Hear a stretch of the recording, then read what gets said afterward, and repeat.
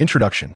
Magic Empire for 2 millennia depicts the elves criticizing humanity for their lack of faith and reverence, accusing their magic of being overly utilitarian, forcing the undead to toil in the fields, and mocking humans for lacking divine protection, branding them as mere barbaric apes. I must clarify. Indeed, we are the savages. Let us cast aside the tedious disputes regarding faith, culture, and moral philosophy. Once the Empire triumphs, scholars will surely defend our actions. To conquer the astral realms, we require a stable portal, 1,000 starships, and 100,000 trained spellcasters, necessitating the coordination of a council of 1,000 mages and an inclusive magical education system. In short, we need a great empire. Returning from the brink of time, Alien witnessed the impending doom of this fantastical universe.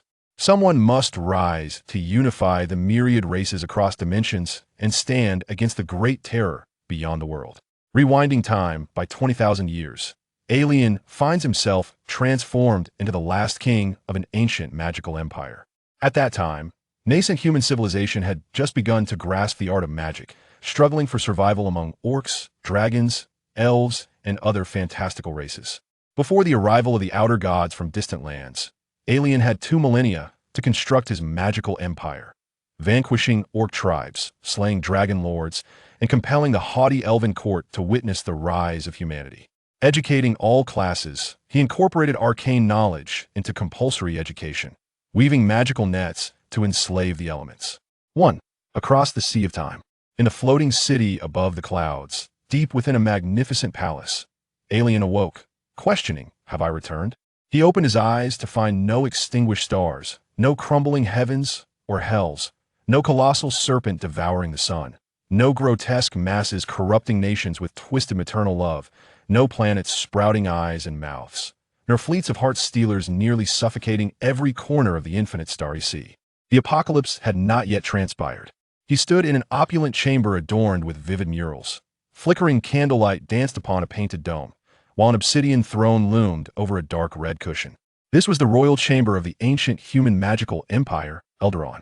I have succeeded. Alien gazed upon his surroundings with a smile of relief. The weight upon his heart finally lifted. My magic has successfully reversed time, bringing me back to 20,000 years ago. In that moment, Alien was overwhelmed with emotion. Just moments prior, he had traversed back from the apocalypse, the horrifying visions still fresh in his mind. Countless memories flooded his thoughts. This marked Alien's second journey through time. Upon his first arrival in this world, he discovered a realm of genuine, extraordinary power and was once spirited and enthusiastic. He became a mage, fervently pursuing the truths of magic, integrating the knowledge from his past lives, and relentlessly exploring the limits of the arcane. He utilized supernatural means to attain immortality, spending millennia to become the greatest legendary mage in history. At that time, even the gods from the heavens often descended in avatars to seek his counsel on the mysteries of magic.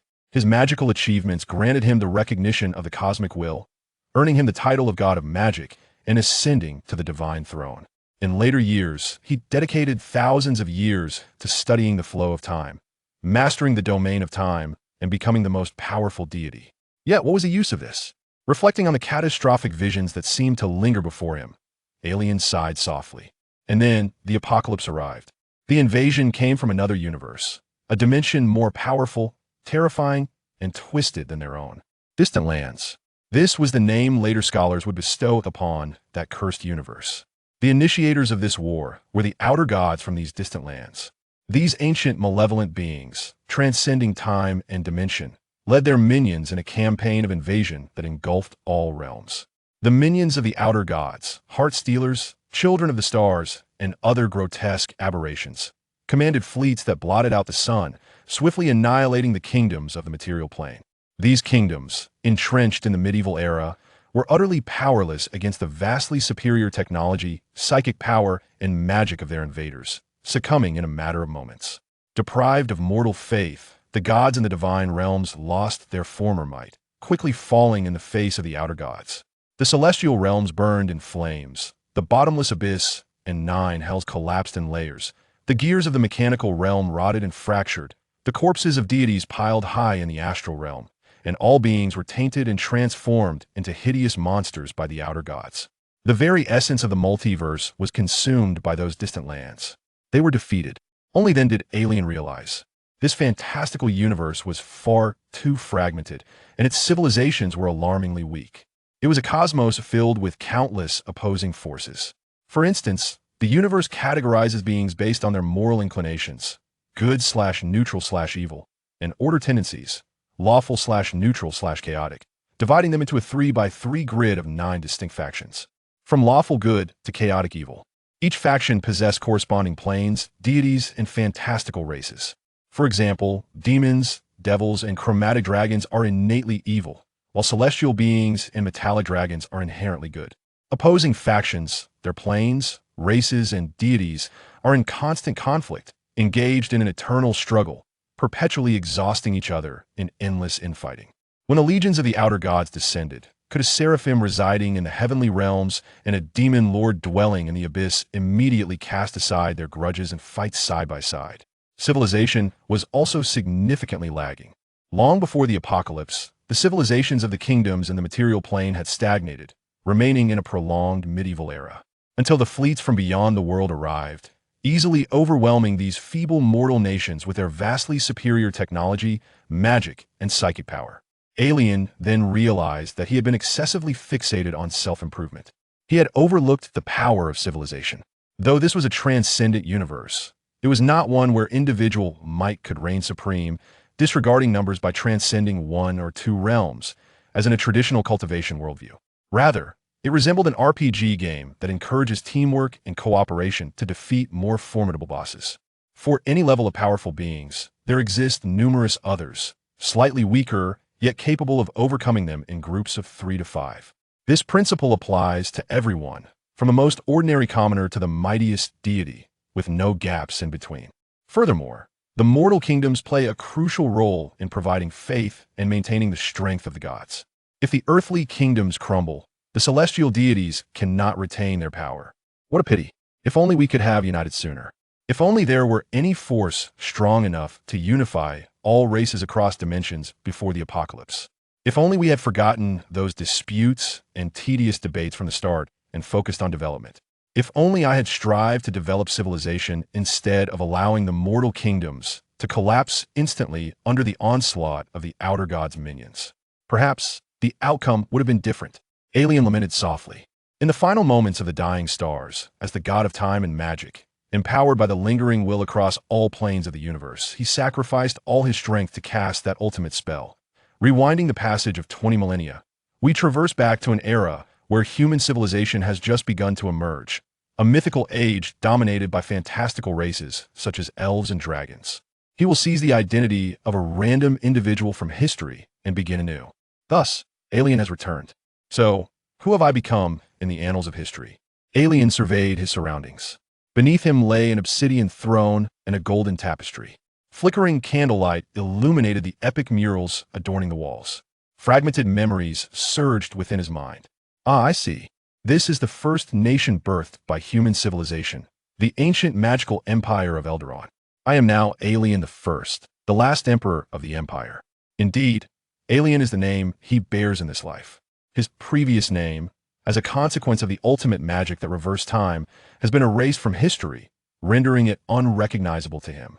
The alien of the past shall not manifest in this life. Thus, the cycle has been diminished by 1. What fortune to have directly traversed into the ruling entity of the ancient human empire. Compared to starting as a lowly commoner, this is considerably less laborious. Alien firmly believed this was no mere coincidence, but rather a manifestation of the cosmos while protecting him. 20,000 years, 20 millennia, 200 centuries, 1,000 generations. This time belongs to Alien. He possesses ample opportunity to cultivate civilization, forge his magical empire, unify the mortal realm with other dimensions, and prepare for the impending apocalypse. Now, the sole conundrum is, Alien the First, the name of the last monarch of the ancient realm of Elderon. What does it mean to be the last monarch? It implies that, according to the original history, the empire shall face destruction during his reign. Alien rose from the obsidian throne, his hand gliding gently over the exquisite murals on the wall as he gazed at the flickering candlelight upon the table. diligently recalling historical knowledge concerning the twilight and demise of the ancient magical empire. 2. The twilight of the empire. In this life, Alien has arrived in an era much earlier than his previous existence. Consequently, knowledge about the ancient realm of Eldaron falls within the realm of history for him. Fortunately, as the former god of time, no one is more adept in historical matters than he. The age of the ancient magical empire is a term used by future generations of humanity. In truth, during this epoch, it is the elves who reign as the lords of the earth, followed by dragons, dwarves, orcs, goblins, and other fantastical races. The human populace remains scarce. As the first human nation, Eldaron occupies merely a corner of the continent, inferior even to the western Elven Court. Simultaneously, Eldaron faces threats from various orc tribes and the ancient green dragon lord from the south. In the twilight of the empire, the three major orc clans frequently invade, pillaging villages and slaughtering countless innocents. However, the empire's magicians reside in the floating city high above.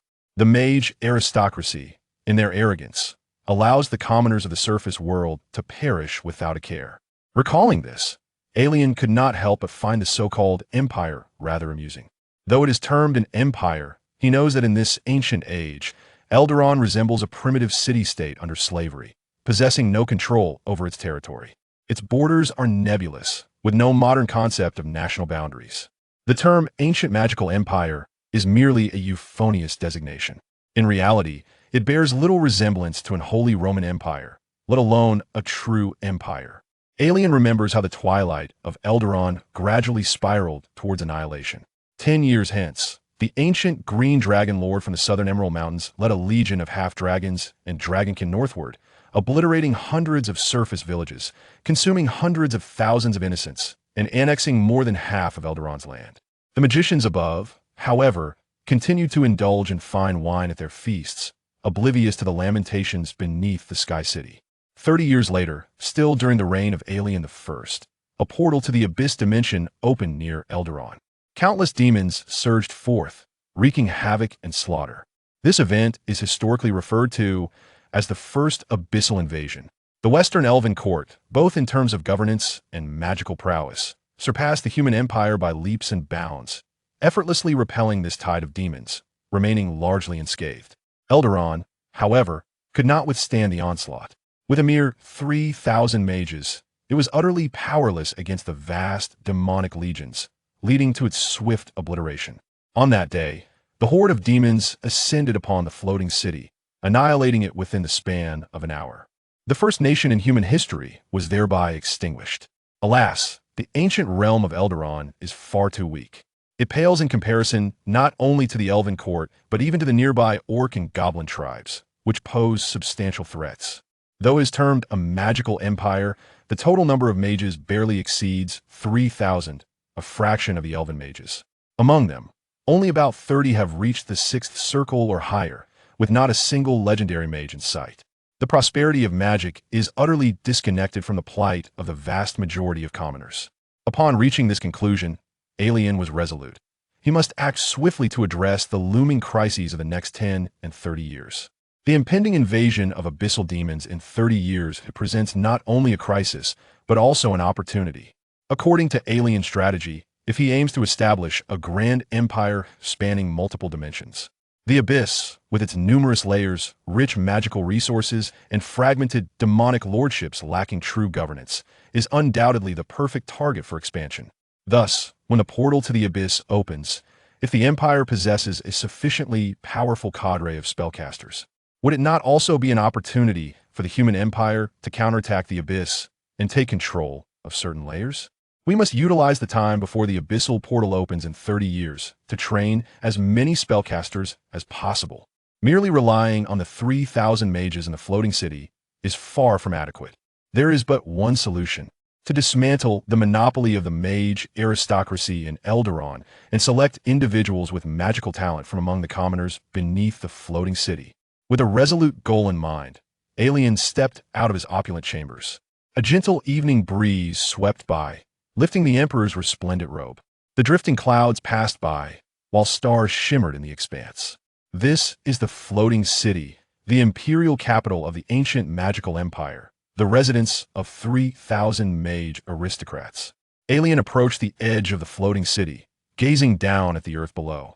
His vision pierced through the layers of clouds, revealing villages dotting the landscape, a river flowing beneath the moonlight, golden wheat fields, and the farmers laboring amidst the land, witnessing the golden waves rise after a gust of wind swept through the fields.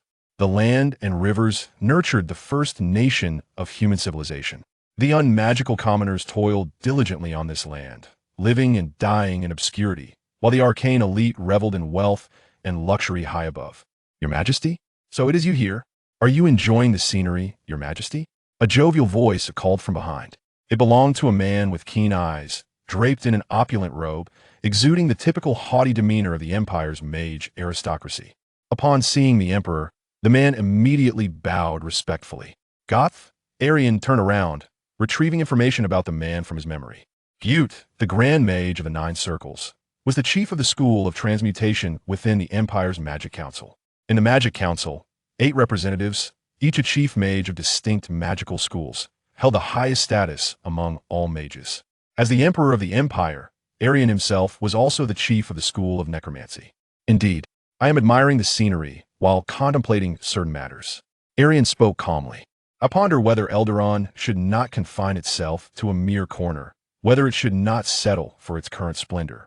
Should we not aspire to broader horizons? After all, compared to the nearby ancient dragon lords and the numerous orc tribes, the Empire is still not sufficiently formidable, let alone the thriving Elven Courts in the west. Gyut chuckled. Your Majesty, what are you saying? This is undoubtedly the most glorious and prosperous era of the Empire. This is all thanks to Your Majesty, along with the guidance of past emperors and the Council. The most prosperous? Erian felt a hint of amusement as he listened. He was aware that this was merely the last gleam of twilight before the Empire's decline. An empire of magic, capable of being invaded by an orc and goblin tribe. With merely 3,000 mages, the vast majority of its surface-dwelling populace never having the chance to encounter magic. By the way, Chief Gyut, is there a matter at hand that you wish to discuss with me? Erian shifted the conversation to business. Oh, right. Gyut beamed. The grand celebration is approaching. I would like to inquire if Your Majesty intends to hold the hunting event in the lower realms, as we did last year. A hunting event? Erian raised an eyebrow. He was well aware of what the so-called hunting event entailed. In the annals of history from his previous life, a particular phrase describing the ancient magical empire of Eldaron resonated deeply within Erian's memory.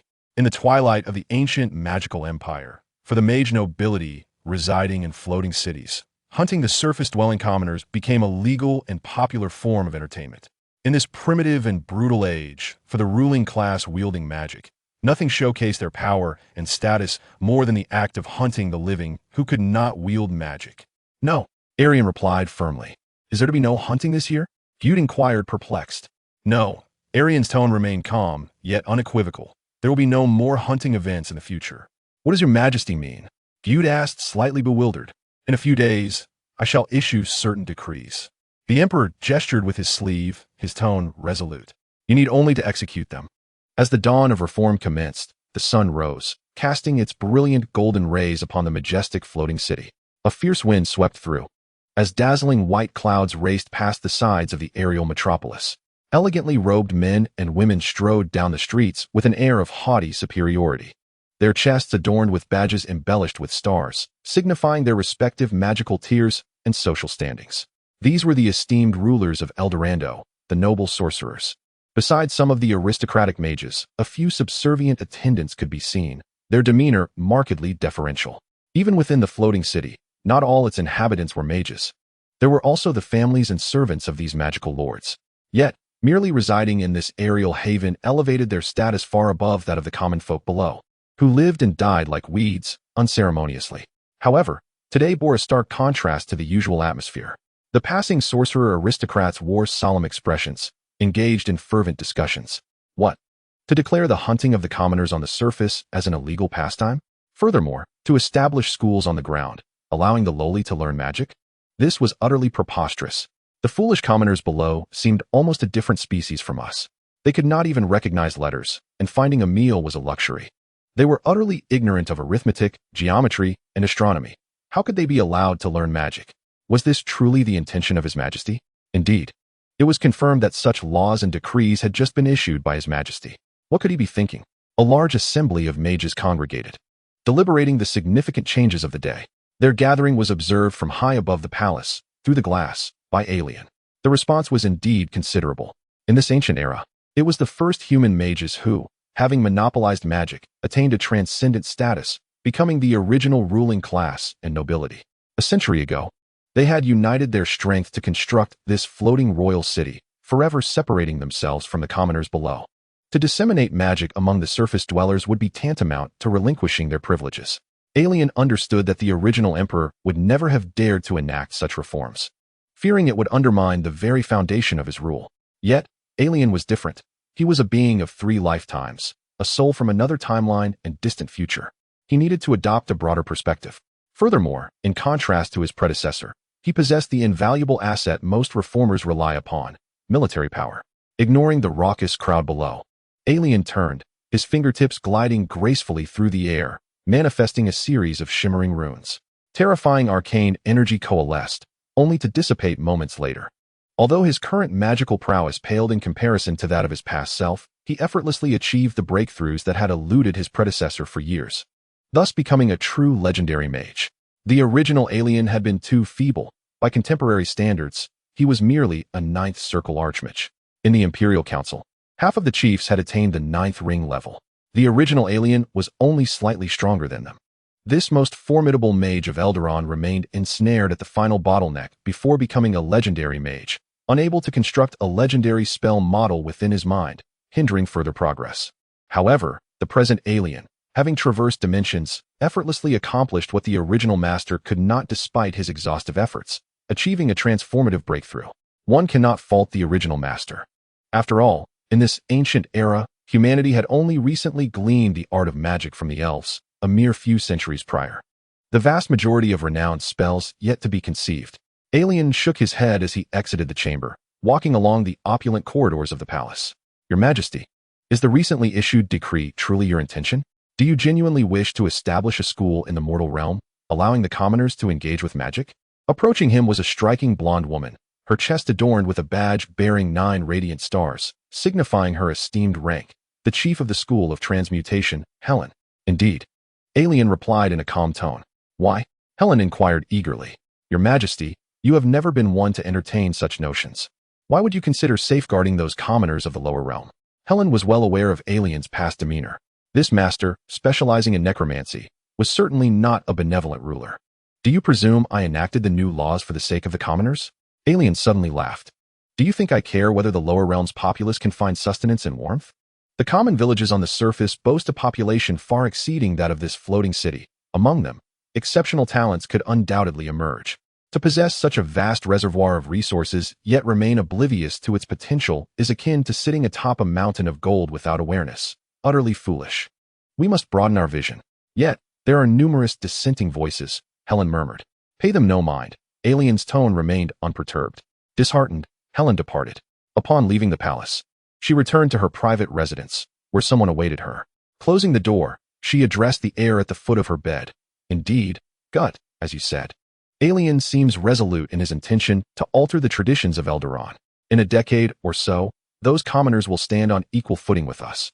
A figure gradually materialized in the air. It was Gut, the chief of the school of conjuration. He shall not succeed, Gut shrugged. Devoid of the previous deference he had shown Elian, a flicker of malice glinting in his eyes. Elian appears to be somewhat overreaching. In Eldaron, the most exceptional mages ascend to the rank of chief, and the most distinguished chiefs become rulers. Elian's leadership is only acknowledged because we, the foremost mages, recognize him as the most capable among us, worthy of leading. Indeed, Erian is accompanied by General Sol, a steadfast subordinate, who wields military authority over Eldaron. In contrast to us scholars, those battle mages exhibit little interest in the traditions of Eldaron, merely obeying the commands of General Sol and His Majesty. However, when it comes to personal strength, Erian is not significantly more powerful than I, than you, or than the remaining esteemed colleagues, is he? Guter refrained from continuing. Guter, are you plotting a rebellion? Helen raised an eyebrow, discerning the underlying implication in Guter's words. You were the one who first uttered that term, Guter chuckled. A humble surface dweller, young Gret is the son of an ordinary farmer. He ranks among the most commonplace individuals on this vast expanse of land. His family struggles daily to secure their next meal. In his recollection, The village known as Rolling Stone has never known tranquility. Goblins and kobolds sporadically emerge from the wilderness to plunder the settlement. No one comes to their defense, compelling the villagers to take up arms against these grotesque, diminutive creatures. More formidable than the goblins are the orcs, towering at 2 meters, endowed with immense strength, their bodies adorned with exaggerated muscles and hair. Each incursion by the orcs results in loss of life. Gret's uncle fell victim to their brutality. The battles against the goblins and orcs, those hideous humanoid monsters, constitute the most fantastical and epic experiences Gret has ever witnessed. As for the tales of mages and legendary heroes, they remain mere stories recounted by bards in taverns to Gret. On a particular day, a bard in the tavern narrated a tale in which the protagonist wielded wondrous magic, reciting incantations to summon clouds and lightning. The 5-year-old Gret, captivated, inquired, "Mother, is it possible for me to learn magic?"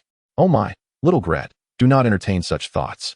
That is merely the drunken bard spinning fanciful tales. Just listen and enjoy," his mother admonished. "Those esteemed mages reside in the floating cities above. It would be best if you hoped never to encounter them." "Why, mother?" young Gret asked, his eyes wide with curiosity. In the eyes of those mages, we ordinary folk, who cannot wield magic, are no different from the insects on the ground. If they were to descend to our world, they would surely take your life. His mother pointed to a faint silhouette in the sky, informing young Gret that it was the abode of the mages from the Sky City.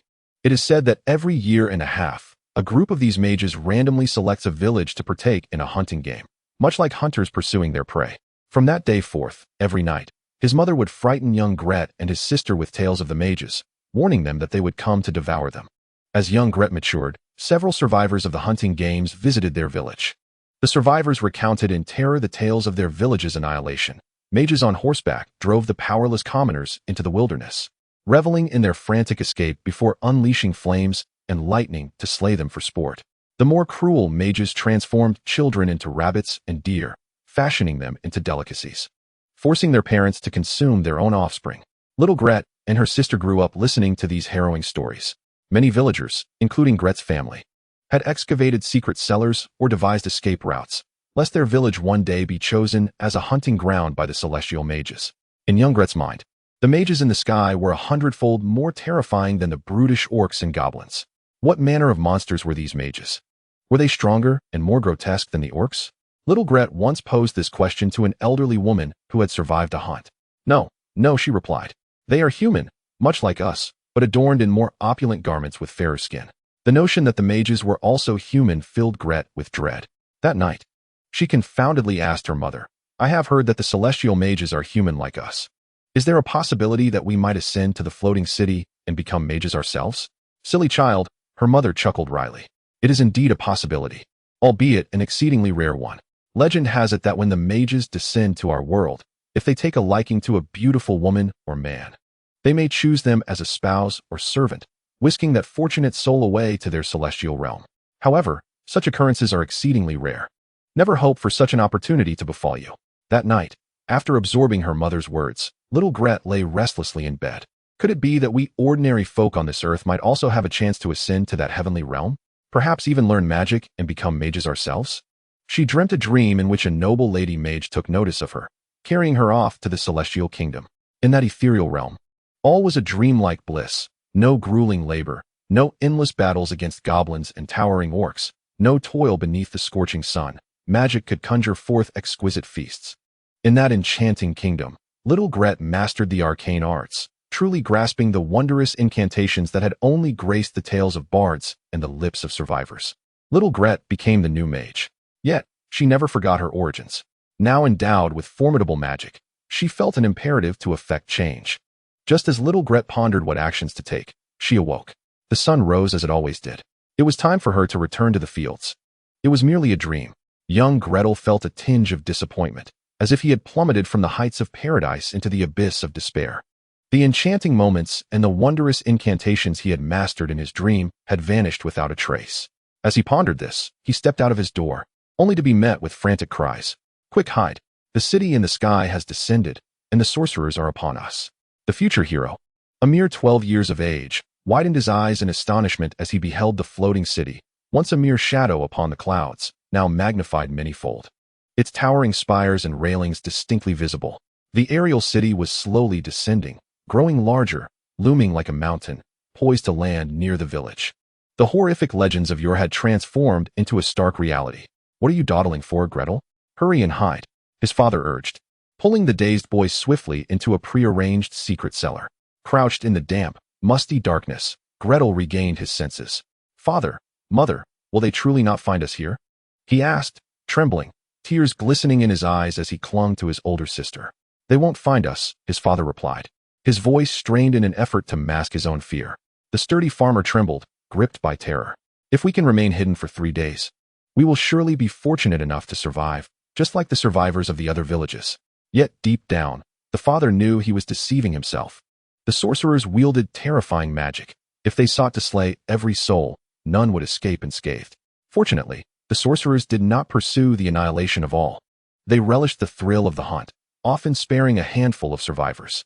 The man could only pray that his family would be among the fortunate few to live through this massacre. A rumble echoed through the damp, dark cellar, and young Gretel felt the earth tremble beneath him. He understood that the city in the sky had landed. The terrifying sorcerers were approaching. Although he could not discern his parents' expressions in the gloom, he sensed their faces were taut, beads of sweat trickling down their cheeks. "Do not kill us!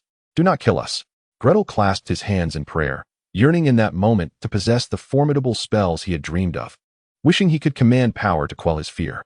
Instead, he felt utterly powerless, unable even to lift an axe, incapable of defending against the feeblest goblin invading their village. Outside, a cacophony erupted. Voices mingled with the sound of hurried footsteps, a chaotic symphony that heralded the arrival of the sorcerers. "Where are the inhabitants?" a commanding male voice inquired. "They have all hidden away, Your Majesty," another voice, laced with deference and flattery, explained. "Some villages are prepared for the hunt. Upon witnessing the descent of the floating city, they retreat into hiding or escape through secret passages. Of course, this is ultimately futile, depending solely on our desire to seek them out. Shall I compel the villagers to emerge, Your Majesty?" Upon hearing this, young Greta felt his heart leap into his throat. Paralyzed with trepidation, he could sense the tremors of fear emanating from his mother, father, and sister. Erian observed the eerily silent village, which, despite being bathed in daylight, appeared utterly devoid of life, his expression tinged with melancholy. "No need," Erian replied. "Let us proceed with our intended actions. As you command, Pale Lord of the Undead. Arcane Emperor of Elderon, Supreme Erian." The attendant responded respectfully, then gestured to the nearby mages. "Quickly, commence your work. Today, we shall visit 10 villages and construct 5 schools." The mages moved to the designated clearing, adhering to the meticulously planned procedures. One mage raised his hand gently, and in an instant, a colossal wall of rock materialized. Other mages chanted incantations, the earthen wall of stone twisting and reshaping at a rapid pace. 5-ring stone wall technique. 4-ring stone shaping technique. Within less than half a minute, a sturdy stone schoolhouse stood erect in the clearing, eliciting a smile from Erian. Indeed, magic is the foremost catalyst of production. Numerous spells, such as the 4-ring stone shaping technique and the craft of the gods, require no precious materials for casting, yet the objects they create endure for an extended period. This foundation bolstered Erian's confidence in promoting magical education. Magic is not merely a tool for combat, provided that a reasonable production process is established. Newly trained mages can swiftly transform into productive forces. In this fantastical world, the speed at which education translates into productivity is decidedly accelerated. In the cellar, young Greta and his family awaited the actions of the mages in silence. Strangely, however, the ground lay still for an extended duration. Only the faint sound of rock colliding could be heard, followed by an enveloping silence. How peculiar! Had the mages not yet commenced their deadly game? Terrifying rumors flooded Greta's mind. Should not the mages be searching for those concealed within the village, driving them into the wilderness? Would they not unleash lightning and flames upon the villagers, or transform them into animals? Thus, a substantial amount of time passed with no further activity from the ground. Had the mages perhaps already departed? Greta quietly inquired of his parents. "Mother, father, I am quite thirsty. May I ascend to the house to drink some water? I shall return immediately after." He had not consumed a drop of water since last night, his throat parched and dry, almost feeling as though it were ablaze. After a moment's hesitation, his father ultimately consented. "My dear little Gret, if you must venture out, do so swiftly and return at once." He had initially intended to go himself, but given that the wizards might not have completely departed, it was evident that the smaller Gret would be less conspicuous. Little Gret nodded and stealthily emerged from the cellar. Whatever deity may be, grant me your favor. Let those wizards have departed. Upon re-entering the house, he discovered an eerie silence outside, no soul in sight. His home bore no signs of disturbance or search, as if the wizards had no intention of scouring it. Cautiously approaching the table, he eagerly drank a large bowl of water. As the cool liquid soothed his almost scorched throat, the surrounding stillness was pierced only by the cawing of crows, prompting a smile to blossom on little Gret's face. It was splendid. It seemed the wizards had indeed left. For reasons unknown, that terrifying band of sorcerous fiends had not unleashed a massacre. They were saved. The village was saved. Joyful, little Gret turned to return to the cellar, eager to inform his father, mother, and sister that all was well. In the next instant, the boy's eyes widened, his body frozen in place. Behind him stood a young man clad in an opulent black velvet robe, his skin pale and features strikingly handsome. Both the starry embellishments of his robe and his unweathered complexion unmistakably signified his identity, a wizard from the heavens, within his very home. Little Gret trembled in fear. Rooted to the spot, unsure of what to do, the wizards had not yet departed. Would he be transformed into an animal or slain? My apologies, young one. For entering your abode without permission, the young wizard spoke in a calm tone, quite unlike the legends. I have a question. I observed the fields outside. There are clear signs of recent trampling. What has transpired? Little Gret shivered uncontrollably, suppressing his fear to respond. 2 weeks ago, several orcs attempted to raid the village. The villagers united and drove them away. Is the harassment from orcs and other creatures common in the village? The young wizard inquired further. Yes, Gret stammered. There are also goblins, and kobolds. But the orcs are the most fearsome and formidable. Erian listened to the child's account, not surprised. In the era of ancient Ilderon, the modern concept of nations had yet to emerge, nor were there defined borders. These human settlements were scattered across the land, merely claimed by the wizards of the floating city of Ilderon as their dominion. In this era of dwindling humanity, the multitude of goblins, kobolds, and orcs, among other non-human races, pose a formidable threat to human settlements. Numerous villages have succumbed to the invasions of these savage beings, prompting the displaced humans to establish new hamlets elsewhere. Throughout this tumultuous process, culture, civilization, and knowledge have been frequently severed, lacking the reproductive prowess of goblins, the innate magical abilities of elves, and the brute strength of orcs. Humanity's sole advantage lies in its creativity. As such, with relentless incursions from these formidable races, human villages find themselves unable to sustain a stable existence or cultivate the land, hindering population growth. It is no wonder that, in the annals of history, for a millennium following the fall of the Elderon Empire, the human population showed little sign of increase. A decisive campaign against the nearby orc tribes is imperative for the future. Elian's thoughts swirled as he gazed out the window, as if prophesying, or perhaps vowing. Henceforth, orcs, goblins, kobolds, and other non-human races shall no longer encroach upon us. Young Gret, unable to grasp the mage's intent, trembled as he inquired, Esteemed mage, will you kill me? Or transform me into a rabbit or a toad? Elian shook his head. No, that will not happen. The floating city has enacted new laws, deeming the hunting of surface-dwelling civilians illegal. Gret, nearly leaping with excitement, exclaimed, Really? Is that true? Indeed, Elian replied, then continued, By the way, young one, what is your name? He had come to this establishment because he sensed a unique aura, a dragon-s essence. My name is Gret, like my father, so everyone calls me Little Gret. Gret? It must be him. The future leader of the surface-dwelling resistance, the dragon-blood sorcerer Gret, the first sorcerer in human history.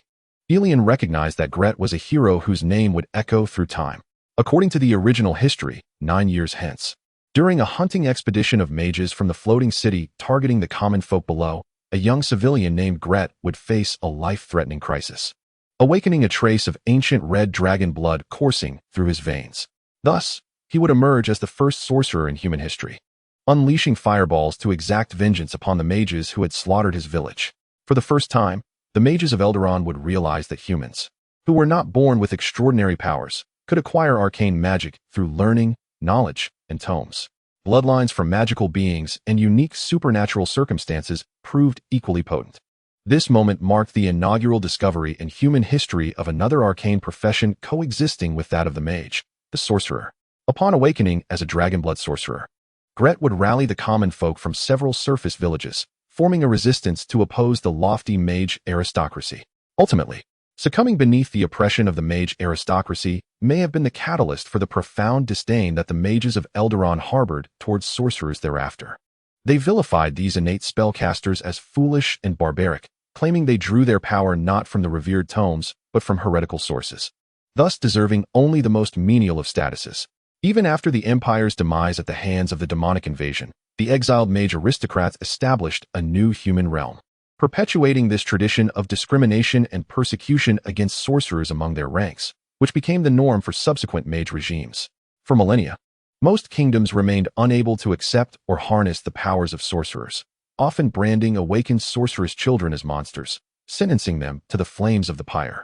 Yet, to Elian, such discrimination and oppression appeared utterly absurd. To him, whether one was a mage or a sorcerer, both wielded the arcane arts. Much like the black cat and the white cat, any power that could serve the Empire was deemed valuable. Observing the innocent, bewildered countenance of the young boy before him, Elian could not help but smile faintly as he linked the boy's fearful expression with that of a historical rebel leader. At that moment, it was clear that Gret had yet to awaken his draconic lineage. The course of history had indeed shifted. This first sorcerer in human annals would stand on the side of the Elderon Empire. This represents an opportunity, an occasion for the imperial mages and human civilization to perceive sorcerers in an entirely new light.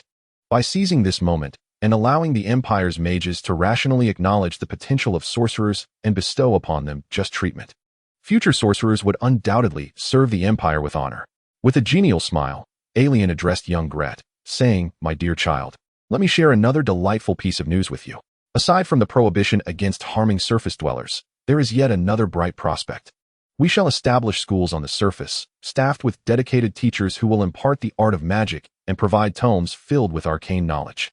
You and your peers will have the privilege of learning free of charge. In time, you too may become a spellcaster like us, wielding wondrous power." Elian was aware that for Gret, an innate sorcerer, even attending school would not enable him to grasp the principles of the arcane or successfully analyze the constructs of spells as mages do. However, this was a pivotal moment. His draconic bloodline would gradually awaken through continuous exposure to magical knowledge, ultimately leading him to his true potential as a sorcerer. Gret's eyes widened in astonishment, scarcely believing his ears. He could learn magic. Memories of the previous night's dream flooded back. The enchanting journey to the floating city, the incantations that twisted nature and reshaped reality. Would these visions transform into reality? Perhaps even more splendid than the dream itself. For salvation was not reserved for him alone. Was this truly the case? Gret slapped his cheeks vigorously, as if to confirm that he was not merely ensnared in a dream. He beheld Erian, draped in a black velvet robe, approach the door. Another female mage of noble lineage respectfully opened the door, ushering him out. "Let us proceed, Your Majesty." As Erian walked further away, young Greta suppressed her fear and could not restrain herself from inquiring of the female mage who had opened the door, "My lady, how should I address the esteemed mage who just departed?" The maid, initially reluctant to respond to a surface dweller's question, recalled the Emperor's counsel before leaving and patiently replied, "Little one, take heed. That is none other than the chief of the necromancy division of the Imperial Magical Council, the pale lord of the undead, Elderon, the arcane emperor. The king of all mages in the Sky City, the supreme mage of Elderon, the illustrious Erian." In the ensuing 2 to 3 months, Erian, accompanied by his loyal mages, traversed hundreds of different human villages, establishing rudimentary stone schools. Simultaneously, news spread throughout the Empire regarding the establishment of schools that would permit commoners to learn magic. This marked the first time in history that the surface commoners of Elderon witnessed the mages from the sky in a positive light. Some celebrated, while others harbored doubts and fears, concerned that this was merely a game played by the mages, apprehensive that the Empire's decrees would be capricious. Regardless, this day would be inscribed in history, altering the fate of Elderon. Fortunately, during this process, Erian discovered that the vast majority of villages were not like Rolling Stone Village. Situated amidst those few villages devastated by the mages, which had taken in the refugees from the mages' hunting games, and where terrifying tales of the mages' murderous exploits circulated. In an age where information was scarce, most commoners only knew that within the floating city high above resided the haughty and imperious mages. They may have heard a smattering of half-true horror tales, but had never witnessed the mages' atrocities firsthand.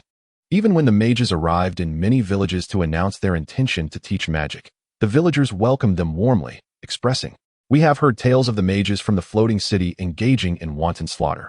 Now we realize they were indeed fabrications.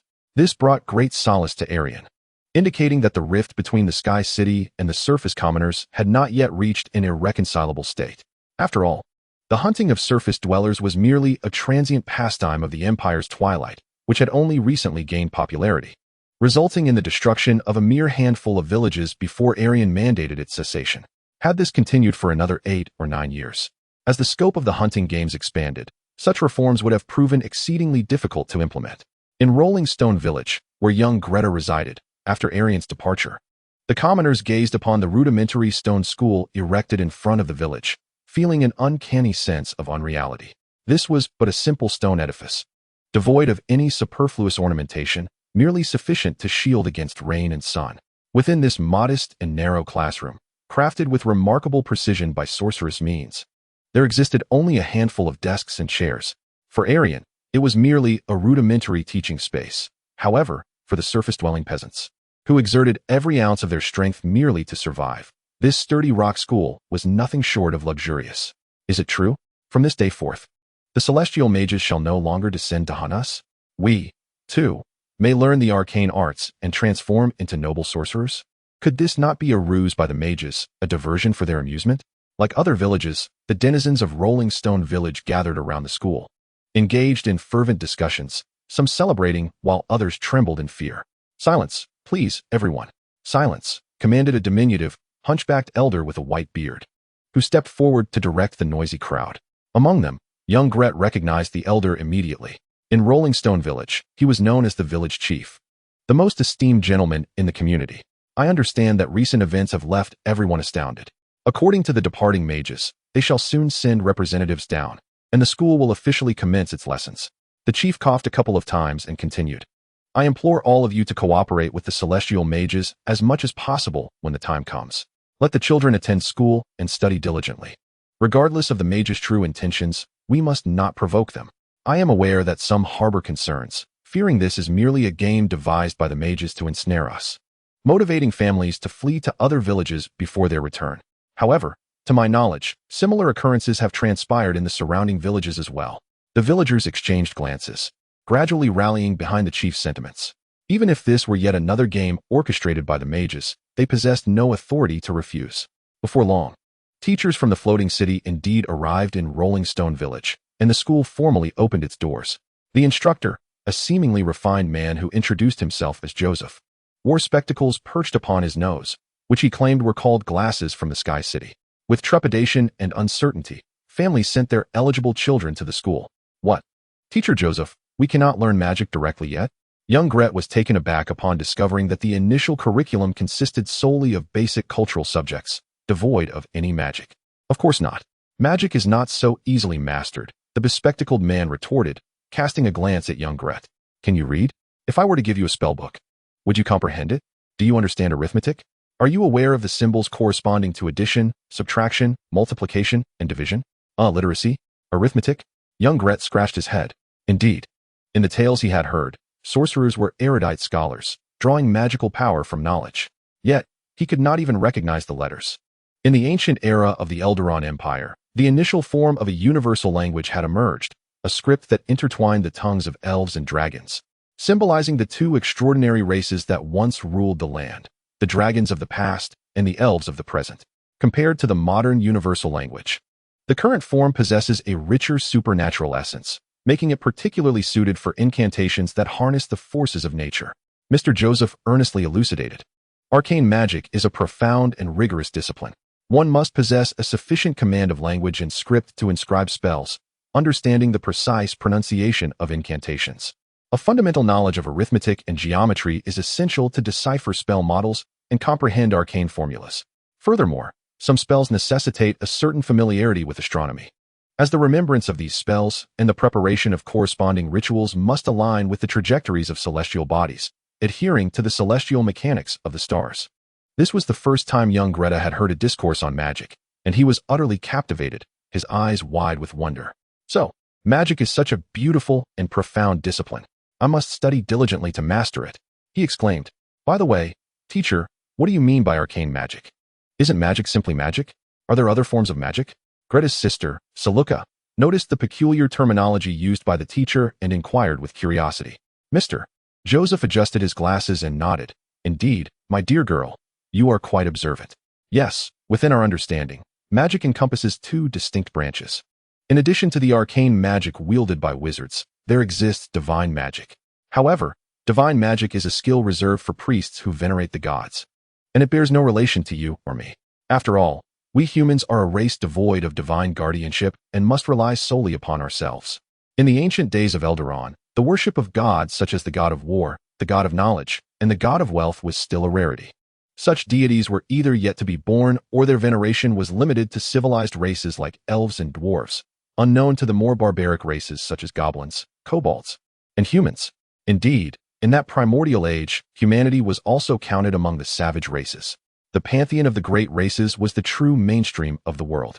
The blood of the supreme heart Corellon transformed into elves. The mountain hammer Moradin watched over the dwarves of the mountains. The lord of the north wind Bahamut reigned over the metallic dragons, and the five-headed dragon Queen Tiamat symbolized the chromatic dragonkind. Even the barbaric orcs, goblins, and kobolds had their own patron deities. Yet, for reasons unknown, at least in the ancient era of Elderon, no deity had emerged to declare themselves the creator of humanity. Yes, teacher, we will strive to learn the knowledge of culture and become wizards. Greta leaped high, raising his small fist in a vow. In the narrow and humble classroom, the other children also jumped up, raising their hands to showcase their noble aspirations. The teacher shrugged and chuckled. Becoming a wizard is not so easy. Arcane magic is a sophisticated discipline that demands not only intelligence and logical reasoning, but also a touch of supernatural talent.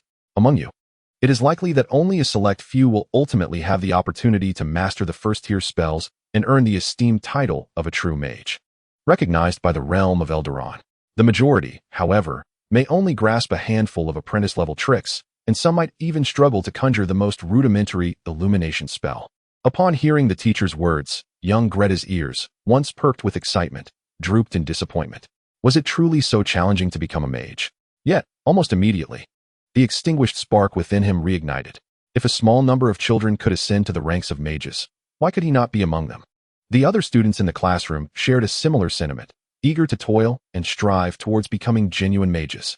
Seeing the children's spirited enthusiasm, Joseph, the teacher in his 40s, could not help but feel a wave of nostalgia. What fortunate children they were. Many among them had the chance to become true mages, to leave the lands of their ancestors and alter their destinies, just as he had, born in a humble village on the surface, yet once chosen by a mage to ascend to the heavens and learn the art of magic. Indeed, Joseph himself hailed from such a village. He addressed the eager children, reassuring them, "Fear not, dear ones. Even if you do not ultimately become true mages, acquiring literacy and mastering fundamental cultural knowledge will greatly benefit you." He was met with the earnest nods of the children, akin to chicks pecking at grain. As he gazed into their respectful eyes and listened to their joyful laughter, Joseph found himself momentarily lost in thought. He relished the feeling of being revered by these children. In the celestial realm, he was merely an ordinary low-tier mage, overshadowed by many of higher status. Yet, in the bustling village of Rolling Stone, he was a beacon of knowledge, deeply respected by all the children and villagers alike. And so, the days passed steadily. In the following days, young Greta and his peers followed the teacher who had descended from the heavens, immersing themselves in their studies. Given the current productivity of human settlements, it was impossible for the children to devote themselves entirely to learning. Thus, they toiled in the fields during the day and sought knowledge at school during their rest periods. As for Joseph, he possessed a verdant bag from which he could produce food at any moment. He explained that this was known as the endless food bag, a magical item crafted by mages that could automatically generate a daily ration for one. Moreover, the villagers would occasionally present Joseph with fresh fruits to curry favor with their heavenly guest. Throughout this time, young Greta never lost sight of his beautiful dream of becoming a mage, and his desire to learn magic grew ever more fervent. After assisting his parents with the farm work each day, young Gret found himself eagerly absorbing knowledge within the confines of a humble classroom. During his quest to learn to read, he stumbled upon a delightful revelation. He possessed an innate understanding of language. Remarkably, he could memorize nearly half of the universal vocabulary with but a glance. It was as if the recollection of these words had been imprinted in his very essence long before, merely awaiting the moment of awakening. Once again, during a dictation test, Gret achieved first place. The exhilaration surged through him as teacher Joseph announced the results from the podium. The envious glances from his peers filled him with a profound sense of satisfaction. Thanks to his linguistic talents, he excelled in reading and writing, outshining all the children in the village. While his sister struggled for hours with lengthy words, he effortlessly grasped them in an instant. According to his teacher, the contemporary universal language was derived from the tongues of dragons and elves, imbued with mysterious power, serving as the foundation for spells. If he could fully comprehend the strength of these words, his future studies in magic would yield extraordinary results. Could it be that my rapid literacy indicates a natural gift for learning magic? Perhaps I truly have the chance to become a mage. Curiously, it seemed that only half of the words were those he could flawlessly remember at first sight, while the other half he learned at a pace akin to his peers. Alas, mathematics and geometry were his Achilles heel. Unbeknownst to Gret, the words he could instantly grasp shared a commonality. They all stemmed from the dragon language. That night, as he lay in bed reflecting upon the day's lessons, he drifted into slumber, filled with a sense of fulfillment. In the depths of the night, a shimmering layer of ethereal, crimson dragon scales emerged upon the youth's skin, only to slowly fade away. As dawn broke, the sun ascended as usual.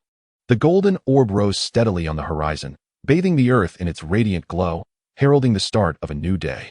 After completing his labors in the fields, young Gret, as per routine, attended cultural classes with teacher Joseph at the rock school. Today felt peculiar. His skin itched and burned slightly. Am I unwell? Yet, he felt no sense of weakness. Rather, he seemed to possess boundless energy. While scribbling arithmetic on paper, Gret absent-mindedly scratched at his heated skin. Suddenly, a commotion erupted outside the classroom, as villagers cried out in alarm. This is bad. Children, hurry home. The orcs are coming. What? The orcs? The monstrous beings towering 2 meters high ignited the deepest fears within Gret's heart. The classroom descended into chaos. Leaning out the window, he called out to the adults rushing by. How many orcs are there? 3 or 4, or 8 or 9? The man pointed towards the distant hillside, exclaiming, I cannot count them. They are numerous, a vast multitude. There must be over 100. They are charging towards us, wielding their weapons. The sight of so many orcs left little Gret trembling, nearly losing his footing. This was far greater than the sum of all the orcs he had ever encountered throughout his life. Hastily, Gret stepped outside, following the direction indicated by the man. Indeed, he beheld a sea of snarling orcish faces, brandishing spears, massive axes, and various other weapons, cascading down the mountainside. Though they appeared merely as a dense cluster at that moment, it was only a matter of time before they reached their destination. Inside the classroom, chaos erupted. The children were in a frenzy, with many of the timid ones bursting into tears. Last time, only 6 orcs came, and my father and grandfather were lost. With so many orcs arriving now, will our village be annihilated? Why have the orcs come in such numbers? What on earth is happening? Joseph, the teacher, felt a wave of panic wash over him. He quickly pulled out a handkerchief to wipe the cold sweat from his brow.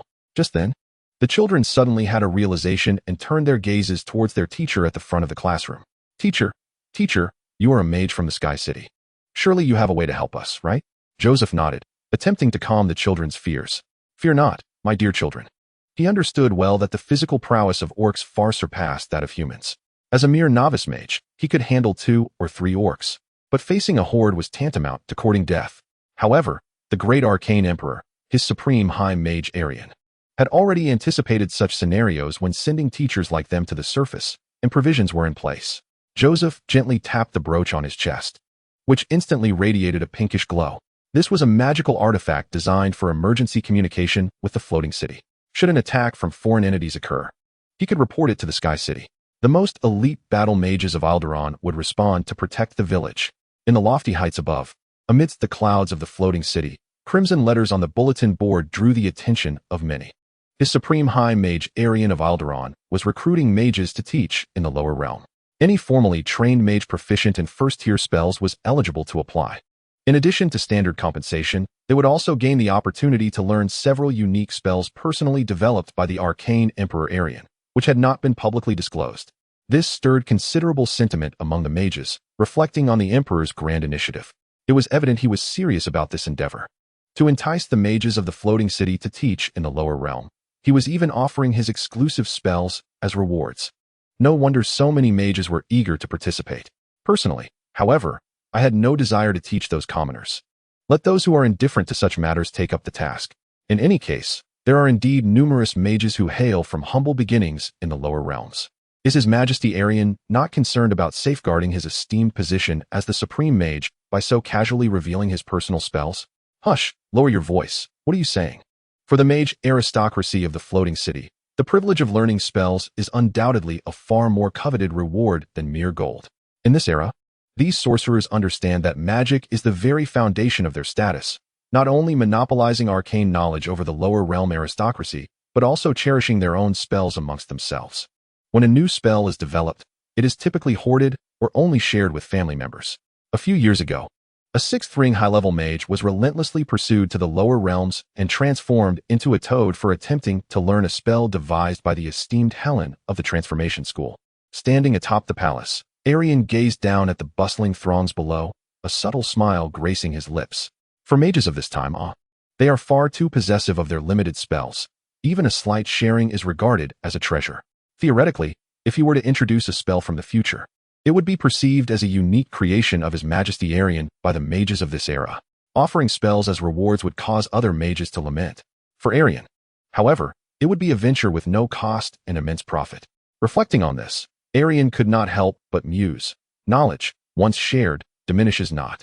Theoretically, the more mages share their knowledge, the stronger the entire empire becomes. In the future, it is imperative to dismantle the current state of knowledge hoarding among the mages of Eldoron. Perhaps it is time to implement a patent system from the future along with a rule for the attribution of spell inventors, balancing the individual and collective interests of magical explorers. At that moment, a voice from behind Erian interrupted his thoughts. Your Majesty, General Soul wishes to see you. Within the barrier that shields against prophecy and divination, General Soul, do you imply that someone is plotting treason, seeking to assassinate me? Erian surveyed the tall, sharply featured man before him. Soul, one of the chief members of the Imperial Council and an 8th ring high-level mage. More importantly, Soul also serves as the Mage General of Eldoron, commanding hundreds of elite battle mages and wielding substantial military power within the Empire. According to the memories of the original owner of Erian's body, this general, who holds the principal military strength of Eldoron, is undoubtedly a staunch ally. The reforms implemented with such thunderous momentum owe much to the fact that General Soul, who commands the military power of Eldoron, is one of Erian's own. Thus, my loyal soldiers have uncovered information suggesting that one or more chief mages in the Imperial Council are orchestrating a rebellion. Of course, it cannot be ruled out that this is merely false information concocted by other malicious actors. Erian shrugged, his expression imbued with meaning, stating that reformers often face immediate troubles when considering the long-term interests of the nation. General Soul cautioned, Your Majesty, although I am uncertain why you permit the surface dwellers to study magic, I remain ever loyal to you, acknowledging your supreme authority and wisdom as the Archmage. For the past 6 months, I implore you not to venture forth unaccompanied, away from the protection of the guarding mages. Despite your status as the Archmage, should 2 or 3 of the chiefs conspire, or if a traitorous chief brings along several high-ranking mages, even your formidable self would be in grave danger if acting alone. Erian nodded gently. I shall be cautious and ensure they are afforded an opportunity for assassination. By the way, Your Majesty, Soul inquired, is it necessary to act preemptively and apprehend Chief Guter of the Transmutation Branch? His suspicion is paramount. Erian dismissively waved his hand. There is currently no evidence. It is unnecessary. Soul sighed, feeling a touch of helplessness. At that moment, a shimmering azure glow suddenly erupted from the mirror on the wall, ripples expanding outward. A hazy image of a mage materialized within the mirror, revealing one of Soul's commanders among the battle mages of Eldoron. Your Majesty, we have just received word that nearly 200 armed orcs are advancing towards human settlements. Orcs plundering villages? Erian responded, unfazed. To bridge the divide between the surface and the sky city, and to ensure the promotion of magical education in the terrestrial realm, one task must be undertaken: the eradication of the foreign entities frequently invading human villages within Eldoron. Very well, I understand, Erian calmly replied, then turned to Soul, General Soul. We shall descend to the lower realm shortly. As you command, Your Majesty. Soul placed a hand over his heart, watching the monarch don his robes and rise. Soul's heart swelled with concern. Your Majesty, such direct involvement and frequent actions will inevitably present an opportunity for an assassin to strike. In a luxurious dwelling within the floating city, 3 chief mages convened in secret. Lord Cad, Chief of Defensive Magic, Are you certain your newly developed spell can specifically shield against Erian's expertise in necromancy without affecting us? The sharp-eyed, handsome chief of the transmutation branch, Guter, along with the fair-haired, elegant chief of the alteration branch, Helen, directed their gaze towards the bald man opposite them. Of course, the bald man proclaimed, spreading his arms as an ethereal, translucent barrier expanded. Within my suppression field, I can selectively suppress a specific school of magic. This spell may be ineffective against dragons and giants, yet it is remarkably effective against Erian. Erian is a master of necromancy, while our strengths lie in other disciplines. It can be said that this barrier will only affect him unidirectionally. Upon hearing this, Guter nodded, tightening his fist. How splendid. Just imagine, when Erian faces our onslaught, he will find that his most proficient necromancy is utterly unusable, forcing him to rely on unfamiliar spells from other schools to counter our assault. Erian must pay for his foolishness. The gift of the 12 orc gods. The orc, Hog the Bloodwolf, relishes the thrill of slaying other races and pillaging villages. He derives immense pleasure from the exquisite sensation of his battle axe cleaving through a human skull, the warm crimson spray invigorating him in that fleeting moment of ecstasy. Yes, humans. This newly emerged species known as humans appeared on this earth at an unknown time. According to the tribal high priest, who possesses knowledge of ancient history, there was a time, perhaps hundreds or even thousands of years ago, when humans did not exist on this land. During that era, the warriors of the Bloodwolf clan primarily contended with the elves, who possessed remarkable swordsmanship and unparalleled magic. The elves were formidable, having slain millions of orcs, compelling the Bloodwolf clan to retreat from the fertile and beautiful western lands, seeking refuge in the eastern river valleys. Eventually, they encountered the newly emerged beings called humans. In comparison to the terrifying elves, humans were woefully weak. They lacked the goblins' astonishing reproductive capabilities and agility, were not as robust as the orcs, and certainly did not possess the elves' incredible innate magical talents.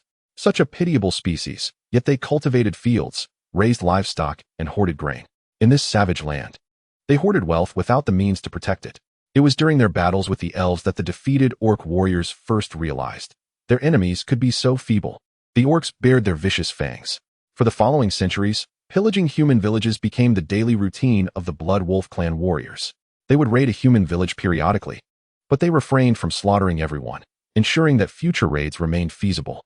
It was as if the grain and livestock hoarded by those humans existed solely to serve the orc tribes. The tribe's priest once told Hog, warriors of the Bloodwolf clan, slay, fight, plunder, kill those defenseless, feeble creatures, devoid of divine protection. With their blood, we shall honor the orc deities, and with their livestock, we shall pay tribute to our gods. The existence of humans is indeed a gift bestowed upon us by the gods of the orcs. The one-eyed orc god, Gush, along with the pantheon he leads, eternally shelters the orc race. It is the orc gods who created humans, crafting a boundless treasury for the orc tribes, ripe for plunder and hunting. This is a conviction that Hog the Bloodwolf holds steadfastly. Otherwise, how can one explain that among the wise races, only humanity lacks the protection of divine guardianship? In recent years, the sole concern plaguing Haug was the reluctance of the other two orc tribes, aside from the Bloodwolf clan, to sustain their plunder of human villages. They instead opted for the complete annihilation of these settlements, reveling in the destruction with celebratory bonfires amidst the charred remains. Such a course of action is untenable. It is only a matter of time before humanity faces utter extermination, Haug pondered. Helplessly, the Bloodwolf clan had to intensify their raiding frequency, intending to deploy more warriors and seize as much as possible before all human villages vanished. Today was one of those days. Accompanying the priest and the commander, Haug charged down the mountainside alongside hundreds of orcs. At the foot of the mountain lay a small human village. According to their plan, they would advance relentlessly, plundering and obliterating 3 human settlements, returning to the clan with spoils and glory. The commander sounded the horn, and the orcs sang their rousing battle songs as they surged toward the base of the mountain. The village grew ever closer. Suddenly, an inexplicable sense of foreboding washed over Haug. Uncertain of the reason, he recalled an old saying he had once heard.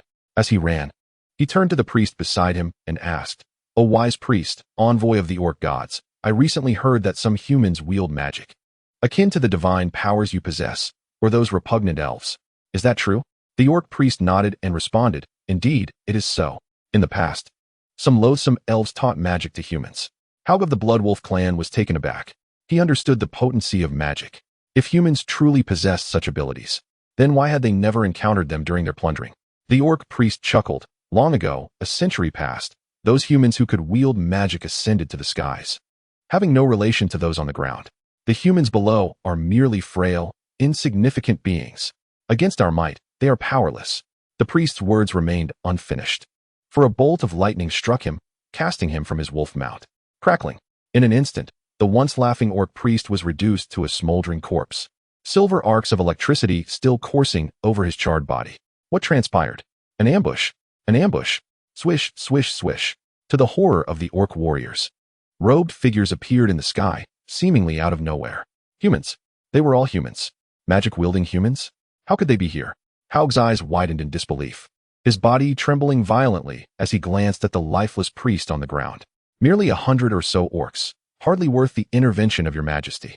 They can be easily dealt with. General Sol issued the command with an air of tranquility. In an instant, a spectacle of lightning and flames erupted. A bone-chilling gust swept across the land, transforming the orcs into frozen statues. Some of the robust orcs, clearly elite warriors of barbarian class, brandished their javelins, aiming to hurl them at the airborne mages. Yet, as soon as they raised their weapons, a sudden stiffness seized their bodies, rendering them immobile, as if their very blood had congealed. The human immobilization spell, though it bore that name, it was effective against all humanoid beings, including elves, dwarves, and orcs alike. In the next heartbeat, death descended equally upon this band of Orcish barbarians. Witnessing their comrades fall before his eyes, Haug felt a profound despair for the first time. Damn it, why must these magical humans descend to the surface? Are they not a base creation of the orc gods, meant to be prey for their kind? Amidst the cries of anguish, a searing ray pierced Haug's left arm, instantly reducing the thick muscle of his upper limb to ash.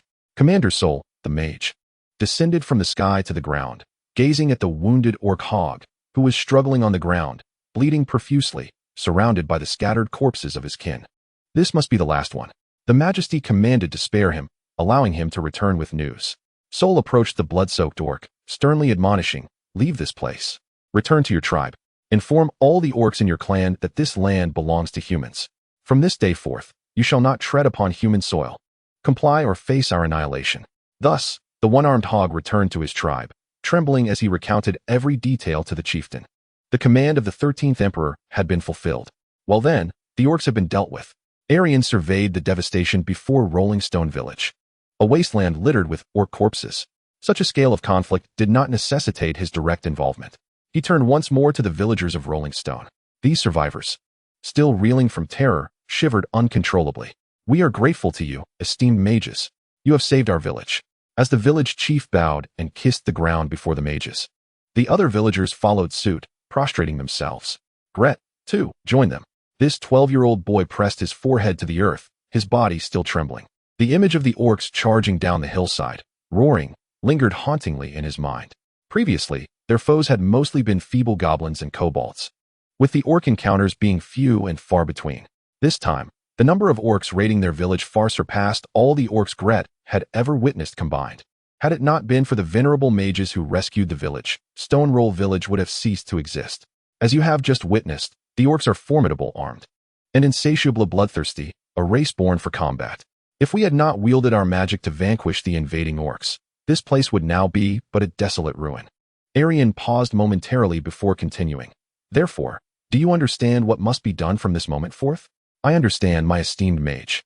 The village head, prostrate on the ground, managed to raise his head slightly, tears glistening in his eyes. We shall forever remember the grace of the mages, and will henceforth obey your commands without question. For our lives are a gift bestowed by you, revered mages. No. Erian's tone was unyielding, authoritative. You must learn magic. Thus, you will be able to protect yourselves. This was the first command issued by Emperor Aldoran to the surface dwellers in history. The prostrate Greta trembled at Erian's words, a shiver coursing up his spine like an electric current. He had not anticipated such a decree from the Emperor of the Empire. Yet, he soon found a semblance of logic in it. Indeed, if I master the arcane arts and become a powerful mage, I shall safeguard the village. Had I possessed magic during the orc invasion years ago, my uncle would not have perished, and my father's pinky would still be intact. I shall study diligently to become the mightiest mage, the guardian of Stone Roll Village. For a fleeting moment, visions of exhilarating fantasies danced in young Greta's mind. as they do for every boy his age. He envisioned himself, empowered by potent magic, standing resolutely as the village faced annihilation at the hands of wicked beasts. As despair gripped his family and fellow villagers, in a heroic stance reminiscent of legendary bards, he would rise into the sky, unleashing formidable spells, summoning flames and storms to obliterate the encroaching monsters with unparalleled might. Only when the battle concluded would he descend amidst awe and gratitude, leaving behind a silhouette of solitude. Oh, how exhilarating it was to contemplate! Just a fleeting fantasy sent a shiver down Greta's spine. Yet, he quickly regained his composure, aware that fantasies are merely that, illusions. At that moment, Greta gazed ahead at Erian, clad in a dark robe adorned with stars, surrounded by mages and revered by villagers. A chill washed over him, and he felt a pang of reflection. Was his ultimate fantasy, which he found shameful to dwell upon for even a second, not the very reality that the great arcane Emperor Alderaan was experiencing? As a whirlwind of emotions enveloped Greta's heart, he suddenly noticed Erian glance in his direction, only to swiftly avert his gaze. Your Majesty, Erian was just looking at me? Surely, it must be an illusion. He vaguely recalls that the esteemed arcane Emperor, the Supreme Mage, is a Mage King whom even the other sorcerers of the Sky City must respectfully bow to. He is indeed a figure of monumental significance. The last time I had the fortune to converse with him was already an extraordinary stroke of luck, one that would last a lifetime. There should be no reason for His Majesty Erian to suddenly cast his gaze upon me now, should there? Meanwhile, Erian averted his gaze from the trembling boy, Greet. Other mages could not discern anything remarkable about this common lad, especially since the sorcerers of Alderaan in this era were still oblivious to the very concept of warlocks. However, as a god of magic returned from a distant future, Erian could perceive, through the fleeting brilliance in the boy's eyes and the faint flickers of magical aura surrounding him, the precise awakening progress of the dragon bloodline within Greet. Indeed, the rate at which the ancient red dragon's bloodline was awakening was far quicker than I had anticipated. It was evident that his recent exposure to draconic vocabulary in school, coupled with his intense yearning for magic, played a crucial role in the awakening of this extraordinary lineage. Such a rare prodigy, if he were to awaken before reaching adulthood. It is worth noting that in my previous life, Greet only completed his awakening after 9 years, during a life-threatening crisis caused by the massacre of mages. Theoretically, he had already missed the optimal age for magical training. As the first warlock to be recorded in human history, a super genius of unparalleled rarity, Greet transformed into a 6th-ring high-level sorcerer the moment his red dragon bloodline awakened. Within the first second of engaging with magic, he achieved what countless gifted mages toil their entire lives to attain. In the context of Erian's previous existence, this would be akin to a Ramanujan-level prodigy. No wonder the Imperial mages harbor immense hostility towards these innate spellcasters who require no study. The magic of warlocks can similarly be refined and upgraded. Theoretically, such a super genius, with proper cultivation, possesses an extraordinary future ahead, at least a significant probability of surpassing the 9th ring and entering the realm of legends. Unfortunately, in the original course of history, Greet, as a leader of the peasant rebellion, was regarded as an absolute adversary by the Alderaan mages. Less than 3 months after awakening his magic, he met a tragic end under the brutal suppression of the Imperial mage aristocracy. Yet now, none of this has come to pass. Erian observed the frail boy, trembling amidst the throng of villagers, seemingly insignificant. In this life, he is determined to facilitate this genius sorcerer's early awakening, aligning him with the Empire to receive the most suitable training as a vital force against the impending invasion of dragon lords and demonic legions. After all, he is the first recorded warlock in human history, a factor that will undoubtedly shape the Imperial mage's attitude towards warlocks. At that moment, it would be most advantageous to craft a scene that allows Greta to awaken her lineage in a positive light. As the moon ascends, its silvery luminescence cascades down, enveloping the earth in a gossamer veil. Erian sits upon a rock, gazing into the distance. The villagers, having recovered from the terror of the orc assault, gather around a bonfire, singing and dancing beneath its flickering glow. The bard strums the strings of his lute, extolling the heroes who rescued the village from the clutches of the orcs, celebrating those who built schools and shared knowledge with them in the Sky City, envisioning a radiant new life ahead. The melodious strains of music resonate under the starry sky, drifting into the woods. In the ancient Alderaan era, bards were yet to comprehend the magic drawn from music. It would take centuries for the extraordinary profession of bard to emerge. Nonetheless, the poignant and beautiful melodies that evoke tears are undeniably genuine. Just a few months have passed, and the once disgraced deeds of the mages of the Sky City are gradually being buried. As Erian savored the imperial reforms, a figure silently approached him. It was the mage general of Eldaron, the commander who had led the recent campaign against the orcs. "Your Majesty," he began, after 2 months of preparation and mobilization. "The elite battle mages of the floating city have been assembled and are ready to strike, purging the orc clans within the empire. Teaching war." The chief of the Blood Wolf clan, listening to the trembling report of the returning hog, was filled with fury, slamming his fist upon the stone table, causing cracks to spread across its surface. Beside him, the orc high priest wore a grave expression. "This time, we have not only lost over 150 brave warriors, but more importantly, we have lost a priest who honored the orc gods. I have recently heard that 2 other orc tribes have encountered similar fates. Their raiding parties annihilated by human mages. Those humans seem to be quite serious." Instantly, the atmosphere within the tent grew solemn and tense. Over the past 2 to 3 centuries, raiding human villages had become a crucial means for orc tribes to sustain and maintain their population. Is such history destined to change? "Mighty Chief, perhaps we should seek collaboration with other orc clans, including the Flame Axe clan and the Frost Dragon clan, with whom we have long been at odds," suggested the high priest. "Seek assistance from them?" The chief scoffed. "Do you think I can trust them?" For the fierce and warlike orcs, conflicts frequently arose between different clans, fostering a profound distrust among them. The orc high priest gently urged the irate chief. "This is a desperate measure. If we wish to overcome those detestable, magic-wielding humans, it is best to unite the 3 major orc clans. Do not forget, all orc tribes are under the protection of the orc deities. Those human mages are our common adversaries." The chieftain, upon hearing the name of the orc god, wavered slightly. "Very well. We shall make an attempt to send envoys and negotiate with the other 2 major orc tribes." The day was fair, with pure white clouds drifting across the azure sky, and the resplendent golden sunlight bathing the verdant fields. Hundreds of neatly arranged battle mages stood in the open wilderness, at the forefront of the ranks. Gazing into the distance towards the orc tribes was Eldoran's arcane emperor, Erian. A brisk wind swept through, causing his robes to flutter. Here gathered the elite forces of Eldoran. "Your Majesty, although we have already warned the 3 orc tribes to steer clear of human lands and cease their plundering and incursions, none of the tribes have truly heeded our command," reported General Sol. Erian was not at all surprised by the orc tribes' reactions, expecting those bloodthirsty and warlike tribes, steeped in a tradition of raiding humans for centuries, to cease their invasions was akin to a fool's dream. He harbored no illusions that the orcs would heed their warnings. Only by taking decisive action to eradicate the orc tribes could the empire's domain expand further. In that case, we must fulfill our promise to annihilate them. Erian calmly uttered these chilling words.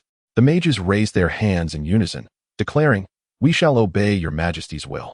A fleeting doubt crossed General Sol's countenance. "Your Majesty, the orcs are numerous, and our forces are limited. Where shall we begin?" Though he was a loyal subordinate, having been elevated by Erian himself, he felt a deep unease regarding the task of exterminating the orc tribes. A century ago, the mages of Eldoran had assembled 1,000 strong to create a floating city, ascending to the heavens. One significant reason for this was to escape the harassment of orc invasions.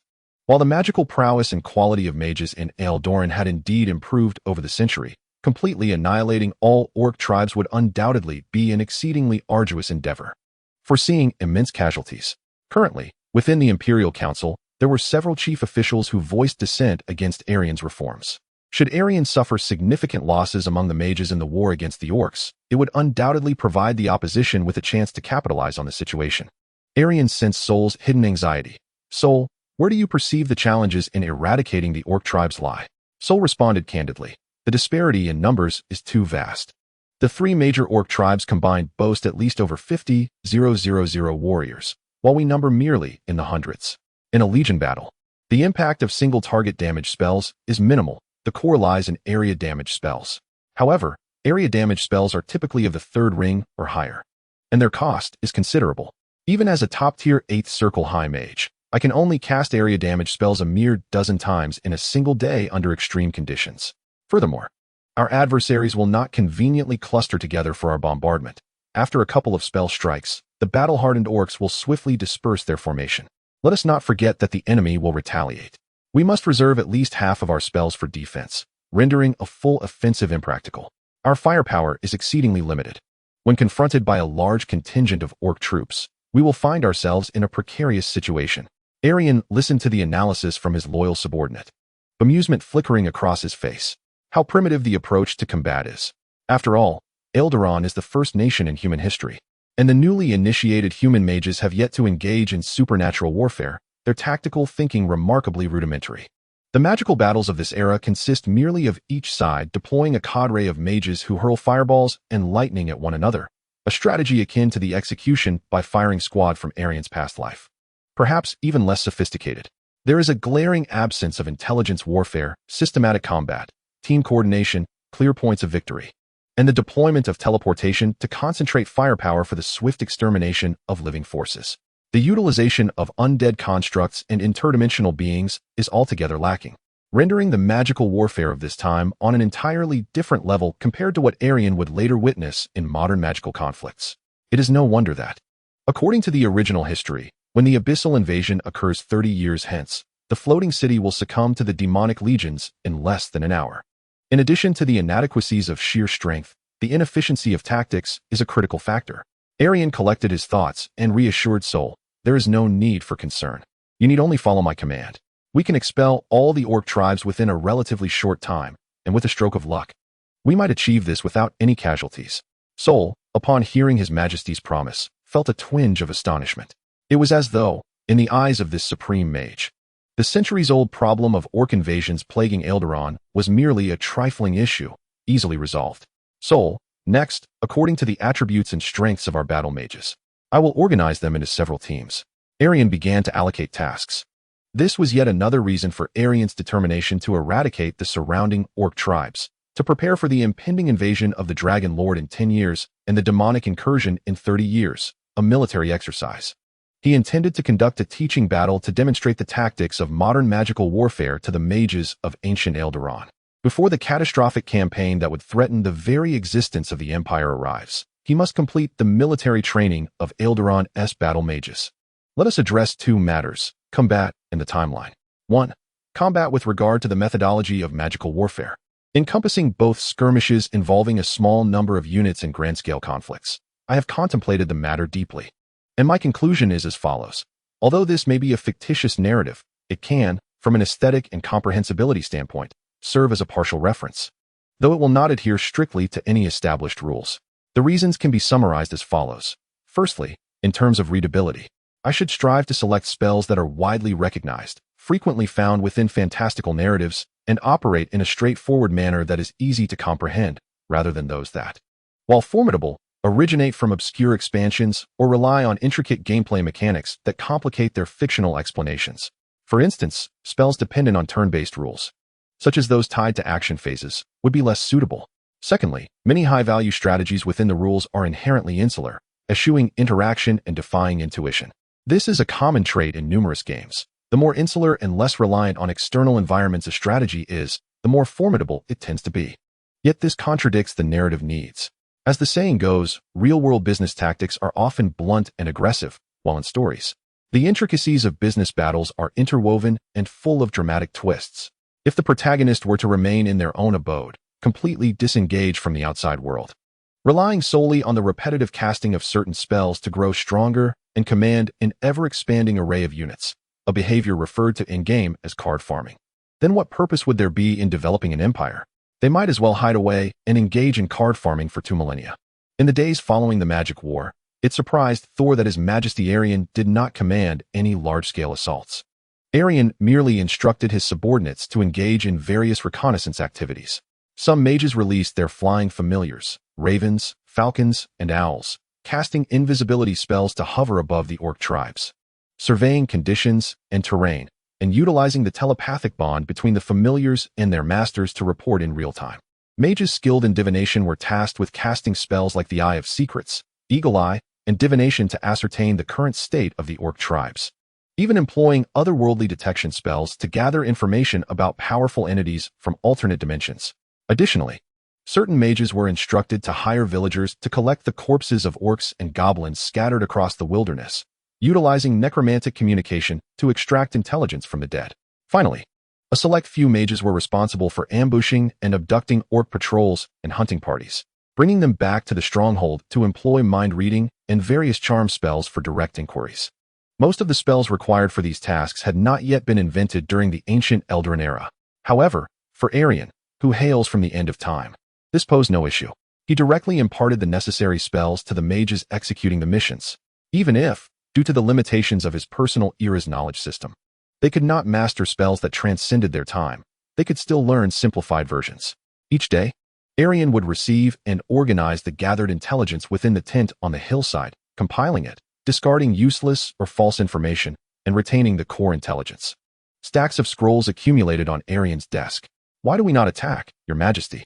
inquired a battle mage, perplexed. At this time, human civilization had only emerged a few hundred years prior and had yet to experience any substantial warfare.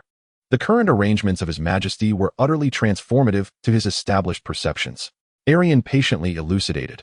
Information and intelligence are pivotal components of warfare, determining how we devise strategies and design tactics. As he spoke, he shuffled through the intelligence reports in his hands. From the gathered intelligence, it appears that the nearby goblin tribes possess feeble strength, essentially serving as vassals to the orc clans. Once the orc tribes disband, those timid goblins will scatter like frightened birds. This signifies that our true adversaries are merely the orc clans. Defeating them will result in the immediate dissolution of weaker factions such as the goblins. The Bloodwolf, Flame Axe, and Frost Serpent orc clans are rife with internal discord and distrust, which presents us with a promising opportunity. At that moment, another mage entered the tent, bearing fresh intelligence. According to the information intercepted by the prophetic squad, representatives from the 3 orc clans will convene tomorrow night at Shattered Stone Valley. It seems our recent small-scale harassment of isolated orc parties has yielded results. The 3 orc clans are compelled to unite against us. Is it finally here? Erian rose with a smile. I have awaited this moment. Let us proceed according to plan. Today marks a significant occasion. The chieftains of the 3 major orc clans surrounding Eldarin will convene to deliberate on a unified approach against humanity, though somewhat reluctant. They will have to collaborate with those irksome beings. As night fell, the chieftain of the Blood Wolf clan, accompanied by a formidable contingent of elite warriors, made his way to the negotiation site. I am aware that we have harbored much animosity in the past. However, we must now cast aside our grievances and, under the witness of the orc deities, unite to eradicate the cowardly and cunning humans. In the initial phase of the negotiations, everything progressed remarkably well. 3 orc parties from different clans reveled under the moonlight, drinking potent spirits, engaging in conversation, and discussing the formation of a coalition to jointly assault human strongholds. Those detestable mages reside in the floating cities high above, unreachable for us. Yet, it seems they might show compassion towards their pitiful and frail kin dwelling on the surface. As long as our neighbors unleash their might, annihilating one human village after another, those wretched mages above will be compelled to descend and face our collective wrath. Hoggar, the sole survivor of the assault on Rolling Stone Village from the Bloodwolf clan, witnessed the esteemed chieftain and the leaders of the other 2 clans reveling together, finally willing to set aside past animosities and unite against the human mages. A wave of uncontainable exhilaration surged within him. Ever since witnessing the death of all his brethren in that catastrophic battle and losing an arm, Hoggar had been plagued by an indelible fear of those human mages. Even at night, as he lay on his straw mat, the explosive sounds of fireballs and the crack of lightning from that fateful battle would replay in his dreams. Fear and nightmares eternally haunted Hoggar.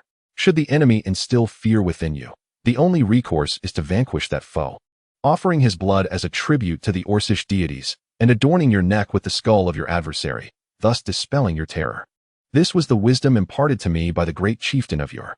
Hogg firmly believed that this principle applied to him as well. Once today's negotiations were concluded and the 3 great orc clans united, even the most sorcerous of humans would prove incapable of resisting our legions. Upon the eradication of the human mages, fear and nightmares would surely dissipate.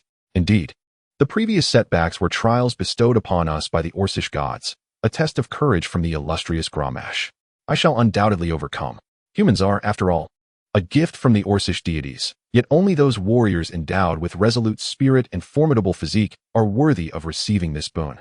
At that moment, under the silvery moonlight, a sudden upheaval transpired by the campfire.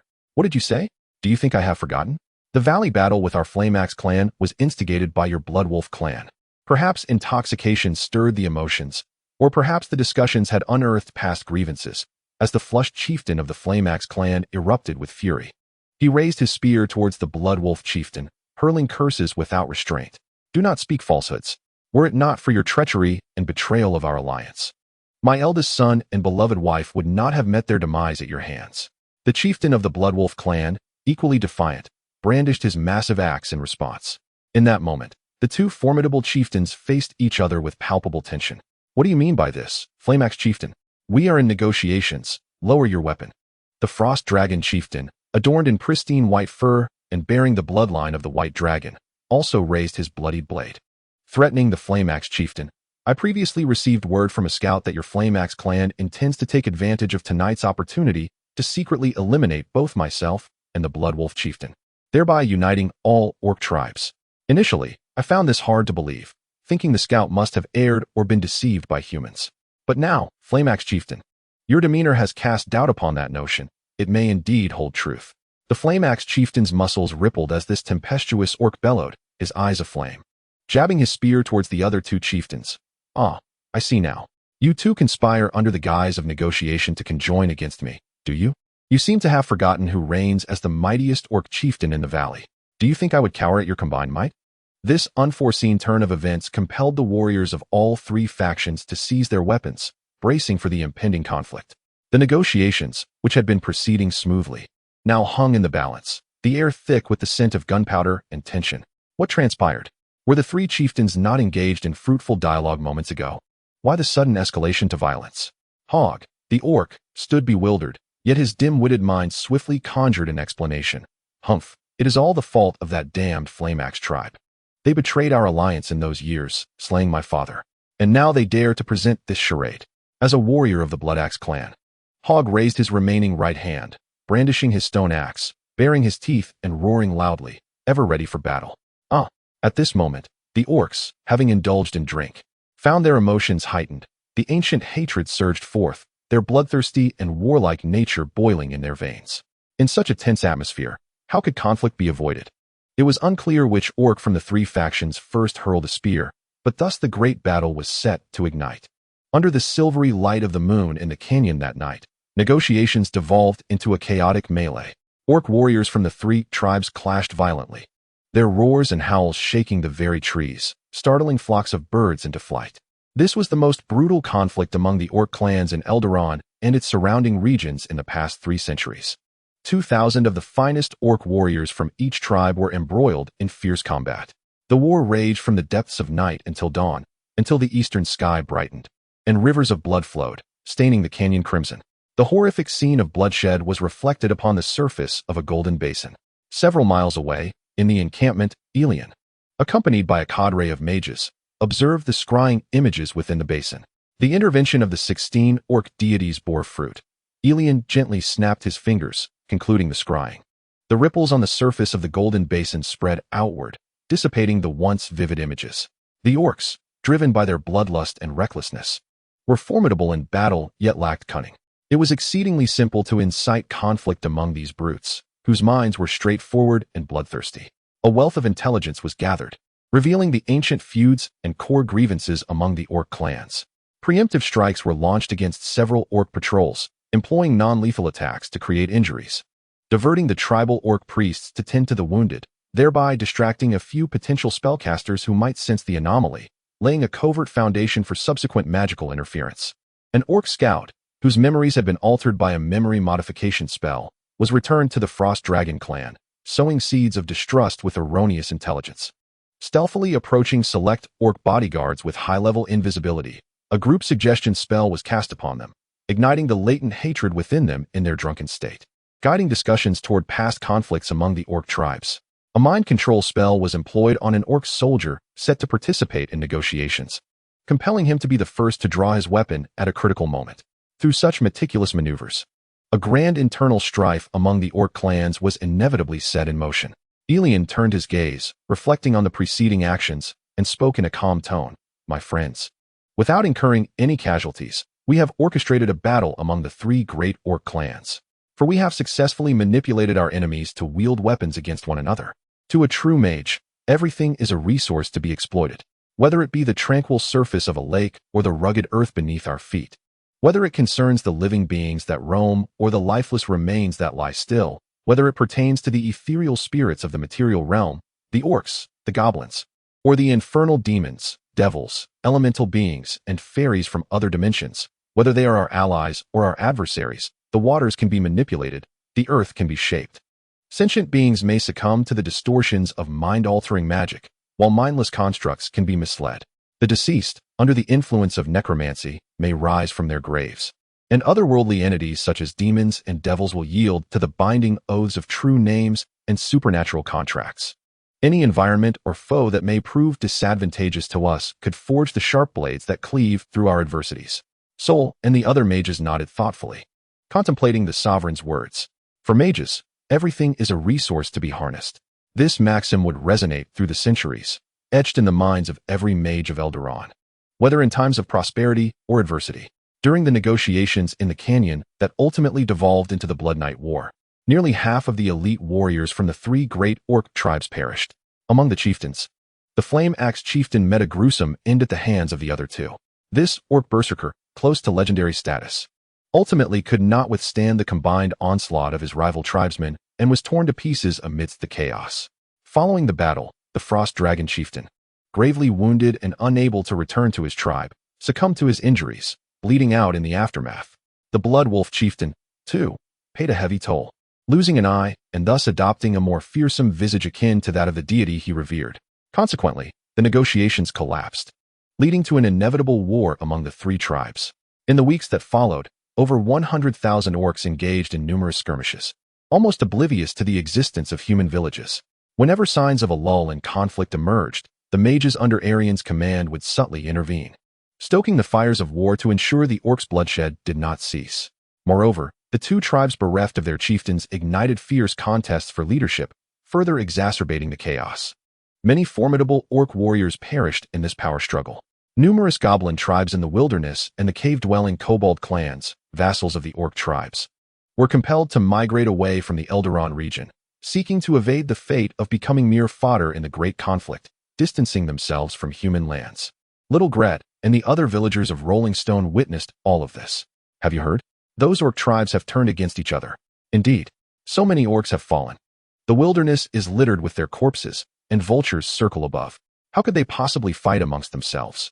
My grandfather has never seen such brutal conflict among orcs before. Who knows? All I can say is, the more of those wretched, ugly orcs that perish, the better. It would be best if they all vanished, never to invade our village again. In the village, the inhabitants gathered around the crackling bonfire, their joyous voices rising in exuberant song, accompanied by the melodies of the lute, as they celebrated the internecine strife among the orcs. Beneath the silvery glow of the moon, young Gret, filled with curiosity, inquired of his mentor, Master Joseph. Master Joseph, why have the orcs suddenly turned upon one another during this period? Does it have any connection to the great Emperor Erian and the mages of the floating city? Joseph took a sip of ale and shrugged. I cannot say for certain. As a mere novice mage of Aldoran, I am not privy to the military maneuvers of His Majesty the Emperor and the elite battle mages. Surely there must be a connection, Gret pondered. For magic is so powerful. It must be that His Majesty Erian and other formidable mages have employed wondrous sorcery to incite the orcs to wreak havoc upon themselves. Otherwise, why would they choose this very moment to engage in such conflict? In young Gret's mind, magic represented an omnipotent force capable of resolving all dilemmas. Any inexplicable phenomenon could be attributed to its influence. At that moment, as Master Joseph finished the last of his ale, the warm glow of the fire danced upon his flushed face. Ah, young Gret, he began, after these past 2 or 3 months of instruction, you have completed the foundational aspects of your cultural studies. The remaining portions of the curriculum can be pursued concurrently with your introduction to magic. Indeed, starting tomorrow, I shall teach you the true art of sorcery. Gret nearly leapt from his seat in excitement.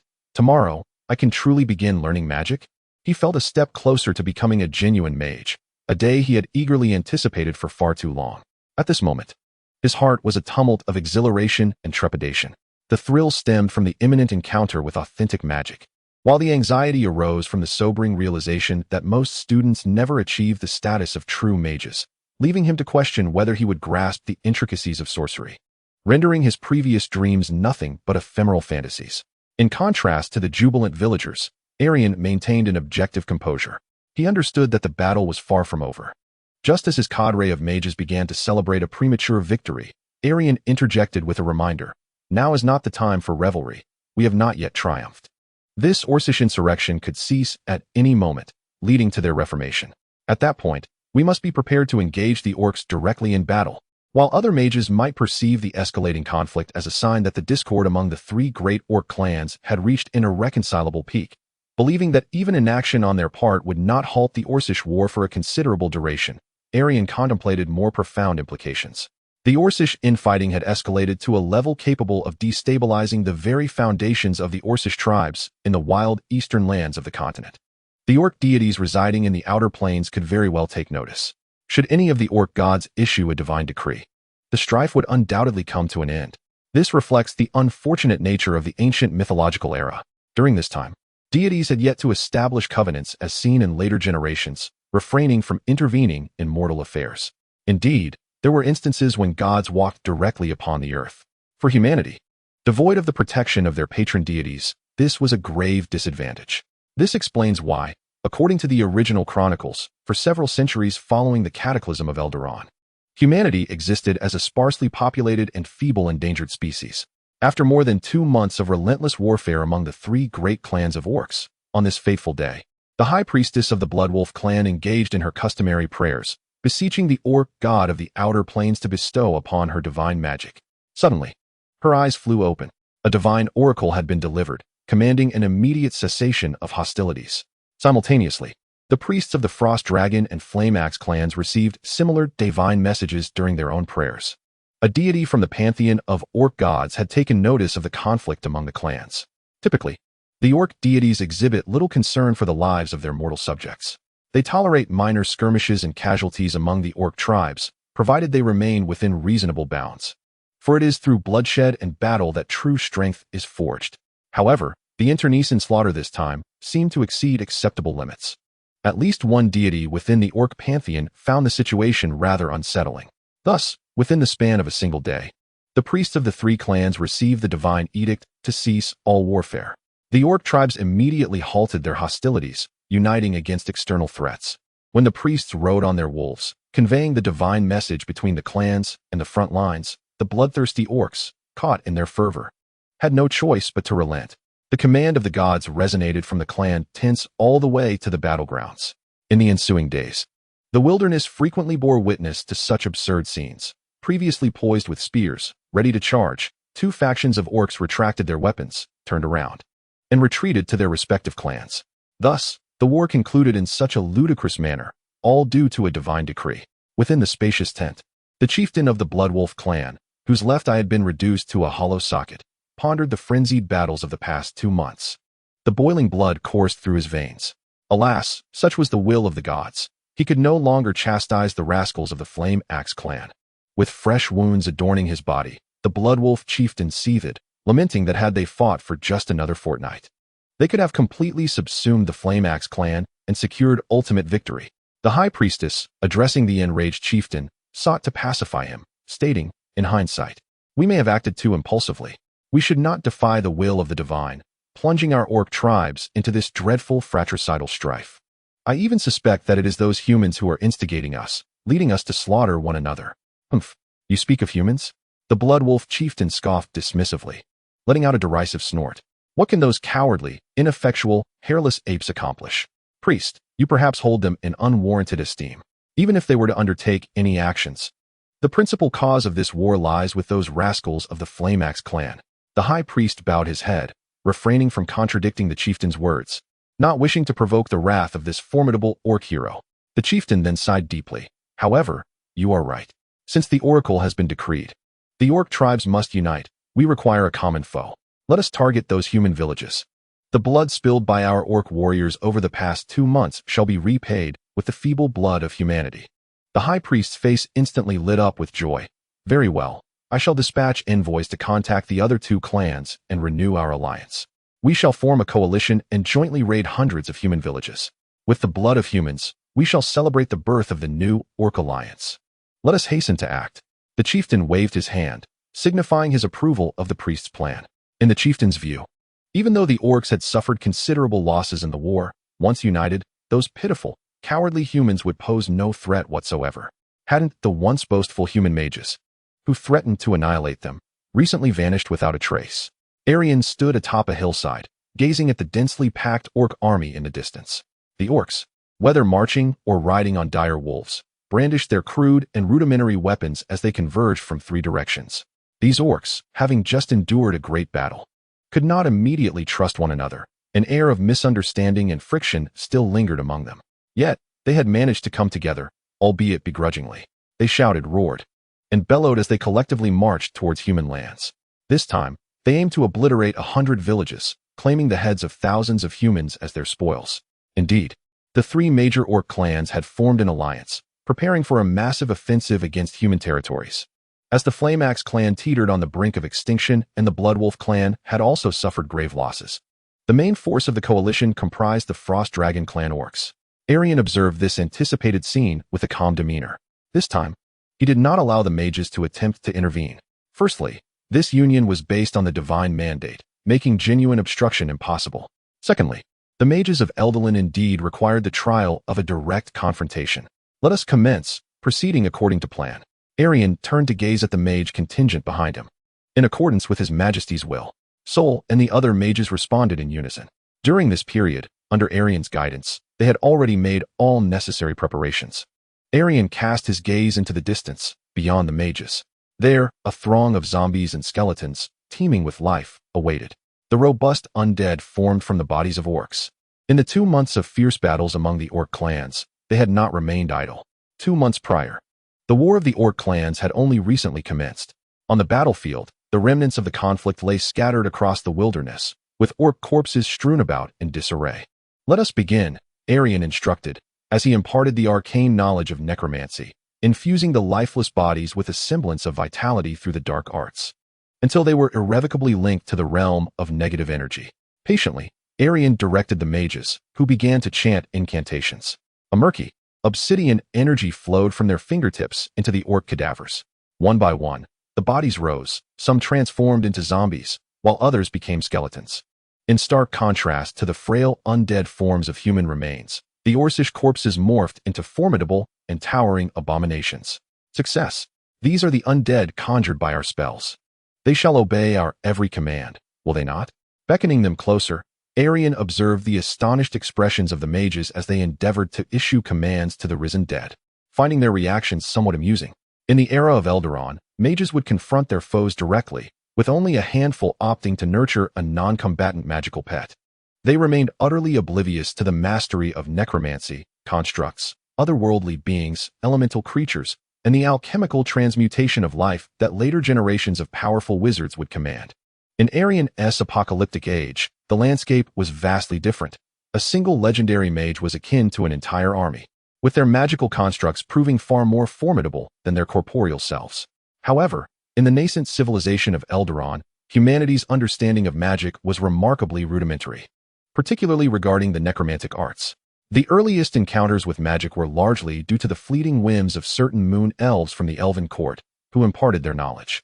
These capricious moon elves, in their interactions with what they deemed inferior races, deliberately withheld the most sinister, perilous, and corrupt aspects of necromancy, which were categorized as taboo by the Elven hierarchy, the very practice of creating the undead.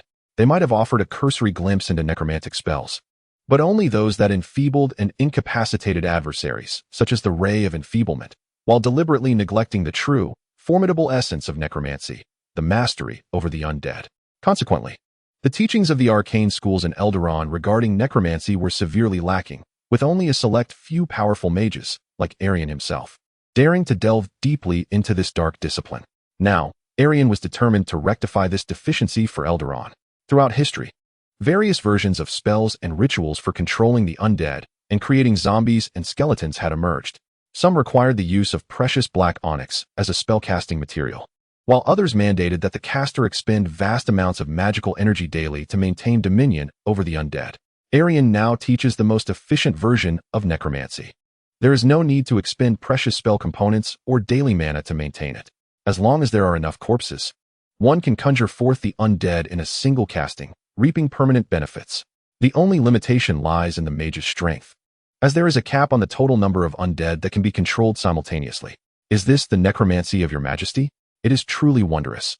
Sol attempted to command a horde of zombies to wield weapons before him, filled with immense joy at their obedience. They could serve as soldiers, compensating for our mages' inadequacies in close combat. Unlike ordinary soldiers, they feel no pain and experience no fear. They require no sustenance, are immune to fatigue, and exhibit absolute obedience. An ideal soldier. Sol was elated. Melee combatants and fragile mages could form a tactical synergy, achieving a harmonious balance. Historically, Eldaron has lacked the strength of physical combat, which has been a significant drawback, especially when compared to the Western elves who excel in swordplay, archery, and magic alike. However, it now seems that the functions of physical combat units can be entirely assumed by the undead. Indeed, Erian walked among the skeletons and zombies, patiently explaining like a benevolent teacher. Once created, the magical essence used to summon these undead dissipates, allowing them to exist as ordinary beings. Therefore, these combat units can act and fight normally even in anti-magic fields and dead magic zones. Yes, now you mages can attempt to slay warriors in a magic-restricted environment. Haha, Erian continued. Currently, the zombies and skeletons you have conjured are merely the most conventional and basic forms of undead. Zombies and skeletons retain only the physical attributes of the deceased, lacking supernatural abilities such as spellcasting. Thus, they can only function as standard soldiers, struggling to undertake more complex tactical roles. Of course, for orcs, who possess only physical strength without supernatural powers, they are perfectly suited. In the future, with suitable corpses, I shall teach you more intricate necromantic spells to create undead with more specialized abilities. Sol and the other mages nodded in agreement, earnestly listening to Erian's teachings. The arcane knowledge this supreme mage imparted, hailing from the future, was exhilaratingly novel for them. Observing the orc corpses on the battlefield transformed into zombies and skeletons, and gazing upon the grotesque visages of the undead, Erian felt a profound sense of reassurance.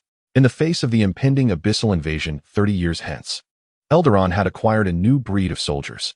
This was also the third reason behind Erian's decree to eradicate the orcs. Although the orcs were impoverished, they provided a precious spoils, corpses. In contrast to the difficult-to-manipulate and convert animal corpses, the bodies of humanoid beings are exceptionally rare treasures. Once the thorough purge of the orcs is completed, Erian believes that for the coming decades, the development of necromancy in Eldaron will surely not lack an abundance of inexpensive corpses.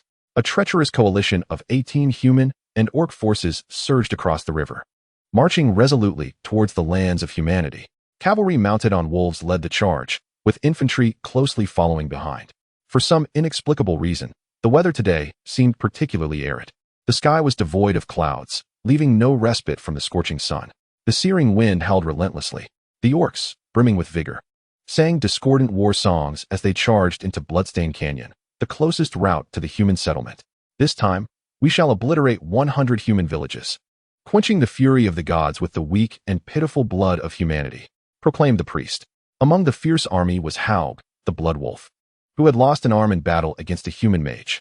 Vengeance, I crave vengeance, Haug bellowed, swinging his remaining right arm with a stone axe, eagerly anticipating the moment he would sever a human head. Wait, the layout of Bloodstained Canyon seems different from before? Just as the majority of the orc army entered the canyon, a keen-eyed orc scout sensed something amiss. It appeared that there were an unusual number of scattered objects piled up here. In the canyon, hay and other disordered items were haphazardly stacked. Some haystacks even glimmered with an oily sheen. Could it be flammable material? Pondered the orc scout, attempting to approach one of the haystacks. Let me take a look. Boom. Suddenly, a fireball descended from above, exploding in front of the orc, instantly engulfing him in searing flames. What is happening? An enemy attack. A magical assailant. High above, a large group of human mages emerged, chanting incantations in unison. Whoosh, whoosh, whoosh. Fiery orbs descended from the sky. Boom, boom, boom. The fireballs erupted upon impact with the ground below. Walls of fire, massive rolling fire orbs, and billowing clouds of flames manifested as a plethora of continuous fire spells filled the air. The scorching flames churned within the confined space of the canyon. This is bad. The fire has ignited. The flammable materials accumulated here caught fire in succession, transforming the area into a hell of flames. The Frost Dragon clan, the main force of the coalition, exhibited a markedly greater reaction to the seething inferno than the orcs of the other two clans. The Frost Dragon clan orcs, with their snowy white fur, either shrieked in agony, unable to bear the blazing light, or were set ablaze, rolling on the ground in despair. Just as the intelligence had reported, the Frost Dragon clan hailed from the northern lands, possessing a trace of the bloodline of the White Dragon. With a physique more robust and unyielding to extreme cold, yet vulnerable to flames, Sol, the leader, gazed upon the grim scene below and, upon confirming the intelligence, felt a surge of delight. He commanded nearly 200 battle mages, all of whom were mid to high-ranking sorcerers, constituting one of the most elite factions even among the esteemed mages of Eldaron. Orc archers, retaliate. Shoot down those humans in the sky.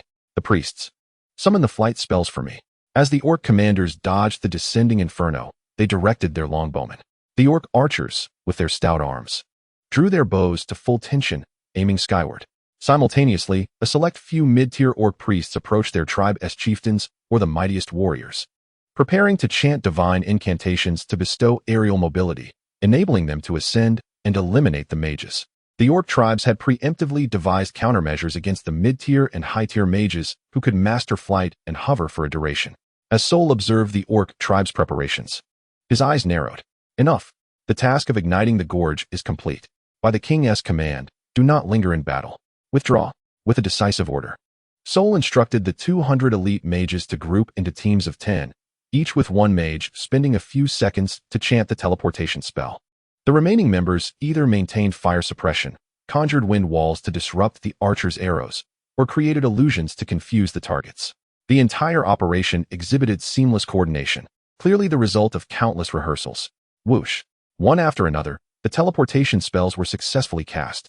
Bursts of dazzling light erupted in the sky. In a flash, the recently ambushed mages vanished without a trace. 18 seconds. This was the total duration from the mages' appearance and the descent of fire to their complete retreat, a comprehensive assault executed within a fleeting window. None attempted to conserve mana. All unleashed their most formidable and fearsome assaults in the limited time available, clearly aware that this offensive would be brief. What? They've all fled? The orc commanders, chieftains, and priests were taken aback. They had struck only once before retreating? A tactical disengagement? Who had taught them such a strategy? Yet, they soon had to confront a more pressing issue. The gorge had transformed into a hellfire. Every second saw orcs perishing in agony, charred beyond recognition. It was not merely the pre-existing combustible materials that had ignited.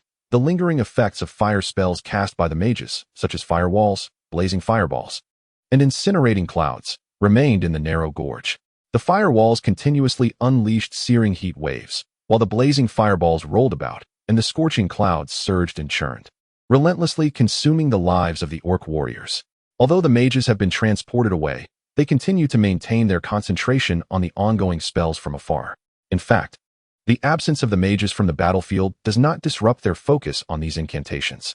The effects of their persistent spells do not simply vanish just because their creators are not present.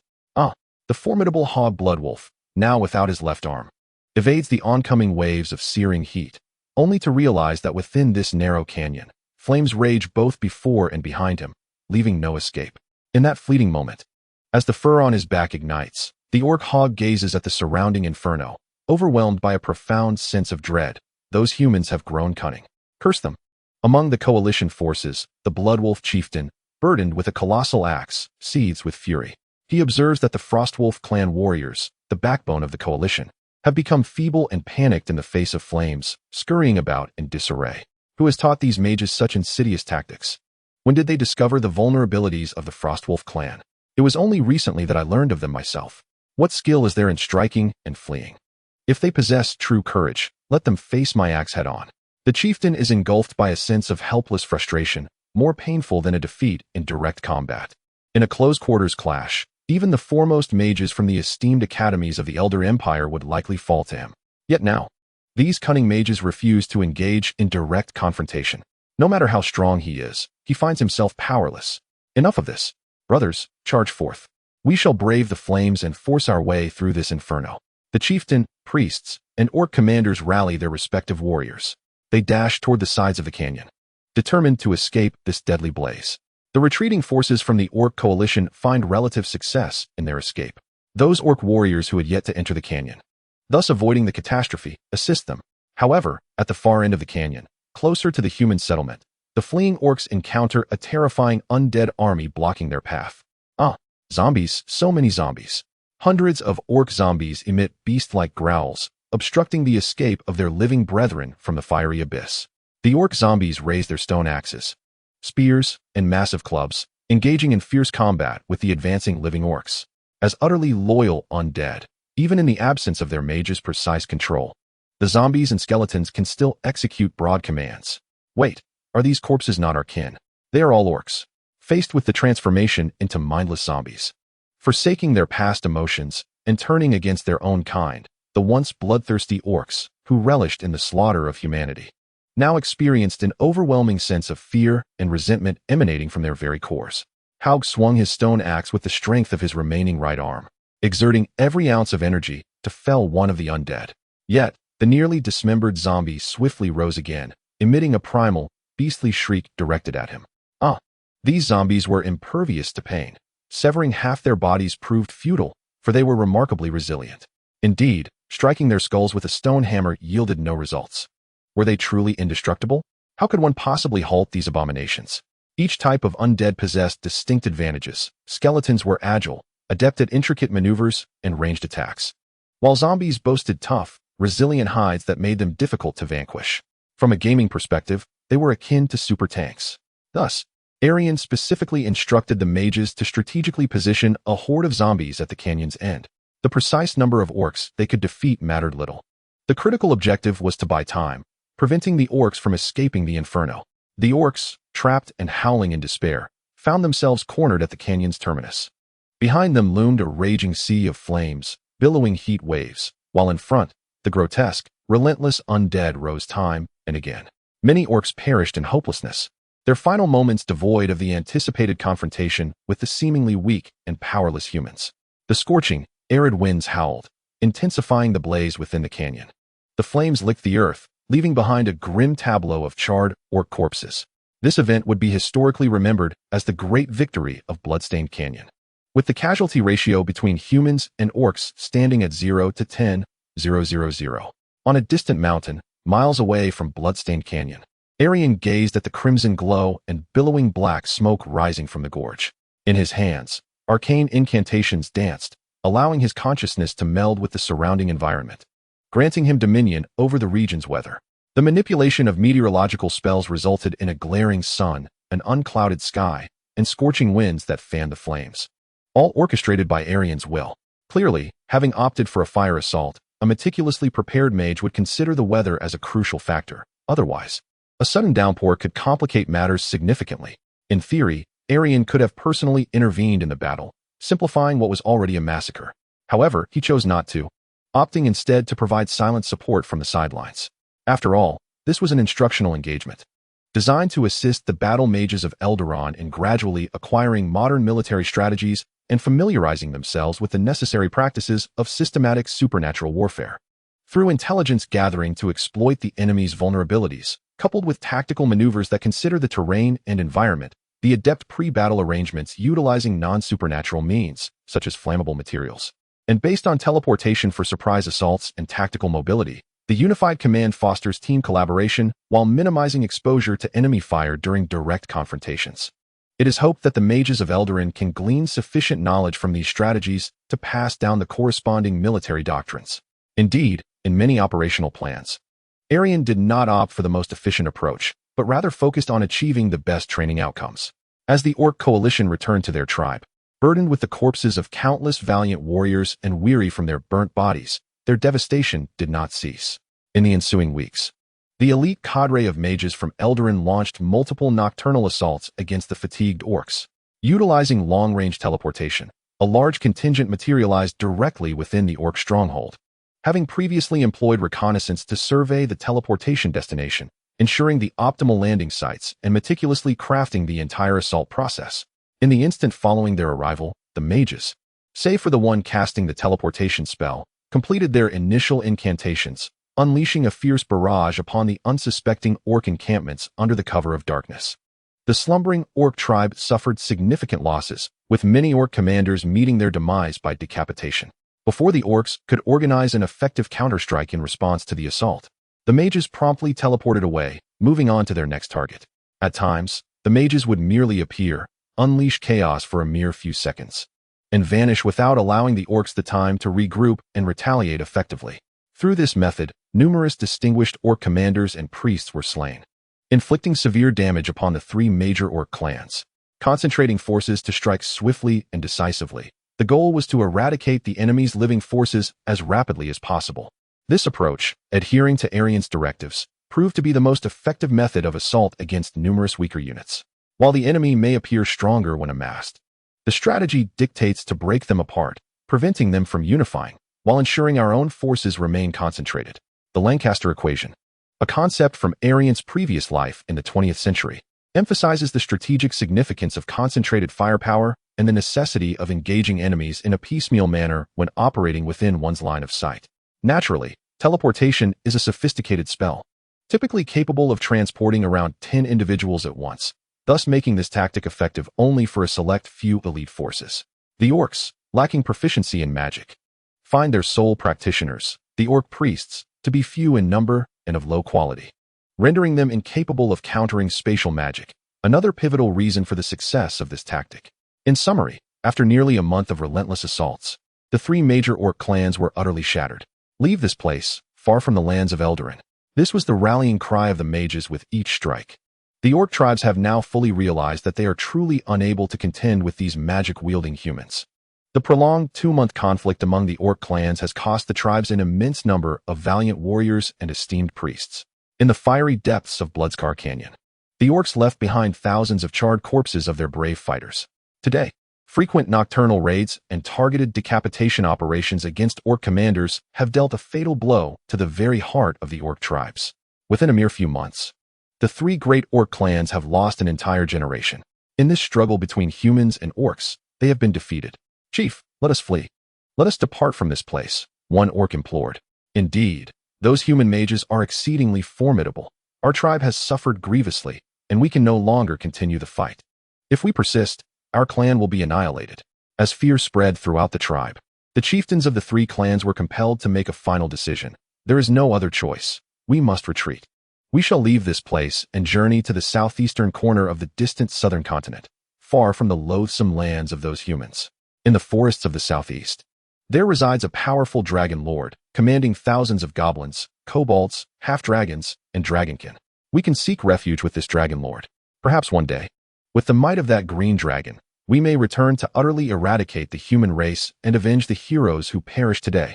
Listening to the chieftain and high priest announce the migration plan, and witnessing their kin diligently preparing supplies for the southern exodus, Hard Bloodwolf's heart sank to the depths of despair. This orc warrior, who had lost an arm to General Thor, was reluctant to abandon the land where he had battled the humans. He refused to accept the defeat of the orcs. A bold plan began to take root in Hard's mind. The orc tribes commenced a new long march. 5 centuries prior, their failure in the struggle against the elves compelled the three great orc clans to forsake their most fertile and beautiful lands, the enchanted forests imbued with magical power and precious minerals, retreating far from the continent's heart to the barren and wild eastern territories.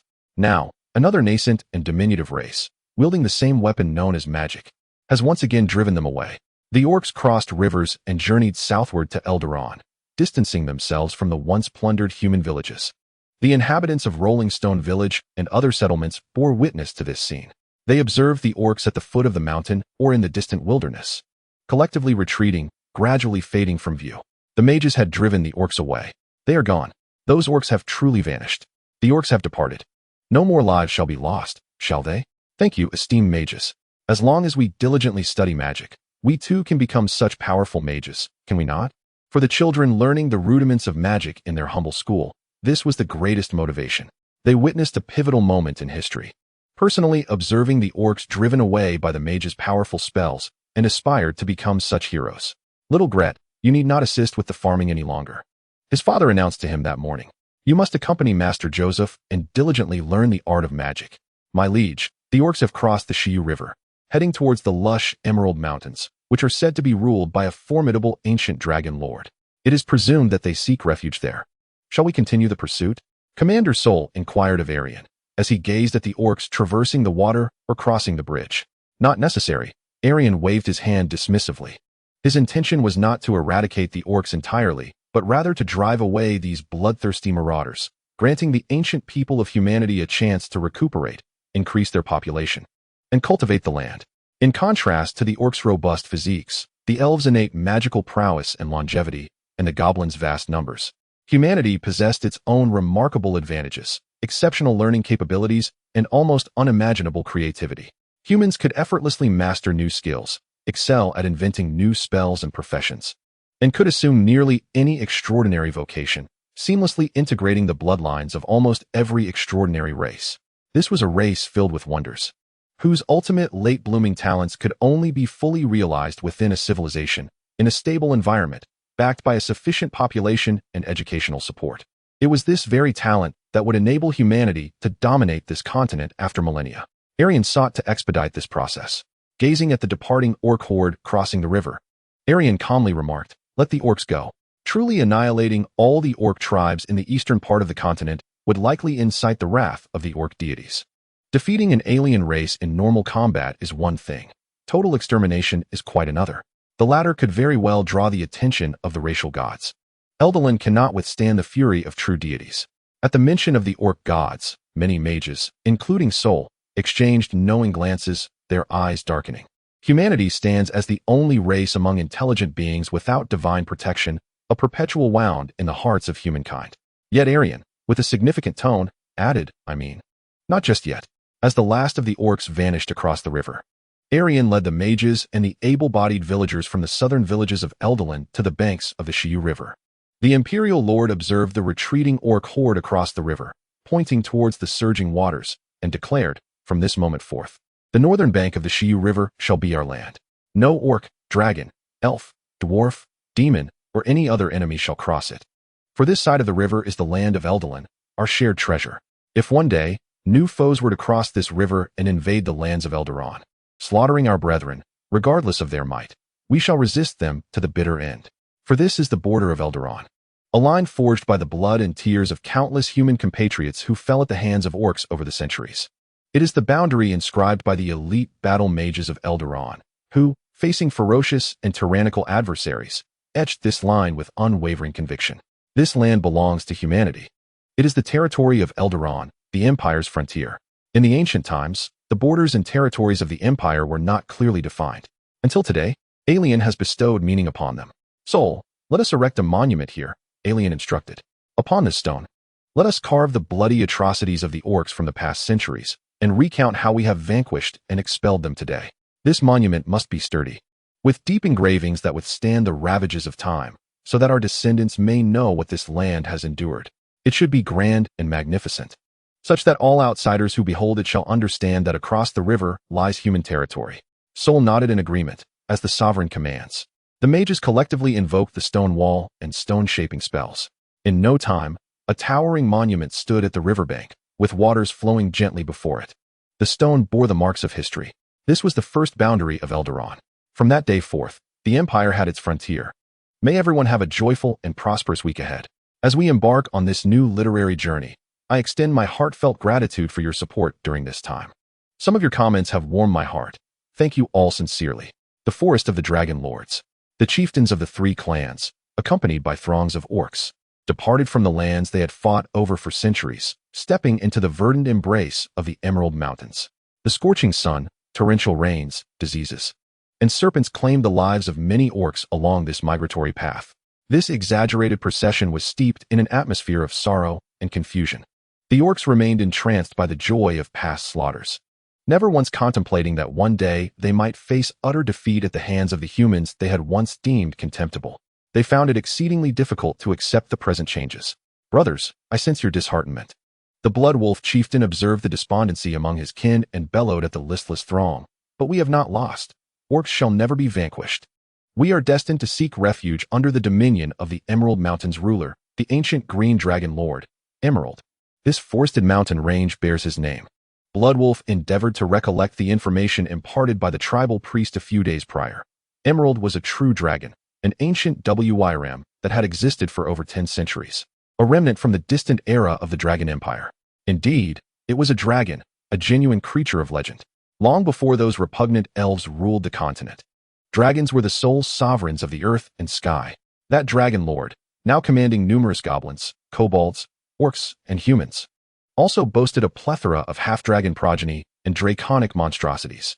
I have heard that the ancient dragon Emerald continues to amass forces, welcoming the worship of more mundane races, preparing to further expand his territory, and has long been eyeing the river valleys occupied by the northern humans. With the robust military might of our three great clans, should we pledge our allegiance, he would undoubtedly accept us. Perhaps within 2 years, bolstered by the dragon's immense power and forces, we shall reclaim the north, return to the lands where we once battled humans, slay them all, recover what we have lost, and avenge our fallen brethren. Listening to Bloodwolf's impassioned speech, the orcs felt a renewed vigor. As his heartfelt address concluded, Bloodwolf scanned the assembly and inquired of the high priest, "Where is Hog Bloodwolf? The one-armed fellow. Why have I not seen him?" The chief held a vivid impression of this one-armed orc, who had survived his first encounter with human sorcerers and had escaped the inferno of Bloodscar Canyon. The high priest struggled to recall the orc. Ah yes, where's Hog? Did he not come along? Just as the priest sought to delve deeper into his memory, the orcs at the front of the procession suddenly halted. Before them, the woods had transformed. The trees, in an astonishingly orderly fashion, formed walls and passageways, creating a vast labyrinth. A sprawling forest maze stretched for miles. Thousands of birds circled above, each a watchful eye of the ancient dragon. This was the lair of the ancient green dragon. The magic of the green dragon is intertwined with the forest. From the northern orc clans, I have seen you as soon as you stepped into this realm. A magnificent voice resonated suddenly. The ancient dragon's voice echoed between the heavens and the earth, causing the very woods to tremble. I accept your service. Enter, and demonstrate your loyalty to the Dragon Lord. In the next moment, the forest maze shifted dramatically. Trees and shrubs moved of their own accord, clearing a wide path. The orcs gaped in astonishment, witnessing the legendary and splendid magic of the dragon for the first time. At the heart of the forest maze, within the treasure-laden lair of the dragon, a colossal dragon with emerald green scales opened its eyes and commanded the trees to part with its mind. It appears that the ranks of my servile lowly race are set to increase once more. With this band of orcs pledging their allegiance to me, my plans can now be set into motion. The Emerald Dragon has recently been in a rather discontented mood, plagued by a singular concern. He is far too ancient. Having lived for over 2 millennia, he has witnessed the monumental collapse of the once mighty dragon empire that dominated the continent, alongside the subsequent rise of the Elven kingdoms. He has borne witness to the emergence of humanity, a feeble new race, upon the earth. He has observed how these humans learned sorcery from the insufferable elves, and how those early practitioners of magic among them erected floating cities, isolating themselves from the commoners below. His first-hand experience of the rise and fall of civilizations exceeds the lifespan of many kingdoms, transcending time in its length. This is the essence of a true dragon. Witnessing the decline of an empire is an excruciating ordeal. During the era when dragons ruled the world, the Emerald was the sole scion of a great noble house, destined to inherit vast territories encompassing the wild eastern expanse of the continent. This included the valley where the humans of Eldaron now reside, among other lands. At that time, the young Emerald Dragon eagerly anticipated his coming of age, ready to claim his dominion. However, with the destruction of the Dragon Empire, those once bright hopes shattered into mere illusions. Why did this happen? What led to such a fate, if not for the entanglement in a millennia-long war with the giants? How could the Dragon Empire have weakened, had the giant pantheon not intervened directly, participating in the conflict and tormenting us dragons, who possessed but 2 true deities? How could our once mighty realm have been shaken by the diminutive giants? Were it not for the empire's demise, we would still reign over this continent, never relinquishing the mountains to the dwarves, nor the magically infused forests and the most splendid lands at the continent's heart to the elves. By what right did the elven kingdoms ascend to supremacy over the continent? Even the orcs, goblins, dwarves, and the newly emerged weak race known as humans have audaciously encroached upon my domain. Following the fall of the Dragon Empire, the uniquely positioned Emerald Dragon was relentlessly pursued by numerous foes, forced into hiding for many centuries. Only in the recent decades has he dared to emerge. Harnessing the ancient terror of dragons, he subdued the entire Emerald Mountain range, a mere fragment of his rightful dominion, and devoted years to merging his magical essence with the verdant forests, sowing half-dragons while garnering the fealty of numerous goblins and kobolds, thus establishing his own power. At this juncture, the Emerald Dragon noted that to the north of the mountains, vast territories that rightfully belonged to him had also been claimed by a race known as humans. Like jesters, these humans and orcs waged war upon each other in lands that ought to be his, declaring them as their own. The Green Dragon Lord, Emerald, had intended to mobilize his forces to conquer the lesser races and reclaim his lands, yet he soon realized the gravity of his predicament. He was far too aged. Even for a long-lived dragon, after enduring over 2 millennia, he was nearing his limits. The lifespan of the chromatic dragons ultimately paled in comparison to that of their metallic counterparts. He was compelled to remain in this forest, where his soul and magical essence intertwined, drawing sustenance from its life force to cling to his last breath. To depart from the forest and wage a war for reclamation would only hasten the end of his life. Emerald was aware that during the era of the Dragon Empire, the oldest of ancient dragons could perform a grand magical ritual, achieving the transcendence of their soul and flesh, evolving into the ultimate form of draconic existence, the primordial dragon, thereby gaining infinite longevity and godlike power. Indeed, most of the so-called dragon deities within the draconic pantheon were merely powerful primordial dragons, lacking true divinity. However, the means to become a primordial dragon had long been lost with the fall of the Dragon Empire, leaving Emerald in a state of profound anxiety as his lifespan waned. Recently, Emerald discovered a dark magical ritual from the ancient Dragon Empire, an evil rite requiring a decade of dedication, that offered a glimmer of hope for extending his life. What? The Great Dragon Lord, Master of the Forests, the Verdant Dragon King, you wish for us to sacrifice 6,000 orcs? The chieftains of the 3 clans were simultaneously horrified upon hearing Emerald's demands for the ritual. Surely your tribes harbor aged elders and disabled orcs, or those of diminished combat prowess. Trading 6,000 of the weak and infirm for your protection is a most advantageous exchange, Emerald tempted, speaking with the seduction of a devil. What's the matter? Do you orcs not revere strength above all? He taunted, exchanging the lives of the useless for a chance at resurgence. Can you truly afford to hesitate? A wicked grin spread across the green dragon's visage. After a decade spent absorbing the life force of all those sacrificed, not only will I gain a millennium of life, but I shall also emerge even more powerful. Do you not seek vengeance against humanity?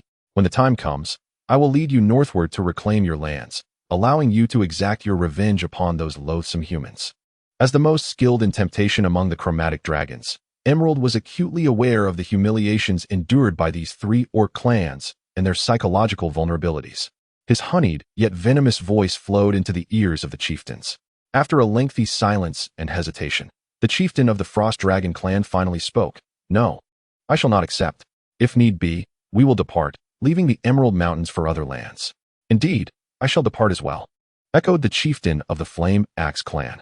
The current Frost Dragon chieftain and Flame Axe chieftain are successors of the former chieftains, belonging to a younger generation of vigorous orcs, distinct from the Blood Wolf chieftain.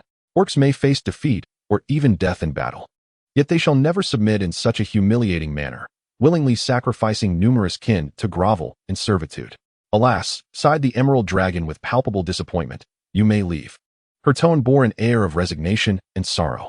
The chieftains of the 2 clans turned, preparing to lead their kin away. In an instant, a cloud of green, corrosive gas surged from behind them, the breath of the dragon. Amidst harrowing screams, the 2 chieftains were engulfed by the sickly green poison, their flesh dissolving, eyes rotting away to reveal stark bones, transforming into mere skeletons in the blink of an eye. The Blood Wolf chieftain swallowed hard, observing the demise of these formidable orc warriors, who were not significantly weaker than himself, silenced by the dragon's breath. The orcs behind him trembled, witnessing their powerful chieftains perish in such a ghastly fashion. The cunning green dragon closed her mouth, a sly grin spreading across her visage, corrosive chlorine seeping from her teeth. Do you truly believe you can depart from my domain at will? Has no one taught you? The dragons within their territories are invincible. Once you step into my forest labyrinth, there is no turning back. Simultaneously, the surrounding forest began to writhe once more. Trees shifted, obstructing the orcs' escape, their branches rising and clawing at the air. Thousands of black crows circled above, emitting shrill, mocking laughter that seemed foreign to their own kind. A multitude of lesser draconic beings, such as bipedal wyverns and green-footed drakes, either soared through the sky or emerged from the thickets.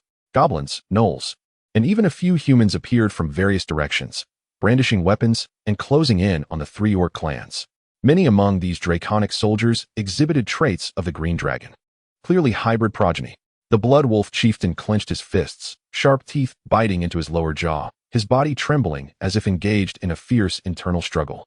Finally, this battle-hardened chieftain knelt before the imposing dragon, exclaiming, Great Green Dragon Lord, ancient ruler of forests and mountains, I pledge my fealty on behalf of the Bloodwolf clan." The green dragon smiled. "Excellent. From this day forth, you shall be the orc king of the Emerald Mountains. The other two clans shall henceforth vanish." Wholly absorbed into the Bloodwolf clan, the brutal blood sacrifice continued for 2 months as countless orcs, disabled, ill, aged over 40, or simply lacking in strength, were cast into the forest's heart, melting away in the corrosive blood pool amidst their cries. The anguished cries of the orcs lingered daily amidst the emerald woods of the Emerald Mountains. As the ritual's arcane energy reaches its zenith, the life essence of the final orc sacrifice merges into the blood pool, and the green dragon lord unfurls its majestic wings. Such a formidable vitality. A decade. I require a decade to thoroughly assimilate this life force, to integrate it into my very being. At that time, my lifespan shall extend by 1,000 years or more, granting me the freedom to depart from this forest. My magical prowess and physical form will also grow significantly stronger, nearing the might of the most powerful of the chromatic dragons, the red dragon. When that day arrives, I shall incite a war to the north, invading the human realm of Alderaan and reclaiming the lands that rightfully belong to me. The Bloodwolf chieftain crouched beside the stinking blood pool, gazing at the robust green dragon, which loomed like a small mountain, his expression shrouded in shadows. 10 years. Such a lengthy span, he cautiously remarked. By then, he would have aged considerably. Merely 10 years, a blink of an eye, the emerald dragon retorted. To a dragon, whose existence stretches across eons, 10 years merely equates to a fleeting pause for humans and orcs alike. Those humans are cunning. Perhaps granting them 10 years will invite unforeseen variables. The Bloodwolf chieftain hesitated. After enduring numerous setbacks, he was no longer the brash, confident chieftain he once was. "Humph," the green dragon scoffed disdainfully. "Do not presume I am unaware of the wars between you and humanity. Those humans have managed to entangle your primitive orc tribes for centuries, only recently expelling you through cunning rather than sheer force. How could they possibly withstand the onslaught of my draconic legion when I descend upon Alderaan like a tempest? Do you think my dragon-blooded army is as feeble and ineffective as your subordinates?" The Bloodwolf chieftain lowered his head, absorbing the dragon lord's derision directed at him and his clan, yet he dared not retort. For a fleeting moment, an irreverent thought flickered in his mind, a faint wish to witness this haughty dragon suffer setbacks at the hands of those humans, much like he had in his own self-righteous past. "Very well. I shall take a slumber to digest the life force within me. When I awaken from this decade-long repose, the ground shall tremble with conflict." The green dragon, Emerald, swayed its tail, spread its wings, and prepared to return to its lair. "Do not disturb me, nor think to act against me while I slumber. I shall control the entire forest even in my dreams, perceiving any ill intent. I can awaken at any moment." The Bloodwolf chieftain prostrated himself on the ground, speaking with reverence. "I shall heed your command, great king of the forest dragons.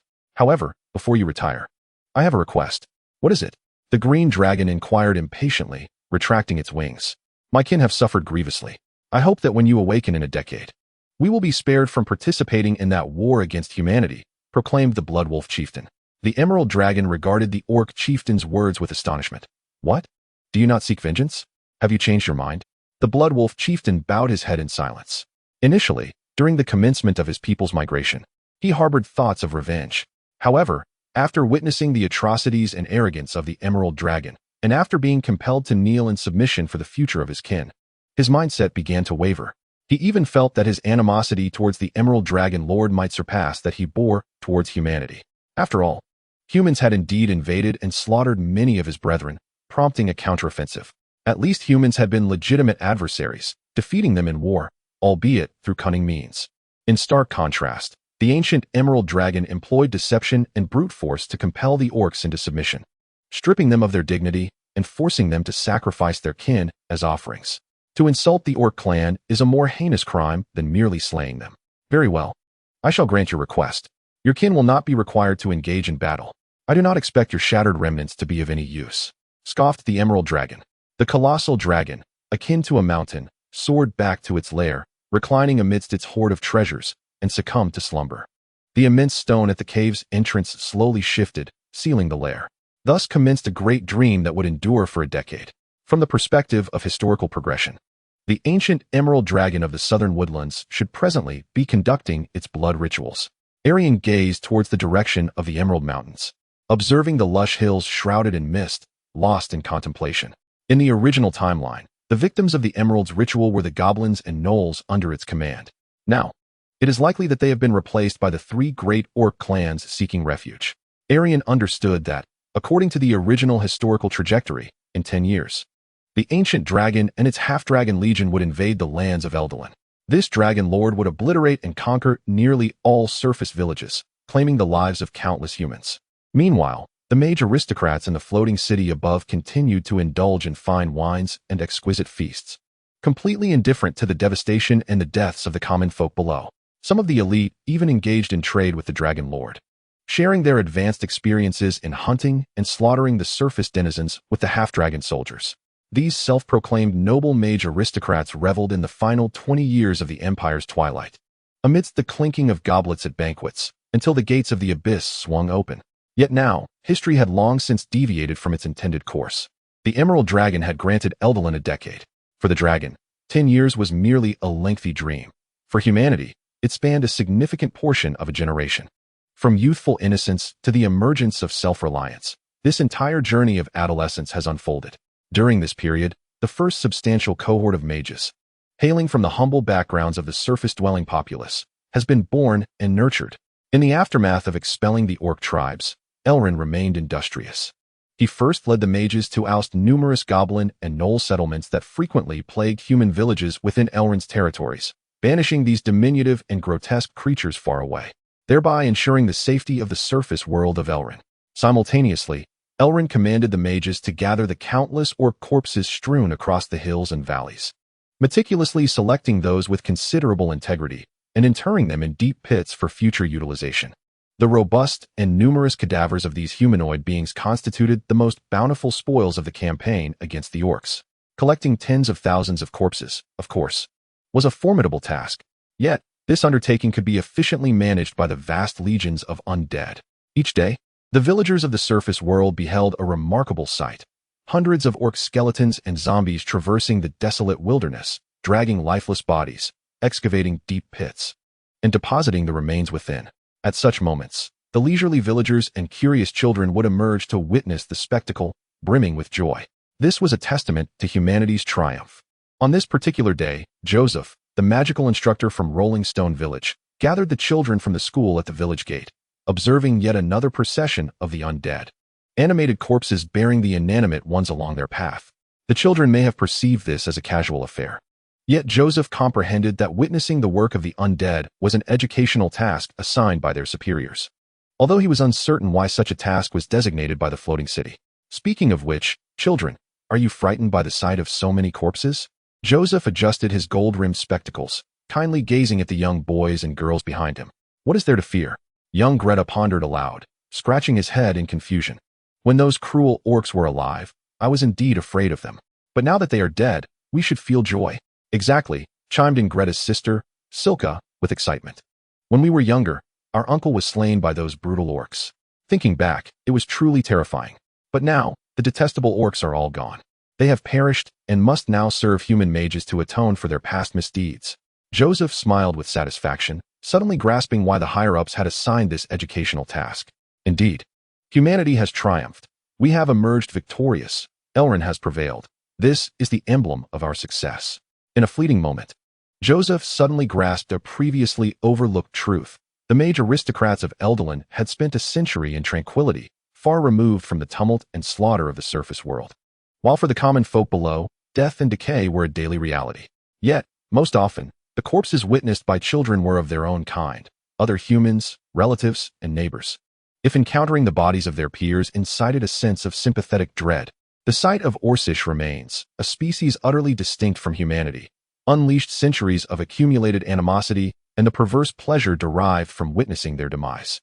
Joseph inspired the children, saying, "My dear students, if one day one of you, the most exceptional among you, not only ascends to the rank of mage, but surpasses me as an adept sorcerer, you too will command the undead, compelling those who once tormented you to serve you even in death."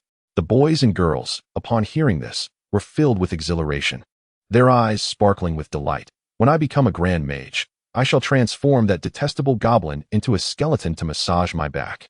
You, who always tug at my braid, Just wait until I become a powerful mage. I shall unearth your grave to make you serve me tea. So what? I'll be dead anyway. With a smile, Joseph observed the jubilant exchange among the children, each one contributing to their joyous reverie of the future. This cheerful tableau was mirrored in the golden basin before Erian. With a wave of his hand, Erian concluded the divination spell. The water in the basin shimmered, rippling outward, signaling the end of the vision. Indeed, the moment was ripe. The humans of Eldelin were gradually cultivating a positive perception of necromancy and controllable undead. It was time to embark upon the next crucial phase of their endeavor. Yes, the orchestrated passage of the undead near the village was a deliberate design by Erian. Each initiative and policy from this ancient epoch would resonate through time, magnifying the butterfly effect and shaping the common knowledge of human civilization for countless centuries. In this nascent age of human civilization, there existed none of the convoluted rules that would later emerge. Humanity bore no deep-seated taboos regarding necromancy and the undead. Many deities that would later harbor disdain for undead and necromantic arts had yet to be born. Were this to occur 10 millennia hence, when humanity sprawled across the continent, necromancy would be deemed a forbidden practice in most kingdoms.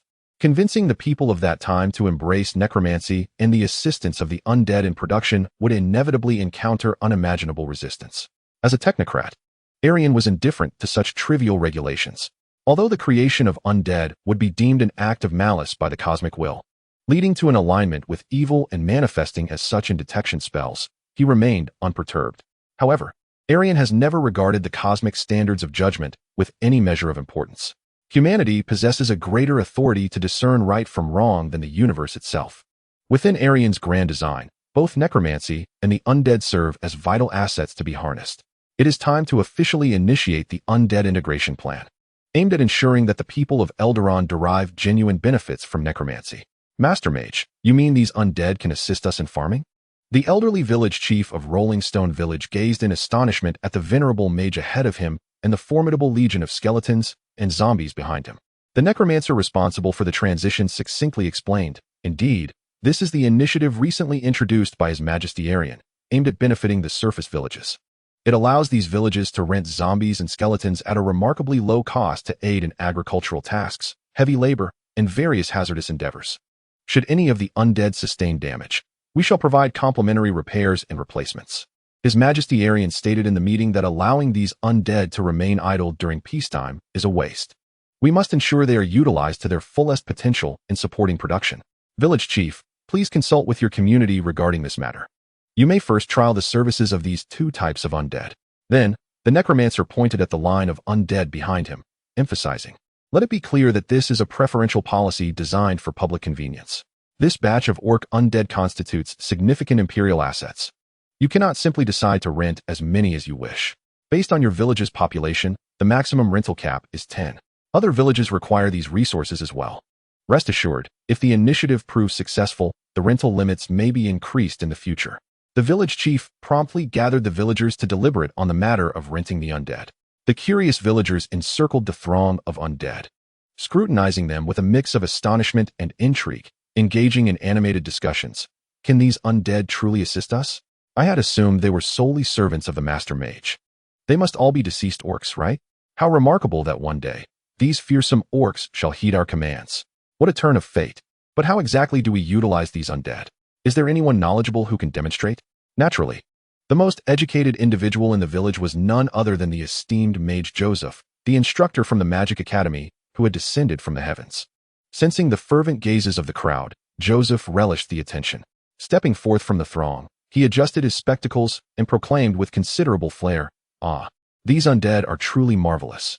Allow me to demonstrate their capabilities and the configuration of commands." Just days prior, Joseph had received directives from above. Promoting the use of undead for production is a matter of grave importance concerning the Empire's fate and the welfare of its citizens. It is hoped that the resident teachers of the floating city of Elderon will actively cooperate in the integration of the undead into the villages. This is also one of the reasons Erian insisted on sending teachers to the surface. The educators hailing from the city in the sky are not merely purveyors of knowledge. They also serve as emissaries to the surface world, acting as a bridge to connect two realms.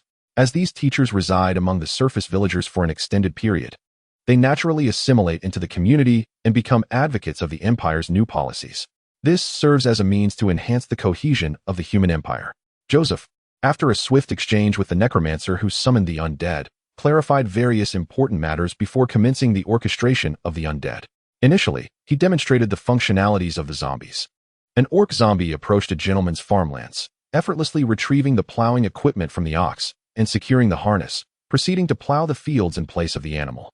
In this alternate reality, where the historical context diverges from Europe, where horses predominantly plowed fields and oxen were less common, this orc zombie exhibited extraordinary strength, effortlessly maneuvering the heavy plow as if it were a mere trifle. Standing over 2 meters tall, this creature showcased remarkable power, swiftly turning over the soil and completing a task that would typically take half a day. Its strength surpassed that of ordinary livestock, a testament to the formidable nature of orcs. Moreover, the zombie showed no signs of fatigue after its labor, a stark contrast to the limitations of the living. The necromancer directing the zombie wore a smile, presenting a prepared script. Behold the zombie, a creature of immense strength. Orcs, known for their power, gain even greater strength upon reanimation, surpassing that of typical large livestock. Furthermore, the undead experience no fatigue and can labor tirelessly for 24 hours without the need for sustenance. However, the zombies possess certain shortcomings. They are relatively slow, lacking agility and finesse, making the use of intricate tools challenging and complicating the execution of complex commands. The villagers observed the orc zombie with curiosity, with one inquiring, "Will this creature decay? Will it pollute the environment?" "It will neither decay nor cause pollution," the necromancer assured. "We adhere strictly to the procedures established by His Majesty when creating the undead. There is no risk of negative energy leakage. We have also conducted thorough cleansing, ensuring absolute cleanliness and environmental safety." The term negative energy leakage seemed unfamiliar to the villagers, yet they grasped the essence of the necromancer's explanation. Historically, the practice of necromancy was considered taboo, as frequent creation of the undead could lead to an alignment with malevolence, primarily due to the pragmatic concern of negative energy leakage. Unlike the living beings driven by positive energy, the essence of the undead is fueled by the contrary force of negative energy. According to the original historical accounts, for an extensive period, the spells that created the undead carried the risk of allowing negative energy to leak, thereby contaminating the surrounding environment. Consequently, in regions where the undead proliferated, the living were more susceptible to illness, and the land became less fertile. Thus, the rejection of necromancy fundamentally stemmed from technical issues. It was not until 18,000 years later, as the end of days approached, that Erian, the god of magic in his former life, personally refined necromancy, effectively addressing the problem of negative energy leakage and ensuring that necromancy became safe and non-polluting. However, by then, the nations on the ground had long regarded the creation of the undead as taboo, and even with the rectification of its flaws, they could no longer accept such a fallen and tainted form of magic. This illustrates the inertia of history, when practices born from specific historical contexts solidify into customs, evolve into traditions, and transform into ancestral laws. People forget the original intentions behind them.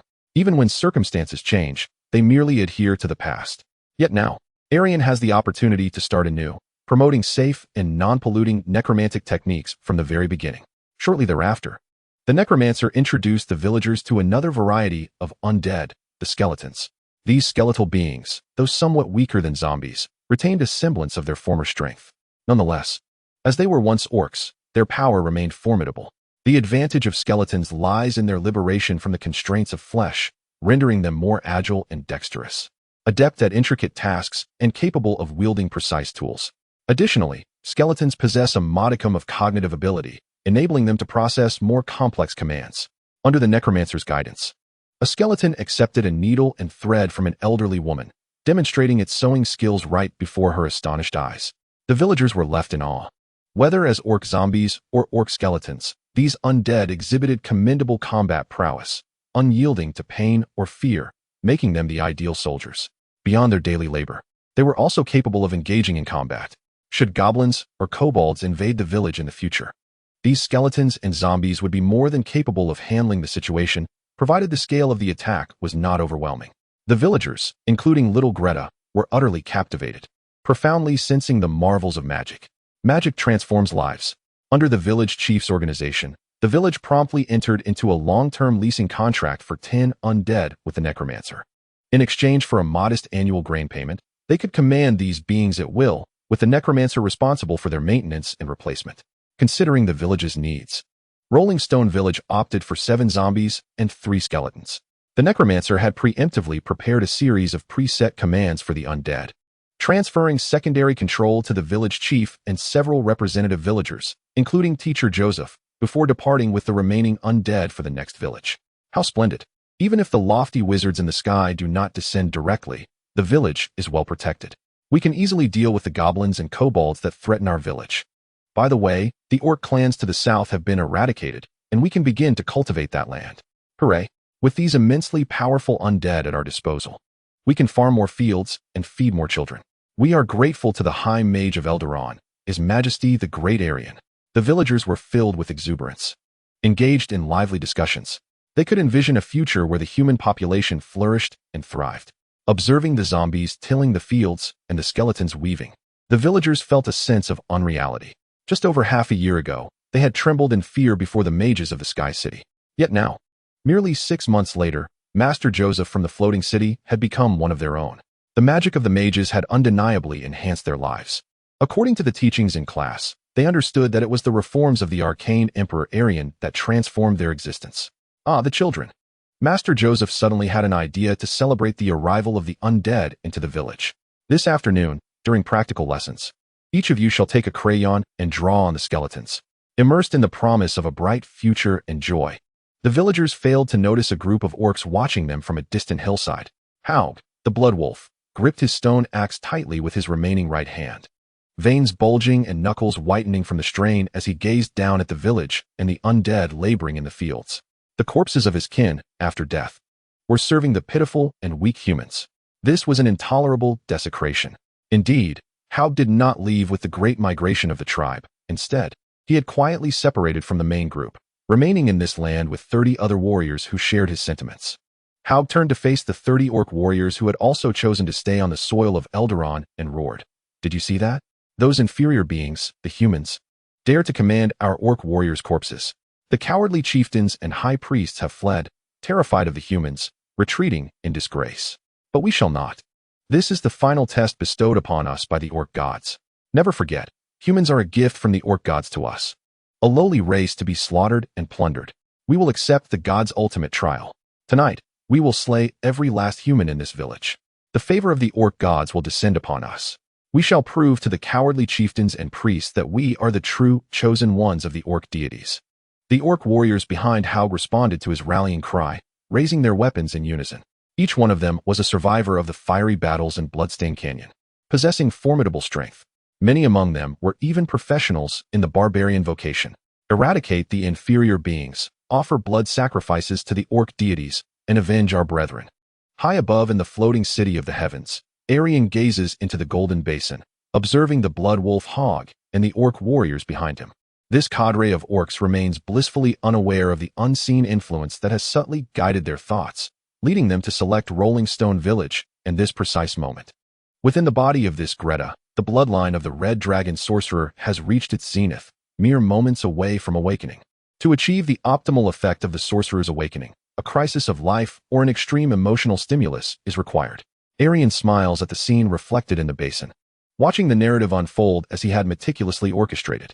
At Rock School's entrance during the twilight of dismissal, young Greta emerges adorned with crude crayon drawings from the children. This towering skeleton, now 2 meters tall with a broad chest, is embellished with an orange sun motif, simplistic smiley faces sketched with red crayon, and depictions of blue skies, white clouds, and verdant grass, alongside squirrels and acorns. On the expansive right arm of the skeleton, a pattern of swords and daggers is illustrated. The little boy who drew the weaponry believes that by adorning the skeleton's arm with blades, its attacks will become mightier, capable of vanquishing the evil goblins and invading orcs, thereby safeguarding their village. The children, pouring forth their imaginations, have inscribed various whimsical designs upon their village's valiant protector. Yet, not every child shares such joy. Teacher Joseph, magic is so difficult, why can't I grasp it? Greta laments. I still cannot comprehend those arcane formulas. They are simply too complex. I cannot make sense of them at all. In the now empty classroom, little Greta sits disheartened, clutching his book. Despite having studied arcane magic under Teacher Joseph for several months, he has yet to grasp any of its principles. Even now, he has made no progress on the most rudimentary module of the simplest spell, the light cantrip. Meanwhile, some of his brighter classmates have begun to make headway. and it is likely that within a couple of months, one of them will be able to cast even the most basic of cantrips. Among these clever children is Greta's sister, Heluka. Do not fret, little Greta. Teacher Joseph reassures. Arcane magic is not easily learned. Without years of dedicated study, mastery is unattainable. In my day, I toiled alone for 3 long years before I could cast my first cantrip. Now, with dedicated guidance and the curriculum personally crafted by His Majesty Erian for beginners, the path is far more accessible. For many, it is the norm to never become a formal mage in their lifetime. Is that so? Greta murmurs, his head bowed. Though he was reluctant to admit it, he felt he might indeed be the mediocre individual the teacher spoke of, one who would never become a true mage. Is it because my geometry and arithmetic skills are lacking? He pondered. Even though my grammar and charm studies are commendable, I truly struggle with mathematics. Young Greet felt a sense of frustration. Why must we prove that 2 seemingly identical triangles are congruent? Surely there must be a reason behind this. Joseph adjusted his glasses and speculated. I have deliberately observed each student's traits and noted that you differ from your sister Heluka. She is exceptionally intelligent, possessing strong logical reasoning skills, capable of memorizing and understanding arcane formulas, knowing how to draw the most suitable auxiliary lines, and selecting the most appropriate problem-solving methods. She has truly integrated this knowledge. However, your approach to magical studies leans more towards intuition than understanding. Yet, arcane magic is an extraordinarily precise and rigorous discipline. Without a sufficient foundation in mathematics and logic, mastery is simply unattainable. I see, Greet replied, his head hanging low, feeling as though a cherished dream had shattered. It's all right, Joseph reassured him. Even if you never become a mage, it is not the end of the world. At least you have learned to read and do arithmetic, haven't you? Greet remained silent, merely dejectedly bidding farewell to his teacher, his heart heavy with clouds of despair. As if a boulder were lodged within, twilight descended, the moon perched upon the branches. The night grew still. A wave of dark clouds swept in, shrouding the moonlight and casting the tranquil village of Rolling Stone into shadow. Hog and other orcs crept down from the hillside under the cover of night, approaching the village. As one of the predominant fantasy races on the earth, orcs not only possess terrifying strength and physique far surpassing that of humans, but also an often overlooked trait, dark vision. In the absence of moonlight, their sight far exceeded that of humans. Gazing at the familiar houses of Rolling Stone Village, memories deeply buried in Hog's mind surged forth once more. He recalled this village. It was the site where he and over 100 comrades once launched an assault. It was here, prior to their attack on this human settlement, that they had faced an onslaught from the aerial city's battle mages. He was the sole survivor, forever losing over 100 comrades and his left arm in that fierce confrontation. A fire of rage ignited within Hog's chest as he clenched his sharp, menacing fangs, his blood boiling with fury. Kill. Annihilate every last one of the humans here. Hog roared. Kill. The orc warriors echoed Hog's call, charging into the village with a ferocious roar. Chaos erupted in the night. What is happening? At the village square, by the bonfire, Joseph, who had not yet retired to rest and was enjoying a drink with friends, felt a slight flush of inebriation. In that moment, this middle-aged mage from the heavens, upon hearing the tumult, felt a twinge of confusion. Orcs, a horde of orcs is upon us. What? Orcs? Joseph and his companions were suddenly jolted from their stupor. Hadn't King Erian already driven the orcs away? Were there still remnants of their forces lingering on the lands of Elderon? If the humans of this era were to learn of the tales of the future, they would comprehend that, in contrast to an undefeated army, it was those shattered remnants of defeated warriors that could emerge as the most terrifying nightmares for ordinary folk. The orcs are attacking. This is disastrous.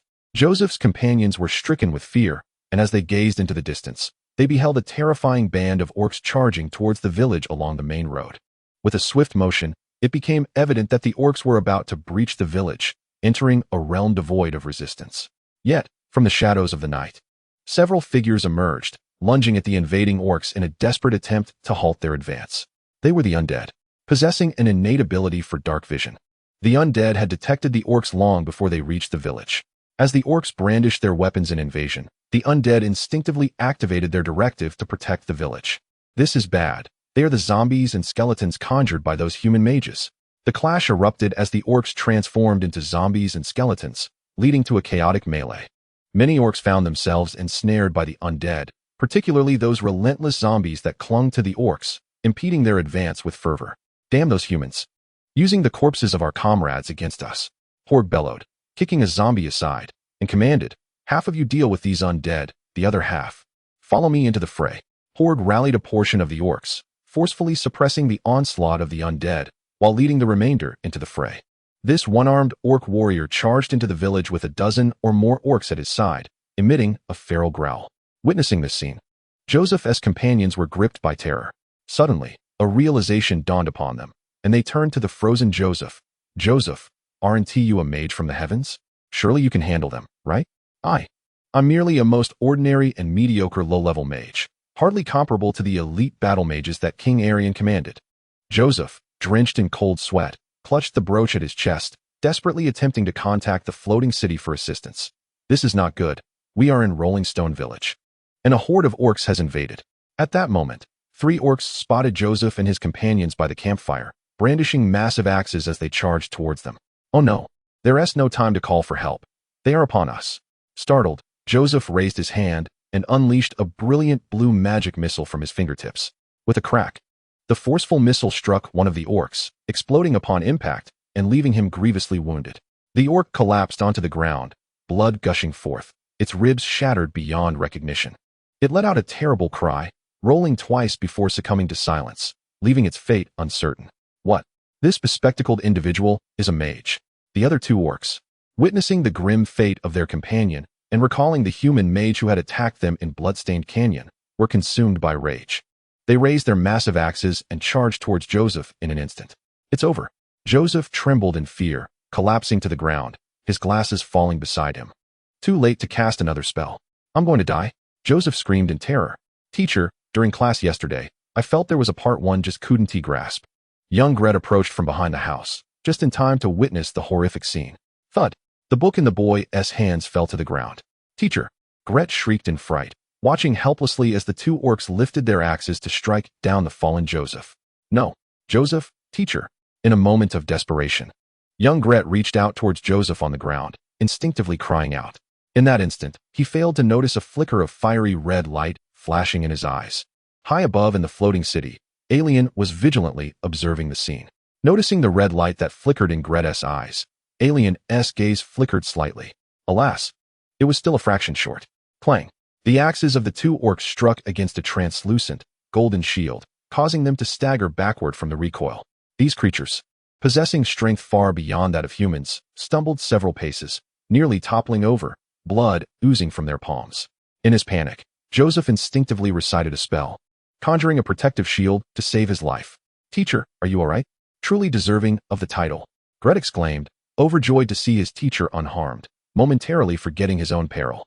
High above, Elian noted that young Gret was teetering on the brink of awakening his warlock lineage.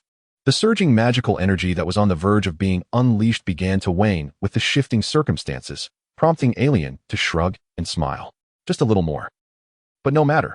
In the next moment, young Gret observed that the golden shield before his teacher, struck by the 2 axes, began to crack. Crack. The translucent shield suffered a devastating blow, shattering into pale golden fragments. Damn humans, let us see what spells you have left. The 2 orcs raised their axes once more, roaring into the air, their eyes wide with fury, veins bulging, muscles swelling. Berserk. They were orc barbarians, more formidable than ordinary orcs. The 2 barbarian orcs surged forth again, charging towards the terrified Joseph, who was now on the ground. It's over. This time, it's truly over. Joseph squeezed his eyes shut, bracing himself for the impending descent of the massive axes. As one of the orcs lifted his massive axe, he cast a glance back at the diminutive Greta. You little brat, once I've slain this man, you'll be next. The 2 colossal axes were raised above Joseph's head. Teacher Greta, engulfed in profound despair and terror, cried out in desperation. Why? Everything had only just begun to improve. The brutal orc clans had vacated, and the undead had retreated from the village, making way for the cultivation of more barren lands. He and the other children were eagerly absorbing the arcane knowledge, filled with hope of breaking free from the fateful chains of their ancestors and embarking on a new beginning. Why, at this moment, on the land of Eldaron, were there still remnants of orcs attacking their village? An uncontrollable fury erupted within the boy, akin to a volcano bursting forth after being long suppressed. The orcs let out sinister laughter and war cries as the 2 axes cleaved through the pitch-black night sky, descending upon teacher Joseph. Say goodbye to your head, human. Blood splattered forth, a warm crimson fountain erupting, droplets of red dancing in the dark night, falling to the earth. Everyone stood frozen in shock, eyes wide, witnessing this harrowing scene.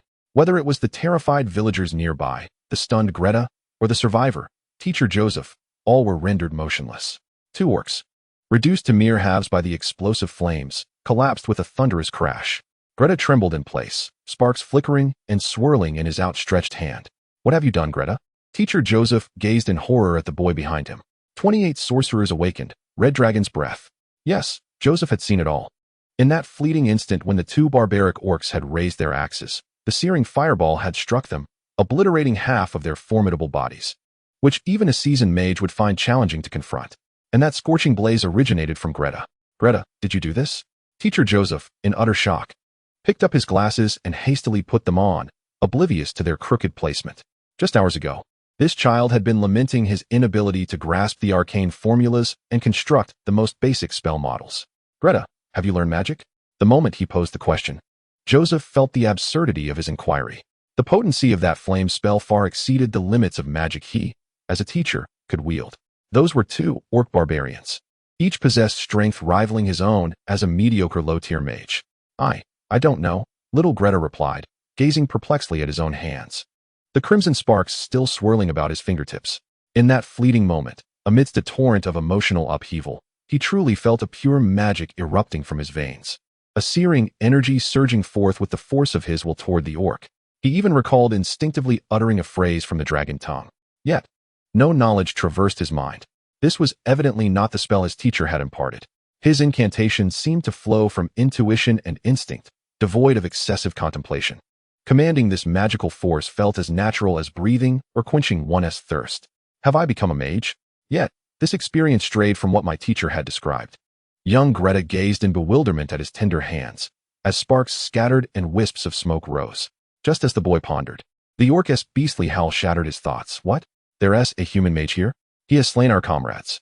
Before them lay Hog and other orcs, who, upon discovering the grim fate of their companion, beheld the gruesome sight of their fallen comrade, bloodied and unconscious, alongside the charred remains of two half-burned corpses. And there, on the ground, stood Joseph, bespectacled and robed, clad in the garb of a true mage. That bespectacled middle-aged man is a mage. He has slain Glow and Modo. Eliminate him. Avenge our fallen comrades. He is but one. Let us attack together. Hog rallied the orcs, lunging toward the paralyzed Joseph and the young Greta standing behind him. No, it wasn't me. Joseph shivered, terror-stricken as he turned to his student for help. Greta, can you unleash magic as powerful as before? Clearly, for reasons unknown, this student had now become a far more formidable spellcaster than he. As powerful as before? Perhaps not. Young Greta stared blankly at his hands and shook his head. What? You can only cast one spell of that magnitude? But there are even more orcs approaching now. Joseph glanced ahead in panic. A horde of orcs charged forth, brandishing short spears and battle axes, howling like wild beasts. Slay the human mage. Avenge our comrades. Hog revealed a ferocious grin, exposing his sharp fangs stained with the remnants of his prey. In the fiery embrace of Bloodstained Gorge, he had never had the opportunity to confront a mage directly. Now, Hog realized this might be his singular chance to truly slay a human mage. Great gush above, orc gods above. The orcs sang their off-key battle hymns as they roared forward. At that moment, the tremendous commotion from the earlier orc assault roused the villagers from their slumber. The able-bodied men emerged from their homes, wielding hoes, sickles, pitchforks, and axes, preparing to confront the oncoming orc menace. For centuries, the inhabitants of the village of Elderon have engaged in a relentless struggle year after year. They have forged walls of flesh and blood to fend off the inhuman fantastical beasts that threaten their loved ones and their homes. Only the most fortunate elders manage to survive past the age of 50, earning the revered title of centenarian within the village. They stand resolute against the onslaught of orcs, determined to protect the children until the arrival of the esteemed mages. Little Gret, are you here? Son, why are you standing there? Quickly, come hide behind us. Little Gret remained frozen in place, feeling the surge of fiery magic coursing through his veins. Before him surged the roaring orcs, while behind him stood the villagers, resolute in their fight to the death. Teacher, what I mean to say. A brilliant, fervent light erupted from Gret's eyes, and illusory dragon scales appeared upon his skin. It is improbable that I can control my power to the extent of that previous strike, for I sense that the magic within me is surging like a tempest. The formidable orc warrior, Hog, who had lost his right arm, suddenly widened his eyes in disbelief. The searing red light illuminated his face, and within his pupils reflected the crimson glow alongside the phantom of a dragon. In that instant, Hogg recalled the tales of yore recounted by the tribe's high priest.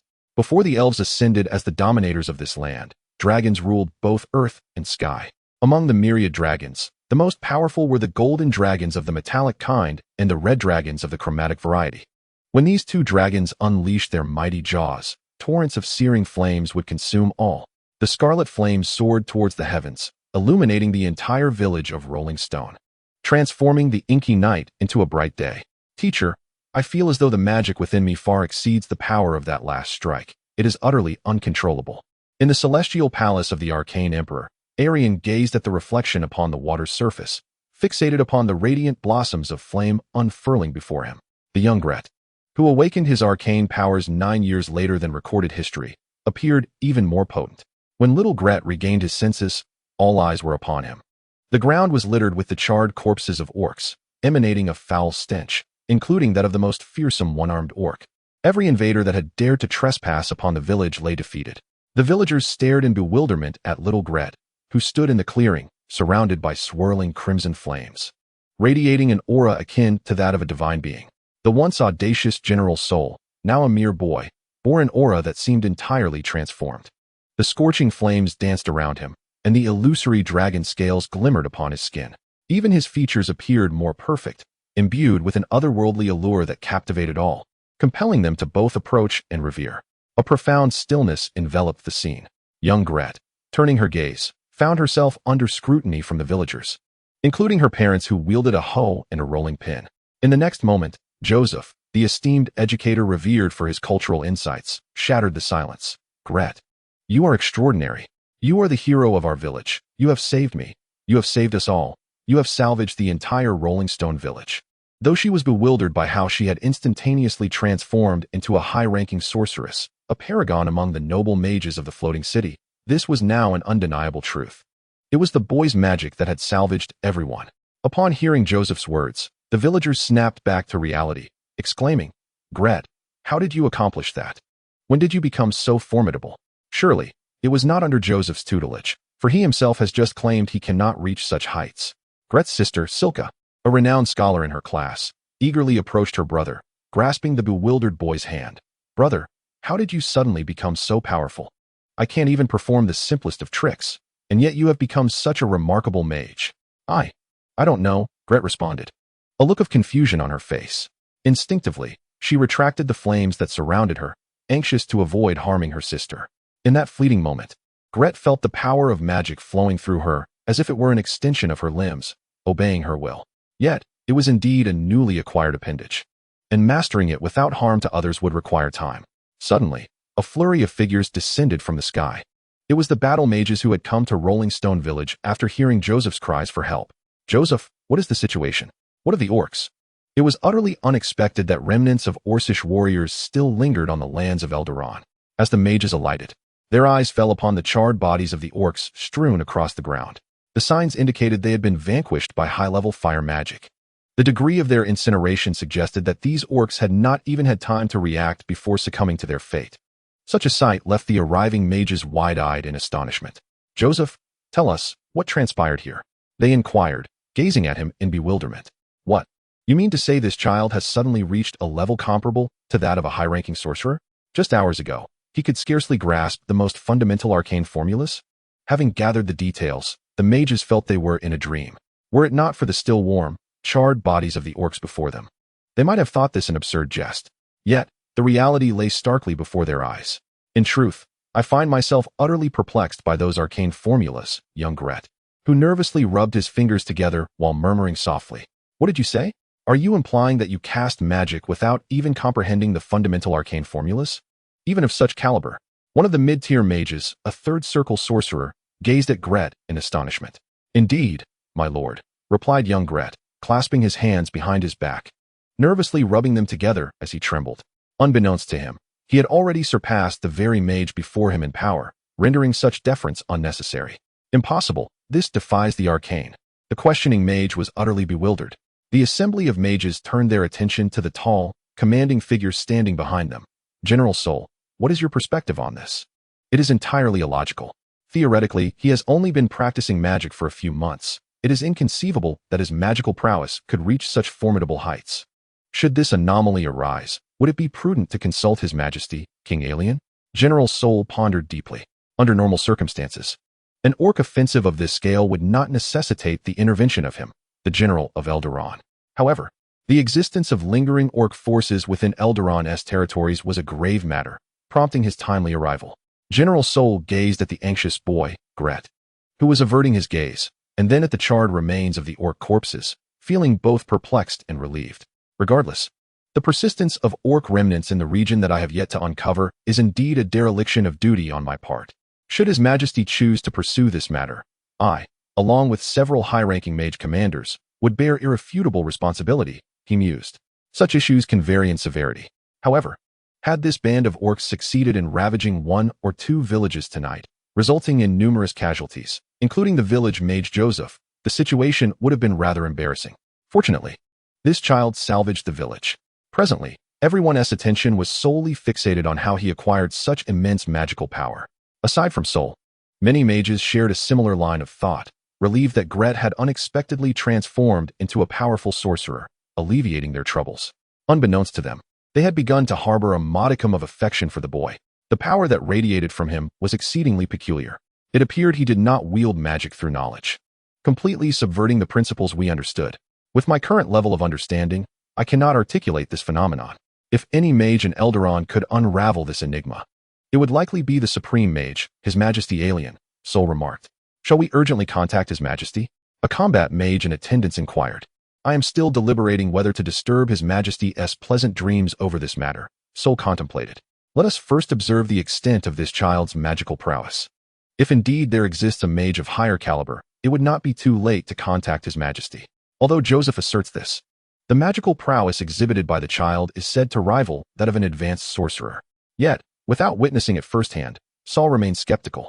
He approaches young Greta and inquires, Child, could you attempt to cast your most formidable spell upon me? I can give it a try, young Greta replies nervously. However, I may not be able to fully control this power. It could harm others. Fear not. I shall manage it. Sol gestures for the gathered mages and villagers to disperse. Let us proceed to the open space before the village. In the clearing, Sol and young Greta lock eyes, while the other mages and villagers observe from a distance.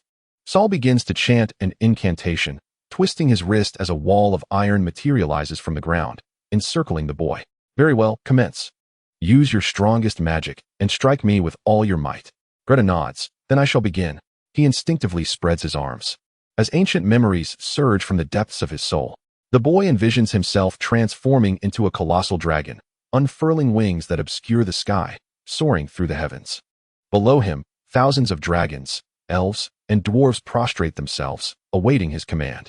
Memories of the era of the ancient dragon empire flood his mind. With a roar, a searing inferno erupts around young Greta, spiraling outward with a ferocious intensity, as if it seeks to consume everything in its path. Wait, this power, Sol's eyes widen in alarm, his heart racing as he makes a gesture to close off the surroundings. The iron wall, already half-formed, rapidly expands to encircle Greta, attempting to contain the surging magical force. Boom! The fiery tempest crashes against the iron wall, causing it to tremble violently and contort under the strain. The wall quickly turns red-hot, and within moments, it melts into molten iron. The flame storm breaches the iron barrier, hurtling directly towards Sol.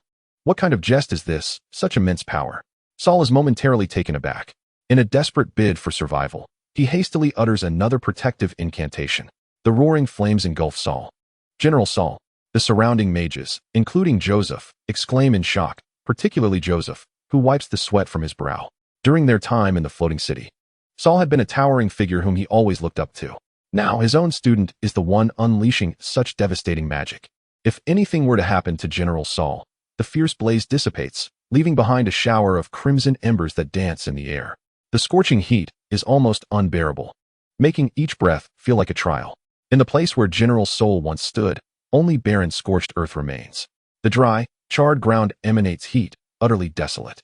Young Greta gazes at the empty wasteland, panic overtaking her as she frantically waves her hands, on the verge of tears. I'm sorry. Where has General Sol gone?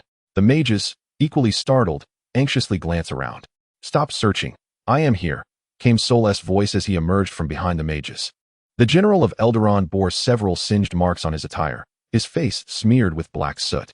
Though he appeared somewhat disheveled, the persistent protective magic he had was intact, mitigating any serious harm. Even the accompanying mages were witnessing Sol's disarray for the first time. Unexpectedly, during the previous battle against the orcs, he had emerged unscathed, only to find himself in such a predicament amongst his own allies now. The seven-ring flame storm, combined with some affinity for fire and augmented by what seemed to be an advanced magical technique, had evidently exceeded its original power significantly. In terms of destructive capacity, it surpassed that of mages of similar caliber, resembling more a specialized form of devastation. Sol exhaled deeply at the moment of being engulfed in flames. He had successfully teleported away, evading the brunt of the assault. Had he been caught off guard without prior preparation, his situation would have likely been considerably worse. Unknown to Sol, but well understood by Erian, was that in the original timeline, he had perished at the hands of the rebel leader Greta. This child, who had just begun to learn magic, had grown formidable to such an extent. The mages were utterly astonished, their shock beyond words. A mere surface-dwelling child, who had not even mastered the most basic arcane formulas, now posed a threat to General Sol, the chief mage. At this moment, the mages even felt a tinge of relief. Such astonishing power now stood on the side of the Empire. This was an incredible discovery, and it was imperative to inform His Majesty Erian immediately. If such power could be harnessed by Eldaron, it would be an unprecedented honor. Sol softly recited a series of incantations, sending a message to the Sky City. Moments later, Elian's figure materialized before everyone, as if he had been anticipating this moment. Indeed, Your Majesty Erian, it is astounding. That child seems to have comprehended and commanded magical energy in a manner entirely different from ours. A child who has not even grasped the simplest spell model can wield such formidable magic. This utterly overturns conventional understanding. Observing General Sol and the mage's astonished report, and the anxious boy Greta crouching in the corner, Erian displayed no surprise whatsoever. This was all part of his meticulous design. When Hog, the Blood Wolf, refused to abandon the lands of Eldaron alongside his tribe, he had already caught the attention of Erian. Deep within the spirit of this one-armed orc and his companions, a seed of suggestion had been quietly sown by Erian at some point. The timing of the Orcish remnants' attack on the village, the specific target, and the entire process of the assault were meticulously orchestrated by Erian. Even as he perished in the flames, Hog remained convinced that the thoughts swirling in his mind, his sudden surge of courage, the resentment and disdain he felt towards the fleeing chieftain and high priest, along with his anger and suffering, all of it was a manifestation of his own free will. What transpired that night was merely a game played deep within the palace of the floating city, under the watchful eye of the arcane emperor. Had young Gret not awakened that night, Erian himself would have intervened to deal with the orcs. I see, Erian remarked calmly after listening to everyone's reports. He approached young Gret, his eyes swirling with azure runes. After examining the boy for a moment, he turned and said, "The condition of this common boy perfectly aligns with a hypothesis I proposed during my previous research. Within the bloodline of humanity, there exist elements from numerous other races. This boy's ancestry can be traced back to the era of the ancient Dragon Empire, specifically to a powerful noble red dragon. Furthermore, he exhibits a phenomenon of atavism, wherein, triggered by specific circumstances, the dragon's magic has awakened within him." The mages, including Sol and Joseph, were left astounded. They had always been indoctrinated with the notion that humanity lacked inherent extraordinary powers and could only master arcane magic through learning and understanding. Could it be that humans could rapidly acquire arcane magic in such a manner? Sol was taken aback. Erian nodded in affirmation. Though humanity does not possess innate magic, they exhibit perfect compatibility with the bloodlines of various supernatural beings and other external sources of magical power, yielding infinite possibilities. In my studies, I refer to those casters who gain arcane power through atavistic bloodlines or special external circumstances as sorcerers. The magical energy within them yearns to be unleashed. For them, magic is not a knowledge to be comprehended, but rather an instinct, akin to the way fish swim or birds fly. Upon hearing this description resonate with his subjective perception, young Gret felt as though he had found a kindred spirit, nodding vigorously like a chick pecking at grains. Yes, yes. Just as His Majesty has said. This is exactly how I feel. Sorcerer? Sol pondered this entirely new term. How extraordinary is this power? Is the origin of sorcerers rooted in the bloodline of supernatural ancestors and the phenomenon of atavism? Erian shook his head. No, according to my research. This is merely one of many possibilities albeit the most common. Being at the eye of the storm, bathed in thunder, immersed in the enchanted waters, blessed by the highest of Fae, and influenced by the shadow magic of the shadow plane, or even catching a glimpse of the chaotic essence of the cosmos. These external supernatural elements may also give rise to sorcerers. We can classify and name them based on the varying sources of their powers. Erian pointed towards Gret, saying, for instance, this child's power derives from the bloodline of dragons. We could thus designate him as a dragonblood sorcerer. Similarly, if one's power stems from storm magic or ancestral ties to the elemental plane of air, they may be called storm sorcerers. Those affected by the shadow plane, or who have shadowy beings in their ancestry, would be termed shadow sorcerers.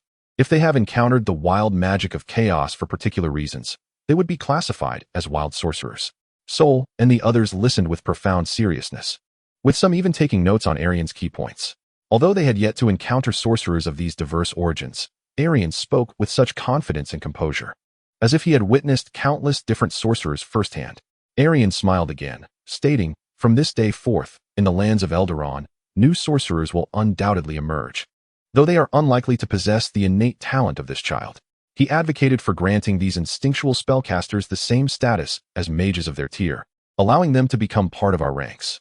Indeed, it would be a great loss if the powers of sorcerers could not be harnessed for the Empire's benefit. After witnessing the formidable potential of Gret, Sol and the assembled mages naturally accepted this conclusion. As Erian spoke, he glanced towards the shy young Gret, who lingered in the corner. This 12-year-old boy had awakened his powers several years earlier than recorded in history, and the level of magical energy he attained in that moment was even stronger than what history had noted. In the original timeline, Gret reached the pinnacle of a 6th-tier sorcerer upon awakening. As the leader of a civilian resistance, he gradually grew stronger to the 7th tier while battling the mages of the floating city. Ultimately, during an imperial crackdown on the resistance, Gret launched a surprise attack on General Sol of Eldaron, severely injuring him, and then, at great personal cost, managed to rescue the gravely wounded general. However, exhausted and on the brink of death, Gret himself fell victim to the subsequent onslaught of other mages. Yet now, the young Gret had only just awakened and already reached the level of a 7th-tier sorcerer. Indeed, his recent exposure to the vocabulary of draconic spells and magical knowledge, witnessing true mages casting spells up close and interacting with magical constructs such as skeletons and zombies, had significantly awakened the memories of dragon magic within his bloodline, greatly enhancing the quality of his awakening. Erian thought to himself. Observing His Majesty Erian and the other mages discussing him, young Gret felt a wave of anxiety. Taking a deep breath, he mustered the courage to voice the question that had been troubling him. Esteemed mages, do I still need to continue my studies under Master Joseph? Upon hearing Gret's words, the mages could not help but chuckle derisively. How could a powerful spellcaster, capable of threatening General Sol, continue his education under such an ordinary mage as Joseph? Hearing the laughter, Gret's face flushed crimson, and he swiftly rephrased his inquiry. I meant to ask, can a warlock still enhance himself through continued learning? The question left everyone momentarily perplexed. In unison, they turned their gaze toward the central figure, Erian. According to my theory, he began, the magic of a warlock can indeed evolve through relentless practice. However, conventional scholarly methods employed by ordinary mages will not suffice. How about this? Erian continued with words he had long prepared. Gret, would you consider becoming my student? I possess the knowledge to train a warlock, guiding you to better discover your potential. Even as a warlock, you undoubtedly possess exceptional talent. One day, surpassing the red dragon ancestor that bestowed upon you your lineage may not be beyond the realm of possibility. What Erian spoke was indeed the truth. In the current era of Eldaron, he was the sole individual knowledgeable about training warlocks. Historically, for millennia thereafter, warlocks were deemed heretics, scorned by the mage-dominated magical regime, and faced the grim threat of execution by fire. It was only in a more distant future that warlocks gradually gained recognition across nations, leading to the summation of their experiences in uncovering their potential and honing their magic. To become a student of the supreme mage of Eldaron, the Arcane Emperor? To be a disciple of the most esteemed mage in the entire empire. Young Gret felt as if he were in a dream. His heart raced with excitement. Nearly unable to believe his ears, tears welling in his eyes. He recalled the day 6 months prior when the Emperor of the Empire, clad in a black velvet robe, entered his humble abode, patiently inquiring about his village's plight. He had promised that the dark history of mage nobles slaughtering surface-dwelling commoners would come to an end. vowing that the savage orcs would no longer dare to invade human lands. Now, this Emperor of Eldaron had fulfilled his promise and invited him to join his side. Your Excellency, the Supreme Mage of Eldaron, the Arcane Emperor, the Pale Master of Necromancy, the King of all mages in the Sky City, the sole Emperor of humanity. The Great Erian. Young Gret imitated the mage's reverence for this king of men, bowing deeply and trembling as he responded, "It is an honor to become your student." "Very well, Gret. From this day forth, you shall be my first disciple." Erian spoke in a calm and unwavering tone. "Now, I solemnly swear that from this moment forth, you shall forever be loyal to me, to Eldalan, and to this land that belongs to humanity. The direction of the Empire shall be your direction, and the enemies of the Empire shall be your enemies. You will safeguard this land of Eldalan and its people with all your strength, guiding the future sorcerers born upon Eldalan, providing them with the wisdom I impart to you now. I swear." Young Gret raised his fist with fervor, emulating the heroes from the Bard's verses, pledging, "I shall be eternally loyal to His Majesty Erian, to Eldalan, and to this land that belongs to humanity. The direction of the Empire shall be my direction, and the enemies of the Empire shall be my enemies. I will protect this land and its people with all my might, guiding the future sorcerers born on Eldalan." The onlookers, whether mages or villagers watching from a distance, couldn't help but feel a twinge of envy for young Gret. Is he truly destined for the heavens? Perhaps even to become His Majesty's student? His sister Saluka was filled with deep admiration. It was a prospect she had never dared to dream of. Gret's parents were equally elated, unable to fathom how proud they would be in front of their neighbors in the future. From a distance, teacher Joseph adjusted his glasses, which had cracked earlier, gazing at the student who had sought his counsel just that afternoon, now soaring towards greatness, which evoked a sense of surreal detachment within him. Erian turned to his mage attendants, issuing a few final commands. Tonight's orc attack has resulted in some casualties among the undead of Rolling Stone Village. You are responsible for arranging replacements. As of now, there should be no remnants of orc clans on the Empire's soil, but it is prudent to conduct a thorough check. Additionally, provide some financial assistance to Gret's family to ensure they can live comfortably. Then, Erian looked at the child before him. "Very well, Gret. Soon, I shall take you to the floating city. It is likely that you will not return to the surface for quite some time. Is there anything you wish to do on this final night?" Gret felt a lump in his throat, as if still ensnared in a grand dream. "I want to bid farewell to my parents and sister." He dashed back, falling into his family's embrace, laughter and tears intertwining. After exchanging many cliché farewell sentiments, young Gret obediently returned to Erian's side. "Do you have any other wishes before leaving this land?" Erian inquired. Gret hesitated, momentarily at a loss. "I." The boy stammered, as if struggling to articulate his thoughts, but Erian encouraged him, "Speak freely." "I, young Gret, summon my courage. I wish to see what this land known as Eldalan truly is." That was the land he vowed to protect. "From my childhood, I have never ventured beyond the confines of my village, and I have never beheld the world beyond Rolling Stone Village. I was unaware of the name Eldaron until our teacher, Joseph, enlightened us during class, revealing that we are part of an empire. He taught us that this land is called Eldaron, home to hundreds of villages akin to Rolling Stone. As Greta articulated, this is the prevalent understanding among the majority of the common folk. In the era of the ancient magic empire, it was solely the mage aristocrats residing in the floating city above who proclaimed dominion over all the inhabitants of the land below, collectively referring to both the earthly realm and their skyward city as Eldaron.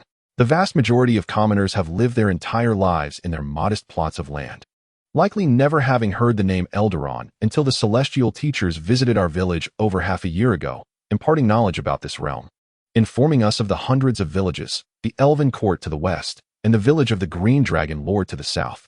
This revelation instilled in the people a nascent sense of belonging, a distinction between themselves and the rest of the world. "Indeed, this is a most reasonable aspiration," Erian remarked. "How can one hope to safeguard a land they have never truly seen?" The imperial sovereign extended a hand. "Come, child, take my hand. I shall show you the true Eldaron." Young Greta, trembling with anticipation, reached out and grasped Erian's right hand. With a resounding crack and a brilliant flash of teleportation light, both figures simultaneously vanished from sight. "Where have they gone?" Sister Saluka gasped, her eyes wide with astonishment as she tugged at her mother's hand. "They are in the sky. They are in the sky." Joseph, having approached the villagers unnoticed, stood beside Saluka, gesturing toward the vast night sky. Saluka, along with her parents and the many villagers, raised their gazes, following Joseph's pointing finger toward the boundless expanse above. Amidst the myriad stars, Two diminutive silhouettes soared at remarkable speed, cutting through the night. The larger figure held the smaller one with one hand, while gesturing toward the earth below with the other, as if narrating the tales of the land. They were up above, observing the world beneath. Under the watchful eyes of the mages and villagers, Erian and young Greta ascended higher and higher, gliding over tranquil villages, meandering streams, and silent hills, until they ultimately vanished into the night. As they departed, General Sol reflected on the events of this night, feeling a tinge of nostalgia. A sorcerer, indeed, is a most extraordinary profession. Let us return and convey the appearance of the sorcerer, along with tonight's happenings, to the floating city. Thor, accompanied by several battle mages, was transported back to the floating city amidst dazzling flashes of light. High above, within the ethereal city shrouded in layers of clouds, the howling evening breeze swept through, as wisps of clouds drifted past the railings and towering spires of the skyward metropolis. Summoned the other chiefs of the Imperial Council. Excluding His Majesty, for an impromptu meeting, Thor instructed his subordinates. He was not only the general of the Empire, but also the head of the Magical Council's School of Spells, endowed with the authority to convene such gatherings. The events of this evening were profoundly astonishing. He felt compelled to inform the other chiefs of the sorcerer's existence. The scrolls and knowledge that had long been deemed the sole means for humanity to wield arcane magic were but one avenue. This revelation could herald a transformative force for the Empire's destiny. After a brief moment of anticipation, he soon received a response from his subordinates. 3 chiefs were currently absent from the floating city and could not attend the meeting in a timely manner. What? How could all 3 be away simultaneously? Thor furrowed his brow. Yet, the next instant, a shiver crept down his spine, leaving him with a prickling sensation. Indeed, it had been over 6 months since he had reminded His Majesty, Alien, not to stray from the protective company of the Mage Guard. Which 3 chiefs are absent? Thor inquired urgently. It is Lord Guder, Chief of the School of Transmutation, Lord Helen, Chief of the School of Change, and Lord Cad, Chief of the School of Protection. His subordinate trembled, noting Thor's sudden rise from his seat. It is they 3. Thor realized the gravity of the situation. He was acutely aware that within the Imperial Council, these 3 had harbored considerable dissent regarding Alien's reforms and the democratization of magic. He recalled vividly how, months prior, when His Majesty proposed a military campaign to eradicate the orc tribes, these chiefs had exhibited a demeanor akin to spectators awaiting a spectacle. They had seemingly anticipated Alien's potential failure in the conflict, leading to catastrophic losses among the Empire's elite battle mages. Utilizing such an outcome as leverage, they would likely seek to compel Alien to resign from his positions as the Supreme Mage and Arcane Emperor. Thor surmised that if Alien did not yield, they might unite to either subdue him or covertly orchestrate his assassination. To his astonishment, under Alien's command, the battle mages had suffered minimal casualties while successfully expelling the orc clans that had plagued Eldaron for 3 centuries, achieving an unprecedented victory in the annals of the Empire. Moreover, throughout the past 6 months, Alien had consistently remained in the company of his mage guards and had not found himself alone. During this extensive period, His Majesty had encountered no unforeseen mishaps, and the operations of the surface magic schools had progressed remarkably well. The reforms were advancing smoothly, and in numerous institutions, students had begun to successfully perform zero-circle cantrips, with only a matter of time separating them from becoming fully-fledged first-circle mages. Thus, Sol gradually began to relax. He believed that even the dissenters had likely relinquished their former notions and accepted the reality. Little did he anticipate the current predicament. The Emperor's reforms had been in effect for over half a year, and the majority of opposing voices had slowly dissipated. How could they possibly wish to act at such a critical juncture? Sol was exceedingly anxious. Among the 3 chiefs, Gut and Helen were both 9th Circle archmages, while Cad was a top-tier 8th Circle mage, nearly the most formidable trio in the Imperial Council, second only to Erian. He attempted to send a magical message to Erian, but to no avail. He had no option but to summon a subordinate adept in divination spells. Quickly, assist me in discerning the whereabouts of His Majesty Erian. We must locate him without delay. The subordinate promptly produced a crystal ball and began to chant an incantation. However, the surface of the glimmering crystal ball was shrouded in a hazy gray mist, obscuring any clarity. This is futile, Lord Sol. I am unable to detect any information. It is possible that His Majesty Erian has blocked the divination or that other forces are interfering. Damn it! Sol paced anxiously within the chamber. His Majesty Erian is in grave danger. Immediately assemble a team of mid to high-level mages to accompany me to the surface. We must find him before he encounters any unforeseen peril. Meanwhile, Erian descended from the resplendent night sky with little Greet, arriving before a village. This was the village of Elven Village, situated at the farthest western edge of Eldaron. Elven Village. Little Greet found the name peculiar. Were the inhabitants truly elves? He had heard from bards and his mentor Joseph that elves were a noble race, inherently endowed with magical powers, possessing long lifespans, and a sense of superiority. Centuries ago, some idle elves had whimsically bestowed magic upon humanity, treating it as a mere amusement. Erian shook his head. No, the villagers are all humans, just like you. Observing little Greet's puzzled expression, Erian led him a little closer. Standing atop a small hill, they gazed into the village at night, where sparse figures indeed resembled humans. However, most of these humans adorned their ears with sharp, elongated ornaments, making them appear as though they possessed long, pointed ears. What is this? Little Greet grew increasingly perplexed. Erian elucidated. As the westernmost village of Eldaron, Elven Village is closest to the western Elven Court and has thus witnessed the existence of elves firsthand. The villagers believe that humanity is a base race, lacking innate magic, extraordinary longevity, robust physiques, or superhuman agility. Most crucially, they lack the protection of a race deity, whereas elves are the noblest of races. Thus, they adorn their ears to emulate the pointed ears of elves, immersing themselves in elven cuisine and culture, mimicking the elves in every conceivable manner. They are convinced that by dedicating their lives to reverence and imitation of the elves, their souls may ascend to the elven realm. And in the next life, they will be reborn as true elves, thus liberating themselves from their humble human identities. Little Greta gradually began to comprehend the peculiar customs of this strange village. He soon realized that the architectural style of this village diverged significantly from that of Rolling Stone Village. Many of the houses were, in fact, hollowed-out trees, where people resided within their natural hollows. Others were deliberately constructed from pristine white stones, exhibiting a fragile and slender aesthetic, with interiors that were exceedingly cramped, seemingly disregarding practicality. According to the tales Little Greta had heard, elven architecture was meant to be beautiful and elegant, yet these structures possessed an indescribable oddity, lacking harmony in their styles. Perhaps the villagers were merely attempting to mimic the elven style, yet failing to achieve true resemblance. Would their efforts truly lead to transformation into elves in the next life? Greta wondered. Erian chuckled softly and shook his head. Of course not. True elves regard them as nothing more than a jest.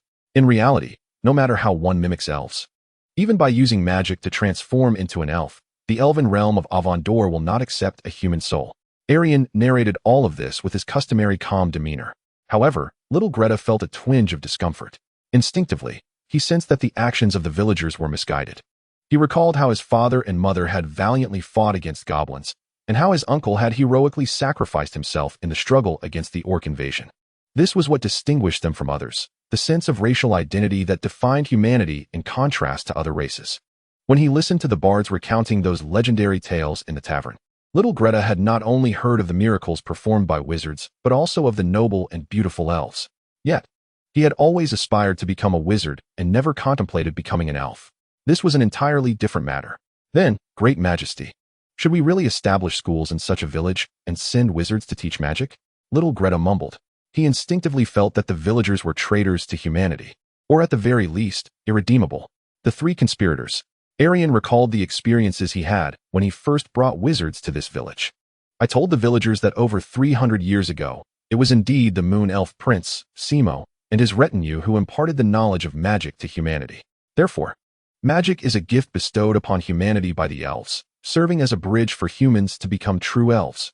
They must learn magic to best imitate the elves. I also informed them that certain spells are capable of reshaping flesh and appearance, allowing them to take on an elven visage. With such motivation, the inhabitants of the elven village warmly welcomed the magical academy and the resident teachers. Reflecting on this, Erian smiled. Is this truly the method employed? Young Greet felt a sense of unease. Frankly, I assumed that His Majesty would regard them as traitors. To my surprise, His Majesty seems entirely indifferent, Greet confessed, somewhat bewildered. This is indeed the case. The Elven Court is immensely more powerful than us. It is quite natural for humans to harbor such thoughts. Erian gazed towards the west, his eyes seemingly piercing through the lush woodlands. The Elven kin on the continent boast 42 legendary sorcerers. High-tier magic users like yourself or General Soul are countless. Those legendary Elven sorcerers can even unite to unleash incredible high-level Elven magical rituals, capable of tearing apart the continent and banishing true deities. The Elven Court occupies the most fertile and beautiful lands at the heart of the continent, suffused with the ethereal magic of fairy glades and the finest mithril deposits. While we are left to clash and contend with orcs, goblins, and kobolds in the barren and desolate lands at the continent's edge. Above the Elven Court lies the most powerful pantheon in the universe, the Elven Pantheon. The Elven supreme deity Corellon, the god of magic and war, is so formidable that even the most ignorant fools believe that Corellon is the source of all magic in the universe. Why does his majesty confide in me? Greet felt a bit lost. Upon finishing his words, Erian gently placed a hand on the boy's shoulder. This is why we must strive. The reason we endeavor to build this nation, to disseminate magic across the land, and to enable the undead to toil in the fields to sustain a larger population is to ensure that future children born on the lands of Eldaron do not tread the same path as the current inhabitants of the Elven village. Perhaps one day, the Empire will surpass the Elven Court and even the Elven Pantheon. The elves may come to revere us in turn, even going so far as to cut their long ears to emulate us, he added with a hint of humor. By the way, young Greet, let me cast a spell to transform you into a young elf. This way, you can experience firsthand the privileges enjoyed by elves in their village. Would you like to try? Young Greet was taken aback. But I am not familiar with elven customs. What if it feels wrong? Erian smiled and shrugged. Do not fret. Whatever you do, the villagers will perceive it as quintessentially elven. If you do not align with their expectations, they will simply believe they are mistaken. Very well, your majesty, Greet replied, somewhat shyly. Erian softly recited the incantation. Greet's ears elongated, his form grew slender, and his features underwent several changes, transforming him into the visage of a young elf. Go play for 20 minutes, and I shall await your return here, Erian waved, watching as young Greet ventured into the elven village. For the time being, I bid farewell to the child, watching as they vanished from my sight. Erian let out a deep sigh and slowly turned around. Well, since you have arrived, there is no need for concealment. The three chiefs, I trust you are well. His gaze was sharp, his appearance strikingly handsome. A woman with flowing golden hair stood beside a somewhat portly bald man. The three figures simultaneously shed their invisibility, emerging from the shadows of the night. Gut, Helen, and Card. What brings you here at such a late hour? Erian inquired. What do you think? Gut. The chief of transformation locked his eagle-like gaze onto Erian. The moment to kill me has already passed. Erian's tone bore no hint of surprise. The dissenting voices had gradually dwindled over the past 2 months. Most mage nobles, regardless of their recognition, had come to accept reality. The resident teachers had integrated well with the villagers. Magical education was flourishing above ground. In many villages, astute students had successfully unleashed their first spell. After the extermination of the 3 orc clans, villages began to cultivate previously untouchable wilderness. With the aid of those undead laborers in the fields, they could cultivate more land and sustain more people. In just a few years, the human population in this land could double. We will put an end to all of this. Gut interrupted Erian.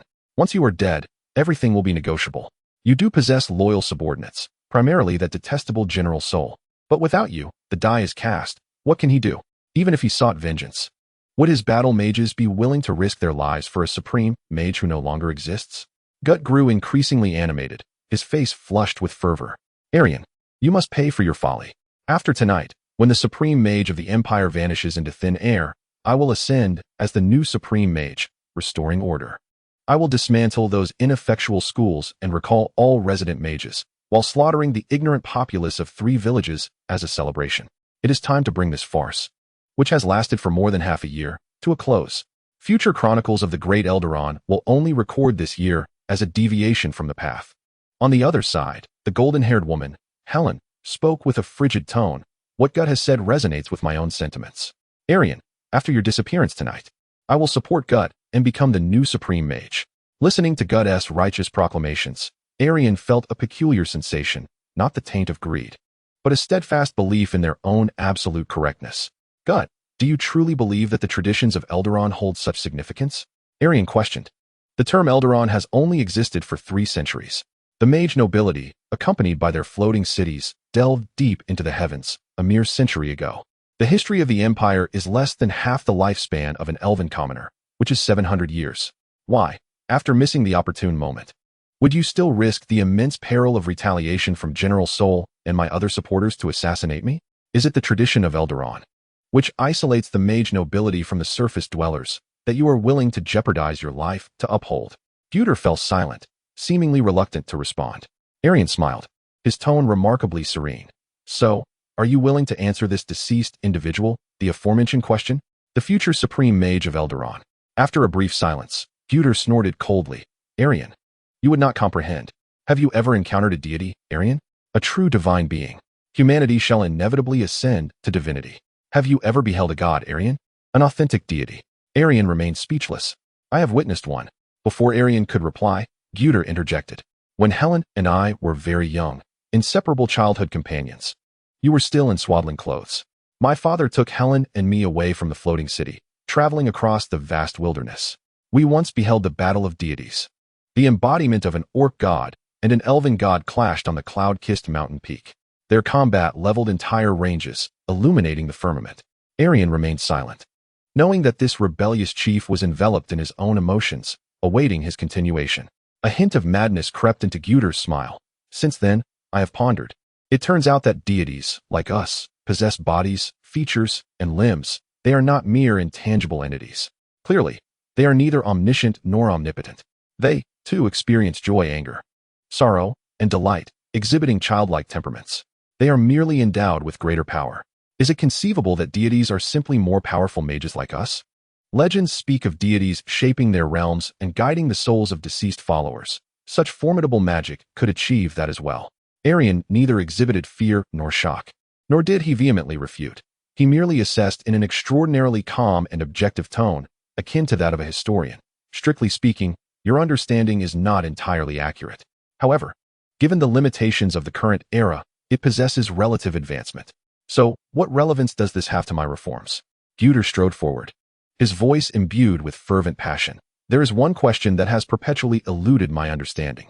Why, among all the intelligent races, are we humans devoid of the guardianship of a racial deity? Even the grotesque goblins and kobolds have their gods. Why did we, the mage nobility, whimsically ascend to the heavens, isolating ourselves from the surface? One day, I finally grasped the answer. We, the mages of the lofty heavens, are indeed the nascent deities of humanity. It is true that we currently lack the formidable power of the divine, yet one day, we shall ascend to their celestial realm. Magic, the arcane art, is cultivated through diligent study and relentless pursuit, rather than innate gifts of our race, enabling us humans to distort and reshape nature, accomplishing feats that ought to be reserved for the gods. Erian furrowed his brow, remaining silent as Guter's impassioned oration unfolded. Look at the other races. The deities regard the mortal beings with disdain, akin to viewing pets in a fishbowl, intervening only when they are on the brink of extinction. Yet, the mortals are compelled to venerate the gods. Is this not the current state of Eldaron? The commoners of the surface are mere mortals, while we are akin to gods. By emulating the relationship between the deities and humans of other races, one day, we mages of the heavens shall be elevated to the status of complete human deities. Sharing the divine authority with mortals blurs the line between man and God. This is sacrilege and will undoubtedly hinder our ascension to divinity. Is that so? Guter's understanding of his mission approached a fervent zeal, believing that the mage aristocrats who first encountered magic were destined to become the human gods.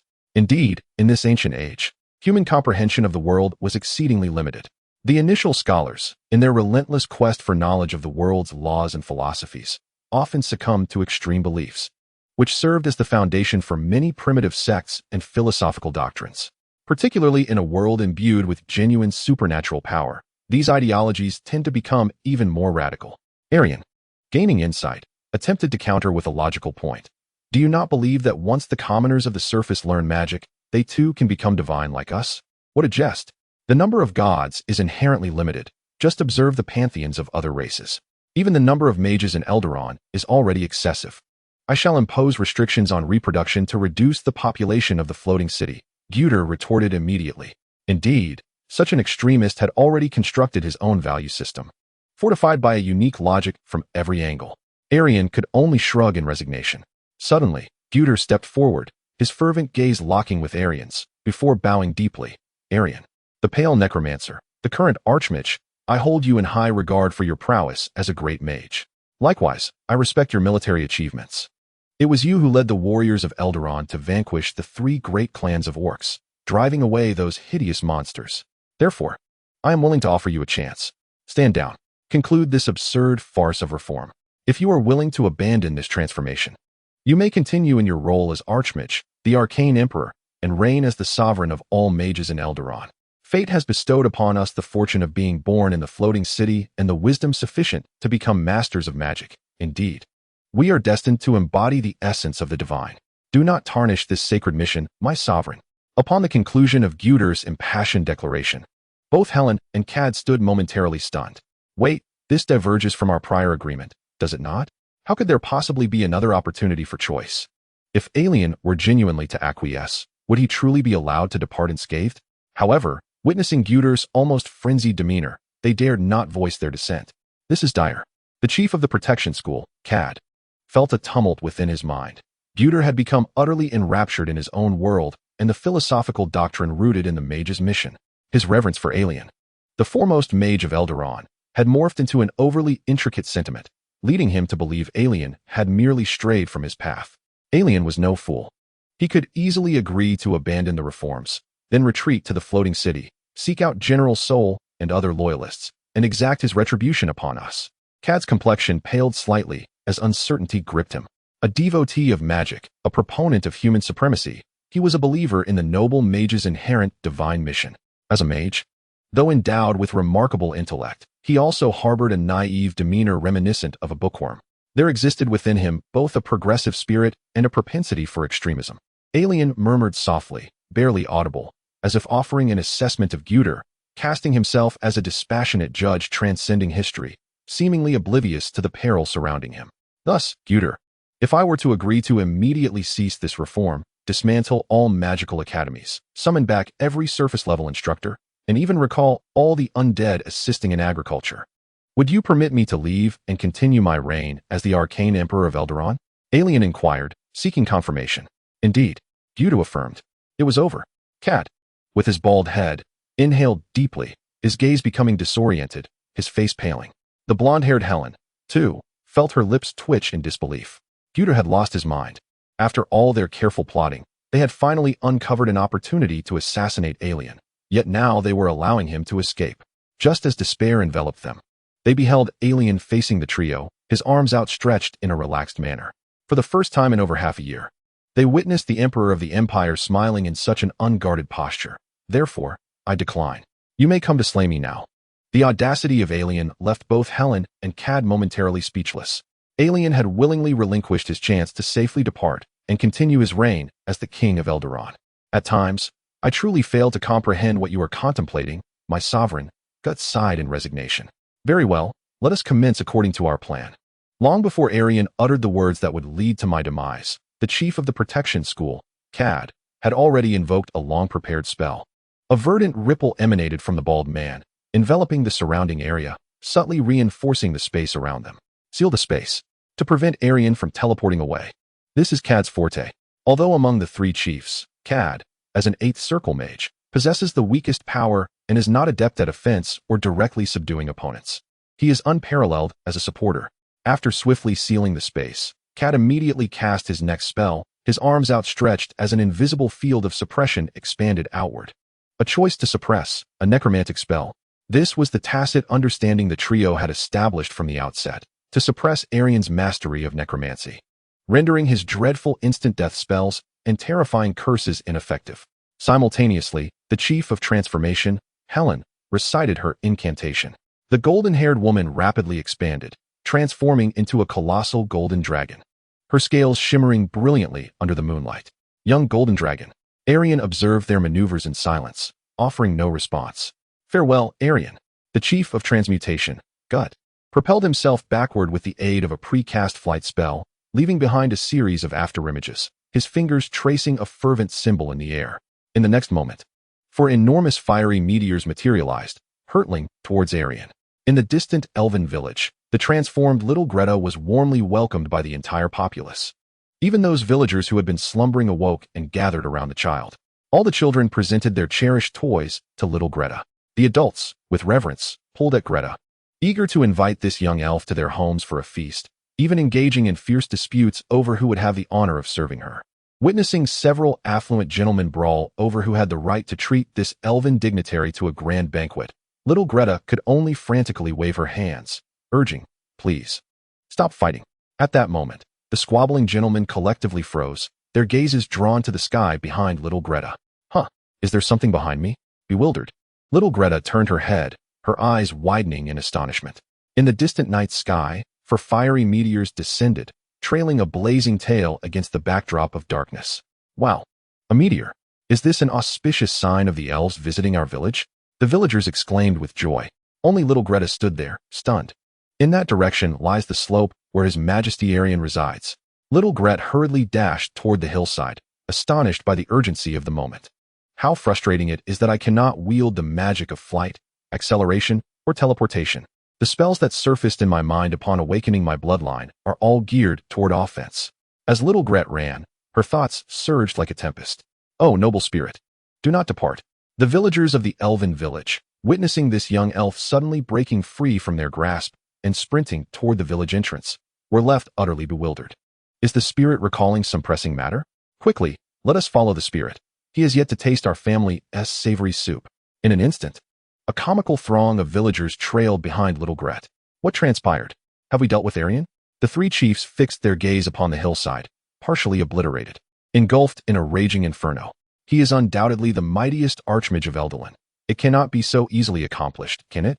Just then, from the ground before the fiery expanse, a grotesque figure emerged, rising from the earth as the soil parted and then closed around it. Did he employ some form of magic to gain the ability to burrow underground, thus evading the explosion? Gut raised an eyebrow, instinctively sensing something amiss. Such a type of magic should lean more toward the domain of transformation, should it not? The figure that emerged from the soil donned Erian's mage robes. Yet its appearance had transformed drastically, resembling a creature with pallid skin and 6 arms, while still bearing faint traces of Erian's features. Has Erian undergone a metamorphosis? At this moment, Helen, now transfigured into a golden dragon, furrowed her brow, feeling the oddity of the situation. To display transformation magic before the foremost expert in the art of transformation is a brazen display. Is Erian resorting to spells from a discipline in which he is less proficient due to the suppression of necromantic arts? What manner of being has he become?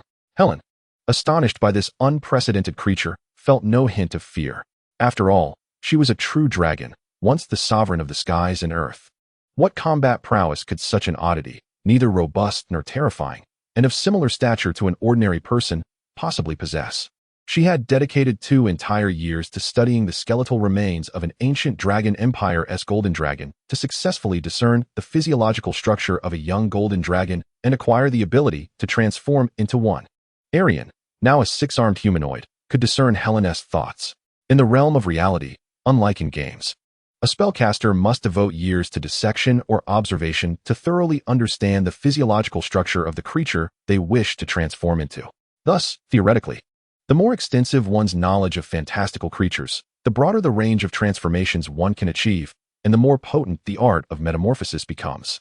Erian has now assumed the form of an exceedingly rare magical being, one that no human had ever encountered during the ancient Eldaron era.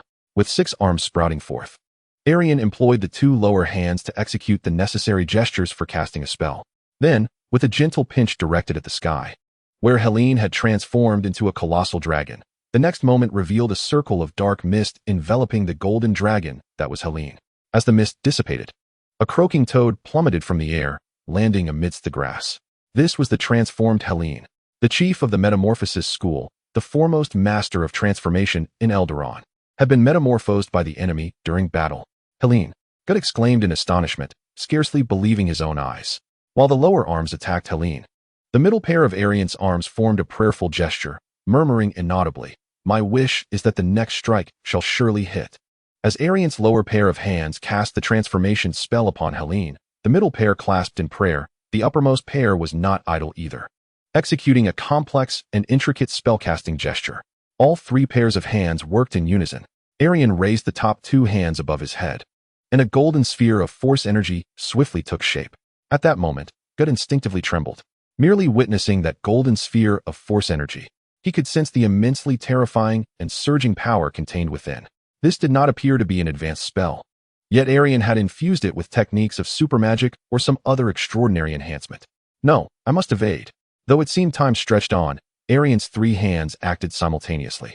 The battle had only just begun mere seconds ago, and Gut had yet to recover from the aftershock of unleashing the meteor blast. The chief of the energy school swiftly retreated.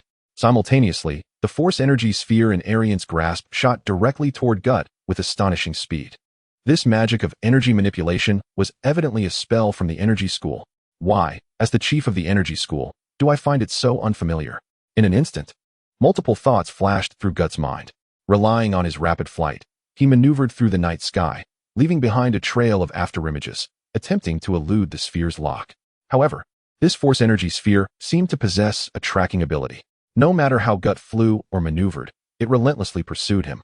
As though being struck by this attack was a fated destiny, an inevitable pursuit by the entire cosmos, a result predetermined even before the assault commenced.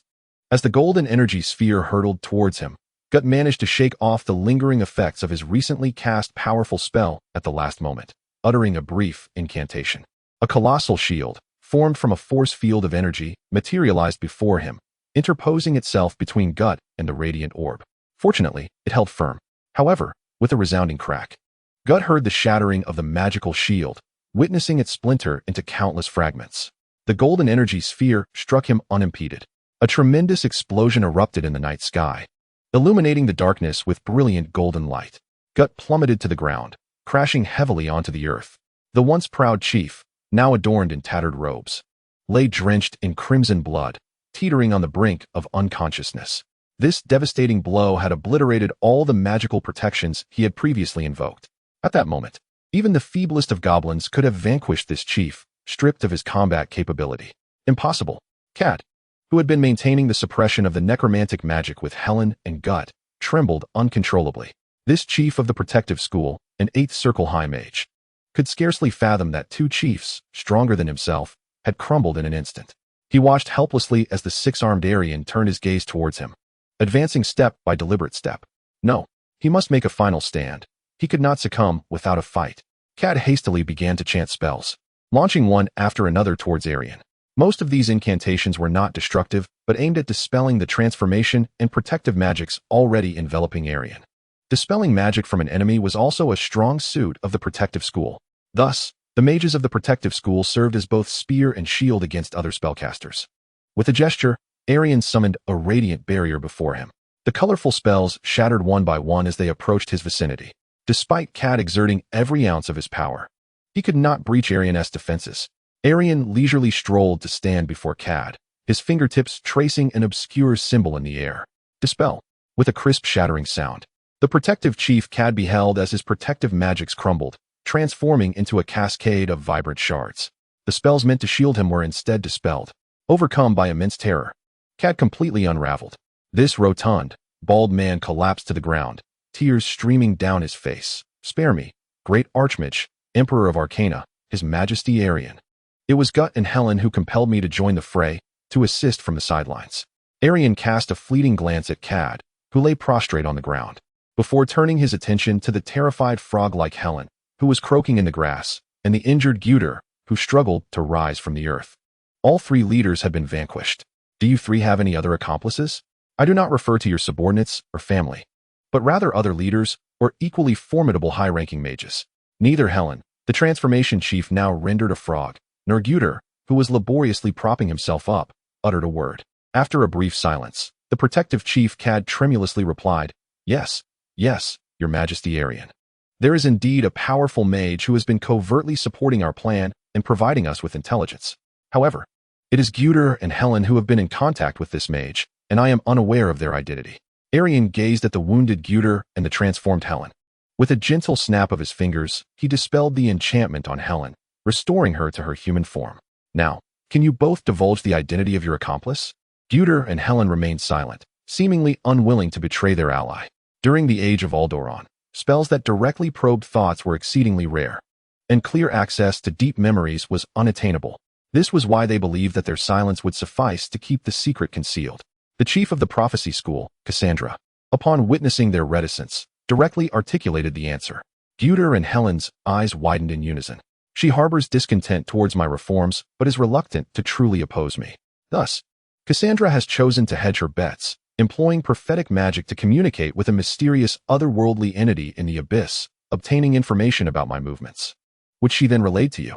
Should you fail in your assassination attempt, you would feign ignorance.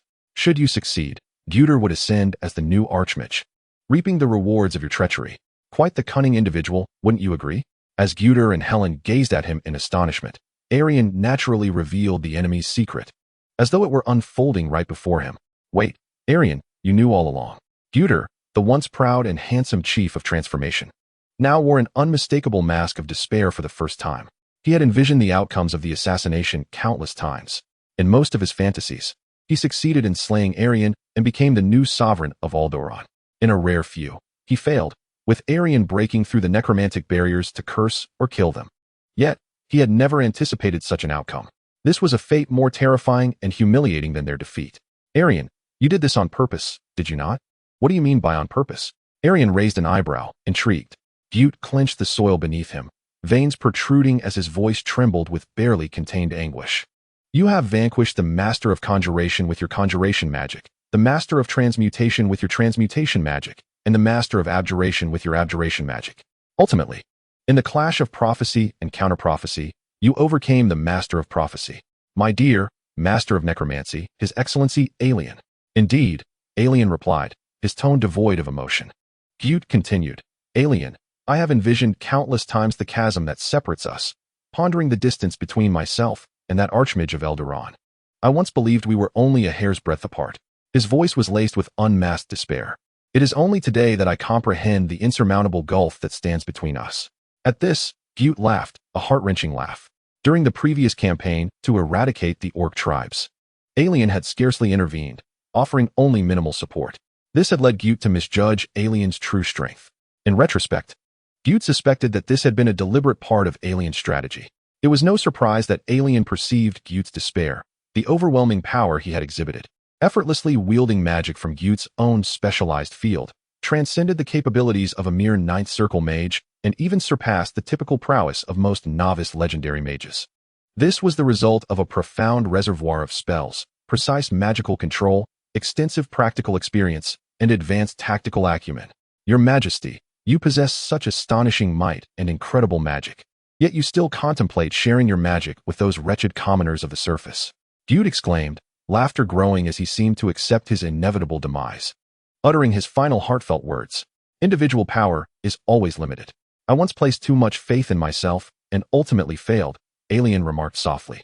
Alien, do you believe that among those surface-dwelling commoners, those who are fated never to encounter magic, some may one day become powerful mages, as formidable as we, or even as powerful as you are now? Butte inquired again. Yes, Alien replied with certainty. We, the mage aristocracy dwelling high above, are not special, nor are we chosen by fate. We are merely a touch more fortunate, having encountered magic a few seconds earlier than others. It has been merely 300 years since humanity's ancestors learned magic, which is less than half the lifespan of an ordinary elf. In the grand scale of time, this is but a fleeting moment. Butte, nothing is predestined. If anything is, it is our magic that is insufficiently potent to rewrite the threads of destiny. Listening to Erian's words, Gut felt a tumult of complex emotions swirling within him as he observed the unyielding tone of this slightly younger imperial sovereign.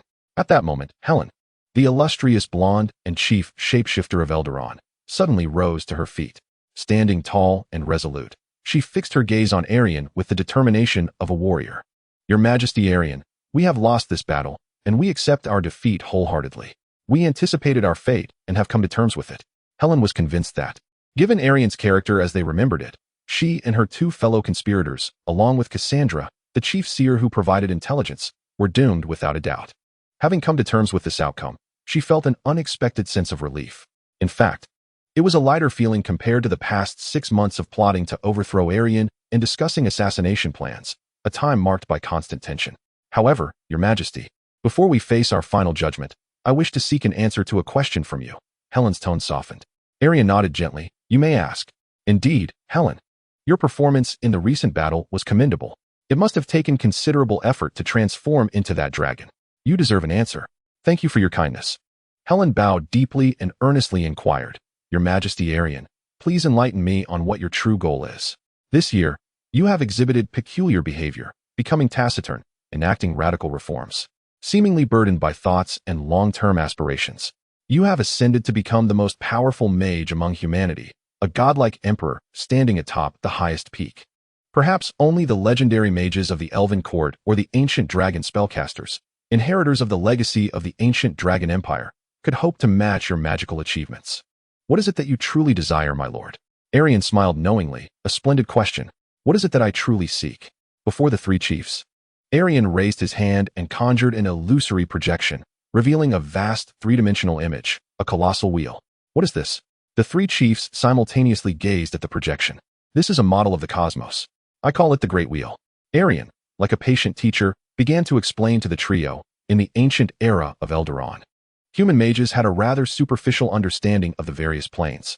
They may have been able to employ certain spells, such as otherworldly probing, to inadvertently connect with other planes and communicate with formidable beings from beyond. This is also part of the principle behind some prophetic spells. Thus, they knew that beyond our world, there existed other planes of existence. However, beyond the mundane primary material plane, the specifics of other planes remain shrouded in mystery. And our understanding of the interrelations between these planes is still in its infancy. The concept of the Great Wheel serves as a simplified model for comprehending the structure of the universe and the relationships between the various planes, as eloquently articulated by Elian. Is this model of the universe, which elucidates the connections among the planes, truly a revelation? Both Guder and Helen were taken aback. When did Elian complete his exploration and detection of these planes, even deriving corresponding theoretical models? What prompts Elian to share this knowledge with us at this juncture? Despite their despairing sense of impending doom, they found themselves irresistibly drawn to the ethereal projection overhead, yearning to glimpse what they deemed the ultimate truth of the cosmos in their final moments. Such is the nature of the mage, a figure from the ancient magical empires. They embody both the coldness of demons and the relentless pursuit of knowledge and mysteries. Without that initial thirst for understanding, they could not have ascended to their current heights.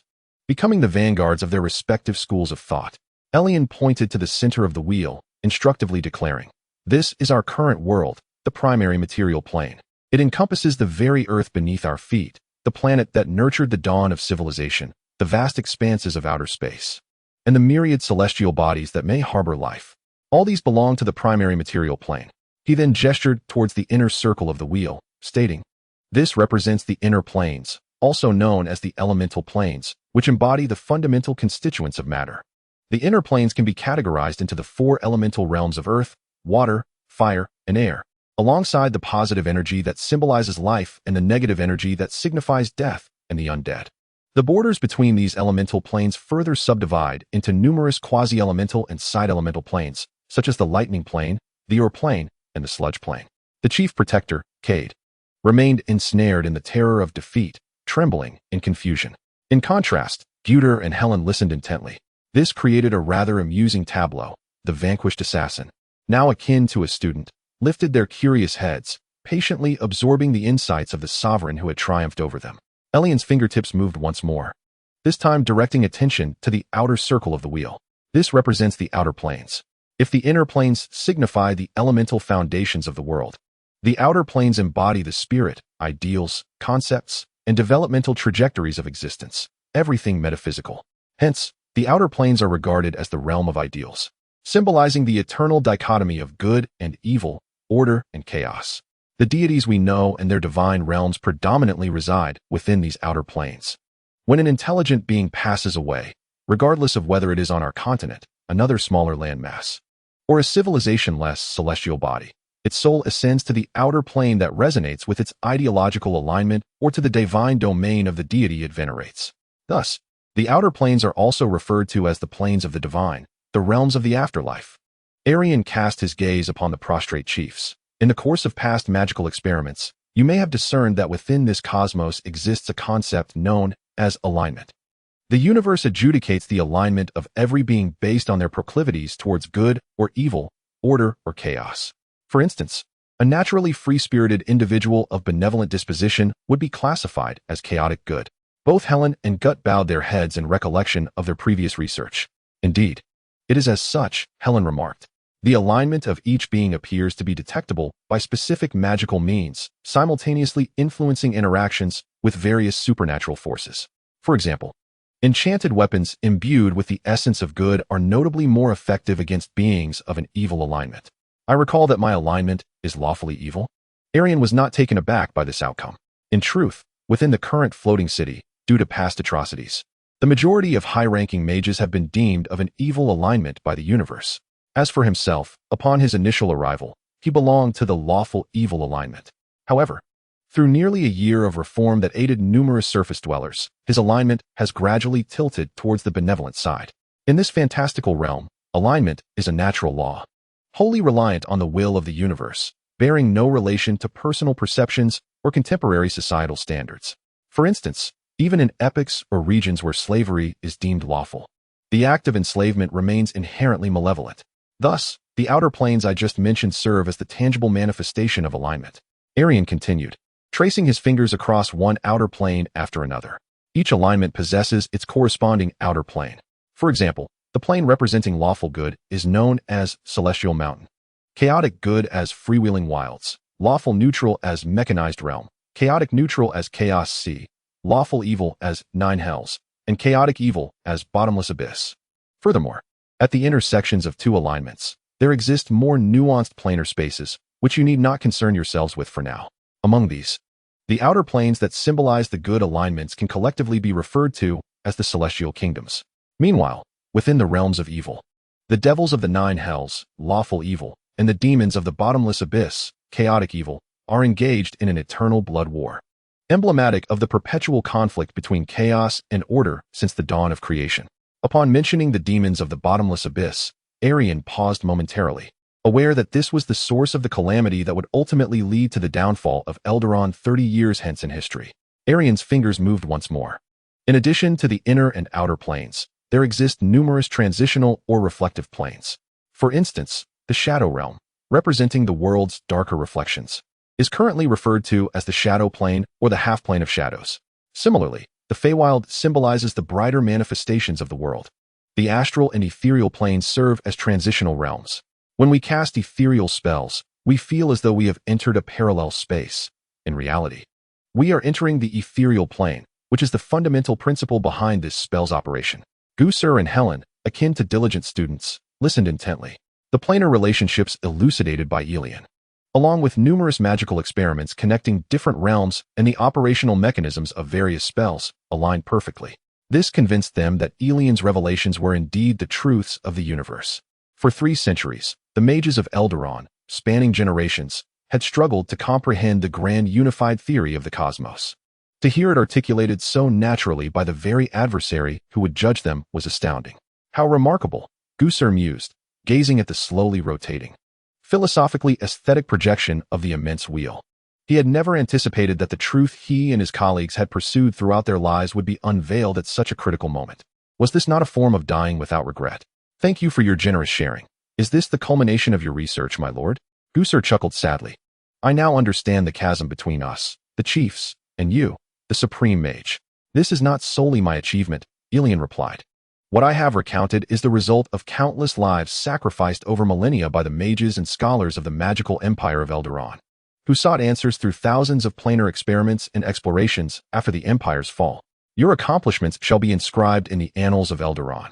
Helen smiled wryly in admiration, then fixed her gaze on Elian's profound, obsidian eyes. But how does this relate to my question? She recalled her inquiry. What did Elian truly desire? What was he pursuing? It is indeed related. Elian gestured toward the projection of the wheel suspended in the air. So, do you now understand what this is?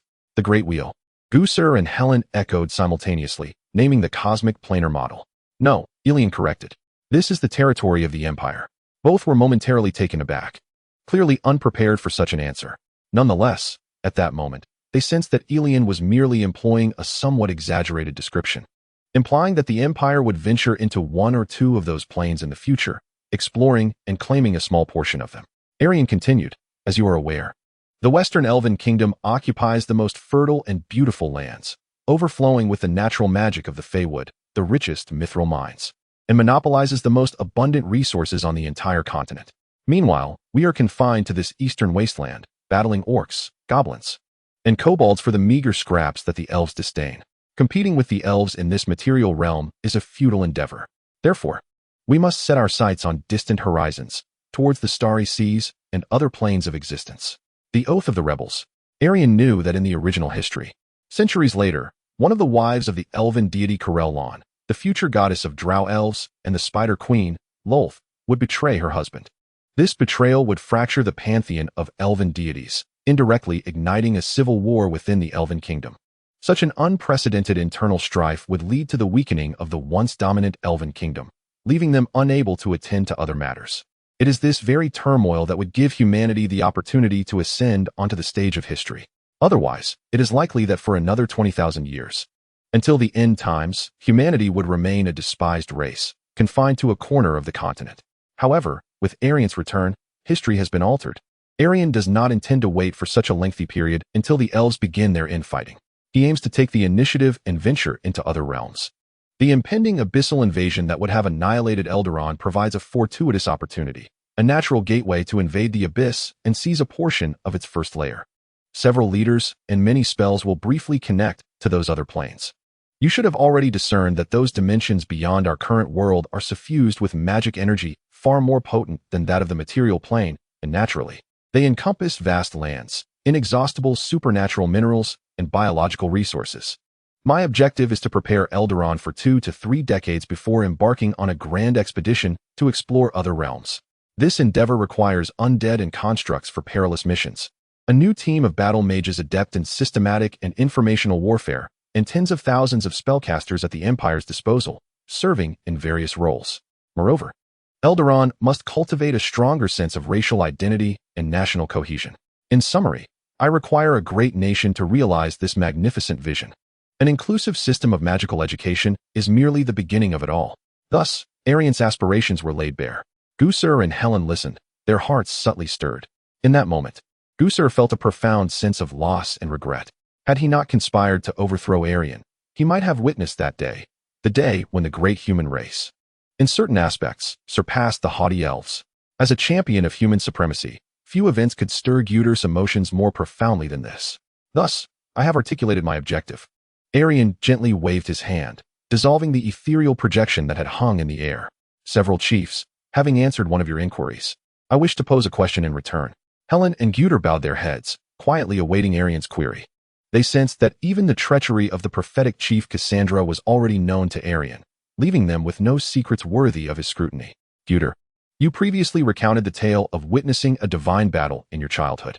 I recall a detail from your narrative that had escaped my notice until now. Were you and Helen childhood friends? Gudur was taken aback, casting a bewildered glance at Erian, utterly unprepared for such a question. Indeed, it was Helen who responded first. We have been friends since we were very young. Oh, I had assumed you were merely colleagues in the Imperial Council. No wonder your bond is so strong, Erian remarked with a knowing smile. And are you now lovers? He inquired further. What? Gudur was completely flabbergasted.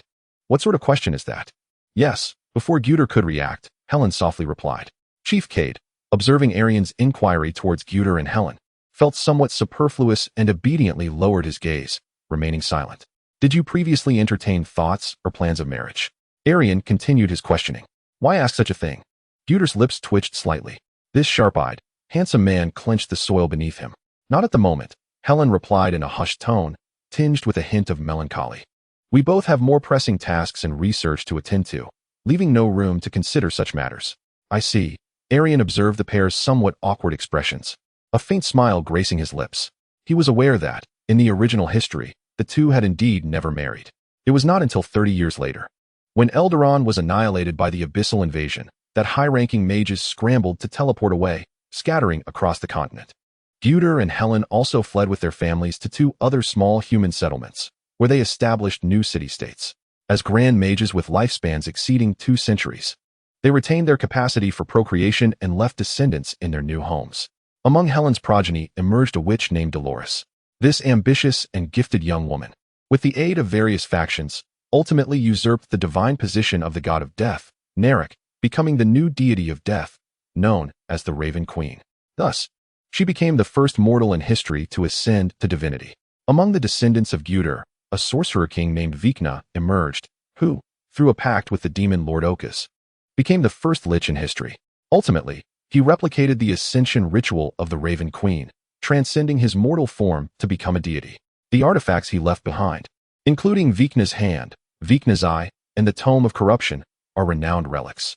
In the present day, as the course of history shifts, It is highly probable that these two pivotal figures will be reborn, albeit with altered lineage, background, and temperament. Pulling back from his wandering thoughts, Alien gazed up at the twinkling stars in the night sky and murmured, "Ah, there is one more thing." Suddenly, with no prelude, Alien shifted the topic. "I have a bold idea. I believe that Eldolan requires its own calendar, a calendar belonging to humanity. The current system of dates and years in Eldolan is exceedingly chaotic. I have drawn inspiration from the celestial movements in the material plane, as well as the natural laws governing the separation and alignment of various realms, to establish a new and more precise calendar. In this new chronology, I intend to designate this year as the first year of the Empire. After all, this year marks the commencement of the Empire's great reforms, a renewal of all things, and a flourishing of vitality. It is also the first year since Alien's soul traversed back from the distant end of days. A new calendar and chronology for humanity, you say?" Guter listened to Alien, feeling a sense of grandeur in the narrative, yet also a twinge of confusion. "Why share this with us? It sounds as if we are to continue existing. Tomorrow, I will convene a brief meeting with the members of the Imperial Magic Council to present this proposal." Alien stated calmly, "At that time, do remember to cast your votes in favor." "What?" Both Guter and Helen's eyes widened in disbelief. The two strongest chiefs could scarcely believe their ears, a chill running down their spines. The bald man, Card, who had been cowering at the back, also looked up in astonishment, staring intently at Alien. "Your Majesty means, enough talk, stand up quickly. In 1 minute, my student will return. In 3 minutes, General Sol and his battle mages will arrive." "You surely do not wish to be seen in such a disheveled state," Alien replied, turning his body and snapping his fingers lightly. Magic flowed through the air, shimmering motes dancing in the wind. Guter was enveloped in a halo of light, his tattered robe mending itself. The blood on his face and chest was wiped away by an unseen hand.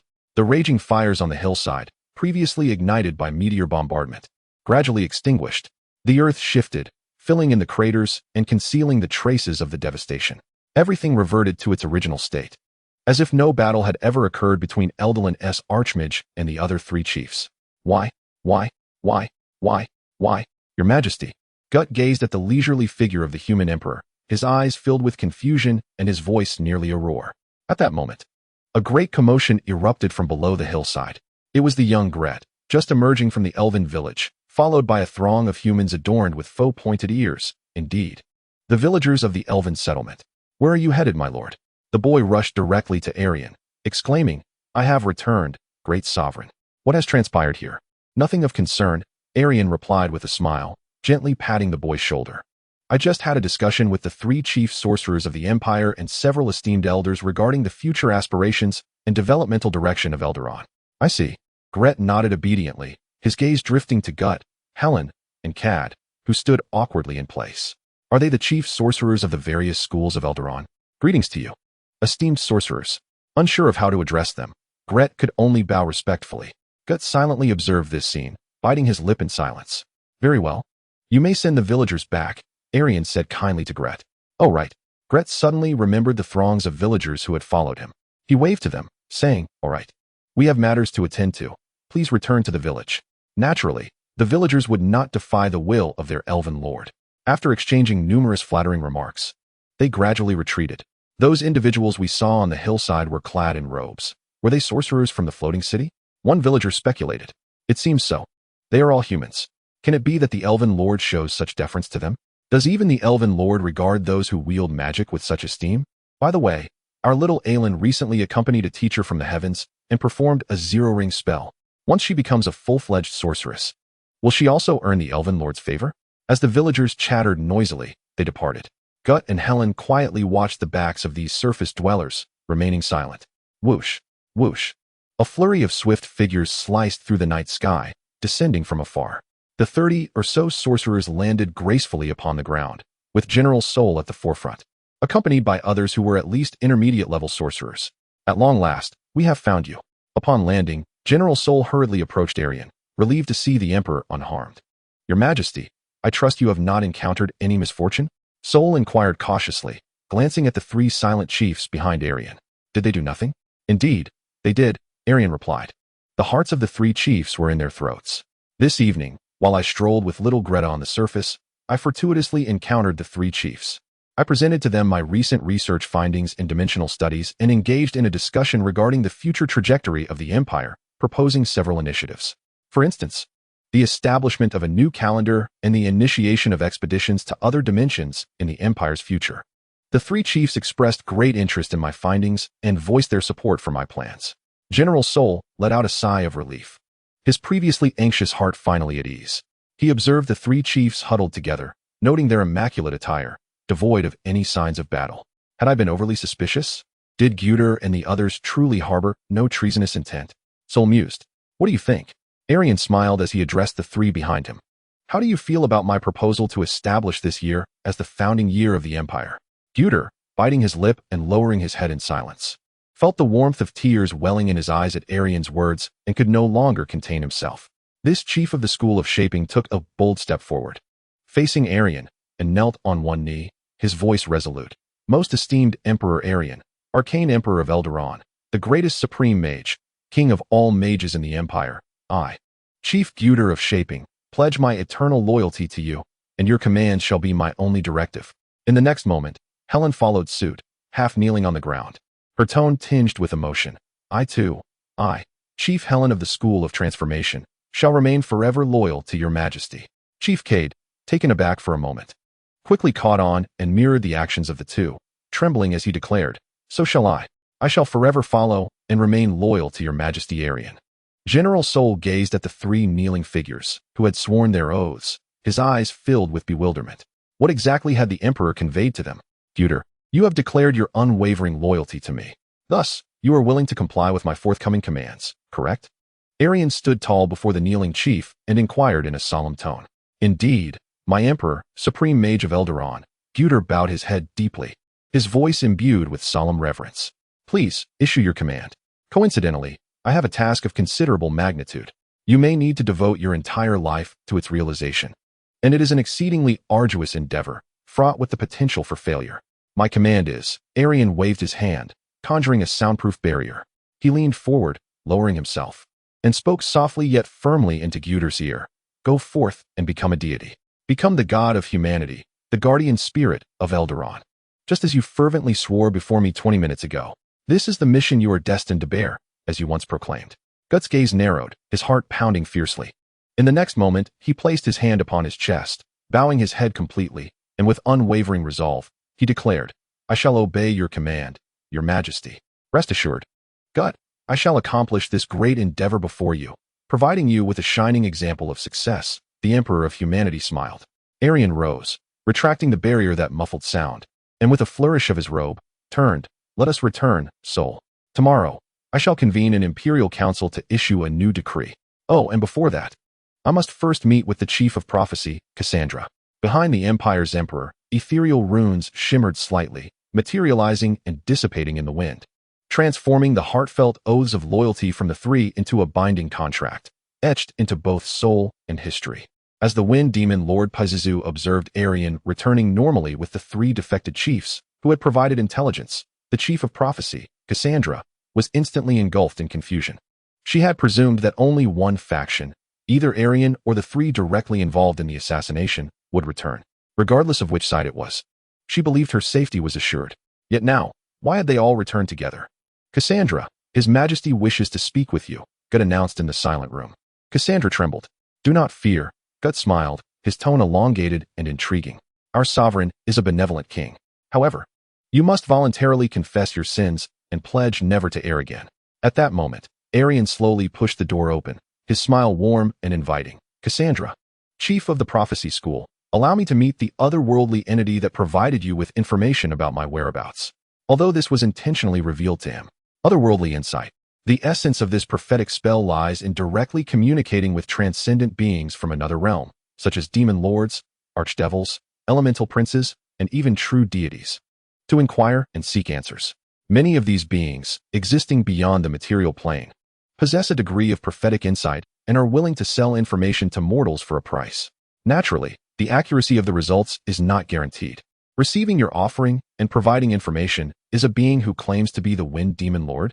Before the opulent gilded ebony table, Erian listened as Cassandra, trembling with fear, divulged all the information. The familiar title resonated. Provide me with the contact details of the Wind Demon Lord. Cassandra, unable to defy Erian's command, presented the communication cipher given by the Wind Demon Lord. It comprised several phrases of esoteric significance, capable of precisely directing one towards a demon lord, intended for accurate contact during the next ritual. In the primordial chaos of creation, the ancient demon race that reigns over the abyss, the sovereign of the skies above the plane of 10,000 abysses, the tempter of mortals. After perusing these verses of abyssal prayers, Erian chuckled softly. Ah, indeed. It is that fellow Pazuzu. Though one could summon him merely by uttering his name thrice, he insists on complicating matters. This demon lord, Aberith, certainly embodies the leisure I had anticipated. In my past life, my principal impression of this demon lord was his obsession with corrupting lawful good mortals, particularly the noble and righteous paladins. It is said that a paladin of the lawful good alignment, when confronted with despair, can invoke the name Pazuzu thrice, and this demon lord will manifest before them, granting their wishes. Observing the proud and virtuous paladin resorting to the aid of this demon lord provides him with a perverse delight, witnessing the fall of the paladin into corruption.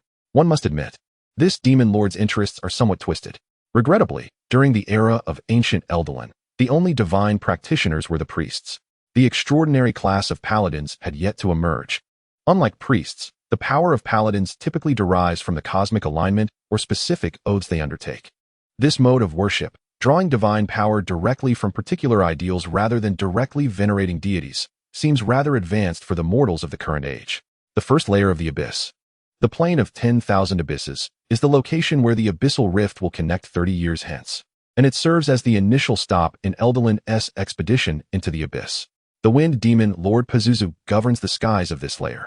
If one could preemptively guide the emergence of the paladin class and cultivate a cadre of loyal imperial paladins, there exists the potential to exploit that demon lord to our advantage. Indeed, the first paladins were born among humanity. The paladin class has yet to manifest, and even Pazuzu remains unaware of his future penchant for corrupting paladins. Erian's thoughts drifted momentarily before he swiftly reined them in. Very well. I shall reach out to that demon lord in due course, he remarked with a smile. Perhaps, in the not-so-distant future, we shall venture into the abyss to seek him out. Year 1 of the Empire. The following dawn, radiant sunlight bathed the floating city, while brilliant white clouds drifted past its sides, flowing over the pinnacle of the towering spire. Birds soared across the azure sky, chirping intermittently as they flew beyond the city's confines, singing praises to the beauty of dawn. During the Imperial Council, Erian proposed the establishment of a new calendar for the Empire. Unsurprisingly, this proposal garnered unanimous approval from all the chief members. In the present-day Assembly of the Eight Empires, following Erian's triumphant reclamation of the dissenting figures, Gut, Helen, Cad, and Cassandra, alongside the unwavering allegiance of General Sol, the balance of power has shifted significantly. With the two remaining chief representatives, who are relatively weaker and naturally inclined towards Erian, the Eldaron Empire's council and the entirety of the floating city has effectively fallen under Erian's dominion. Moreover, throughout the past year, the enhancement of relations between the surface and the sky city, coupled with the cultivation of national identity, has resulted in an unprecedented unity among humanity since the inception of the nation of Eldaron. Henceforth, we, the people of Eldaron, have established our own new calendar. At the end of the Blackwood table, Erian proclaimed with a booming voice, "This year marks the year 1 of Eldaron, as the imperial year concludes in December. In the southern region of Eldaron, hundreds of undead from various villages toil across the wilderness, clearing the land for cultivation. Zombies wield machetes and axes to cleave through brush and crush thorns, unfazed by the thorns piercing their skin, entirely devoid of pain. Skeletons follow suit, using wooden plows to turn the soil and stone hoes to remove weeds, forging new arable land in the desolate expanse. Viewed from the heavens, one would observe these hundreds of undead forming a line at the frontier between civilization and the wild, steadily advancing and cultivating the land, epitomizing the extraordinary fusion of death and life. A remarkable sight, indeed. This wilderness, once the domain of orc clans, was once too perilous for frail humanity to approach. Yet now, with the orcs' departure, the villagers of the surface can finally set their sights upon this land. Unlike the orc tribes that subsisted through hunting, nomadism, and plunder, humanity's philosophy of existence revolves around sowing, laboring, harvesting, and nurturing a patch of land while patiently awaiting the growth of crops. Well done, my undead companions. They truly can labor tirelessly for 24 hours a day without rest. What an incredible feat. Moreover, the undead are impervious to the venomous insects and snakes of the grasslands. Indeed, I once witnessed an orc zombie bitten by a black venomous snake, and it suffered no ill effects. It simply crushed that snake, which was thicker than an arm, with ease. Of course, the esteemed mages have always asserted that the undead are immune to toxins. Haha, once this land clearing concludes, our cultivated area will multiply several-fold. Soon, we will be able to sustain even more children. The humans behind, observing the undead as they cleave through thickets and break new ground, smiled with satisfaction. This is a divine gift from the heavens, a boon of magic. And the gifts of magic do not end here. To the apprentice mages, the forthcoming tasks are entrusted to you. One by one, children emerged from the crowd, among them Greta's sister, Saluka. These children began to softly chant incantations, causing flames to erupt from their fingertips. Zero-ring trick, fire arrow. After nearly a year of diligent study, in numerous villages, the most astute children have successfully performed their first spells, emerging as apprentices to the illustrious magicians. Although the path to becoming a full-fledged mage remains a considerable journey, they have undeniably become genuine spellcasters. The movements of the apprentice mages vary. Some exhibit remarkable proficiency, while others display a certain clumsiness. Some recite incantations numerous times before a few sparks ignite from their fingertips. Observing their peers succeed, some children, fraught with anxiety, seem to smoke with impatience, whereas others navigate the process with ease, casting their spells successfully on the first attempt. Hiluka, Greta's sister, belongs to the latter group. A flurry of blazing flames, under the girl's deft control, descends upon the grassland, igniting the wild weeds in the barren terrain. This marks a pivotal step in the cultivation of uncultivated land, using fire to eradicate weeds, obliterating their seeds and roots. Well done, Hiluka. You truly deserve your reputation as the brightest among my pupils. Observing the girl skillfully commanding the flames to consume the weeds, teacher Joseph couldn't help but exuberantly encourage her. Over the past year, Joseph has come to regard himself as a member of Rolling Stone Village. Today, Rolling Stone Village collaborates with several surrounding villages to cultivate the land, and he is eager to be part of such a significant endeavor. Well done, apprentice mages. You surpass my abilities from years past. Joseph gazes with satisfaction at these apprentices, whether they hail from his tutelage or that of other instructors, reciting their incantations again and again. They cast fire arrows to scorch the grassland, assisting in the reclamation, or employ minor illusions and light spells to frighten away troublesome beasts, or utilize magical tricks to levitate objects, clearing seeds from the soil. In less than a year, Eldaron has welcomed an impressive number of new spellcasters, a fact that fills Joseph with pride. Unbeknownst to him, in the distant future, thousands of years hence, during an era when humanity reigns supreme over the earth, the emergence of new mages will prove far more arduous than in this epoch. By then, the universal language employed by humanity will have undergone numerous transformations, starkly contrasting with the ancient tongue derived from the languages of dragons and elves, lacking the direct power to serve as incantations that manipulate the forces of nature. This evolution necessitates that an ordinary human wishing to master arcane magic must often invest years in learning the languages of supernatural races, such as Elvish and Draconic. From the ground up, this linguistic barrier contributes to the image of future mages as erudite scholars fluent in multiple languages. Unless gifted with extraordinary talent, it is unlikely that one could achieve a native level of proficiency in Elvish or Draconic, regardless of their efforts. This significant language barrier effectively excludes many bright individuals with magical potential from the path of becoming a mage. Hence, despite humanity's superior aptitude for learning compared to other races, the number of mages remains disproportionately low.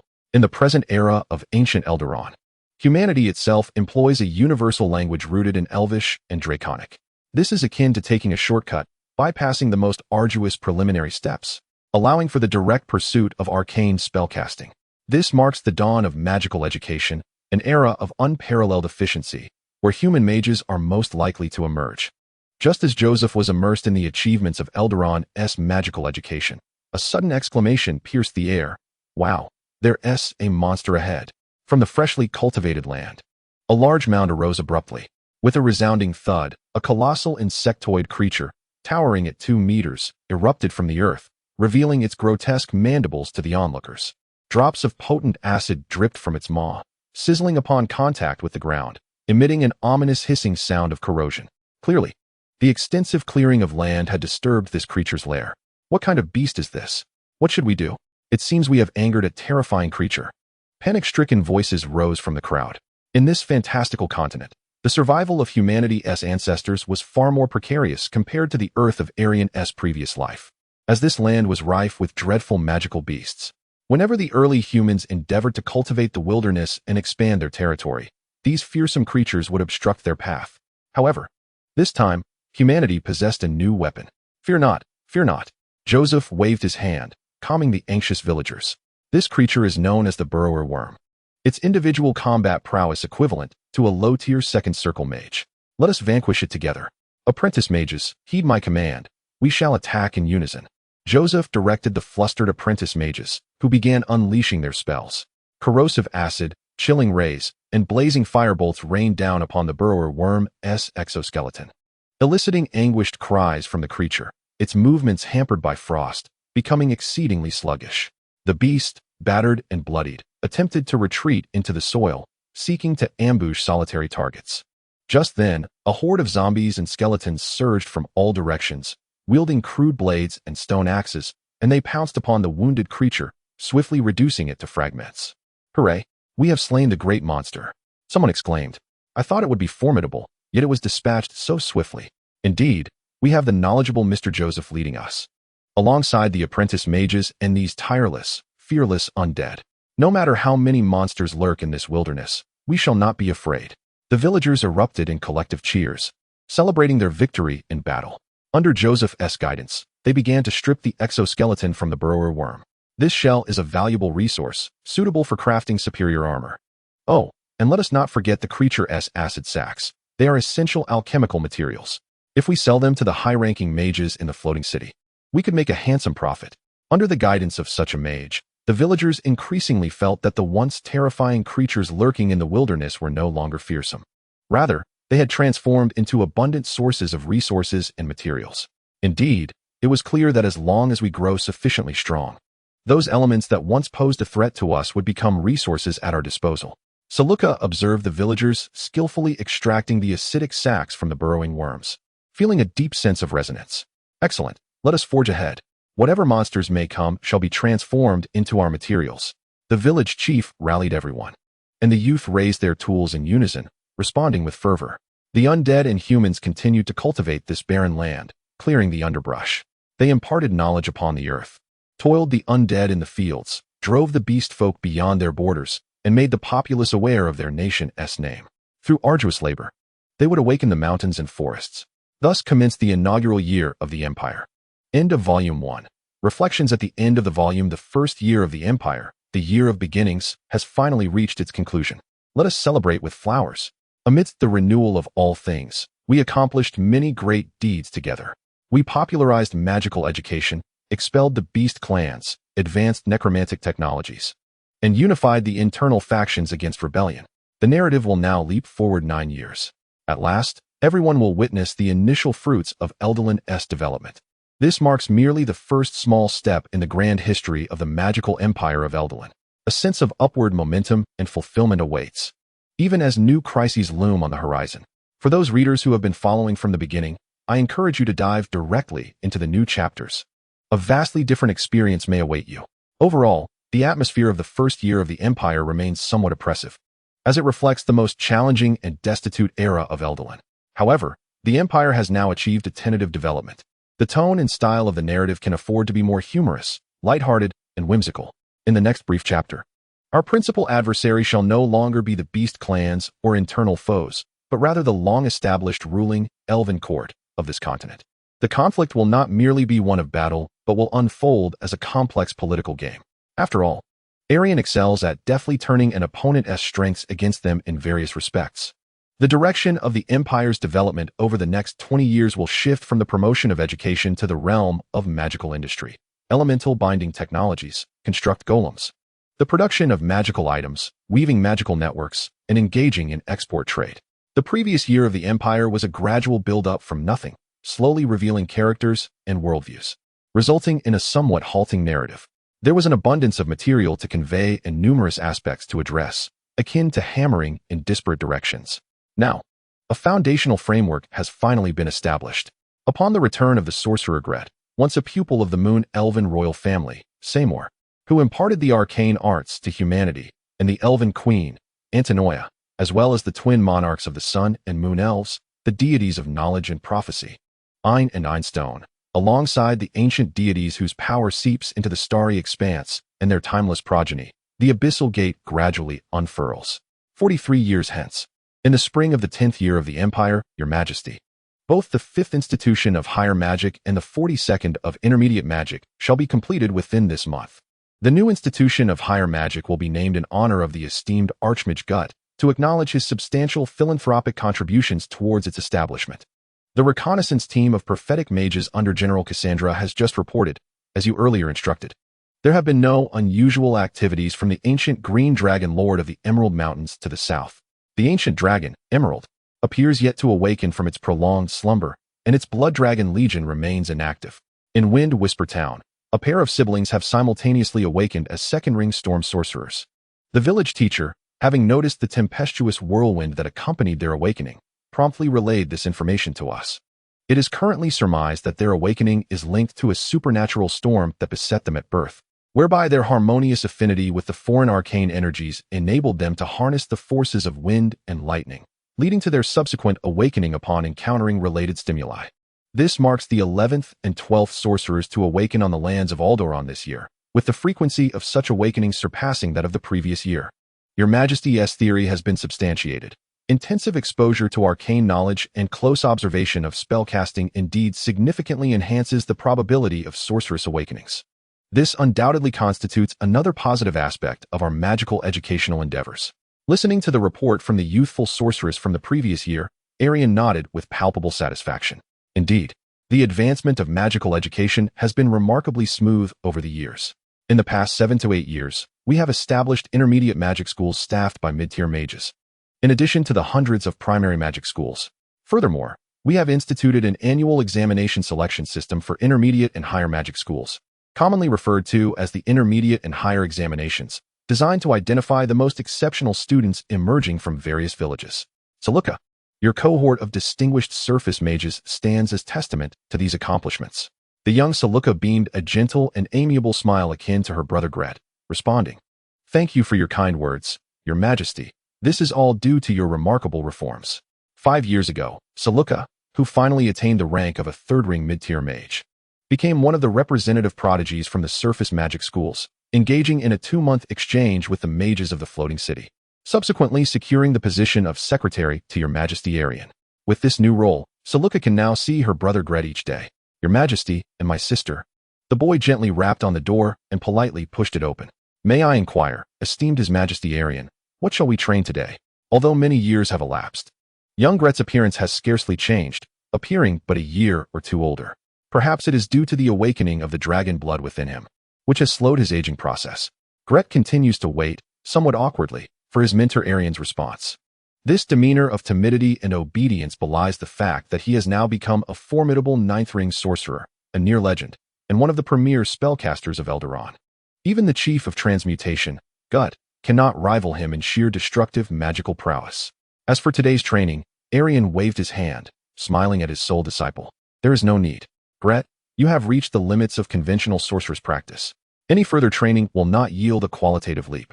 If you wish to step into the realm of legend, a fortuitous opportunity is far more crucial than ordinary training. This holds true for both you and for the Magi." Over the past few years, Gret has diligently engaged in magical exercises under Erian's tutelage. As a sorcerer, Gret cannot acquire new spells or construct novel spell models from tomes like a traditional mage. However, through numerous observations of mages casting spells, he has managed to intuitively grasp new arcane magic.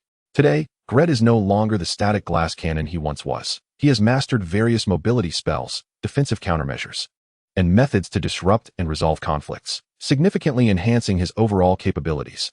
Of course, as a sorcerer, his efficiency in learning new spells and the total number he can master pales in comparison to a mage. He is also unable to grasp complex and esoteric magical rituals. Nevertheless, the dragon-blooded sorcerer Gret possesses his own advantages. His magical power is more potent than that of mages of equivalent standing, and the force of his spells is truly formidable, seemingly crafted for the purpose of combat. with the destructive capability of his spells at present. Even a fledgling legend could be gravely injured if they were not cautious. Gret nodded gently. Thank you for your guidance, His Majesty Erian. What should I do next? You need not do anything for the time being. You may take the opportunity to relax, perhaps visit home for a while, Erian replied casually. Ah, visit home? Young Gret expressed surprise at this suggestion. Certainly, Gret. Let us return to Rolling Stone Town together and see our parents and little sister Anna. Haluka chimed in with a smile. As he watched the sibling pair exit through the door, Erian leaned back in his chair, savoring the warmth of his tea. His gaze drifted towards the western window as he murmured to himself, it has been 10 years. Have the antiquarians of the Elf King's court yet to notice the rise of the human realm? It is my fervent hope that those haughty elves will soon come to acknowledge the terrifying pace at which humanity has been evolving. The campaign to expel the 3 major orc clans has granted Eldaron a decade of peaceful development.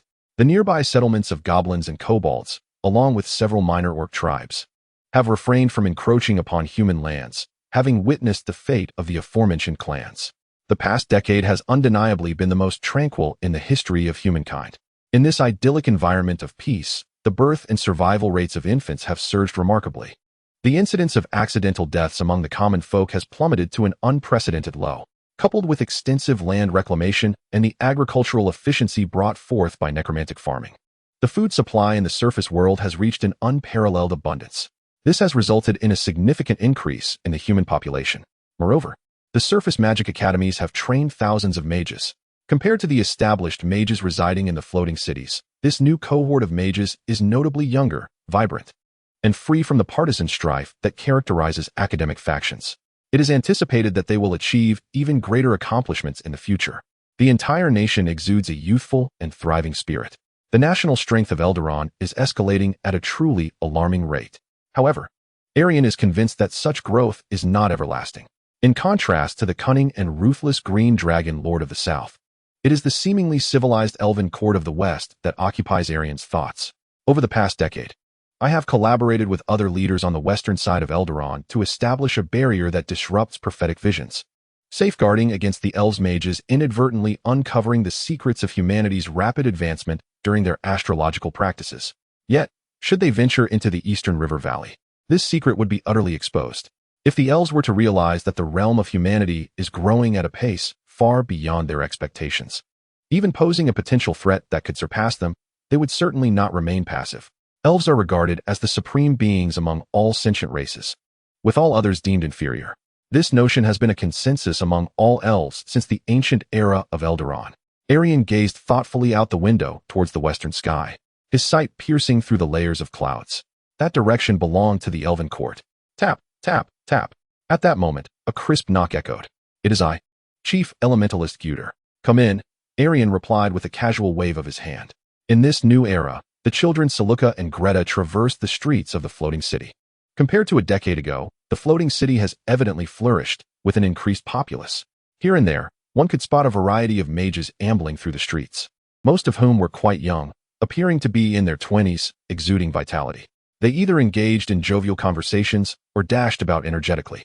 Their attire is quite casual, as they rarely don the traditional robes and tall hats of mages, lacking the noble and solemn appearance typically associated with their kind. One can easily discern their distinction from the more rigidly conventional practitioners. These are the mages from the surface. Although the majority of surface mages, after graduating from magic academies, choose to continue their work above ground, engaging in the development of their homelands or taking up teaching positions, there are some who, for various reasons, ascend to this floating city. In contrast to the antiquated scholars of the past, they are unrestrained and unaccompanied by servants, favoring a more relaxed style, gradually becoming a unique sight in the Sky City. Alas, the capital has seen an influx of unrefined country bumpkins who are utterly oblivious to the etiquette of speaking softly in public. They do not even wear the standardized academic robes at academic gatherings. Truly, the morals of society are in decline, and the integrity of the people has waned. An elderly man with white hair lamented to another old woman nearby. Indeed, these outsiders exhibit a profound lack of manners, the hunched old woman agreed, reminiscing about their youth. Two centenarian mages thus engaged in a tedious exchange of grievances. Watching the two elderly figures bicker, Greta and Saluka found it somewhat amusing. The once stark division between the sky and the surface had, over time and with Erian's deliberate guidance of public sentiment, manipulating the minds of certain radicals through subtle magical influence, softened into mere regional discrimination. While the antiquated mages still uphold their traditions and pride, it is undeniably the future that belongs to the new generation of surface mages. Even in this aerial city, the number of surface mages exceeds 1,000. Across the realm of Elderon, after over a decade of nurturing multiple batches of students, the count of surface mages has surpassed 10,000. This is a striking contrast to the mere 3,000 mages originally residing in the floating city. Not to mention the even larger number of mage apprentices. Undoubtedly, these mages, selected through a rigorous examination process that identifies the finest among millions, possess the potential to achieve greater accomplishments than their predecessors in the future. The changes are indeed remarkable. This floating city, this nation, thanks to the presence of His Majesty Erian. Greta gazed at the seemingly more vibrant streets, observing the casually dressed young mages, some of whom were even his classmates, feeling a deep sense of nostalgia. Over the past decade, he had witnessed the gradual transformation of Elderon's floating city. All right, no more looking. Let us return home, Saluka said, patting her brother's shoulder. Little Greta nodded gently and recited a draconic incantation. A searing blaze enveloped the two, and they vanished amidst a burst of flames, leaving only embers dancing in the air. A teleportation spell. In the blink of an eye, the two returned to their former hometown. The once humble Rolling Stone village has now transformed into the bustling Rolling Stone town, flourishing far more than in days gone by. The ground is paved with smooth stone slabs, and horse-drawn carriages occasionally traverse the thoroughfare. One can still observe, in certain areas, skeletons and zombies tirelessly toiling to repair the roads, laying bricks and compacting them with great diligence. Presently, with the assistance of the undead and mages, Rolling Stone Town has constructed roads connecting multiple villages, establishing itself as a vital transportation hub in the southern region of Elderon. In addition to the elementary magic school initially established by Joseph, a medium-level magic school was erected in Rolling Stone Town 5 years ago. Soon, the new prestigious institution, Gutter University, will also take root here. Gret and Saluka noticed that, from time to time, patrolling battle mages in uniforms passed by on the roads. Under the design of Erian, the battle mages of Elderon have spent years assembling a comprehensive network of defensive systems across the surface. In Erian's vision, even if the Elderon Empire were to face incursions from ancient threats such as the ancient White Dragon or the Baylor Flame Demon, the battle mages could communicate with one another, utilizing flight and teleportation for rapid mobility and swiftly organize teams to respond collaboratively, minimizing losses. Erian estimated that even if the abyssal invasion, anticipated 2 decades hence, were to occur prematurely, Elderon would be sufficiently equipped to endure the onslaught of the demonic legions. While certainly at a grievous cost, it would not reach the catastrophic level of a swift downfall within an hour as in the original history. Neither Gret nor Saluka was particularly astonished by the changes on the surface. They had returned home numerous times over the past few years, witnessing the continuous transformation of their hometown.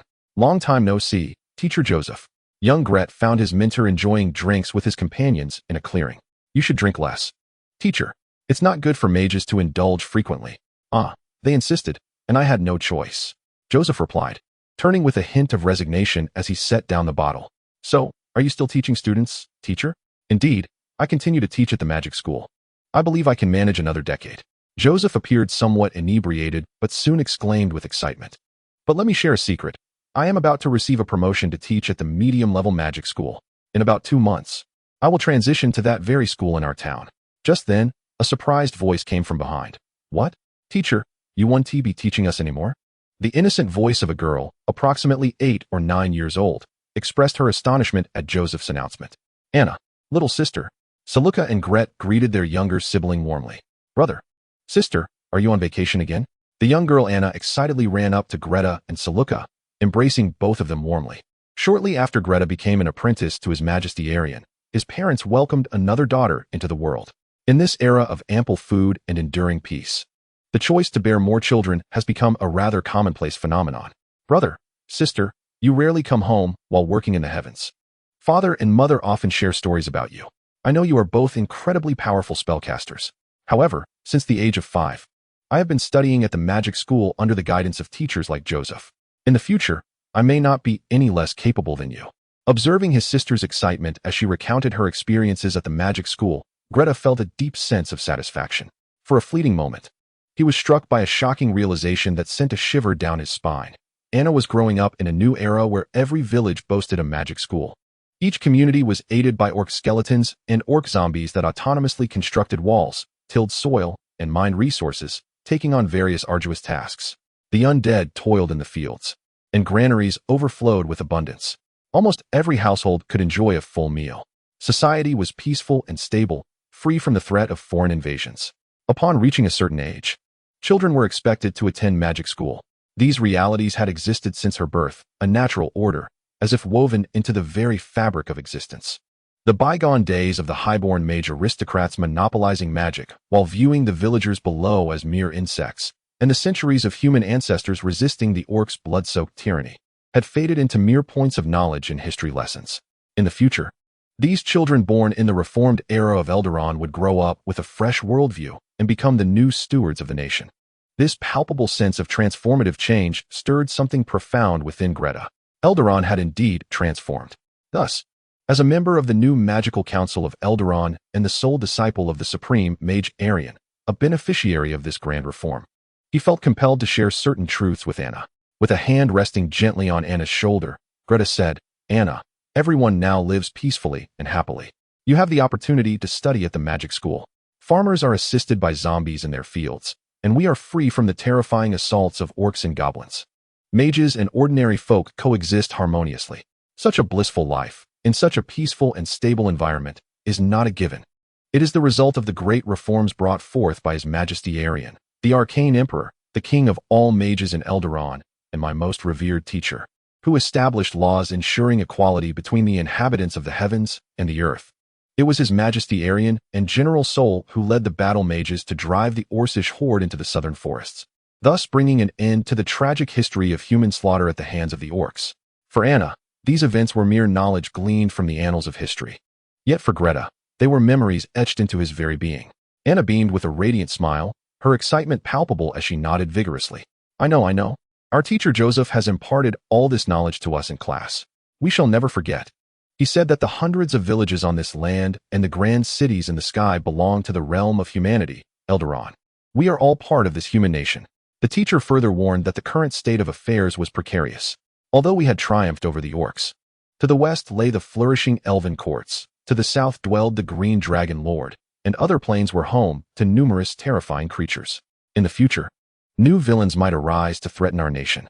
Brother and sister, when I grow up to be a powerful spellcaster like you, I too will protect our homeland. Just as His Majesty Erian and the battle mages vanquished the orcs back in the day.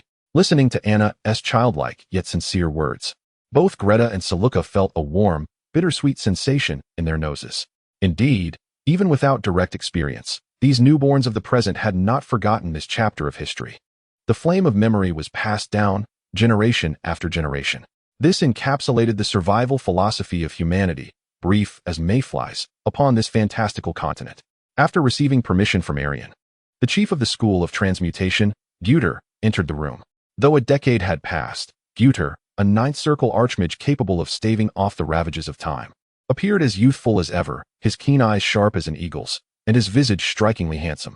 Is there something you wish to discuss with me, our chief of transmutation? Erian inquired with a smile. Though Guter retained the title of chief, the concept had become somewhat diluted with the passage of time, evolving into an honorary title inherited from a bygone era. The original Imperial Council, composed of 8 chiefs, had undergone significant expansion under Erian's advocacy, transforming into the new Magical Council of Eldaron, now comprising dozens of high-level spellcasters, including Erian's disciple, the sorcerer Greta, who held a seat within the council. It's nothing too pressing. I merely wish to have a casual conversation, Guter began, pausing as if mulling over his thoughts. He gazed intently at Erian across the ebony table, and with a newfound courage, he finally confessed a sentiment long suppressed. Your Majesty Erian, I must admit, your reforms are indeed correct. Guter tilted his head slightly, his gaze traversing the expansive glass, observing the wizards traversing the streets below the palace. He particularly noted those youthful figures, clad in an eclectic manner, who were surface mages. These mages from the surface were indeed remarkable, surpassing his expectations. Each one of them displayed extraordinary talent, leaving one to ponder the vast potential that lay ahead. Although somewhat reluctant to concede, it echoed the sentiments previously expressed by your Majesty. We, the mages of the lofty heavens, are not as unique as we might believe. Once educated, the common folk of the surface can indeed produce individuals of equal, if not greater, excellence. Erian smiled and remarked, "This is the result of widespread educational reform and a rigorous selection system. Today's mages are the Ciarmi de la Ciarmi, meticulously chosen from countless villages and towns on the surface. Only the most outstanding graduates from elementary magic schools may enter intermediate schools, and only the finest from those can ascend to advanced institutions.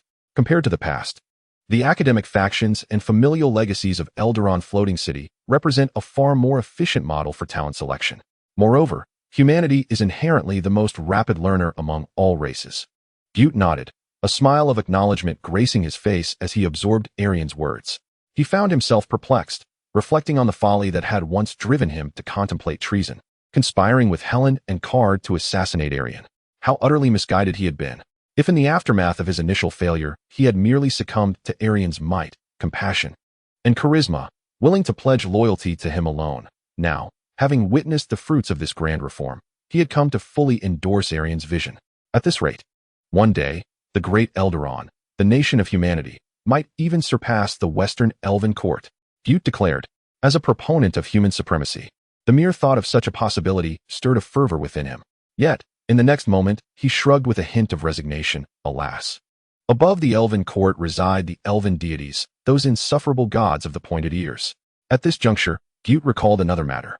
"Ah, Your Majesty. Ever since you expressed your hope a decade ago for me to become the guardian deity of Eldaron, I have been diligently researching the means by which mortals might ascend to divinity, yet I have made no progress. I once believed that gods were merely more powerful mages. But through these years of inquiry, I have come to realize that the truth is far more complex. Deities seem to be a distinctly unique form of being, shrouded in myriad enigmas." Erian replied with a gentle smile, "For the moment, it is not necessary to dwell too heavily on this. Focus on your own responsibilities. I can assure you, it is indeed possible for mortals to attain divinity. However, it is a formidable endeavor, fraught with risks, and requires the perfect confluence of time, place, and circumstance. At present, it is far too early to contemplate such matters. Erian is well aware that even he himself possesses no divine essence. He is merely an elementary legendary mage, replete with cunning methods, an astounding reserve of spells, and advanced tactical ideation. As the former head of the pantheon, the god of time and magic, he is destined to reclaim his divine throne when the opportune moment arises. In his previous life, Erian pursued the path of deification through the establishment of great enterprises and mastery over realms.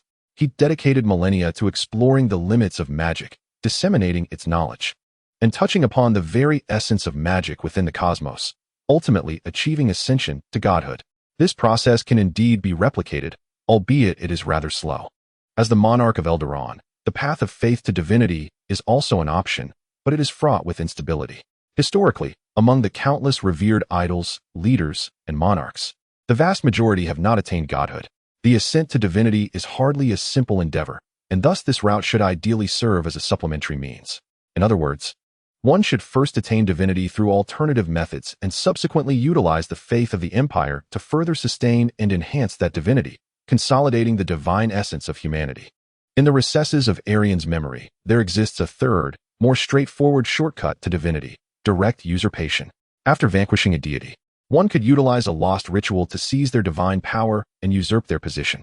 The ascension ritual employed by the death goddess, later known as the Raven Queen, when she usurped the domain of the god of death, Nerul, is vividly etched in Erian's mind.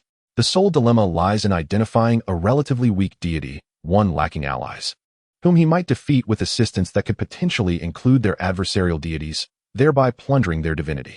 After all, numerous deities possess their own allies. They are not solitary beings. To eliminate one would inevitably incite the ire of others, illustrating the intricate social dynamics of the divine realm. To slay a god necessitates the annihilation of an entire pantheon. Erian has been contemplating this and has already identified several preliminary candidates for divinity.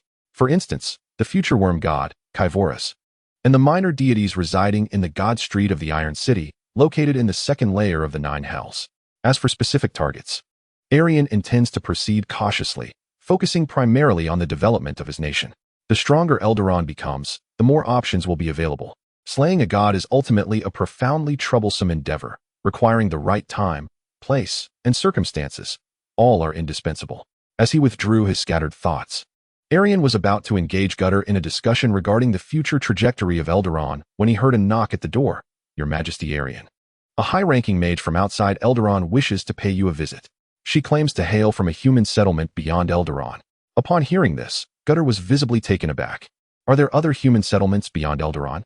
Gyut was evidently taken aback and instinctively turned to Erian, the most erudite mage in his estimation.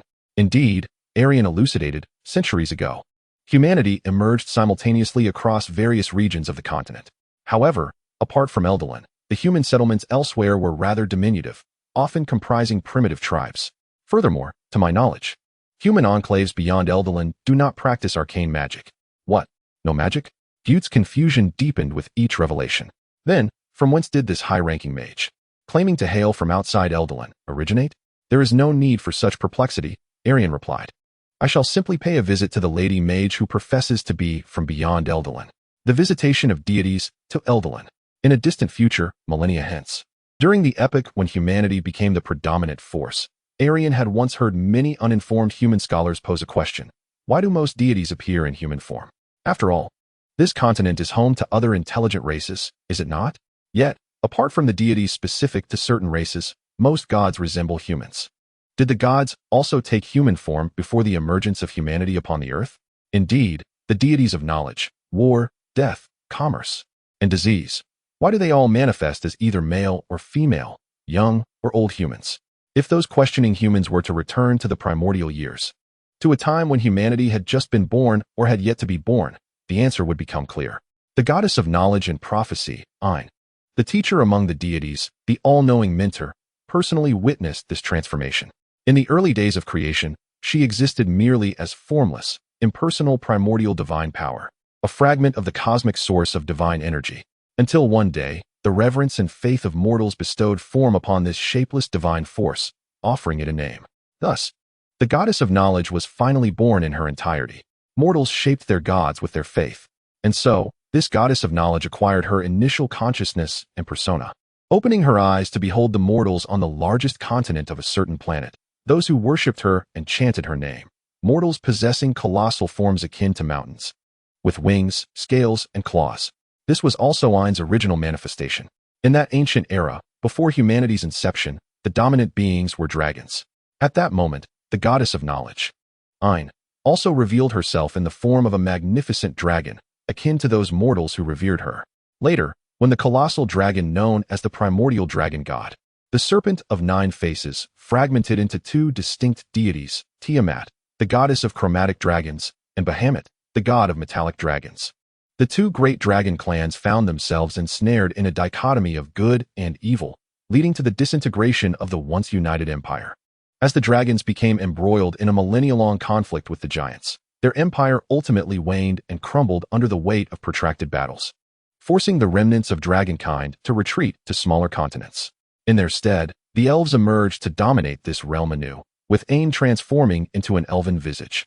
This goddess of knowledge, now embodied with the slender grace of the elves and adorned with their iconic elongated ears, moved with an elegance akin to that of the elves in every step and wave of her hand. As the most cultured race upon the continent, the elves not only revered the pantheon of their own elven deities, but also occasionally venerated non-ethnic gods like Ein. On occasion, while listening to their prayers, the goddess would emanate a divine aura from her statue, hearing the inquisitive voices of thoughtful elven children asking, why does the all-knowing mentor Ein resemble us, the elves? Are there not other intelligent races, such as dwarves and gnomes, upon this continent? Each time such questions reached her ears, Ein would share a knowing smile within her divine realm. As the beacon of civilization on the continent, the Elven Court reigned over the land for an extended period. The elves traversed vast scrolls, disseminating knowledge and treating both knowledge and magic as forms of art, their very actions embodying Ein's divine purpose. Regardless of their worship, their endeavors substantively empowered Ein. Such is the nature of conceptual deities. They are, in essence, embodiments of certain cosmic principles and personifications of the universe's origin. One might even assert that they are integral parts of that origin, mere mortals having woven names and forms for them. Even in the absence of knowledge regarding the existence of such deities, any mortal acts that honor their divine roles serve to sustain and even amplify the power and authority of these gods. Perhaps due to their greater numbers, there was a necessity for more tomes to propagate thought. Perhaps it was the elves' perception of magic and knowledge as art. Regardless of the reason, the elves appeared to be more attentive to the transmission of knowledge than the dragons. During the era of Elven dominion, Ain, as the embodiment of knowledge, experienced a further augmentation of her power and authority, ascending from the heights of lesser divine might to a medium level of divine strength. Seated within her divine realm, gazing upon the vast scrolls of the Elven Court, Ain occasionally found herself pondering, would the reign of the noble race known as the elves one day come to an end, much like the once mighty dragon empire? She did not know.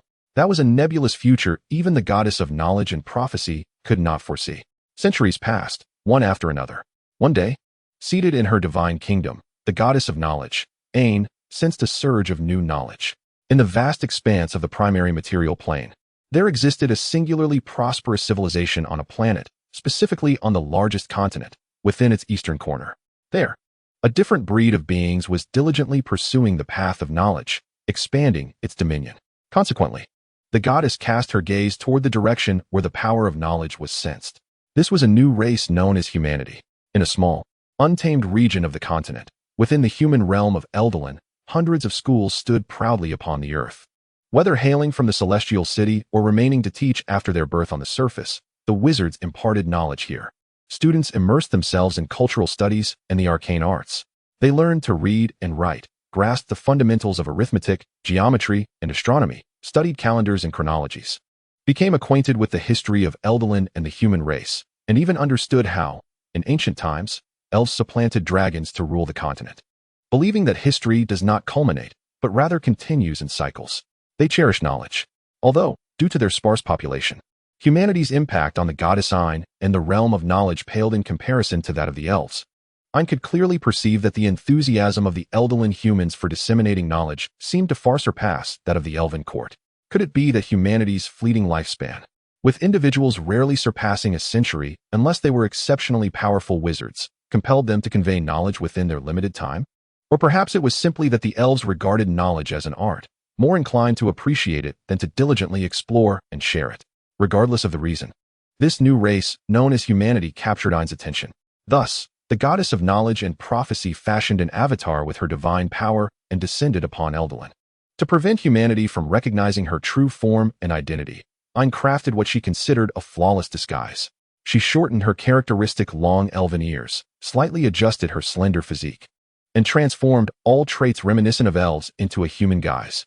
Now, she resembled a human, identical to the revered statue of her in the temple a millennium later.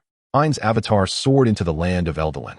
After showcasing astonishing magic, she addressed the patrolling wizards. I have traveled from a faraway place, from a human settlement beyond Eldolan.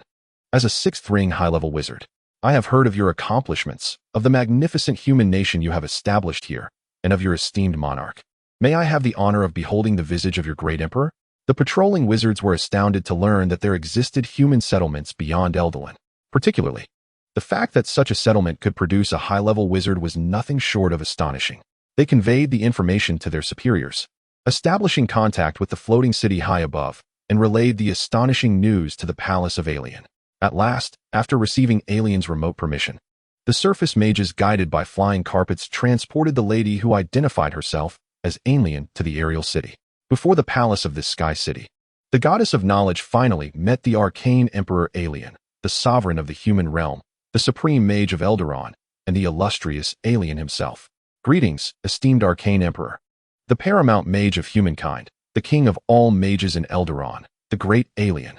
It is indeed my honor to receive your summons and behold your esteemed presence. Ain expressed with words befitting her apparent identity, bowing to the imperial sovereign. Observing Ain's respectful demeanor as she bowed, Alien couldn't help but smile inwardly. Ah, is this not the goddess of knowledge? She plays her role quite well, even going so far as to assume a human guise. This is precisely what humanity will resemble in their reign over the earth. Indeed, upon the first glimpse of Ain, Alien recognized her true identity, the goddess of knowledge and prophecy, the all-knowing mentor, the teacher among the deities, Ain. Alien was also aware that the legendary magical artifact, the Ain Stone, to be discovered in the future, would bear her name. In his past life, Alien shared a rather amicable relationship with this goddess of knowledge. Long before Alien ascended to godhood, Ain would often descend in her avatar to visit Alien's mage tower, engaging in discussions about the cutting-edge mysteries of magic. After Alien became the god of magic, he and Ein frequently strolled through each other's divine realms, contemplating the truths of the universe together. Regrettably, the apocalypse arrived, and Ein was among the first deities to fall, becoming one of the initial casualties among the colossal pantheon. Otherwise, it is quite likely that she could have become Alien's subordinate deity in his former life. To reunite so swiftly with a friend from his past existence brought Alien considerable joy. He had not anticipated attracting the attention of the goddess of knowledge so soon. It is understandable, as compared to the ancient gods who were birthed before mortals and effortlessly created various mortal races. These newly emerged deities are more concerned with mundane affairs. As personifications of conceptual laws, they possess a certain purity, akin to that of children. Present-day Eldaron is the land that reveres knowledge above all, making it entirely reasonable for the goddess of knowledge to cast her gaze upon it. Furthermore, it enjoys the advantages of the primordial year in ages long past. The gods did not traverse the earth as they do today. In those times, seeking an audience with a deity was a task 1,000 times more arduous than it is now. Greetings, esteemed mage lady known as Alien. What brings you to seek my audience? Alien, not wishing to unveil the true identity of this goddess, inquired in a manner that followed her lead. Ein smiled and bowed, responding, Your Majesty, I hail from a distant settlement in the western continent, having departed from my homeland many years ago to traverse this vast land. Recently, I arrived in your domain and was astounded to discover such a flourishing civilization among your people. Your Majesty Erian, your kingdom has left me in awe. Here, I witness every child granted the opportunity to attend school, where they acquire a myriad of knowledge. They learn to read, to engage in arithmetic and geometry, to explore the annals of history, and to appreciate the allure of arcane magic. Indeed, as the deity of knowledge, the value placed upon the transmission of wisdom is extraordinary. Merely by observing the delight on their faces, Erian can sense the goddess's considerable affection for the nascent Eldolin.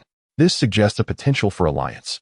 Unlike the deities of elves or orcs, these gods who transcend racial boundaries present themselves as viable allies for the human realm of Eldolin. Although, in this era marked by a scarcity of humans, Erian cannot expect this goddess of knowledge to fully side with humanity. Even a modest boon from a deity of moderate power would be invaluable for the burgeoning Eldolin. Indeed, knowledge itself is a form of power. As Erian spoke, she strolled alongside the goddess of knowledge to the railing of the floating city, casually remarking, Humans may lack the strength of orcs, the innate magical prowess and agility of elves, or the formidable size and indestructible scales of dragons. Knowledge stands as humanity's singular weapon. It empowers humans to craft tools, harness extraordinary forces, and triumph over foes who possess natural advantages. Furthermore, I have observed that while humans may start from a humble foundation, their capacity for learning surpasses that of other intelligent races. Perhaps the human race is inherently the most suited for the transmission of knowledge upon this continent. Erian deliberately guided her words, subtly influencing the perception of the true goddess. Your Majesty speaks wisely. Perhaps the pursuit of knowledge is indeed the most fitting path for humanity. Ain nodded in agreement, feeling that the words of this Eldolin monarch held merit. Her fondness for this nascent race undoubtedly grew. Meanwhile, Gut, listening to their dialogue, furrowed his brow, sensing an inexplicable discomfort within. What is His Majesty Erian saying? The conversation seems to suggest that the other party does not resemble humanity. Are not both speakers human? More pressing now, should they not inquire of this sorceress about the nature of other human settlements? Unable to restrain himself, Gut interjected, Lady Inelia, what is the nature of the human gathering from whence you come? How extensive is it? Do your people practice magic, capable of producing a high-ranking sorceress, such as yourself? Ein shook his head. The human settlement from which I hail is quite diminutive, merely a village of several hundred souls, far inferior to your prosperous Eldaron. It was only upon stepping onto your lands not long ago that I truly grasped the potential for humanity to establish such thriving realms, akin to those of elves and dwarves across the continent. Our village lacks the mastery of arcane magic that you possess in Eldaron. My own magical abilities were acquired somewhat fortuitously during a decade-long journey. It seems this sorceress hails from a human enclave devoid of magical prowess. Within Gut's heart, two conflicting emotions stirred. As a staunch human supremacist, he felt a tinge of disappointment knowing there was no other human magical realm. Yet, as the Grand Mage of Eldaron, he took immense pride in the superiority of his own kingdom over other human settlements. Death is the enemy of knowledge, he pondered. Observing Gut's complex expression, Ein continued. Throughout my years of wandering, I have encountered other human gatherings, all equally small, no larger than my own village. Similarly, they too are bereft of magical understanding. These minor human enclaves, threatened by goblins, kobolds, and gnolls, can barely struggle for survival, let alone aspire to grow into significant civilizations. Your Eldaron, however, is truly remarkable. Boasting hundreds of villages and towns, a majestic floating city, and an abundance of schools disseminating knowledge and arcane magic, wizards and apprentices are a common sight. I envy you greatly. Your realm is the solitary beacon of human civilization. Ein's tale, of course, was fabricated, yet his description of human settlements aligned with the truth, gleaned from the knowledge goddess's foresight. Hearing these words, Gut secretly rejoiced, basking in the praise of this outsider. Just then, Erian interjected, "Indeed, the conditions of the other human settlements described by Lady Ainlia align with our expectations. As a race without inherent extraordinary powers or divine protection, humanity's starting point on this continent is quite low. In the current climate, it is exceedingly challenging for these human enclaves to cultivate true civilization. Should Eldaron grow even stronger in the future, expanding its influence beyond this small eastern valley, we might consider incorporating those human settlements. Alternatively, we could dispatch suitable envoys to these enclaves as bearers of knowledge, teaching them the art of arcane magic and integrating them into Eldaron." After hearing Erian's ambitious proposal, Gut felt a surge of interest, finding the notion quite feasible. Truly, Erian's foresight was commendable, as he conceived such a long-term plan with remarkable acumen. I had not contemplated this direction at all. In truth, the scenario depicted by Erian closely mirrors the events foretold in the original history. During that time, the floating city of Eldaron was annihilated by demons amidst the abyssal invasion, prompting high-ranking mages to teleport and flee to various regions of the continent. They established small nations and city-states, utilizing the human settlements scattered across the land as their foundation. Many of these small nations even proclaimed themselves as the rightful heirs of Eldaron. In summary, your Eldaron stands as a beacon of human civilization and knowledge. Its achievements are indisputable. Ein redirected the conversation, turning to Erian. "Your Majesty, might I inquire whether Eldaron has encountered any challenges in the dissemination of knowledge? What concerns you about our difficulties?" "You are not one of us," the lady retorted. Yet, considering her admiration for their nation, it was evident she would eventually settle in Eldaron. Goose's thoughts wandered. Meanwhile, Erian discerned the hidden intentions within the words of this goddess of knowledge. If Eldaron were indeed facing obstacles in the spread of knowledge, Ein would not hesitate to provide some covert assistance. As the deity of knowledge, Ein is an advocate for all actions that facilitate the transmission and preservation of knowledge. Oh, it seems my rhetoric has borne fruit. This goddess of knowledge has begun to harbor a favorable disposition towards humanity and, by extension, Eldaron, and is inclined to offer a measure of assistance. Erian, having interacted extensively with this goddess in his previous life, possessed a profound understanding of her character. From mere fragments of dialogue, he could surmise the extent of the aid Ein might be willing to bestow, a divine blessing or a gift of equivalent magnitude. The rapport had been successfully cultivated, yet it remained insufficient. An opportunity such as a direct visitation from a deity of moderate power to Eldaron is a rare occasion. Erian resolved to seize this chance, to further enhance Ein's goodwill, encouraging this goddess of knowledge to bestow even greater gifts upon Eldaron. Challenges in the dissemination of knowledge for humanity? Erian slightly raised his chin, gazing at the billowing white clouds beyond the floating city's railing, lost in contemplation. "Oh, an idea has struck me." Erian suddenly turned and declared, "Death. Death." Ein inquired, puzzled. "Indeed, death is the greatest adversary of knowledge." Erian, embodying the demeanor of a philosopher, gently caressed the railing of the floating city as he paced slowly. Whenever a human approaches the end of their lifespan, confronting their inevitable demise, the knowledge contained within their memories also fades away. While knowledge can be transmitted through education, it inevitably incurs losses in the process of inheritance. Present-day Eldaron, even the nine-ring archmage, can only extend their life through arcane means to a mere 200 years, far surpassed by the longevity of ordinary elven commoners. If one day humanity conquers death, or at least a select group of the most extraordinary sorcerers does, knowledge will be transmitted in a more efficient manner, directly imprinted within the memories of individuals, accumulating endlessly throughout their prolonged lives.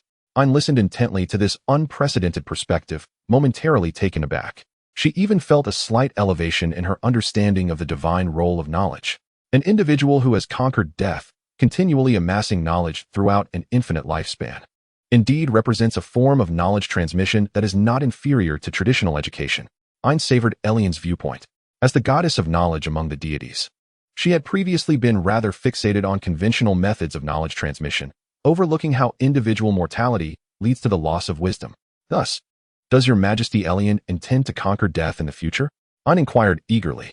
She could offer her assistance. In truth, it is not a daunting task. I know the direction one must take to attain a long, if not eternal, life, Elian replied with notable ease. Ein's reaction was subdued, but Gut, standing nearby, suddenly widened his eyes in astonishment. Has your Majesty Elian already conquered death? In this ancient era, there exists no method of immortality. Even the perilous transformation ritual into a lich has yet to surface. The first lich, Vikna, has not yet been born in this time. Noticing Gut's surprise, Elian remarked, "You are not yet worthy. Once you become a legendary sorcerer, I shall impart to you the secrets of attaining an extended life." Sensing Elian's confidence, Ein felt a twinge of disappointment. It seemed that Elian did not require her assistance in the matter of prolonging life. Of course, what the goddess of knowledge did not realize was that Elian had no intention of prematurely exhausting the divine assistance. To use a gaming analogy, the favorability level had not yet been fully maximized. There was no need to redeem it for tangible benefits just yet. He had deliberately broached the topic of conquering death, hoping to subtly influence Ein's thoughts, so that when he eventually led the strongest cohort of Eldrins to tread the path of immortality through forbidden methods, should they be judged by the elven race or the enforcers of the mechanical realm for desecrating life and defying the laws of nature? This deity could stand in solidarity with Eldrin. Elian was acutely aware that to extract something of true value from this former ally, rather than mere scraps of charity, he must present something truly compelling to the goddess. What could possibly move a deity of knowledge? Certainly, it is knowledge itself. Conveniently, Elian possessed secrets that must be divulged to the gods of this era. By the way, Lady Ainlia, I recently achieved some research results that would be quite fitting to share with you, a traveler who has traversed the continent. Erian smiled at Ein. Speaking of the secrets of the starry sky, which pertain to the mysteries of another universe beyond our own, a distant realm. It was a statement steeped in illogical musings.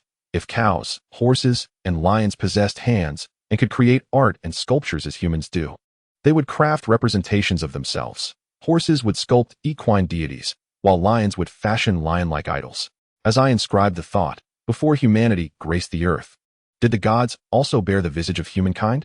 And penned, this goddess of knowledge awakened with consciousness and personality, opening her eyes to behold the mortals on the continent who worshipped her and chanted her name, those with colossal forms resembling mountains, adorned with wings and scales. And also recorded, curious elven children, adept in contemplation, posed the question, why, all-knowing mentor Ein, do we resemble elves? In that fleeting moment, I felt an ephemeral tremor within my soul. At one point in my past, I became utterly enraptured by science fiction, yet I could not articulate what precisely captivated me about it. I distinctly sensed that my affection did not stem from cyberpunk, quantum mechanics, colossal mechs, or the laser swords wielded by heroes amidst interstellar exploration. Rather, what resonated with my spirit in those works of science fiction was an essence that, in an instant, illuminated my mind, sending shivers down my spine and electrifying my very being. In Ted Chiang's Breath, a mechanical race surviving thanks to air pressure differentials serves as the central perspective, with the diminishing air pressure symbolizing the inexorable increase of entropy. In Lu Cixin's Mountain, an alien race residing in subterranean caverns on their planet recounts the history of their civilization, their superstitions, the pursuit of scientific understanding, and the evolution of their worldview. Echoing the trajectory of human scientific history, ultimately, it suggests that perhaps the universe itself is merely an immense void, sending chills down one's spine. Even now, I grasp a semblance of this profound essence, to deconstruct familiar concepts from a transcendent viewpoint, arriving at conclusions that defy intuition yet align perfectly with rational logic. Extracting a moment of thrilling astonishment from the exquisite contrast between reason and emotion. For instance, when extraterrestrials first arrived on Earth and observed that primitive humans possessed 10 fingers, they might have deemed it a hopeless species. Such a race, they might reason, could only develop a decimal system as the mainstream method of counting. Forever unable to ascend to the pinnacle of mathematics as we, using a duodecimal system, have achieved, thereby forging a resplendent civilization that traverses the cosmic seas. Regardless of the validity of such conclusions, the very nature of this line of reasoning is tantalizing. In truth, This allure is not confined solely to science fiction narratives and need not be intricately linked to high-tech elements such as quantum mechanics, colossal machinery, spaceships, biological mutations, or interstellar travel. It represents a closer element of rationality, deconstruction, and a logic-based transcendental perspective inherent to the essence of science. Much like Ted Chiang's remarkable works, The Merchant and the Alchemist's Gate and Tower of Babylon, which eschew any advanced scientific technology, the Alchemist's Gate traversing time and the tower reaching towards the heavens resemble magic. Yet, within them lies a similar mode of thinking. Fantasy literature, in theory, can also evoke the same thrill within me. For instance, in the narrative I am currently crafting, the universe encompasses factions, where the cosmic will adjudicates goodness and evil, order and chaos. These factions genuinely influence the operation of various forms of magic, sway the attitudes of hellish, abyssal, and celestial realms towards visitors, and affect the reincarnation of mortals into the realms of the divine. As a pragmatist and a technologist, how would Erian, a seeker of truth, perceive this innate cosmic judgment? How would he regard the immutable moral framework of the universe in contrast to the gradually evolving society? How might he study the laws governing factional judgments through a lens of pure rationality? In what ways could he manipulate this faction system to exert control, even to the extent of reshaping the cosmic laws governing post-mortem reincarnation? When morality and ethics become cosmic laws, they are as fundamental as an apple falling from a tree. Part of the natural laws we must explore and harness. There is much room for expansion here. Reflecting on the book The Magic Empire for 2 Millennia. In numerous fantasy tales, authors often depict eras where in the primordial years, dragons and elves ruled the earth, and gods walked among mortals. Humanity, newly born, existed as a weak race devoid of innate extraordinary powers, striving for survival. A prime example of this is found in the second epic of darkness in Mystery Lord. Even within the genre of primordial fantasy, there exists a narrative set prior to the rise of humanity, before the Great War of the Liches. In typical works, this ancient era serves merely as a backdrop to the main narrative, a mythos too distant to trace. Few authors venture to intricately depict this ancient age as the central stage of their stories. However, I aspire to write about such an epic, the time before humanity ascended as the masters of the earth. I yearn to explore the primordial years, chronicling humanity's gradual rise, detailing how Erian transforms the nascent city-states into a magnificent empire that spans all realms and conquers all deities. Just as in Mystery, where the ancient sun god leads humanity from the shadows of the dark epoch into the light. From this ancient era, I have the opportunity to witness the transformation of all things. For instance, the narrative could unfold the protagonist's journey in establishing a level system that reaches an extraordinary 120 tiers, compiling a monster compendium and delineating the emergence of extraordinary professions such as druid, paladin, agnostic cleric, bard, sorcerer, and psion within the empire. It may explore how, under the influence of Alien, these professions diverged from historical norms, steering towards a path more advantageous for the empire. The tale could recount the usurpation of the death god's position by the Raven, chronicling the ascension from mortality to divinity. Additionally, it could illustrate the advent of golems and elemental binding techniques, transforming the realm into a high magic domain akin to Eberron. Though not all these concepts need to be included, they merely represent bursts of inspiration. The focus would be on narrating how the fantastical elements familiar to us today came into existence, gradually evolving into their current forms.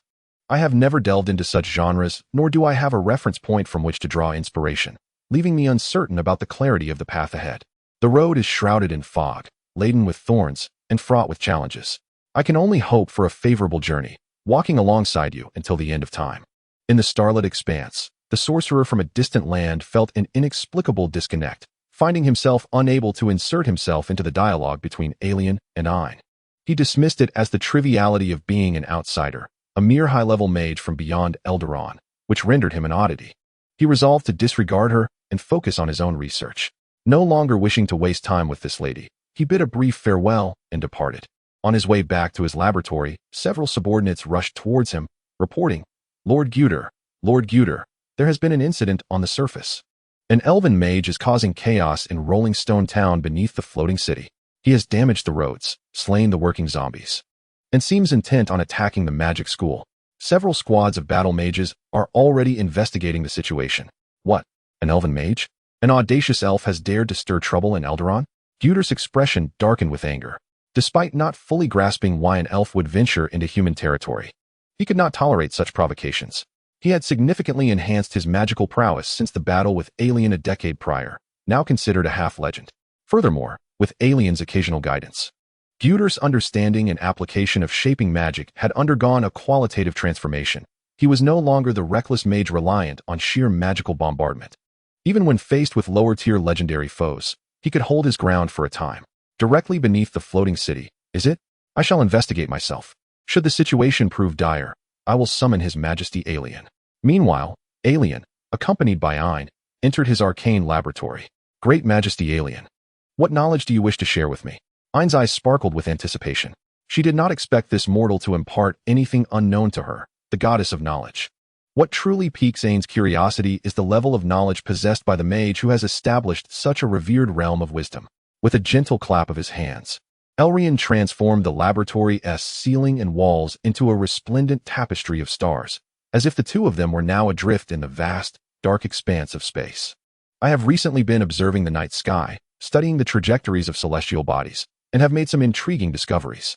By the way, I had yet to inquire, Lady Emlia, how extensive is your understanding of astronomy? Erian asked. Considerably proficient, Ein replied with a smile, though certainly not to the extent of your Majesty's erudition.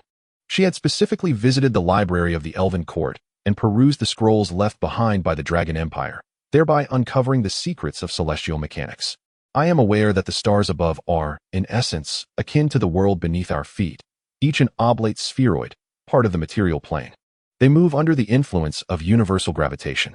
A few other celestial bodies may harbor life, such as the fire elemental beings dwelling within the sun and the solar dragons. While these planets might host formidable entities, their populations are sparse, and their civilizations are not highly developed. Ein endeavored to articulate knowledge that she surmised far exceeded the current understanding of human civilization, keenly observing Elrian's reaction, whether it would be one of skepticism or delight. Eager for more discourse. Quite right, my lady. Your knowledge surpasses my expectations, Elrian remarked nonchalantly, entirely disregarding Ein's fleeting look of astonishment. In truth, Elrian possessed even deeper insights than Ein. For instance, the myriad beings inhabiting this land had yet to bestow a name upon the very star they trod upon. In a distant future, as spellcasters invented magic to traverse the starry seas, as life proliferated on other planets, and as the gods scattered mortal races across various worlds, an increasing number of planets would witness flourishing civilizations. Each celestial sphere could be regarded as a distinct world, and a deity might find worship across multiple planets. In that era, the world that nurtured the first civilization would be heralded as the first world. Gathering his thoughts, Elrian began to manipulate the celestial imagery within the room. My lady, I have discerned that certain celestial bodies appear to be more extraordinary than others. A select few stars seem to harbor unfathomable power and peril. Prolonged observation of these stars could even inversely affect the observer's psyche, resulting in nightmares and mild hallucinations. My hypothesis suggests that these stars may not originate from our universe.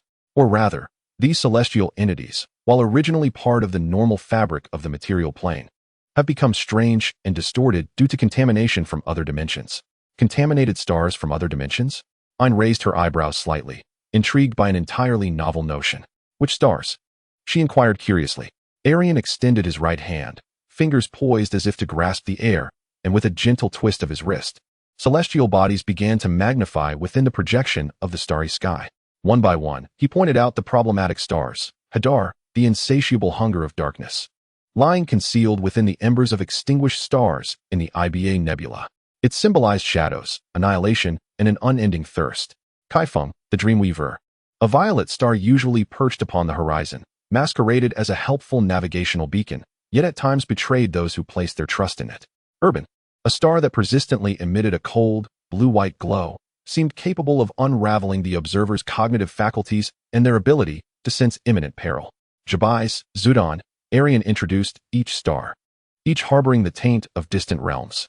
In the midst of his discourse, his thoughts appeared to drift back to a bygone era, to the apocalyptic scenes he had personally witnessed when the outer gods of distant lands opened the gateways connecting two universes, heralding the cataclysmic war with whispers from the stars. It was then that the gods, Erian included, finally comprehended. The encroachment and corruption of the great wheel universe by the distant realms had commenced long before. Even at the genesis of time, when the twin serpents of order crafted myriad dimensions from chaos, the influence of the distant realms had quietly infiltrated. Over immeasurable epochs, the outer gods perpetually eroded reality, utilizing these celestial bodies of the primary material planes as conduits to meddle in another universe. Prior to the arrival of total annihilation, no one could have foreseen the formidable strength of the distant realms. Perhaps some scholars had recognized the existence of these realms, but merely believed them to be akin to bottomless abysses, celestial mountains, or the 9 circles of hell, another, more concealed dimension. Should anyone assert that the power of the distant realms transcended the collective might of all deities in the Great Wheel universe, they would be dismissed as the ramblings of a drunken madman or the fanciful fabrications of a bored novelist seeking to evoke a sense of urgency. It was not until the cataclysmic war that obliterated both mortals and gods that the arrogance of scholars and deities was laid bare. Erian understood that in the future, the profession of warlock, reliant on the power of contracts, would emerge. Most warlocks sought to forge pacts with great fiends or demon lords. Yet a select few chose to bind themselves to the whispering stars. Throughout countless millennia, sorcerers have harnessed forces not of this world, naming their spells after the stars, the desires of Hadar, the arms of Hadar, the leap of Kaifeng, the light of Urban. Over time, even the non-magical muggles grew desensitized to these spell names, mistakenly believing that Hadar and Kaifeng were merely the names of their respective inventors. Little did they realize that the power of these spells stemmed from a corruption beyond the world, eroding their universe with each incantation and shaking the very fabric of reality. As the apocalyptic battle approached, the stars abruptly sprouted eyes and mouths. The outer gods used these celestial bodies as bridges to knock upon the gates connecting 2 universes. With centuries of persistent corruption against the Great Wheel universe, they swiftly suppressed the will of its myriad planes, annihilating pantheons at an astonishing pace. It was already too late. Fortunately, all of this had yet to transpire. Erian pulled back from his distant thoughts and sequentially introduced each perilous star to Ein. Even in his brief words, he hinted at conclusions he would only reach millennia later, after ascending to the status of the god of magic, describing them as mere conjectures. Erian sought to alert the goddess of knowledge beside him to the looming threats from beyond the world. Thus, he firmly believed that these stars were exceedingly dangerous.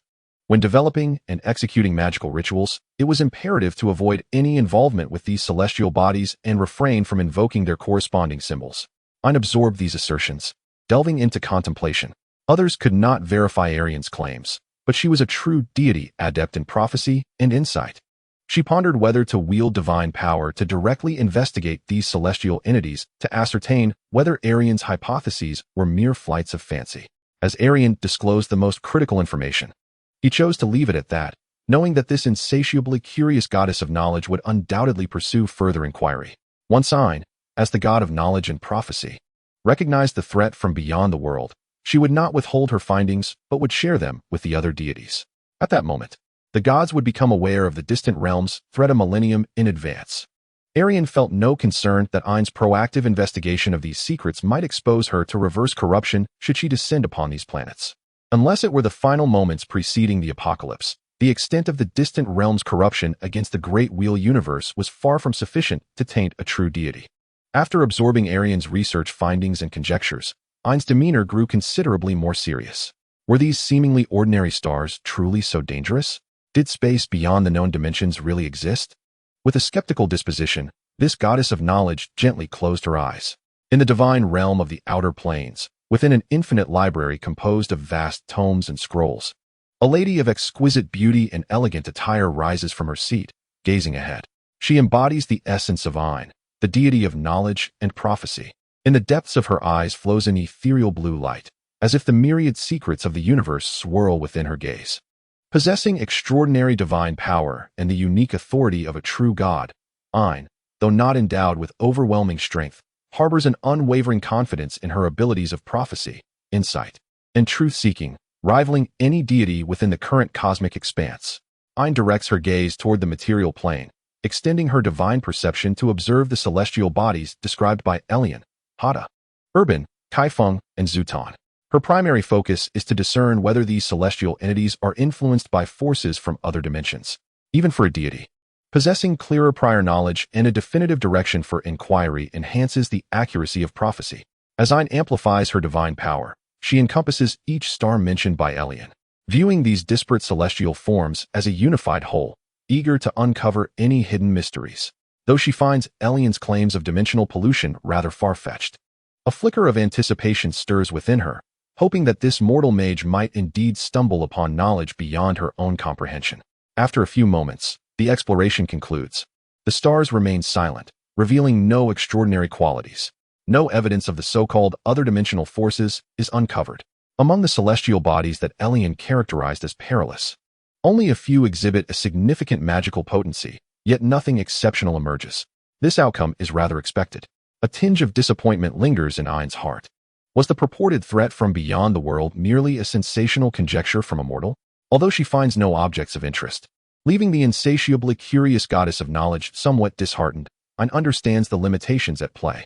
After all, Elian is merely a fledgling legendary mortal mage, a leader among the scarce and fragile new race of humanity. It is indeed too much to hope that he would uncover knowledge that even she is unaware of. Despite the inaccuracy of Elian's hypothesis, Ein does not belittle or blame the human mage. Boldly proposing theories and cautiously seeking verification is the essence of every seeker yearning to uncover the truths of the world. Even if a hypothesis is ultimately proven false, it does not diminish Elian's greatness as a seeker of knowledge in this primordial year. As her thoughts whirl, Ein resolves to retract her divine perception and conclude this exploration within the arcane laboratory of the floating city. Erian observed as Ein gently closed her eyes, seemingly lost in contemplation, and he surmised. This goddess of knowledge was engaging her divine essence to probe those planets influenced by distant realms, endeavoring to validate Erian's hypothesis. Noticing that Ein's expression bore no significant change, and even hinted at a trace of disappointment, Erian understood.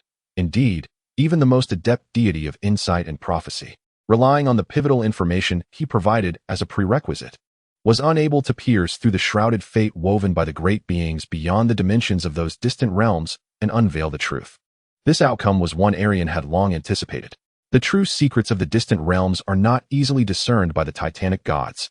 Moreover, in this era, when the incursion of the distant realms into reality remains subtle and difficult to detect, Erian felt compelled to offer the knowledge goddess one final hint. He saw and slightly open her eyes and softly speak. Esteemed sovereign Erian, your hypothesis is indeed novel, yet perhaps it is overly radical and exaggerated. I cannot fully embrace it at this moment. Before Ein could finish her thought, Erian interjected. If my hypothesis holds true, then in the distant future, these planets, having absorbed a sufficient amount of energy from beyond the world, may awaken, transforming into genuine living entities, evolving into true ancient aberrations, sprouting eyes and mouths. Oh, I mean the future. The word future sparked a revelation in Ein. What she had just probed was merely the present. She had not attempted to observe the future of these planets. Utilizing the authority of prophecy to explore their future presented a novel avenue of investigation. Observing the future of unperturbed inanimate objects would be far simpler than predicting the fate of living beings. Though the prospect seemed slim, she resolved to give it another attempt. How curious it was, she pondered, that she had begun to place such weight on the perspective of a mere mortal mage. With this faint glimmer of hope, within the boundless library of the divine realm, Ein's essence, initially poised to retract her divine power, intensified her output once more. A radiant cerulean glow emanated from her eyes. She fully harnessed her divine authority, simultaneously observing the present and future of these planets.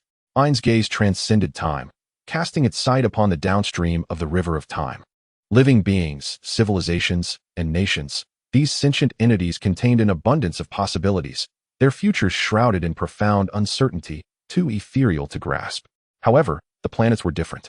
Aside from a few celestial structures bearing chaotic characteristics, most celestial bodies should remain stable over the millennia. Therefore, discerning the fate of these unperturbed inanimate objects should be considerably easier. If nothing were to manifest, it would rather indicate a deeper issue. A millennium, 2 millennia, 5 millennia, 10 millennia, 20 millennia. At this moment, the goddess simultaneously observed every celestial body mentioned by Elian, striving to direct her gaze towards the more distant future of these celestial entities. Yet, nothing seemed particularly amiss. Wait, that is incorrect. In the next instant, the essence of Ein within the divine realm trembled violently, cold sweat cascading down her brow. Ein was seized by a profound dread, a fleeting yet intensely overwhelming terror. It felt as though a cataclysmic fate, destined to rend her divine form and the universe asunder, was imminent. Ein's interstellar exploration plan came to an abrupt halt, her breath ragged as she sat upon her throne, her body quivering slightly, her eyes devoid of light. As the greatest oracle, she could not doubt her intuition. Among these stars lay a terrifying truth. The mortal mage Elian's hypothesis might indeed hold validity. Although she could not perceive more intricate or specific information, the nameless apprehension she felt during her recent observation was sufficient to indicate a grave matter. Without hesitation, Ein summoned her extraordinary divine power once more to undertake the recent observation again. Nothing transpired. This time, she gleaned no valuable insights. The constellations appeared strikingly normal across all observable futures, devoid of any anomalies. The hazy images of prophecy suggested that these planets would remain unchanged in the coming 20 to 30 millennia, exhibiting no peculiarities. Yet, such a result rendered even the true goddess Ein with a chilling sensation, her scalp prickling and her back growing cold. It was as if the stars had sensed the scrutiny of this goddess of knowledge, retracting their earlier inadvertent revelations of terror and returning to a guise of silence. Ein was certain that the fear she had perceived in that fleeting moment unequivocally signified an unfathomable power capable of annihilating all deities. However, upon realizing her observation, a strange and clandestine force swiftly obscured her divine perception. The fact that even her prophetic insight could be veiled by such a force only deepened Ein's unease. Elian's hypothesis may indeed be correct. This could very well be a power emanating from beyond the known realms, beyond all conceivable dimensions. Within the arcane laboratory of the floating city, Elian observed the fleeting expression of terror that crossed Ein's face, a subtle smile gracing his lips. Had she truly made a discovery? In truth, Erian may possess a deeper understanding of the limits of the knowledge goddess Ein's powers than Ein herself does. He comprehends the intricate rules governing her extraordinary abilities and knows precisely how much she can perceive amidst the veils of fate cast by the great entities of distant realms, which interfere with prophetic outcomes. In a previous life, Erian once wandered the outer planes with this dear friend, exploring the astral and ethereal realms, delving into the mysteries of divine power, and investigating the limits of authority held by deities of various hierarchies and domains. On one occasion, Erian dedicated a century to residing in the divine street of the Steel City in the second layer of the Nine Hells, the birthplace of the Order of Evil Gods, where he witnessed firsthand the emergence of an evil deity born from the faith of mortals in the material plane. Subsequently, Erian captured this nascent true god and conducted multiple vivisections. Thus, Erian is more acquainted with the extent of Ein's prophetic authority than Ein herself is in the present moment. Had it not been for Erian's prior provision of extensive background information and speculative directions as the foundation for prophecy, had he not accurately identified each planet tainted by the distant realms and guided Ein to simultaneously probe all these celestial bodies, and had he not suggested that Ein observe both the present and future of these heavenly bodies, even the knowledge goddess Ein could not have, in a fleeting instant, transcended the passive obfuscation of fate imposed by the great entities of the distant realms to perceive the vast horrors beyond dimensions. Erian is acutely aware that as soon as Ein detects the anomaly, those great beings beyond dimensions also sense her scrutiny and actively cloak fate once more. If the apocalypse were to arrive at this moment, those terrifying existences gazing down upon the gods from distant realms could even utilize the recent probing to establish a mystical connection and obliterate Ein in return, leading this medium-powered deity to fall, bearing secrets, and become but a divine corpse within the astral sea.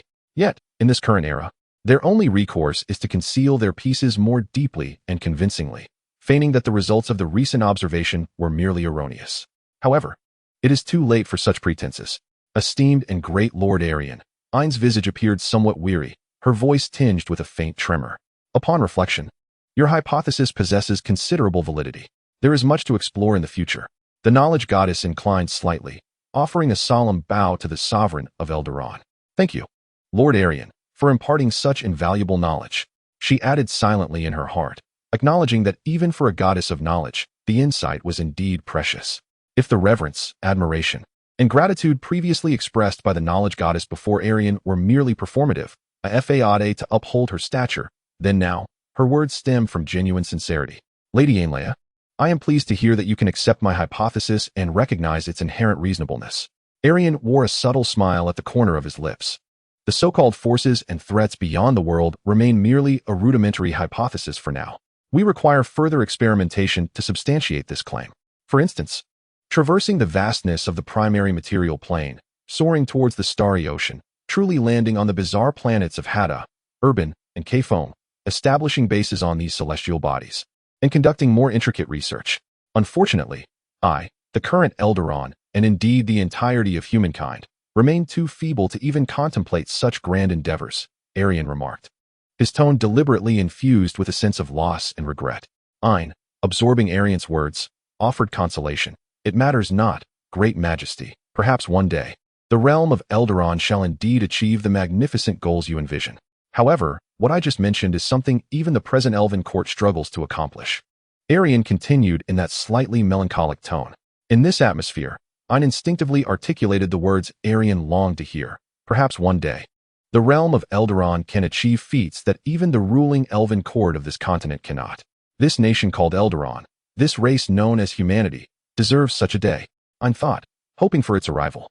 Erian revealed an understanding smile.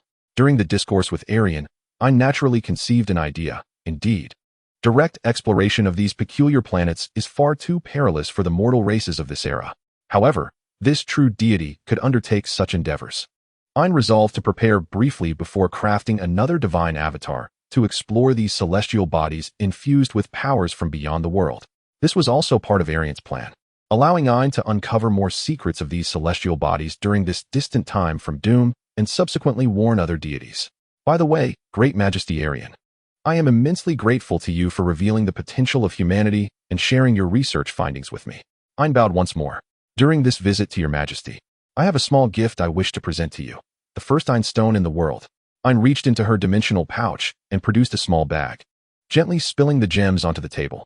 There were nearly 30 colorful magical gems. Some were pale purple, some silver blue, some rose-tinted, and others pearly white, with a few being crystal clear. They varied in shape, including diamonds, ovals, and spheres. These magical gems were what Ein had decided to offer as a gift to the sovereign of Elderon upon her initial journey to the lands of humanity. While not particularly precious, they were befitting of her outward identity as a high-ranking mortal sorceress. After spending some time together and gaining insight into the potential of the human race, as well as acquiring significant knowledge from Erian, Ein harbored a profound realization. This gift was undeniably too light. In the future, she would bestow upon Erian a grand offering that would befit a deity, one that matched the stature of a true god. What exquisite gemstones! Each appeared to contain the essence of diverse magical properties.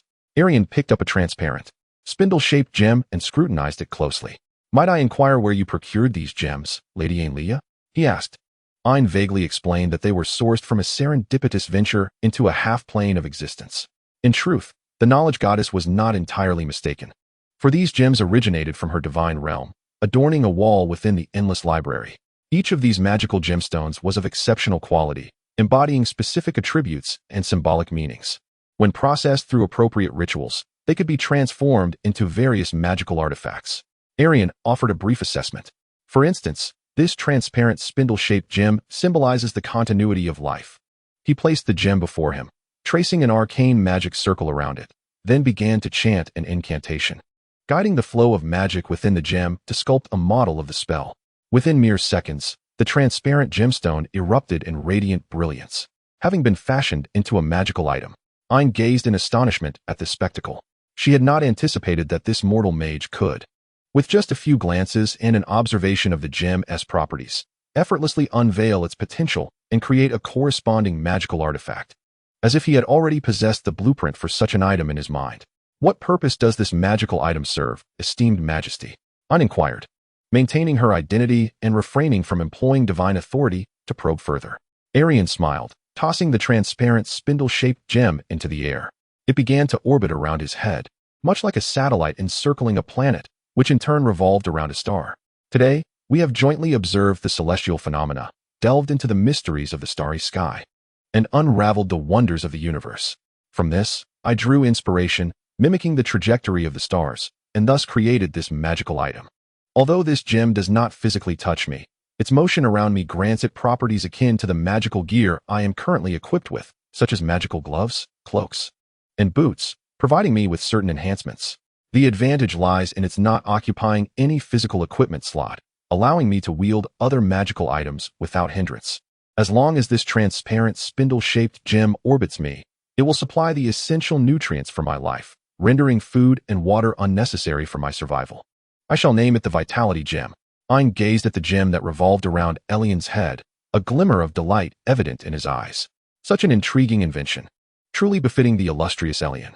Besides this transparent spindle-shaped gem, the other gems must also possess corresponding attributes aligned with their inherent functions. Indeed, Elian smiled as he commenced the meticulous crafting of additional gems, transforming them from their raw forms into magical artifacts imbued with specific capabilities. Compared to the first gem, which merely sustained life, the creation of the remaining magical items undoubtedly posed a greater challenge. However, for Elian, it was hardly a daunting task. Thus, one by one, an array of colorful gems of various shapes began to orbit around Elian's head. Each gem possessed a unique function. Some enhanced alertness, others augmented strength. Some absorbed low-tier spells cast upon the bearer, and others generated a delicate protective field around the wielder. Marvelous, Your Majesty. You have truly unearthed the potential of these magical gems. Moreover, their unique beauty, reflecting the celestial patterns, is nothing short of art, Ein extolled. Elian smiled. Of course, he had not invented all these magical items on the spot. What he was currently crafting were the earliest iterations of what would eventually be known as the Ein Stones. In Elian's hands, the first batch of Ein Stones had been brought forth a millennium ahead of their time. Esteemed Majesty, might you bestow a name upon this aesthetically pleasing magical artifact? Perhaps the Stone of Elian? Ein suggested. It matters not, since these gems were gifted by you. Naming them after you would be fitting. Elian extended a finger, gently caressing the gems that swirled around his head, each one embodying the beauty of celestial motion. Let us name them Ein Stones, drawing from a part of Lady Ainlia's name. Thus, the first batch of Ein Stones came into existence. In the years to follow, spellcasters emulated the original Ein Stones, producing numerous replicas. Lacking direct access to the materials from the realm of the goddess of knowledge, Ein, they resorted to using similar earthly gems as substitutes, resulting in versions with inferior effects but suitable for mass production. Newborn adventurers either purchased these stones directly from magical shops or discovered them within treasure chests in ancient ruins, eagerly tossing them into the air to watch them swirl around, bestowing various enhancements upon themselves. They reveled in the use of these gems, named after the goddess of knowledge and prophecy, Ein.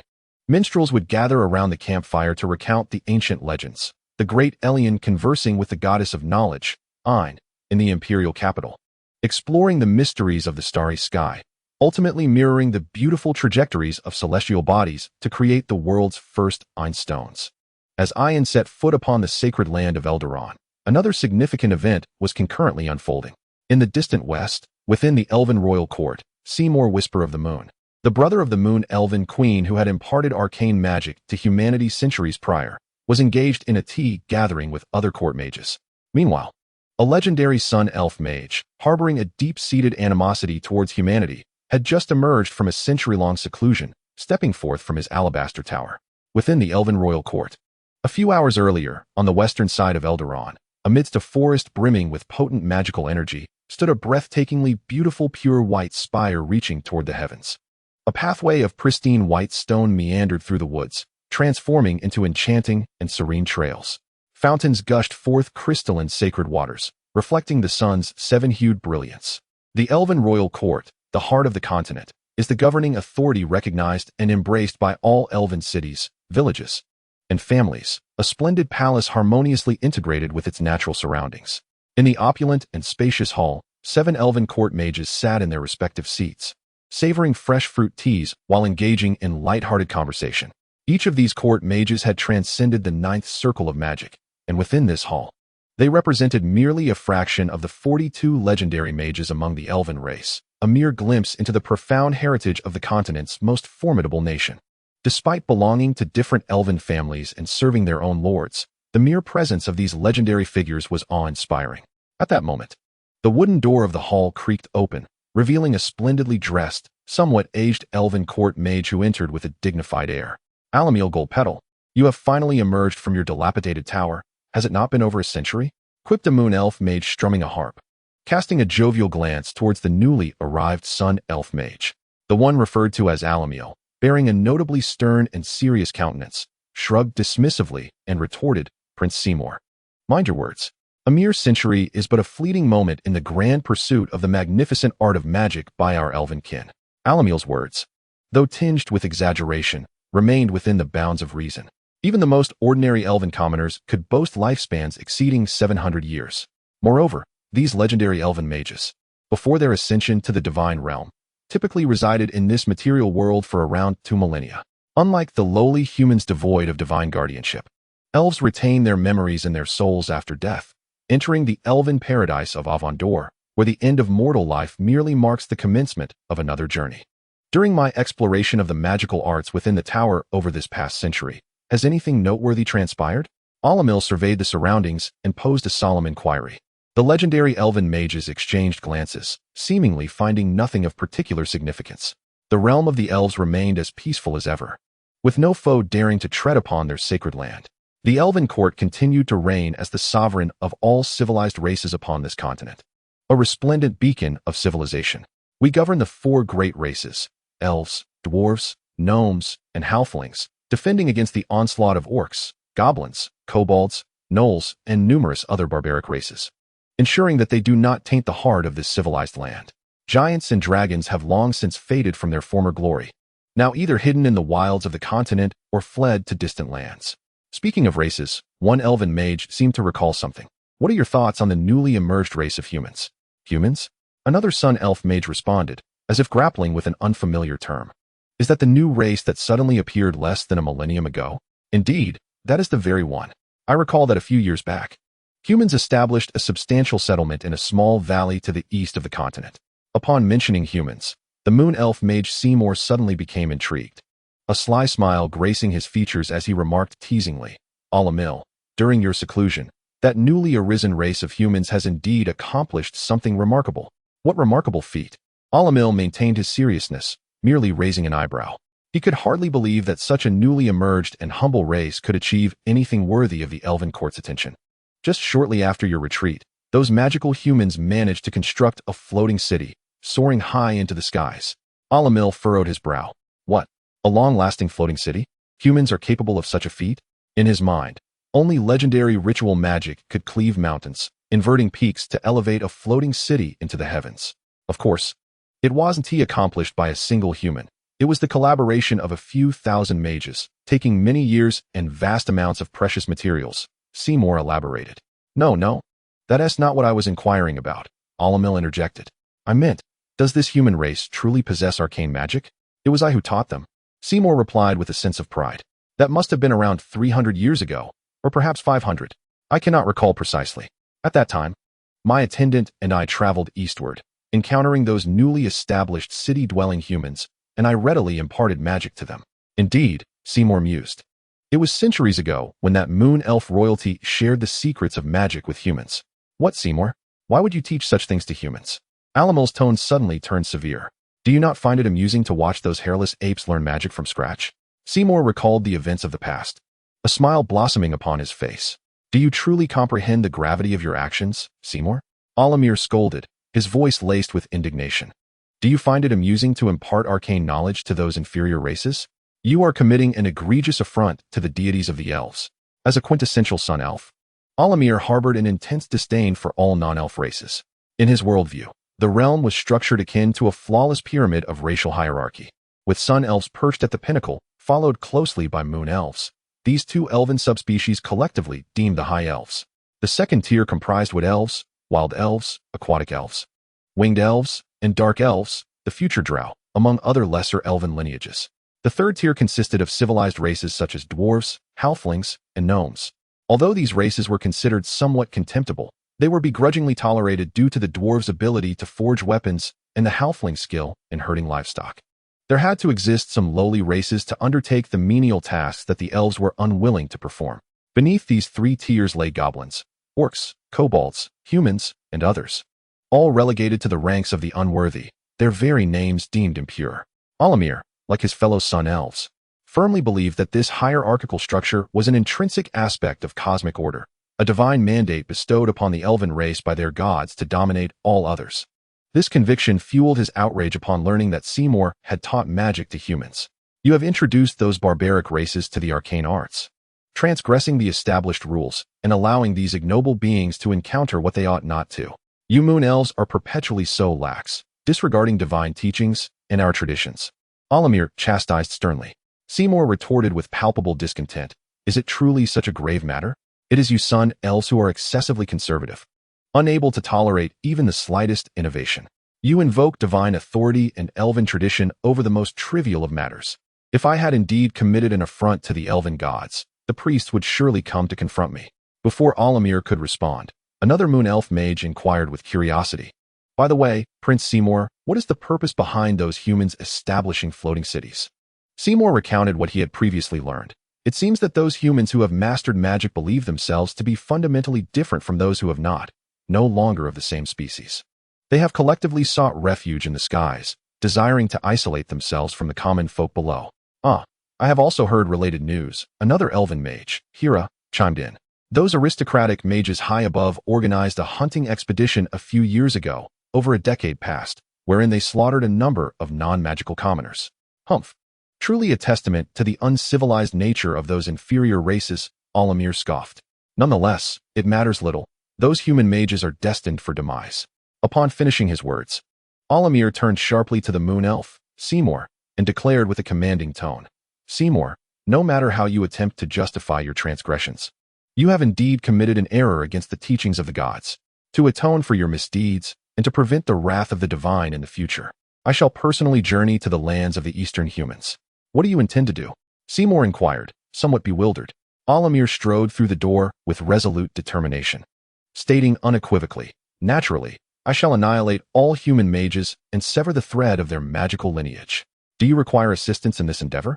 Inquired another sun elf, a court mage who supported Alamir's intentions, as he watched Alamir depart through the golden-hued portal. None is needed, Alamir replied, his voice as frigid as ice. They are merely a group of monkeys who have only recently grasped the art of magic for a mere 300 years. I alone shall suffice. Once you have accomplished this, do remember to return before dinner. Her Majesty is hosting a banquet this evening, the supportive sun elf added. Is it truly necessary? Seymour yawned, observing Alamir storm out of the hall, leaving the heavy wooden door to close with a creaking thud. What a pity. I had only just taught humans the ways of magic. Now, it shall be obliterated by this radical conservative. A brief silence enveloped the room. Even among the Elven Court mages present, there were murmurs of concern regarding Alamir's fervent resolve. Moments later, an elven mage spoke up. Is Alamir truly intent on eradicating every last one of those human mages? Might this not be a tad extreme? Perhaps it is akin to exterminating a large horde of goblins, remarked the previously supportive sun elf. I, too, have obliterated several goblin settlements in my time. This may well depend on the level of civilization of those human mages. I suspect they are not much different from goblins or kobolds, another chimed in. Indeed. Several Elven Court mages mused, allowing the conversation to drift into various topics, resuming their animated discussions about the heavens and the earth. They spoke of weapons imported from dwarven clans, various mythological versions from the dawn of creation, the melodies of poetry, the aesthetics of painting, and the legendary spells and high elven magical rituals regarded as the pinnacle of magical artistry, transcending the realms of the Ninth Circle. In the endless stretch of time, they engaged in a myriad of artistic discussions, passing the tedium of their existence, for to the elves, magic was merely one of the many extraordinary forms of art. Alamir departed the Elven Royal Palace, his mind racing through the plans ahead. The human mages resided in the floating city high above the clouds, which indeed facilitated my endeavor. By dispelling the magic that sustained the floating city, the human mages would plummet to their demise, either crushed by falling debris or meeting death upon impact.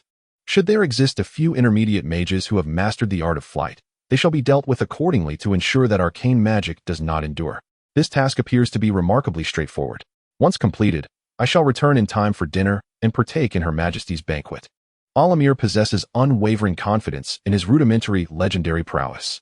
Although it is true that these elven legendary mages excel in the formidable rituals known as elven high magic, direct combat is not his forte. However, what challenge could there possibly be in dispatching a cadre of mid to low-tier mages? Of course, Alamir underestimated the magical capabilities of humanity. Even if Erian had not yet traversed through time to alter history, the situation remains unchanged. In his estimation, a mere span of over 3 centuries is but a fleeting moment, less than half the lifespan of an ordinary elven commoner. The presence of a few 3rd or 4th tier intermediate mages among humanity is already quite commendable. To encounter 1 or 2 6th tier high mages would be nothing short of miraculous. A modicum of attention would suffice to eliminate them. Let me ascertain the location of the human-inhabited valley on the map. it occupies such a diminutive area, utterly incomparable to the vast expanse of the elven realm. Alamir scoffed. Teleportation. With a swift motion of his sleeve, the elven legend vanished amidst a flurry of shimmering light. Brilliant hues cascaded around him, and as these radiant colors coalesced into a tangible scene, Alamir found himself upon the lands of Eldaron. He stood in a human town situated to the western side beneath the floating city. This was Rolling Stone Town, a pivotal hub for multiple villages in the southern region of Eldaron. Carriages traversed the road, while pedestrians ambled along the flanking pathways, surrounded by robust, orderly stone edifices. Alamir raised his gaze slightly, just in time to glimpse the floating city gliding slowly above in the heavens.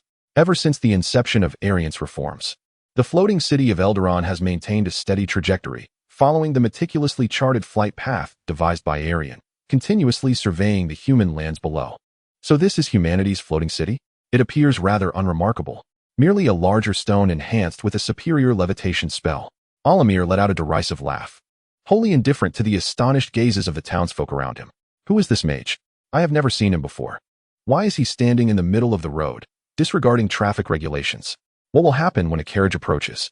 Wait, his ears are so elongated, just like those depicted in our textbooks about elves.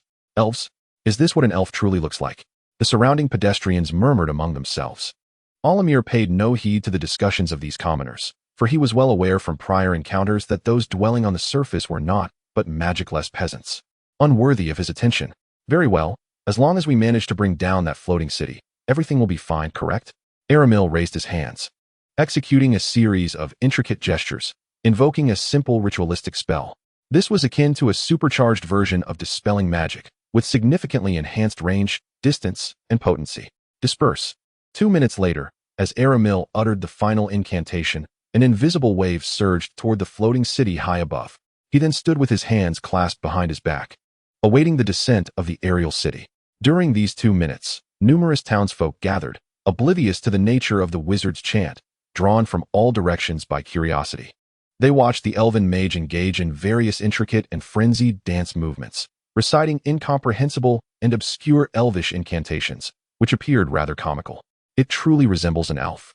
Has an elf come to our human lands? Teacher Joseph, where are you? Come quickly. There is a living elf here. Could it merely be some bored fellow masquerading as an elf, acting all dramatic? Indeed, I've heard tales of a place to the west called Elf Village, where the inhabitants delight in dressing as elves. Is this elf perhaps chanting some sort of magic? Why does it seem as though nothing is happening? Perhaps he is merely practicing his movements without channeling any magic to truly cast a spell? Don't be foolish. It could also be that his skills are lacking, and his spellcasting has failed.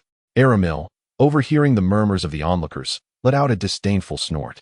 A collection of utterly ignorant human peasants, incapable of wielding magic, dared to critique him?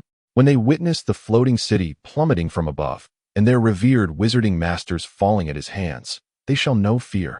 With hands clasped behind him, Aramil awaited the city's descent. He stood there for a full minute. The floating city remained undisturbed, gracefully gliding through the sky along its fixed trajectory, without a hint of tremor. What was happening? Aramil found himself struggling to comprehend the situation. The gazes of the surrounding humans felt like daggers upon his back. Thus, he made another attempt. Amidst the skeptical and slightly mocking stares of the crowd, he once more engaged in incantation and frenetic dance-like movements, directing his hands toward the floating city above with renewed fervor. An even grander wave of imperceptible magical force surged skyward. Yet again, nothing transpired. How could this be? Were not those human wizards capable of conjuring a colossal version of levitation magic by uniting the strength of thousands to elevate this stone into the air? Why could it not be dispelled? Aramil found himself increasingly perplexed. In fact, if we were to travel back over a century, when the mages of Eldaron united their strength to create this floating city, the spells that enabled its levitation could indeed be directly dispelled by legendary sorcerers. However, throughout the past century, with the gradual advancements in human magic, high-ranking mages and chief sorcerers have made numerous enhancements to the levitation spells. They have embedded magical effects throughout various sections of the floating city, ensuring that conventional dispelling spells can only dissipate one area at a time, preventing the entire city from plummeting to the ground. In the decade following Erian's arrival, he further refined the levitation magic, utilizing his legendary magical prowess and unparalleled arcane knowledge. He restructured the magical framework of the floating city. This not only increased the maximum flight speed and stability of the city, but also relocated the magical power sources that sustain its levitation to the interior of the city itself. To nullify the levitation magic, one would need to penetrate deep within the city, targeting and destroying each levitation power source. External dispelling effects would be utterly ineffective. Onlookers witnessed Aramil's failed incantation and began to murmur amongst themselves. Indeed, this elven mage has once again put on a performance, yet nothing has transpired. Has he failed again? He certainly appears quite vexed. Why is he standing right in the middle of the road? He's obstructing traffic. Just then, amidst the whinnying of horses, a public carriage, under the driver's control, barely swerved to avoid colliding with Aramil. Who are you? Standing here is disrupting traffic. Could you be a bit more civilized? A disgruntled passenger leaned out of the carriage and berated Aramil. These wretched humans, Aramil scoffed. How foolish to stoop to their level. He stepped aside, not out of deference to the human's words, but rather to contemplate his next course of action. Since directly dispelling the levitation magic was not an option, why not consider blowing the entire floating city to smithereens? This posed a slight complication, as he was not particularly adept at large-scale destructive spells. Perhaps employing a weaker magic to gradually explode it bit by bit. At that moment, as he finally turned his attention to his surroundings, Aramil was struck by an overwhelming sense of dissonance. Wait a moment, this is a human settlement, right? It is far more advanced than I had imagined. He had expected the ambience of a human gathering to resemble that of orc or goblin tribes, or at best, a small village. Instead, he found himself in a veritable town, complete with well-laid cobblestone streets bustling with carriages, and even drainage systems akin to sewers. The streets were flanked by sturdy stone houses, standing in neat rows. From the attire of the pedestrians observed on the streets, it is evident that humanity has made commendable achievements in the realm of textiles. While their garments may lack the exquisite beauty of those crafted by elves, they prioritize practicality and durability. Little does Olimir know that the pavement here is largely adorned with the attire of these pedestrians, many of which were stitched by skeletal hands. Moreover, numerous structures have been erected by a vast number of novice surface mages who daily employ their remarkable skills, stone wall spells, shaping stone techniques, and the art of transmuting mud into stone. Even the construction of the sewers demands the relentless efforts of numerous apprentice mages, who tirelessly conjure spells to carve out subterranean passages. In present-day Eldaron, there exist over 10,000 mages alongside an even greater multitude of apprentices, making these undertakings far from arduous. Is it not true that humanity as a race has only emerged a few centuries ago? How could they possibly establish a civilization of such magnitude? Olimir gazes around, increasingly astonished. This town rivals many elven settlements and, in numerous respects, surpasses the standards of more remote elven towns. He cannot fathom that the infrastructure of this town could only be constructed in an environment of relative peace. He recalls the wild lands to the east, home to several orc tribes, as well as a multitude of goblins and kobolds. Are they not akin to barbaric races? Much like humanity? How is it that humans have built towns while those races remain in the shadows? Like a naive villager encountering the wonders of the world for the first time, Olimir strolls through the streets, gazing in awe. What indeed has transpired in the human realm during my years of seclusion? But what does it matter to me? Just as Olimir resolves to disregard the inconsequential matter of town infrastructure and focus on preparing for an assault on the floating city, he suddenly finds himself frozen in place, his eyes wide with disbelief. Before him, several orcish zombies are laboring to lay the road. Undead. Are there undead creatures attacking a human town? Is it the work of some human necromancer intent on slaughtering these magicless peasants? Olimir swiftly draws conclusions based on the information he has previously gathered, his shock intensifying. His concern is not for the safety of the defenseless peasants, but rather for a more alarming revelation. How have human mages come to master the necromantic arts capable of creating the undead? This is an absolute taboo within the Elven Court. What has that scoundrel Seimer taught humanity? No, I must return and hold Seimer accountable. How could he impart such a blasphemous and malevolent magic to humans? The moon elves are indeed incorrigibly foolish. Raising his right hand, Olimir begins to gather unseen energy, poised to dispatch the zombies with ease. When he notices yet another peculiar detail. Wait, the undead have come to assault the town, yet the surrounding human civilians exhibit not a trace of panic. He observed the people around him, merrily chatting and laughing as they passed by the roadside, although they consciously avoided the vicinity of the few zombies. Not even the youngest girl exhibited any sign of fear. Were these humans foolish? These were the undead, creations of the most blasphemous and malevolent magic. Why did they not flee upon sighting them?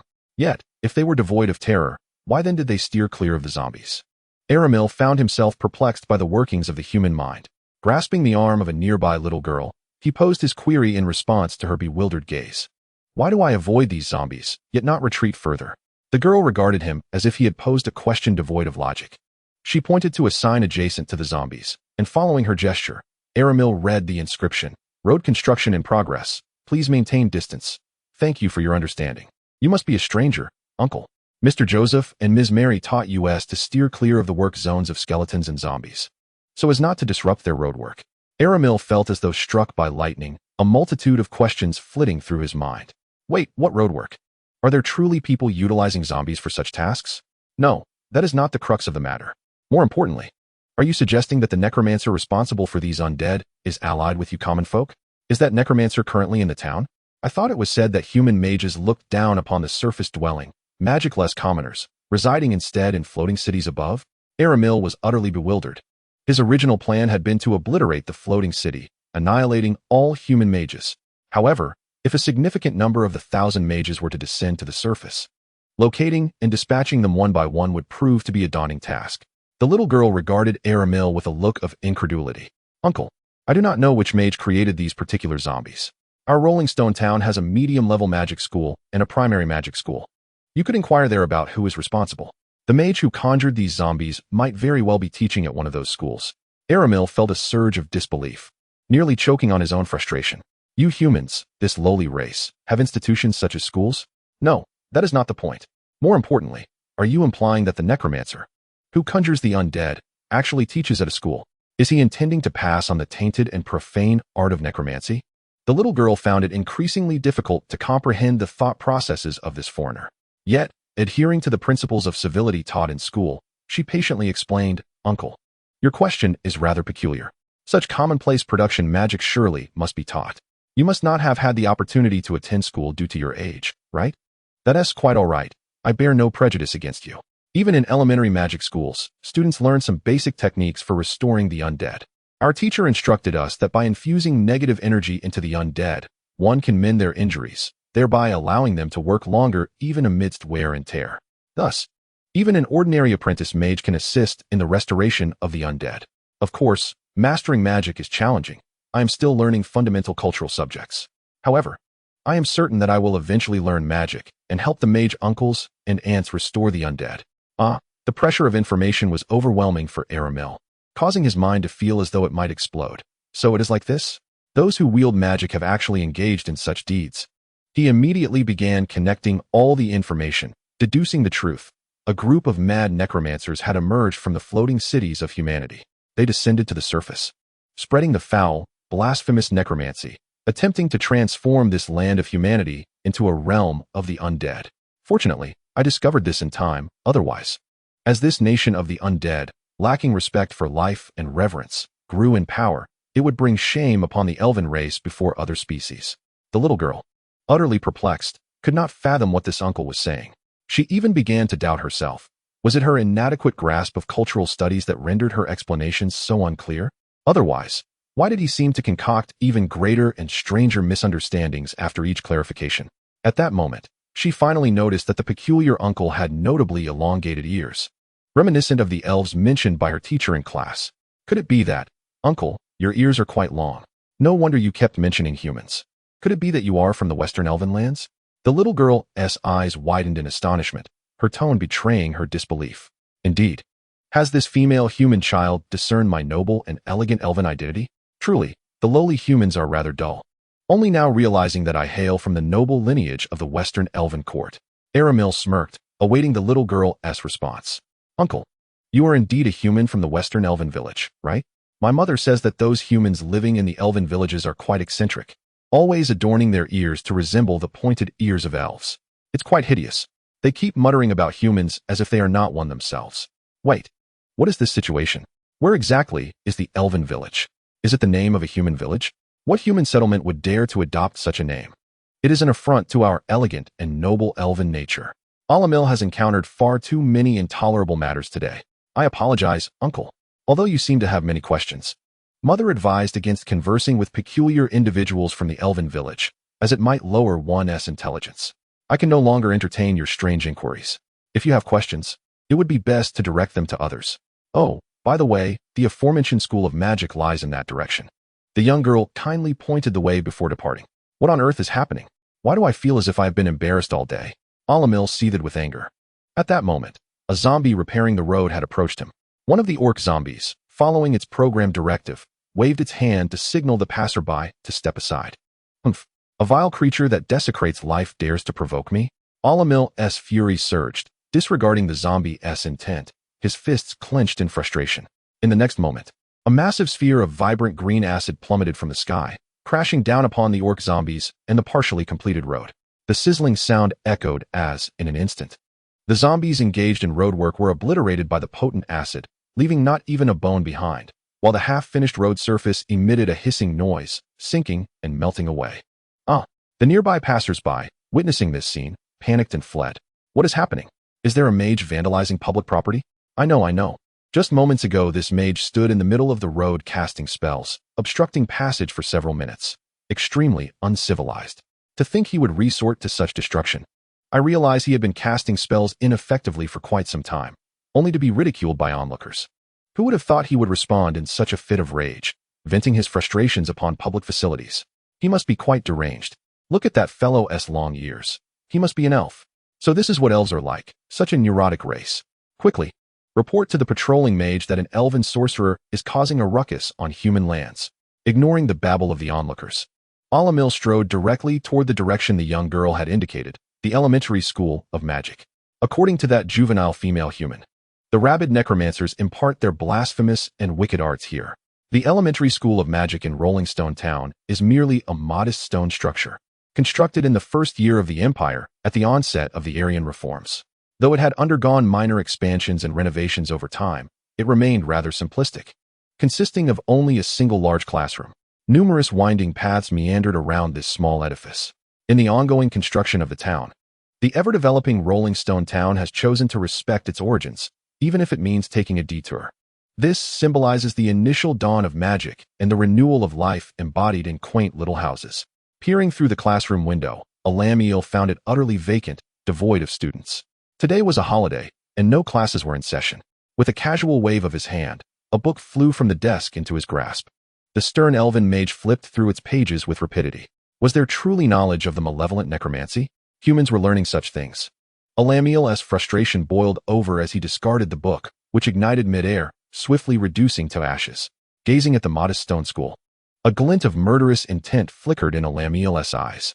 He resolved to eliminate this place first before eradicating all human mages in the skies.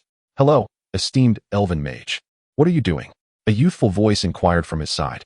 Alamil cast a brief glance and noticed 4 humans standing together, an elderly man with glasses clutching a wine bottle, a woman in her 20s, a teenage boy, and a smaller girl.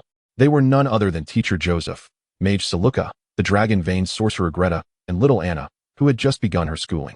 The one who spoke was Greta, who seemed to have aged only a couple of years since a decade ago. Alamil disregarded the perplexed gazes of these humans, and under their astonished stares, he pointed towards the school, his fingertip gently touching the air. Dissolve. A brilliant golden light shot forth from the elven mage's damp fingertip, striking the school ahead. Crack, crack. Greta's pupils dilated as his eyes reflected the scene of the modest, yet warm stone structure shattering into dust and collapsing. The building crumbled into countless fragments amidst a resounding roar, enveloping the area in choking dust.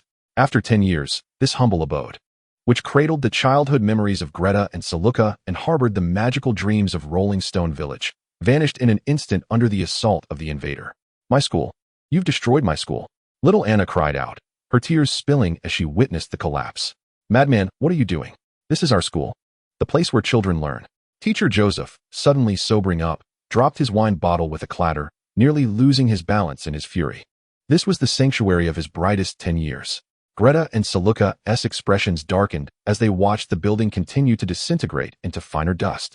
Fleeting memories of their joyful childhood flashing before their eyes. Besides the prohibition against killing surface dwellers, there was another piece of good news. We shall establish schools upon the surface, where dedicated instructors will impart the art of magic, and you, along with other children, may attend free of charge. In due time, perhaps you too will become a formidable spellcaster like us. The reason we must excel in arcane arts is that we, as humans, are devoid of the protection afforded by divine beings of our race and must rely solely on ourselves. With the foundational cultural lessons concluded, tomorrow you shall officially commence your studies in magic. Today, we shall engage in painting upon the skeletons. They reminisced about each day spent within this modest and cramped classroom, recalling the earnest demeanor of Mr. Joseph as he illustrated spell models at the podium, and the laughter shared as they took up brushes to paint upon the orc skeletons. Elf, what brings you to the land of humans? Greta inquired, lowering her head slightly, her expression darkening, her eyes losing their luster as she stepped forward to question in a hushed tone. Oh. The sun elf mage Alamil observed the collapse of the human school with a sense of pride and ease. Turning his gaze, I have come here with the intention of exterminating all the humans capable of magic in this country. Quickly tell me, aside from the floating city, where are the other magical humans? Do not attempt to shield them, or you shall meet a similar fate. Indeed, Greta's lips curled slightly. We are the humans who wield magic. Yes, yes, I too am capable of magic, exclaimed little Anna, raising her hand as golden sparks flickered momentarily at her fingertips in response to her brother's words. Joseph and Saluka became instantly alert, adopting a defensive stance. Oh, so you are all magical humans gathered here. How convenient for me. Alamil, the sun elf mage who had believed in the superiority of the elven race since birth, gazed upon the four before him, a radiant smile blossoming. 2 adults and 2 children. It would be swift to eliminate you all. What pitiful children you are. Had you not pursued the study of magic, I might have shown you mercy. Once I have dispatched you, I shall obliterate the floating city above, sealing the fate of all spellcasters in this human realm. You will come to regret your foray into arcane magic, which embodies the knowledge of the world's truths. Knowledge not meant for you, the hairless apes. Standing at the forefront, Greta, listening to Alamil's incessant tirade, felt her countenance darken further. She turned to her sister, Anna, and their teacher, casting them a knowing glance, and spoke in a lowered voice. Saluka, Anna, Mr. Joseph, you must retreat. I shall confront this elf. From the magical aura I perceive, he is a novice legend, spellcaster, albeit seemingly a rather feeble one. Upon hearing Greta's words, the 3 retreated in unison, Saluka guiding the bewildered Anna alongside Mr. Joseph as they prepared to depart. As Greta watched his little sister Anna being led away in confusion, his heart stirred, prompting him to recall their previous conversation and add a few more words. Anna, do you remember what I told you before? For 10 years, we, the people of Elderon, have enjoyed a hard-won peace. It has been a decade since the ruthless, bloodthirsty orcs were driven away, and now new foreign invaders have set foot on our lands. The peace of humanity has been forged through war. What our ancestors accomplished in the past, we, the new generation of mages and sorcerers, can achieve as well, and even surpass, just like the orc invaders. Upon hearing this familiar comparison, Anna instantly understood her brother's words and recognized the nature of the elf before her. The little girl turned her head, and a glimmer of excitement sparkled in her tear-filled eyes. So, brother, you will defeat the villains who invade our country and seek to kill us all, right? Greta responded with a warm smile. I cannot face him alone. But do not forget, this is human land. I have many companions. As he watched his sister and their teacher walk further away, Greta turned back to confront Alamil once more. You don't think they can escape, do you? Once I finish with you, I can swiftly pursue them and end their lives. Alamil sneered, lifting his chin and looking down upon the young boy. Elf, you have set foot on human soil to eradicate me, to obliterate all the magic-wielding humans of Elderon. Haven to you? Regardless of whether they are frail elders or innocent children. Yes, Alamil replied, his tone devoid of any emotion. Good, Greta said, having received a satisfactory answer. His previously somber expression lifted, and he gazed intently at the elven mage, his eyes ablaze with a crimson glow. Then you must be prepared to face death yourself, correct? In the next moment, the boy abruptly raised his right hand. A surge of searing flames surged towards Alamil. The elven mage revealed a slight smirk, standing relaxed with his hands behind his back. Human magic is but a trivial skill. I can remain here unmoved, and the protective spells I've cast will suffice. However, in the following instant, his gaze suddenly froze. Wait, no. This power, after a decade, the crimson light illuminated the sky over Rolling Stone Town once more, brighter than the night of the orc invasion. Boom. The townsfolk of Rolling Stone, having heard of the elven mage's attack, were met by a mid-level battle mage squad arriving from the Sky City. Meanwhile, the apprentice mages practicing their spells at home, along with nearly all the humans present in Rolling Stone Town at that moment, looked up to the heavens. A thick, crimson pillar of fire propelled an incredibly tiny figure across the sky.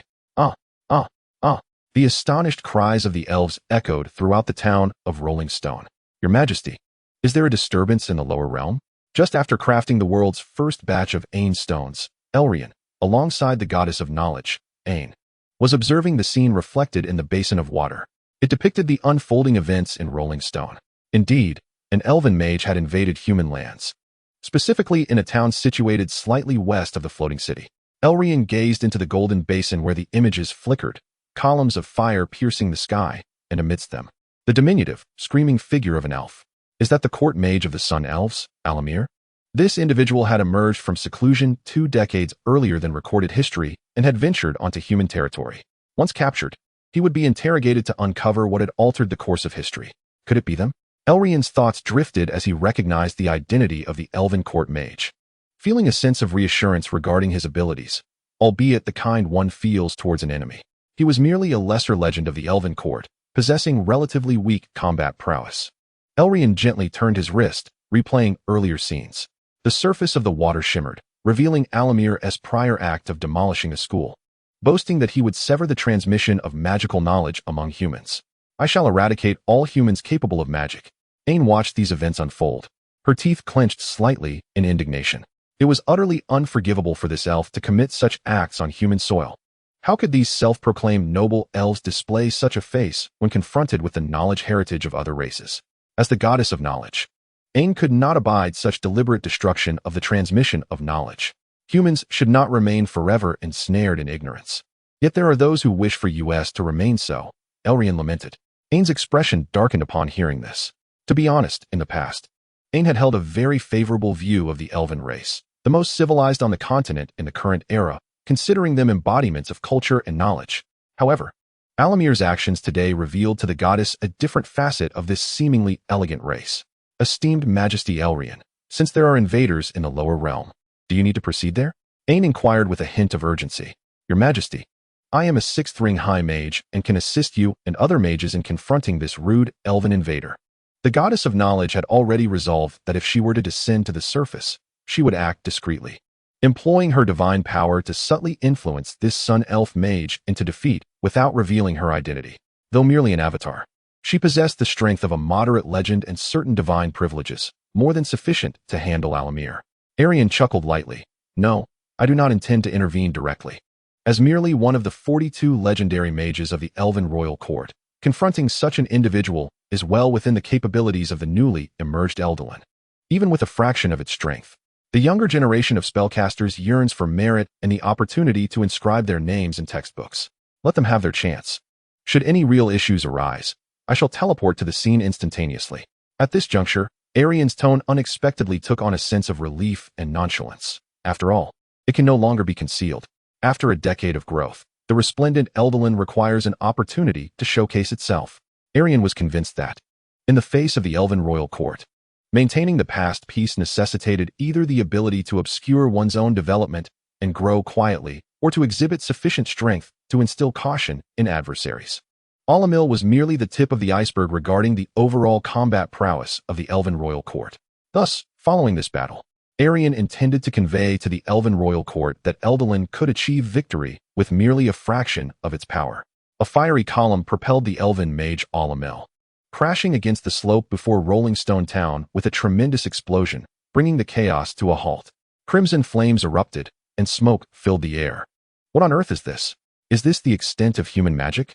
As the smoke dissipated, the elven mage Alamil gasped for breath, rising unsteadily on trembling legs. By human standards, this was exceedingly exaggerated.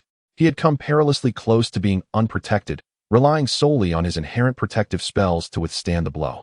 Alas, it had been too long since he had engaged in combat. His nerves had grown overly relaxed. At this moment, Alamil found himself enveloped within a translucent sphere of energy, radiating a faint golden glow. In those final moments, he realized the magnitude of Greta's attack far exceeded his expectations, prompting him to enact the necessary defenses. Such destructive power, could it be the work of a legendary spellcaster? Impossible. How could humans possess legendary spellcasters? As Alamil lifted his gaze, he beheld Greta soaring towards him in the air.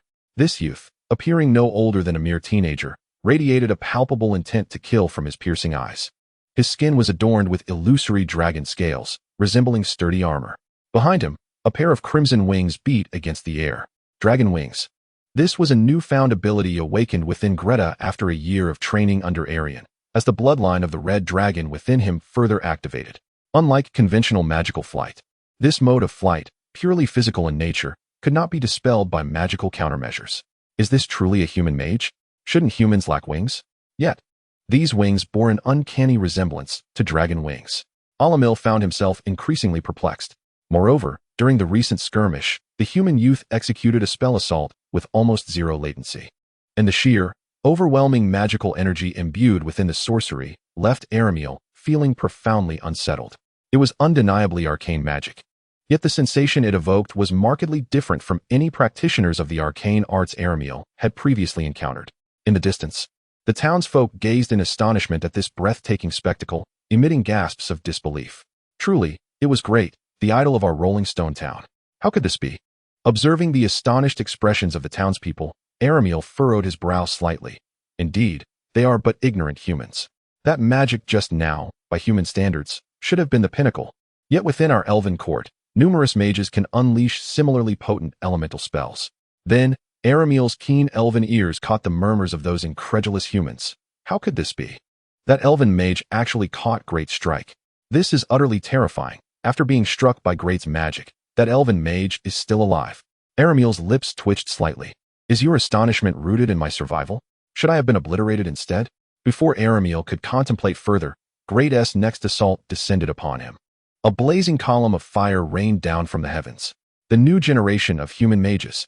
Aramil swiftly shifted, transforming into a bolt of lightning as he evaded to the side. The fire column crashed into the spot where he had just stood, creating a deep crater. In the blink of an eye, the two engaged in a rapid exchange of spells, a myriad of colors illuminating the sky above. This brief encounter allowed Aramil to ascertain his opponent's caliber. Humph, as expected, he is not a legendary spellcaster. That last strike was merely a momentary display of greater power. The casting method differed from conventional mages, hinting at some form of supernatural lineage. I thought, how could mere humans possess such levels of spellcasting? It seems there is a mingling of other races' bloodlines. This individual, endowed with a unique heritage, must surely be the only ninth circle spellcaster among humans. Though he appears to be a mere child, he has indeed deceived me.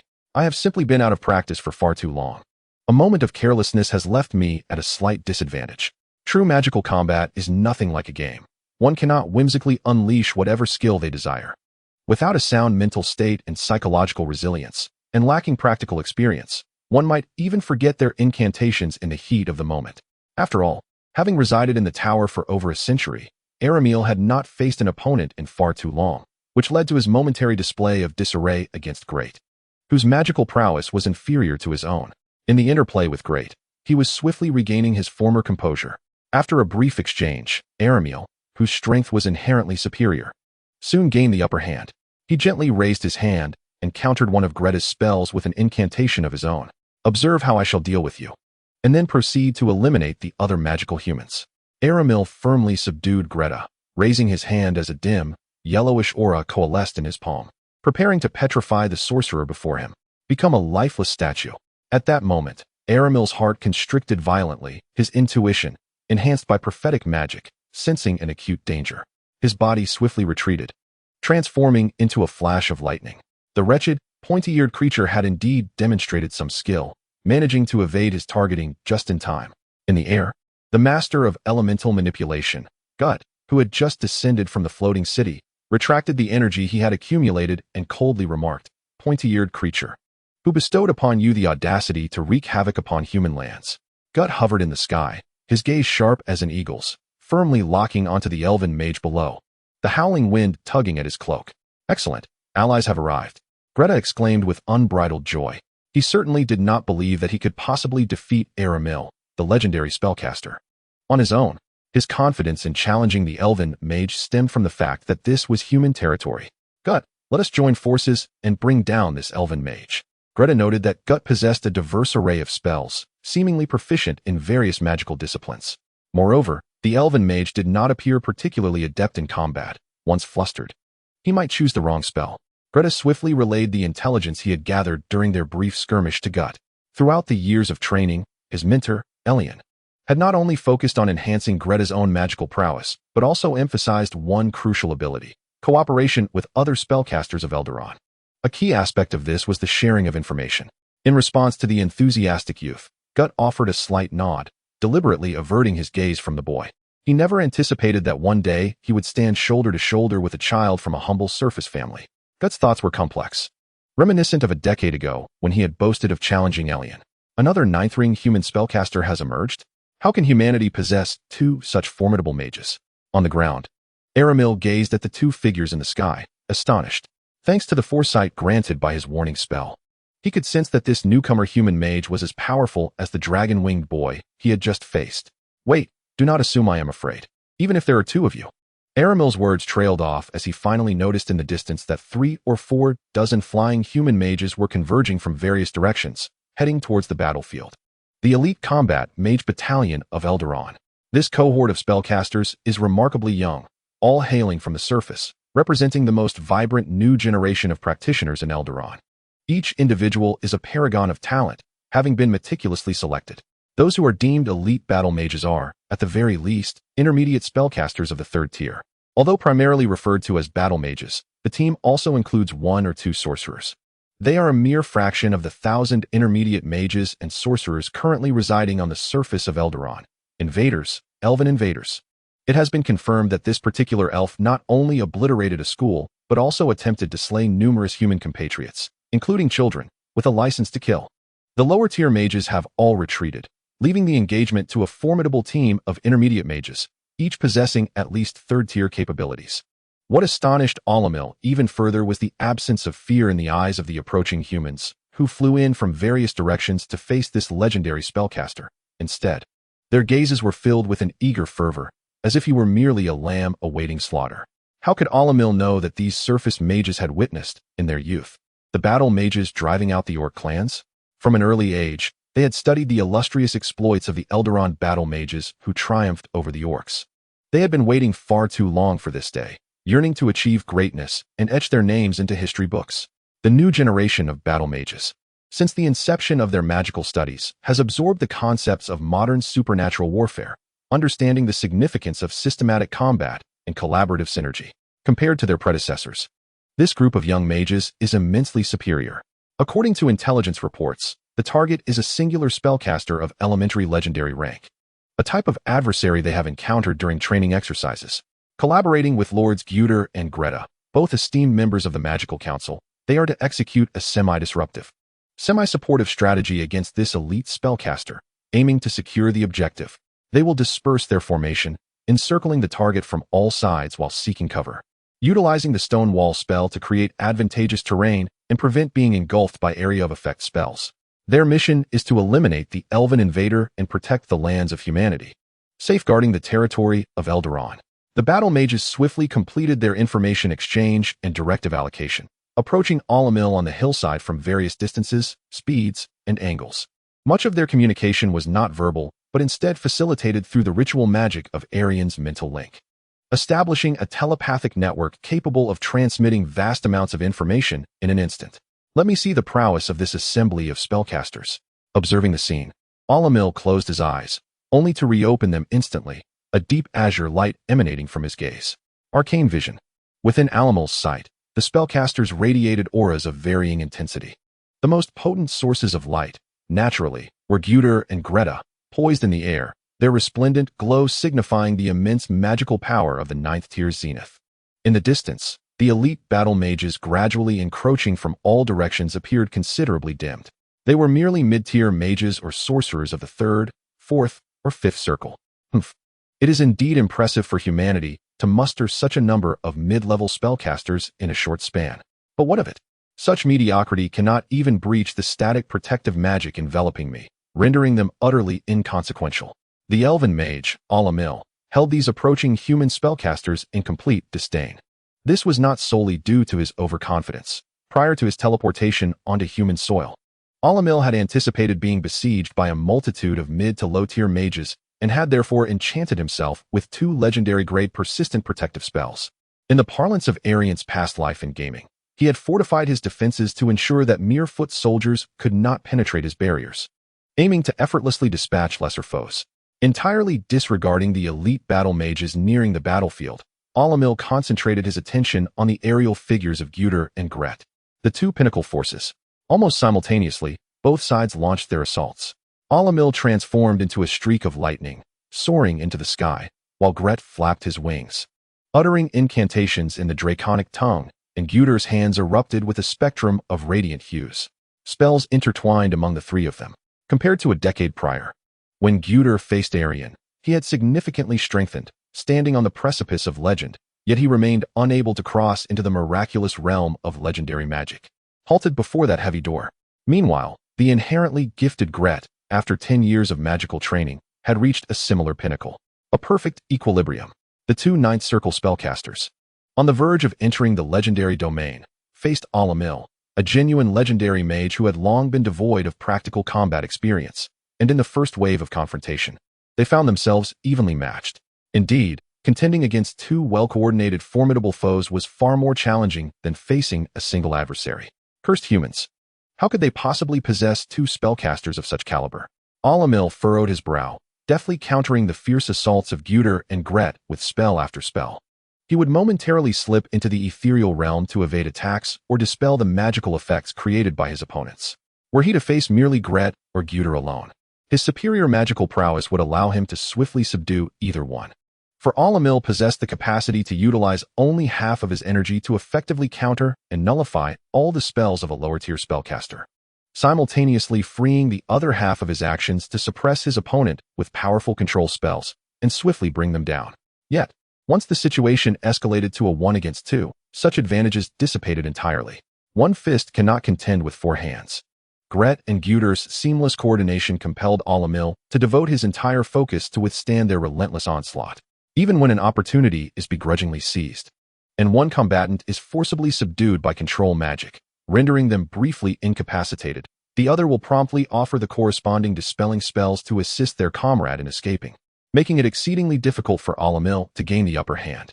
Within the floating city, in Erian's arcane laboratory, His Majesty, the spellcasters under your command are indeed formidable and exhibit remarkable synergy. It appears that this legendary elven mage and your two esteemed subordinates are evenly matched, with neither party able to decisively outmaneuver the other. A glimmer of delight flickers in Ian's gaze as he observes the scene of equal confrontation reflected in the golden basin. Clearly, it is not merely a matter of assembling two legendary spellcasters at random to achieve such results. A lack of cohesive teamwork could even lead to disastrous outcomes.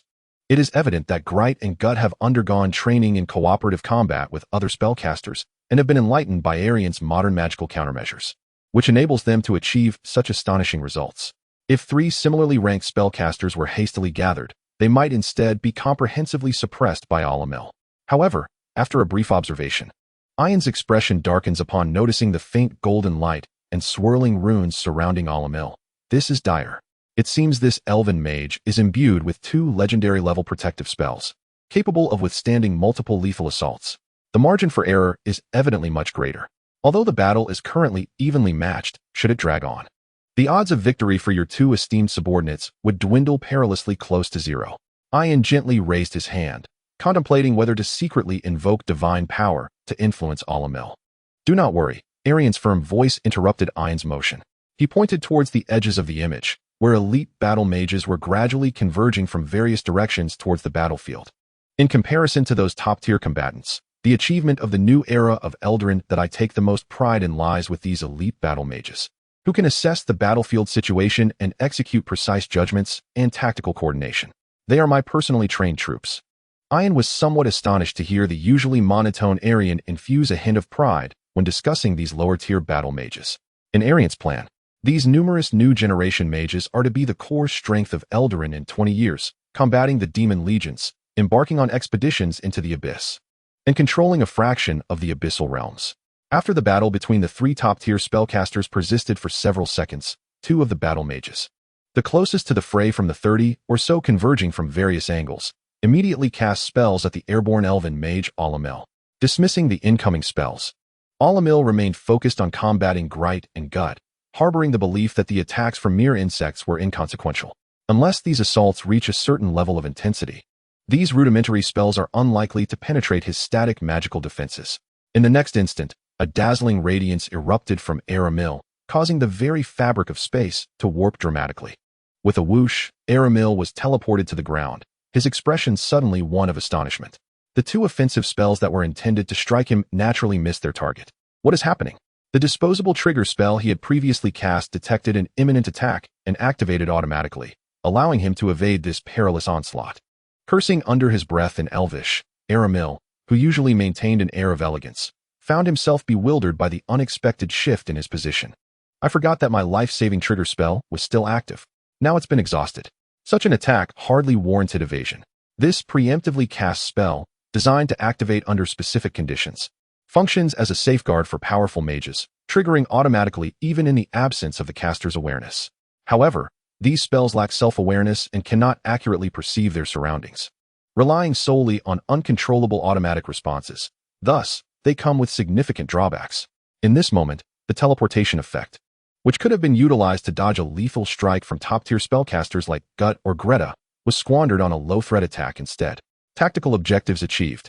The enemy's triggering spell effect has been successfully expended. Commenced the next phase of the plan. The two battle mages who had just launched their assault quickly reported their initial success through mental communication. Upon witnessing Erian's frustrated expression in the basin, Erian could not help but smile. In military terms reminiscent of Earth's past, it was akin to a high-value long-range air defense missile intercepting a swarm of suicide drones. In fact, failing to thwart the attack would have been less costly. Your Majesty Erian, your cadre of battle mages has indeed played a significant role in confronting foes far beyond their level, Ein remarked. However, with the trigger effect on Erian now depleted, this group of battle mages would find it exceedingly challenging to breach his permanent defenses. Could Erian still hope for these battle mages to play a pivotal role? I was quite curious about this. On the battlefield, although the triggering magical effects had been exhausted, Erian remained composed, quickly rallying himself and transforming into a bolt of lightning. Charging skyward. I was careless earlier, but now that I have no vulnerabilities, I need not concern myself with those feeble human mages. At that moment, the battle mages swiftly communicated their commands through their mental links. According to intelligence, the target is protected by a legendary-level static defense magic, prompting the decision to abandon direct attacks and spells that act upon the target. The primary strategy involves indirect interference tactics, in conjunction with the offensive maneuvers of two magical council members. At this juncture, battle mages converging from all directions have officially entered the battlefield, their gazes fixed upon the three combatants engaged in aerial conflict, reciting various incantations. Merely the attacks of insects. Alamil, suspended in the air, regards the mages below with disdain, conjuring a dim amber aura in his right hand, preparing to lock onto the recently repelled Guter. Witness as I turn you to stone. In the next moment, a dense, heavy fog envelopes Alamil completely, obscuring his vision. The temporary loss of sight causes his previous lock-on to fail. What is this? A pre-prepared spell released the moment I locked onto my foe. Is it? This thick fog, while failing to harm the well-guarded Alamil, disrupts the day elf mage. Alamil swiftly retreats, darting through the fog like a flash of lightning, evading the column of fire that Guter hurls toward him. The initial experiment of visual interference proves effective. The target does not experience a significant blind spot, as combat relies at least partially on sight. The target belongs to the highest echelon of spellcasters and is presumed to possess effects akin to true sight, enabling him to see through illusions and invisibility. Thus, abandoning such tactics, we resort to employing physical barriers and fog for interference. Simultaneously, support for the magical council members, Guter and Greta, is provided. Within the channel of MindLink, this group of mid-tier mages rapidly exchanges information. As Alamil evades the attack, he catches sight of Guter adjusting his position and raises his hand to create a one-way area of interference against enemy teleportation in midair. Alamil, pointing delicately at a space between Guter and Greta, causes a turquoise halo to spread like ripples, aiming to seal this area around the spell's source. No being other than myself is permitted to teleport within this zone. In that instant, an unknown mage below, who had prepared in advance, releases a spell accumulated in their hands. A massive iron box materializes within the fog, perfectly encasing the spell's origin point, preventing the turquoise sealing energy from emanating outward. Although this functional spell is formidable, it lacks lethality and cannot destroy physical barriers. Another battle mage, in perfect synchrony, casts a levitation spell on the iron box, ensuring it remains suspended in the air, continuously shielding the spell's origin point.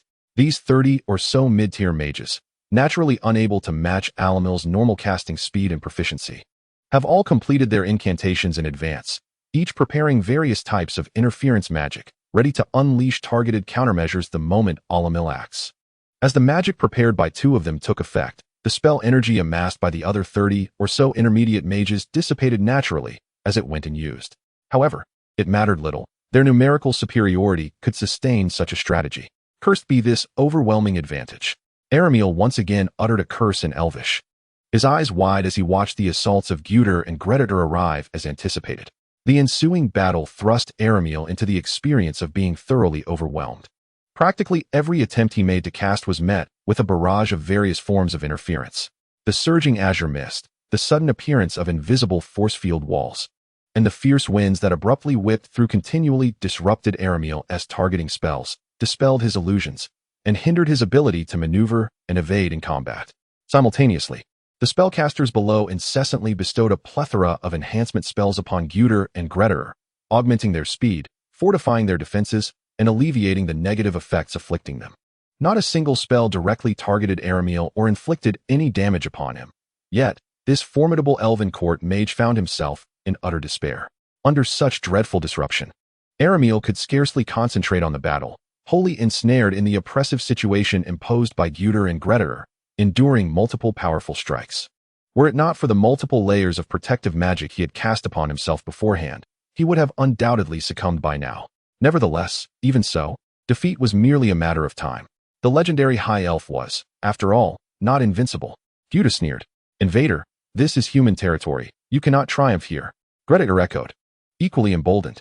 This was his first true opportunity to defend Eldaron and the realm of humanity with his own strength since completing his training. With a resounding crash, another blow struck. Aramil plummeted like a meteor, crashing to the ground and raising a cloud of dust. This proud legendary Sun Elf mage now found himself in a most humiliating predicament, his golden hair disheveled and his body smeared with blood. If it weren't for these damned insects, I would not be so beleaguered. I shall smite you all. Aramil raised his hand, poised to cast an area-wide spell to transform these enemies into toads or send them all into slumber. Yet, as he surveyed his surroundings, he discerned a troubling reality. These intermediate mages had deliberately spread out, many taking refuge behind rocks and other cover, rendering any area spell's effectiveness limited in scope. As for spells expansive enough to encompass miles and disregard cover, Aramil certainly possessed such power. However, those spells either required lengthy incantation times or yielded paltry effects, suitable only for bullying commoners and weaker low-tier practitioners. In that fleeting moment, Aramil's nerves tightened. It was evident that these human mages, whose ranks were far inferior to his own, had long excelled in countless training sessions, contemplating how to navigate various circumstances. These humans possessed a deeper understanding of magic, combat, and even warfare than he did. Why? Aramil's heart plummeted to an icy abyss, despair consuming him entirely for the first time since his birth. Why did these human mages exhibit such remarkable synergy? How had they mastered tactics so proficiently? Who had trained them? Who had instructed them on the proper utilization of magic in combat? And who had facilitated the establishment of towns, the founding of schools, and the dissemination of arcane knowledge? Including the profane arts of necromancy? They were merely a nascent race, newly acquainted with arcane magic. Their outcome should not have been thus. The mud-streaked and bloodied Sun Elf mage recalled the moment, 8 centuries prior, when he and his companions first set foot upon this land and encountered the newly identified race known as humans. Seymour, is this what you wish to reveal to me? A source of amusement? The young Sun Elf mage Aramil Kinbloom cast a scornful gaze upon the figures before him, topless, clad in grass skirts, rhythmically striking small stones against harder rock. What were these beings? They resembled monkeys, yet lacked fur. Beside him, the Moon Elf Prince Seymour Moonwhisper chuckled as he introduced them. These creatures possess rudimentary linguistic capabilities. They refer to themselves as. Amidst the cacophony of primitive stone tools clattering, Seymour mimicked the human accent and pronounced the somewhat awkward yet resonant term. Humans. Memories of yesteryear dissipated like mist, and Aramil was reminded of his recent return to human lands after centuries. He beheld the flourishing towns, the bustling horse-drawn carriages on the roads, the rows of houses, and the schools with their textbooks. Humans had truly transformed. As Aramil hesitated, golden and crimson lights began to descend from the sky.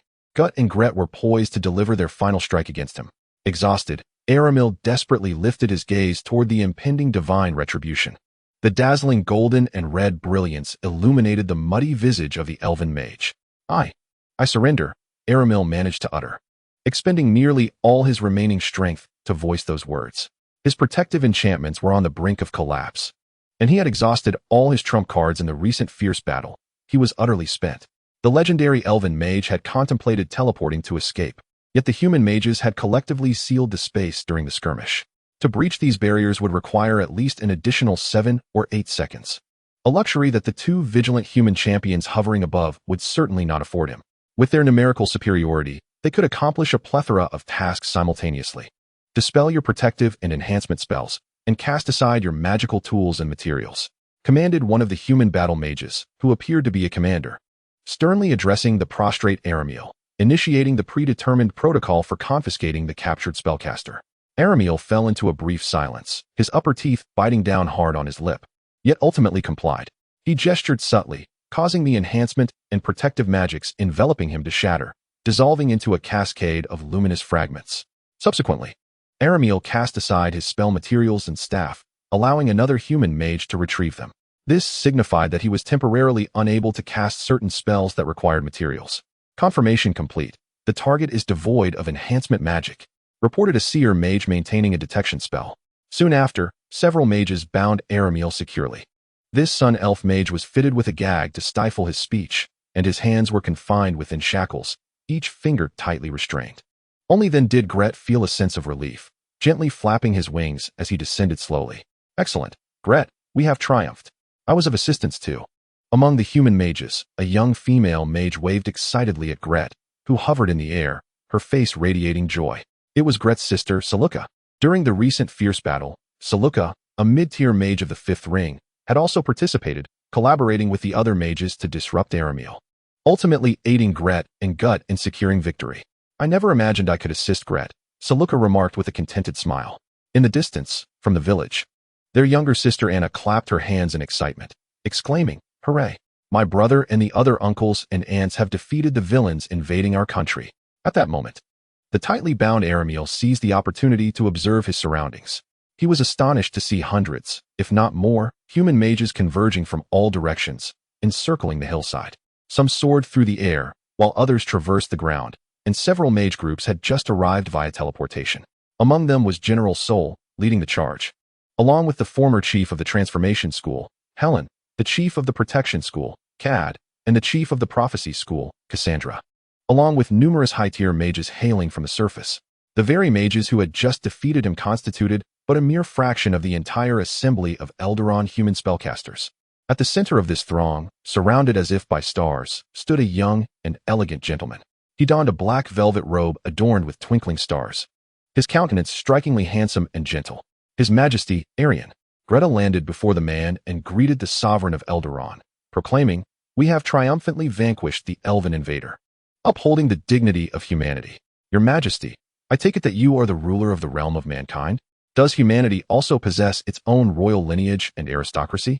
Alamir, lacking knowledge of human political structures, could only make a preliminary judgment based on common sense. "Your Majesty, congratulations on this victory, a resounding success for Eldaron." Beside him, the visitor Ein gently applauded. As the goddess of knowledge, Ein found great satisfaction in witnessing the punishment of Alamir, a vile character who undermined the transmission of knowledge.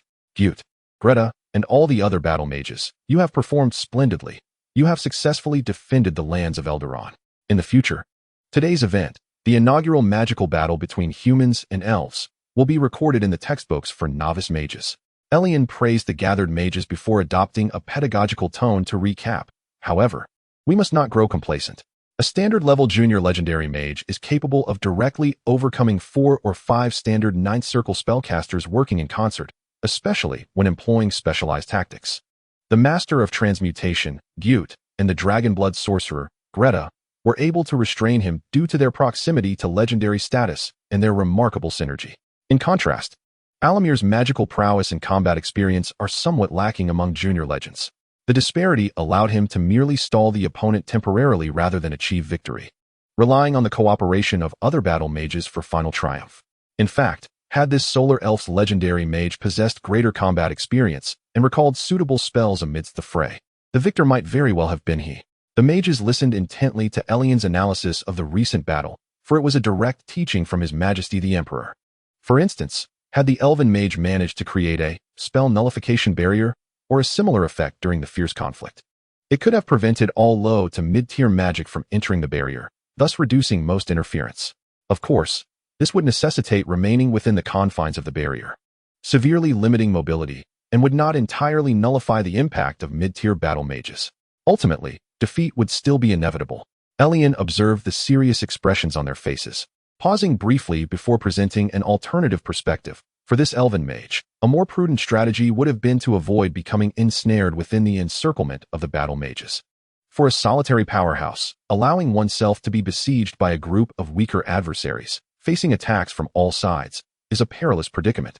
A viable course of action would be to employ teleportation, swift flight, burrowing underground, entering the spirit realm, or other means of mobility to forcibly extricate oneself from the battlefield and its encirclement. Most of the mages here, clearly, would be unable to match such agility. Subsequently, leveraging the advantage of spell range to strike swiftly and decisively, one could systematically eliminate the opposition, even from a distance of 1 or 2 kilometers. After executing a few long-range magical strikes, one must retreat swiftly before the enemy can react. It is akin to being besieged by a horde of minions in a video game from the bygone era of Earth, where one must break through the encirclement, display agile movements, strike from the periphery, and continuously eliminate the enemy's forces. However, it is evident that such tactics were never conceived in Alamir's mind from the outset. What distinguishes this from mere flight? Faced with a throng of inferior humans, choosing to evade rather than confront them directly is nothing short of a profound disgrace. Erian further elaborated, "Of course, my previous remarks pertain to the scenario where the enemy's numbers do not increase. For this legendary elven mage invading our territory, such tactics are ultimately impractical. A slight delay of just a minute or two would summon even more formidable reinforcements. Thus, the fate of this invader was sealed the moment he set foot on human soil." Upon hearing Erian's exposition, the assembled mages felt a significant breakthrough in their strategic thinking. They gained a deeper understanding of the synergy between elite and ordinary forces. Moreover, it is worth noting that the existing containment measures may not entirely prevent this elven mage from casting spells. After all, some mages have mastered the art of silent and motionless spellcasting. Erian gazed at the bound Alamir and approached the elven captive directly, retrieving an object from his dimensional pouch. The anti-magic collar, capable of suppressing a legendary spellcaster, is exceedingly rare in this age, yet Erian had crafted several himself. Accompanying him was Ein, who also drew closer to Alamir, scrutinizing the detestable elf who sought to disrupt the legacy of arcane knowledge. Just as Erian was about to fasten the collar around his own neck, Alamir suddenly felt a stir within.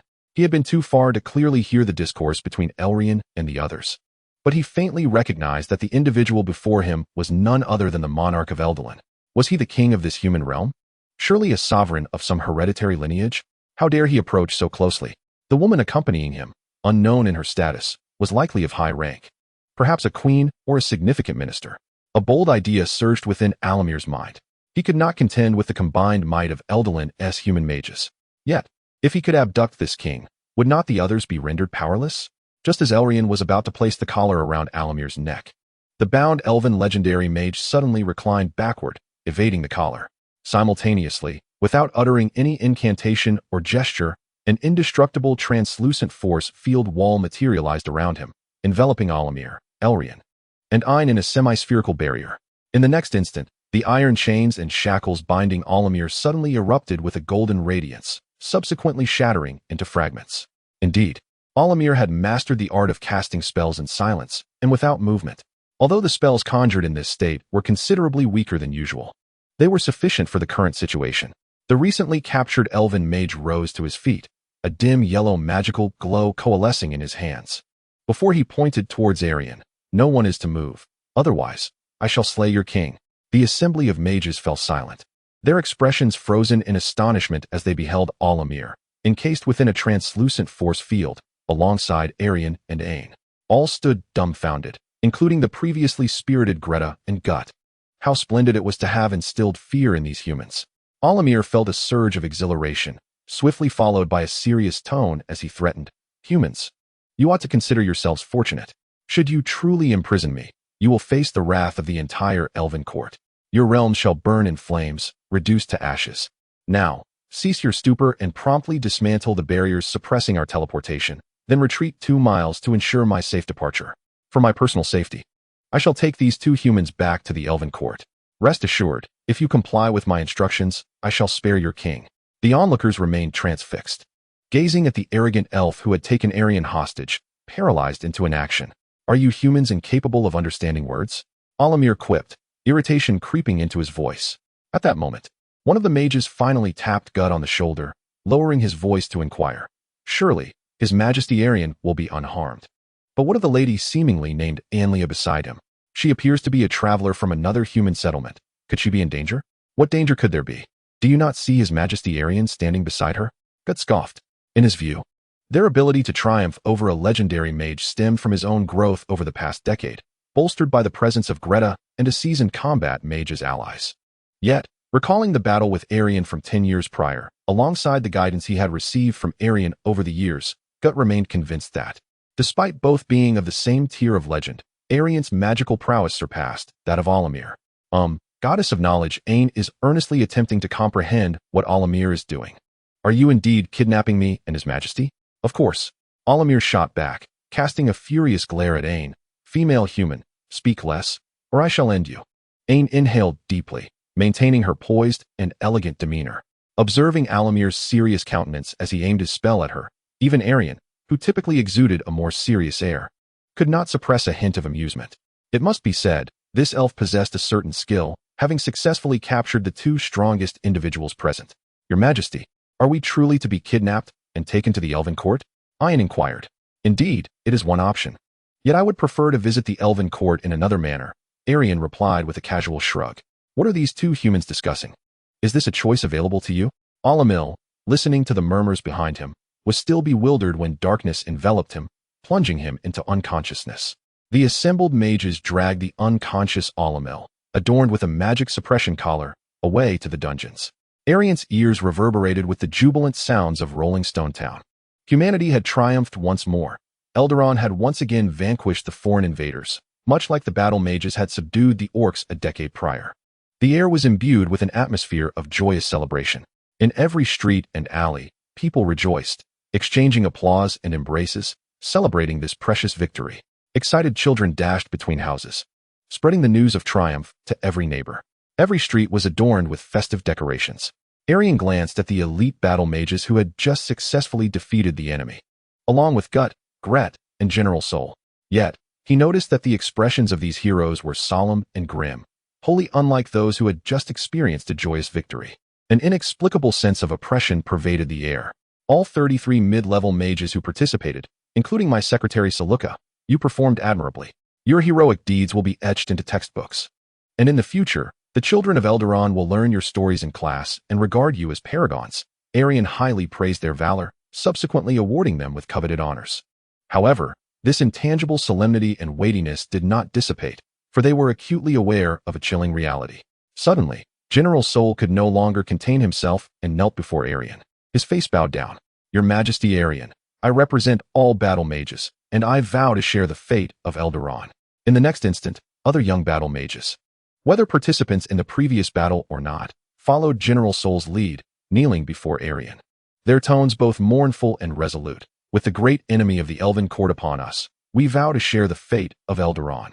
Yes, they understood all too well that the foe they had just defeated was merely one of many legends of the Elven Court, and indeed, one of the weaker ones. The Elven Court, which dominated the entire continent, possessed land and population 100-fold that of humanity, along with resources that instilled despair. They had defeated and captured one of the legendary court mages, and the Elven Court would undoubtedly not let this transgression go unpunished. The true battle was only just beginning. But what of it? They had personally witnessed the transition between the old and new eras of Eldaron, born in a time of poverty and desolation. In my youth, devoid of magic, I battled against the invaders of our village with a pitchfork, an axe, a wooden club, my fists, and my teeth. Almost everyone bore the scars of loss, having siblings who perished in the struggle against the incursions of orcs and goblins. Now, armed with knowledge and a weapon known as magic, supported by a nation to rely upon, and standing guard over a magnificent and resplendent dawn, How could they ever choose retreat in the face of new foes intent on their destruction? The political table is set. His Majesty Erian, my mentor. The Dragonblood sorcerer Gret kneels, his thoughts drifting back a decade to when Erian successfully expelled the orcs with the aid of battle mages, erecting a towering stone monument by the southern river to declare that this side belonged to humanity. Please, lead us in this impending war. We all hold the conviction of our own mortality. Humanity shall prevail, Eldalan shall triumph. Erian sighed softly, deeply moved by the atmosphere of tragic resolve, where flesh and blood served as the bulwark. Then, this benevolent emperor smiled once more, addressing the valiant warriors. Your courage brings me solace. Yet, it is not time for such sentiments. We possess numerous cards to play. Eldalan is far from the brink of annihilation. His words left both Gret and many other mages in a state of bewilderment. Had they not defeated and captured a legendary Elven Court mage? Furthermore, that elven sorcerer had come with the intent to eradicate all human spellcasters. Was there truly room for reconciliation between humans and elves? The Elven Court and the Orc clans represent disparate forms of adversaries. Given their distinctions, our strategies must also vary. You may believe that an all-encompassing war, one that could cast humanity to the precipice of destruction, is inevitable. However, this may not be the case. War is merely an extension of politics. In terms of depth and combat prowess, Eldalan currently pales in comparison to the Elven Court and lacks the protection of true deities. Yet, at the political table, we humans, we of Eldalan, hold a substantial hand. The political table, everyone seemed to grasp a novel metaphor, conjuring vivid imagery. The nations of humans and elves seated on opposite sides of a card table, each clutching their own hands, engaged in a fierce game. What do our cards signify? Young Gret inquired. For instance, the captured Elven Court mage Aramil is one such card. Erian turned towards young Gret. Gret, I recall that you carry a crystal that captures images, correct? You must have recorded the entire sequence of that elven mage proclaiming his intent to annihilate all human spellcasters and destroy our schools, followed by his defeat at the hands of human mages. Grey nodded, producing a brilliantly translucent crystal and offering it to Elian. This was yet another advantageous card. Elian accepted the crystal. Moreover, the new era of Eldaron boasted a plethora of humble, diligent, and steadfast surface spellcasters, endowed with remarkable national cohesion, qualities conspicuously absent in the Elven Court. This too was a significant asset. Within the Elven Court, multiple elven lineages and 24 families operated under a dual monarchy system, with the Sun and Moon elves exhibiting starkly contrasting attitudes. The Moon Elf Queen's brother, Seymour Whisper of the Moon, was the one imparting magic to humans, presenting several more cards to play. Elian smiled subtly, his lips curling slightly. If we adeptly utilize these cards, our impending conflict with the elves will not be a calamity. Rather, it could yield immense benefits. The Dragonmancer Grey, the Transmuter Guter, General Soul, and several other spellcasters found themselves momentarily perplexed by his words. What does this mean? How can the Eldaron Empire, evidently inferior to the Elven Court, evoke such confidence in His Majesty? A conflict with the Elven Court could transform into a favorable outcome? Yet, after years of experience, they had grown accustomed to following Elian's directives, trusting that his judgment was infallible.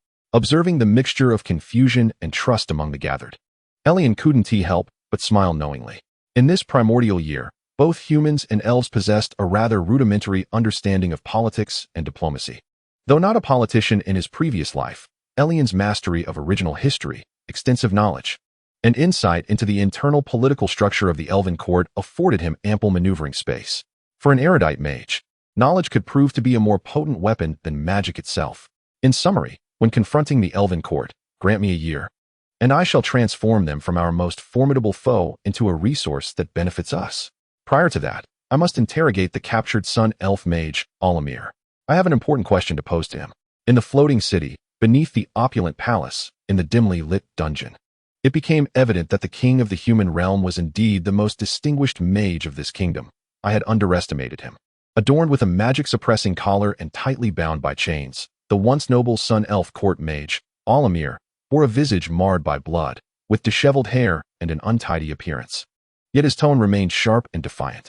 Casting a cold glance at the impassive Elian outside the prison, Alamir scoffed, "Human king, do you believe you have triumphed? You have merely defeated me, the most ineffectual and hollow figure among the 42 legendary mages of the Elven Court, the weakest of the 4 heavenly kings?" Elian, possessing a sense of humor, inwardly mused, "No, you are not the worst." He gently interrupted Alamir's tirade.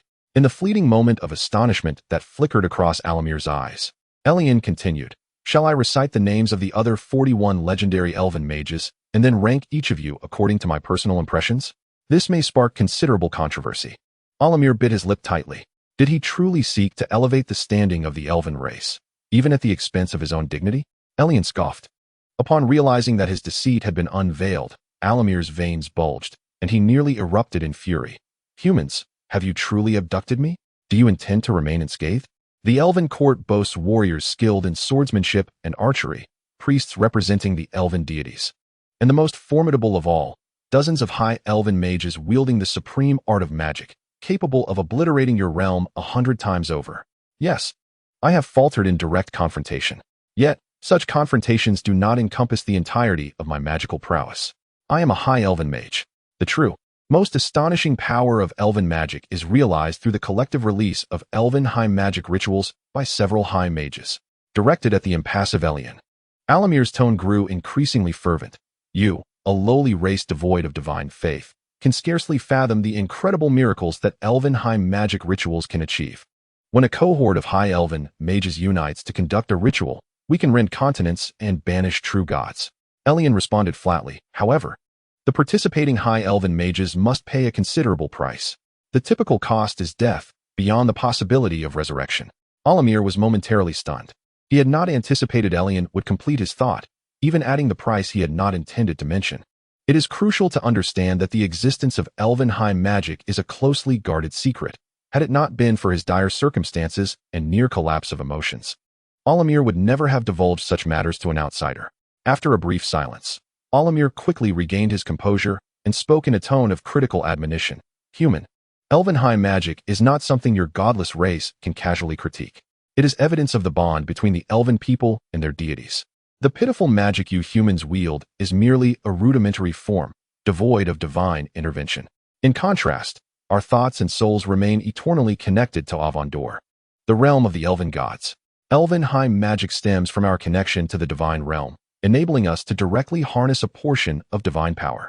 It is the ultimate miracle that transcends the feeble magic of mortals. Do you comprehend the implications of being a godless human?"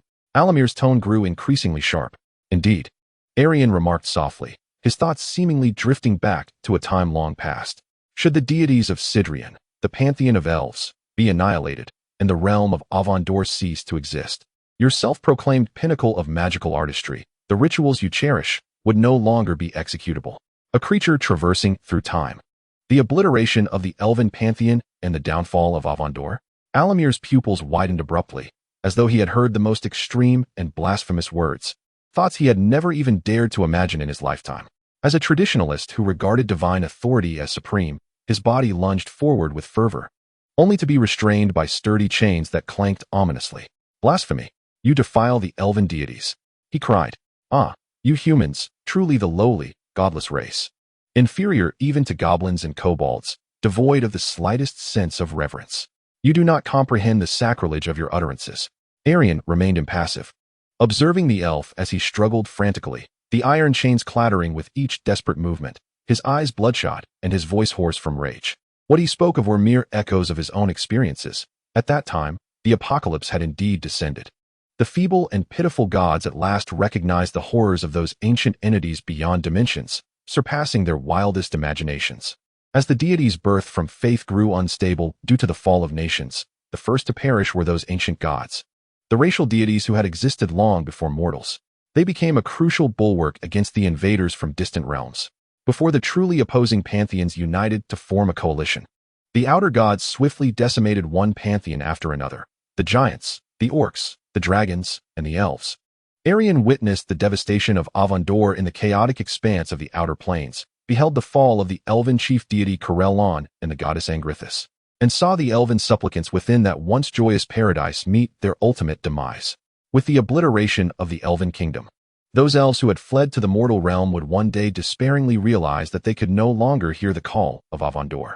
In a final act of desperation, the last batch of legendary elven mages sacrificed their lives to complete the sacred elven high magic ritual, attempting to combat the fleets of the outer gods' minions. Yet, by then, the elven kingdom had already fallen, and their sacrifices bore no fruit. Haunting memories of despair flooded his mind. and he could hear the enraged shouts of the elven elders. You human mages, devoid of reverence for the gods, will one day meet your doom through your own arrogance and folly. Erian patiently waited for more than 10 minutes, until Olimir finally ceased his roaring. Only then did he commence the formal interrogation. Enough of this tedious prattle. I have a question for you. Ask, Olimir replied, his demeanor as frigid as ice. What prompted you to conclude your seclusion and depart from your wizard's tower at this particular moment to tread upon our land? Erian inquired. Olimir raised an eyebrow, visibly taken aback. He had not anticipated that the human king would pose such a seemingly trivial question. What Olimir was unaware of was that, in Erian's perspective, the answer could indeed hold greater significance than the very existence of the Elven Court. In the original chronology, this Sun Elf mage had refrained from launching an assault on Eldolan. At this juncture, he remained ensconced within his lofty tower, engrossed in the art of magic. It was not until 2 decades later, amidst the abyssal invasion, that Olimir was compelled to vacate his sanctuary, incensed by the revelation that humanity had mastered arcane arts. Yet, by that time, Eldolan had already succumbed to the onslaught of the demonic legions, leaving this conservative Sun Elf mage with no outlet for his ire. History had been distorted at some infinitesimal juncture. Why should I divulge that to you? Olimir turned his face, appearing reluctant to respond. You are a formidable wizard. You must be well aware that even if you choose to remain silent, I possess myriad methods to uncover the truth, Erian replied with a warm smile. Under the influence of magic, the deceased could be made to speak, and the answers inscribed within thoughts, souls, and memories could compel even the most unwilling adversaries to share willingly. In a state of captivity, you would find it impossible to prevent any of these scenarios from unfolding upon you. Olimir swallowed hard, fully cognizant as a mage of the Elven Court of the implications inherent in Erian's 3 scenarios. Very well, I shall tell you, Olimir acquiesced, his demeanor reflecting considerable reluctance. The question is indeed why I ended my seclusion prematurely, is it not? Do not deceive me. I have means to discern your falsehoods, Erian cautioned. A few days ago, my friend, the daughter of the Sun Elf King, the legendary court mage Princess Leia Daylight, visited my tower. She informed me that she had discovered an entirely new and peculiar species underground and urged me to conclude my seclusion promptly to study it together.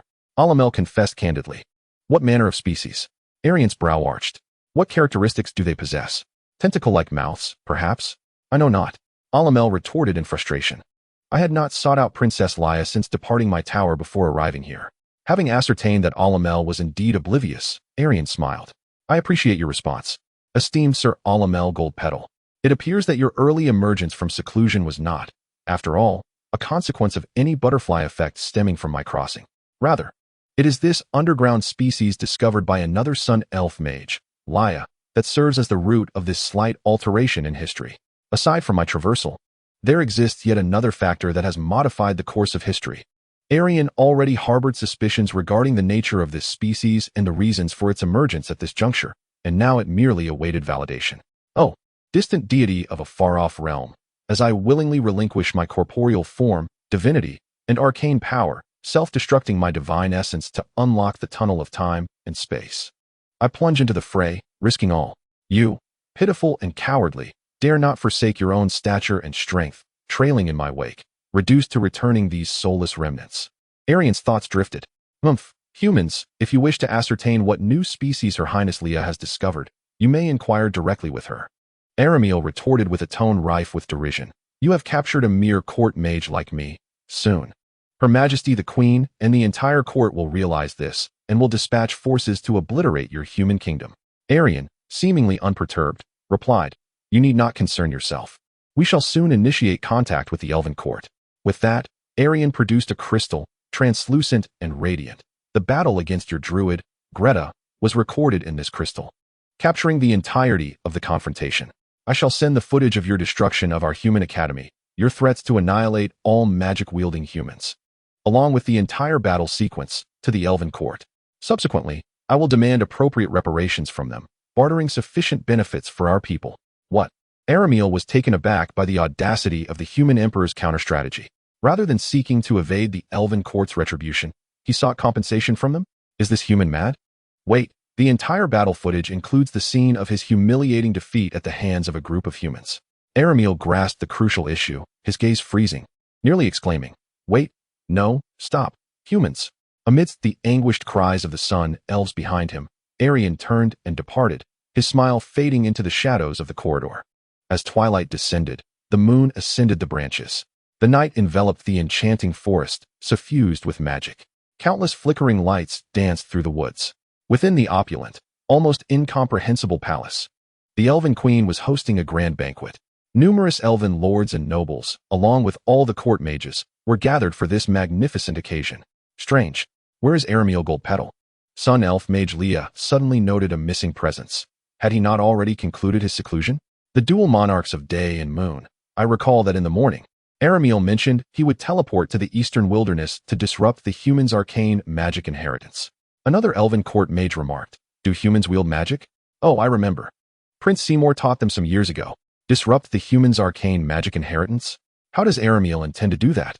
He claimed he would eradicate all magic-wielding humans. The gathering fell into a brief silence of half a second. After more than a century, Arameal Goldpetal remains unchanged, always preferring to address issues with such extreme measures. In the most opulent and esteemed seat, the Elven Queen reclined languidly, evidently displeased with the manner in which the Sun Elf Alamil conducted affairs. Yet, she did not consider it a fault grave enough to warrant severe rebuke. Over the past 2 millennia, the Elven race had overthrown the Empire of Dragons, slaying countless true dragons, half-dragons, orcs, goblins, and kobolds, thereby seizing the most fertile lands of the continent. Beneath the splendor of the continent's most powerful nation lay the countless bones of myriad beings. The current Elven Court was jointly established by the royal lineages of the Sun and Moon Elves, thus implementing a system wherein the dual kings, under the watchful eyes of the Elven deities, alternated every century. The reigning monarch was the Queen of the Moon Elves. Consequently, there existed some murmurs regarding Alamel's approach as a Sun Elf. Were the extremely insular Sun Elf king in power, he might have extolled Alamel's actions without reservation. Was it not merely the extermination of human mages? Why had he yet to return after such a prolonged absence? Did he not realize that Her Majesty the Queen was hosting a banquet this evening? Merely dismantling the floating city of humans should not have taken such an extensive duration. Leah could not help but grumble. I just cast the short message spell to convey a message to Alamil, yet he has not responded. The Elven Queen, resigned, rose and clapped her hands. Let us not wait for Alamil any longer. The hour is late.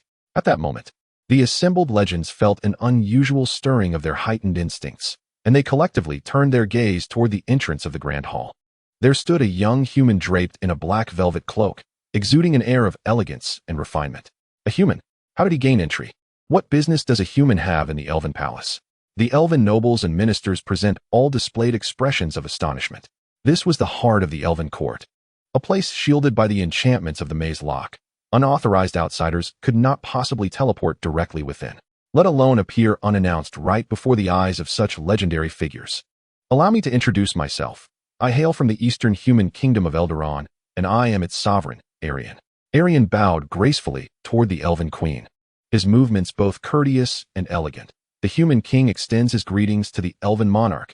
May Her Majesty's scepter endure, and the throne of the Whispering Moon family remain eternal.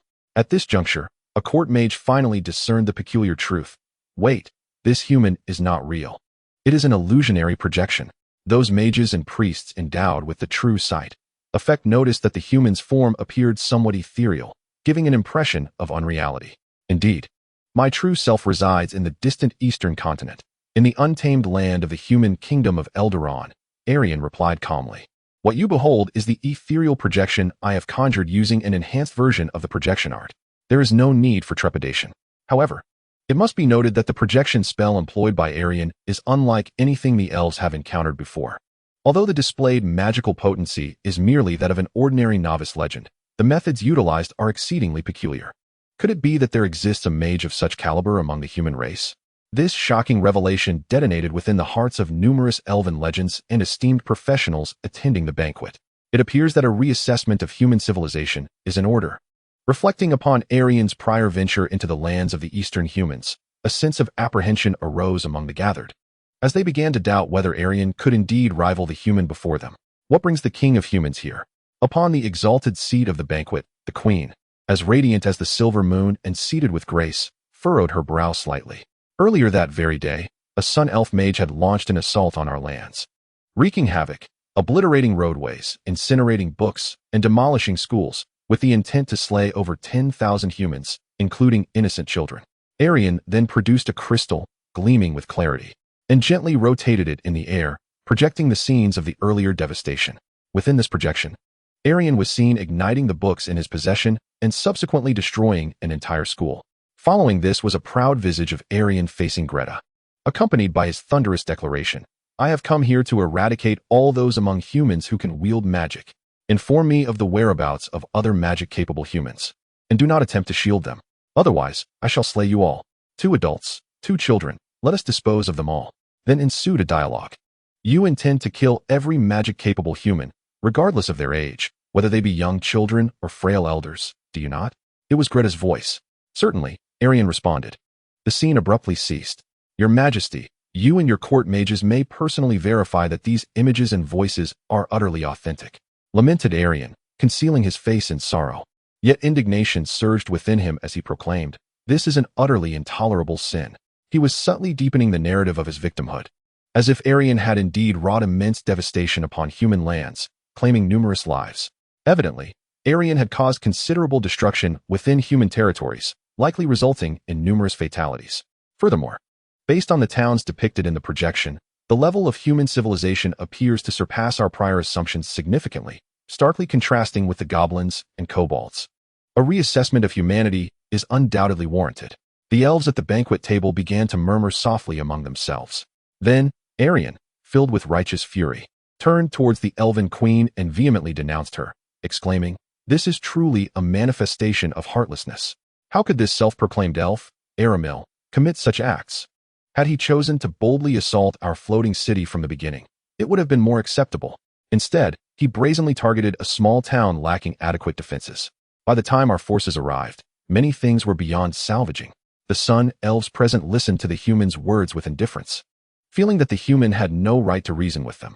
However, the numerous Moon Elves, along with other minor elven races, exhibited a hint of awkwardness. After all, they prided themselves on being the most civilized race, the leaders of all. Such actions from an Elven Court mage towards another civilized race were indeed difficult to justify. Immersed in racial prejudice, the Sun Elf Aramil completely overlooked a fundamental truth. He was the one in the wrong. If humans were indeed a civilized race, rather than mere cave-dwelling goblins, then unleashing indiscriminate slaughter was rather inappropriate. Erian displayed a look of regret as he quietly inquired of Queen Antinoia, seated upon her throne. "Your Majesty, surely the actions of this self-styled Aramil, the Sun Elf mage, do not stem from your directive?" "Ah, indeed, this is entirely Aramil's own initiative," the Elven Queen replied, somewhat awkwardly. "I apologize for the misfortunes that have befallen you and your realm." Leah and several other Sun Elves present wore expressions of slight distortion. How could Her Majesty apologize to a human? They are but lowly beings. Yet, they felt powerless. After all, the reigning monarch was the Moon Elf Queen. Observing the rift between the Sun and Moon Elves within the court, Erian could not help but smile quietly.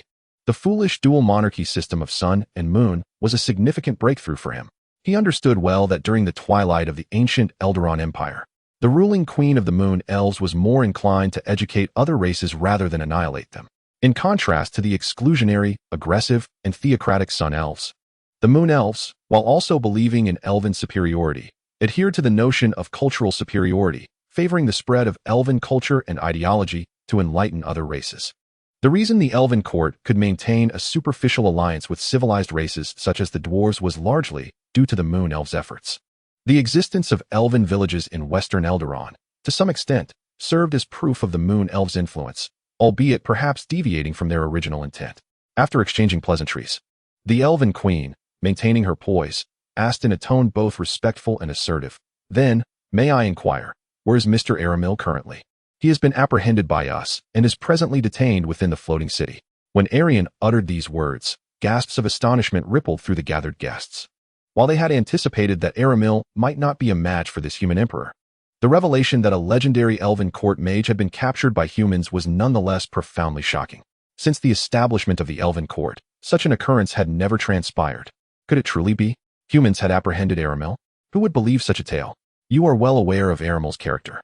Perhaps his stubbornness led him to miss the perfect opportunity for escape. Regardless, the fact that this human king could capture Aramil is certainly remarkable. Where did this human ruler originate? As a mere human, His mastery of magic is astonishingly high. Seymour, do speak up. Is it true that you taught him human arcane magic? Within the grand hall, numerous elven nobles, ministers, and legends murmured amongst themselves, their faces etched with disbelief. Erian understood their astonishment.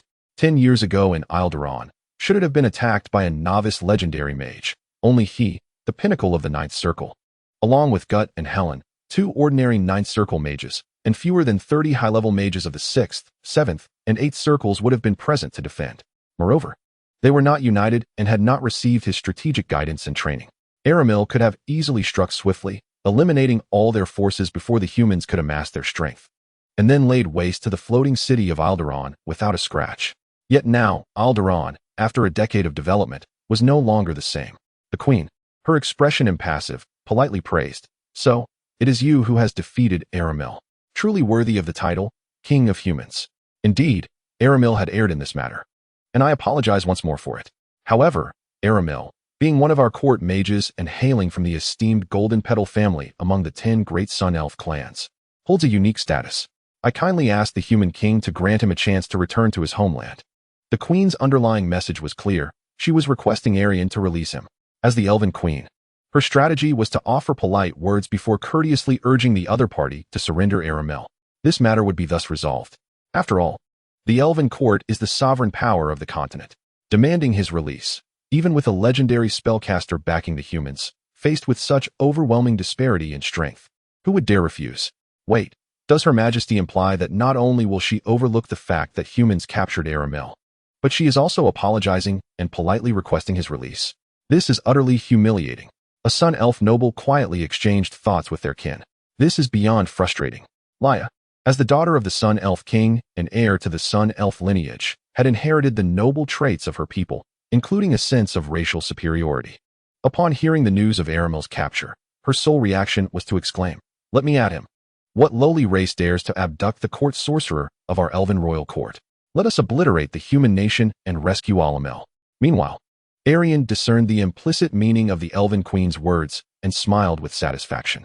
In a spectral form, he descended upon the Elven royal court unbeknownst to all, showcasing his formidable prowess by presenting a flawless recording of the earlier victimization, accusing the adversary of their transgressions, while discreetly revealing the level of human civilization and cleverly exploiting the differences between the Sun and Moon Elves, as well as their comprehension of the dual monarchy system of the Elven royal court.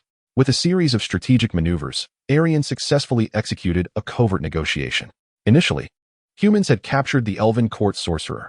Now, faced with the dire threat of national annihilation, Alamil had been apprehended for his misdeeds, and the queen sought human clemency for his release. However, Erian remained unsatisfied. Merely an apology would not suffice to redeem a guilty legend. If Alamil were to return now, he would undoubtedly incite his fellow Sun Elves to launch a terrifying retaliation against the human realm. No, it appears that Her Majesty the Queen and the court members have misconstrued the situation. It was not I who captured Lord Alamil Goldpetal, Erian stated with an extraordinary calmness. As if articulating a self-evident truth, I had yet to engage Alamil. It was my battle mages who apprehended him. This statement sent ripples through the faces of the assembled guests. Amidst their astonished gazes, Erian once again grasped the projection crystal and conjured a 3-minute battle scene in the air. From the moment Alamil was hurled by a pillar of fire to his anguished exclamations under the onslaught of the draconic mage Little Gret and the elemental mage Gut, and other mid-tier battle mages, he was ultimately left bloodied and battered, forced to surrender. Portions of the footage that might reveal crucial secrets of Alderaan's magical strategies were deliberately obscured by Erian. The intent was to demonstrate strength, not to furnish the enemy with research material. The noble elves gazed in awe at the projection of Alamil's defeat, overwhelmed by the sheer number of mages that surged forth from all directions. Could it be that humanity has attained such a level of magical civilization? In the absence of intervention from the enigmatic human king, merely mobilizing a fraction of their forces, they had successfully captured an elven legendary sorcerer. One elven minister murmured softly, "Judging by the displayed combat prowess, this nation called Alderaan has likely approached the strength of the weaker factions among our 24 elven families. It is known that an elven family typically consists of an average of 2 low-tier legends and over 100 high-ranking professionals.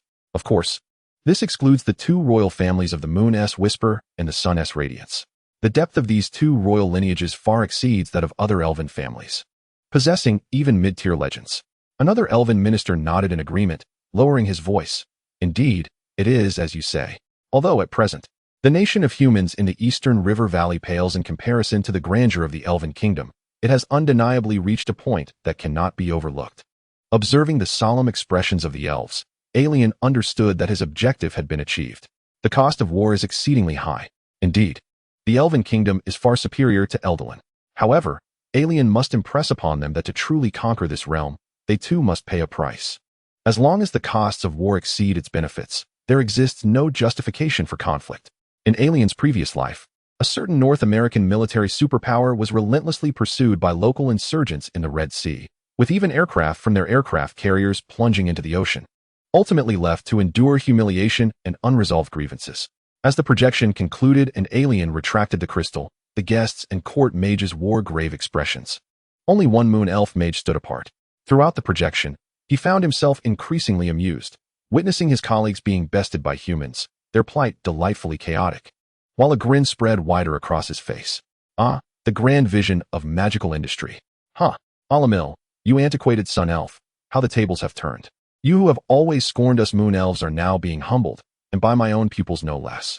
Upon his return, I shall take great pleasure in teasing him.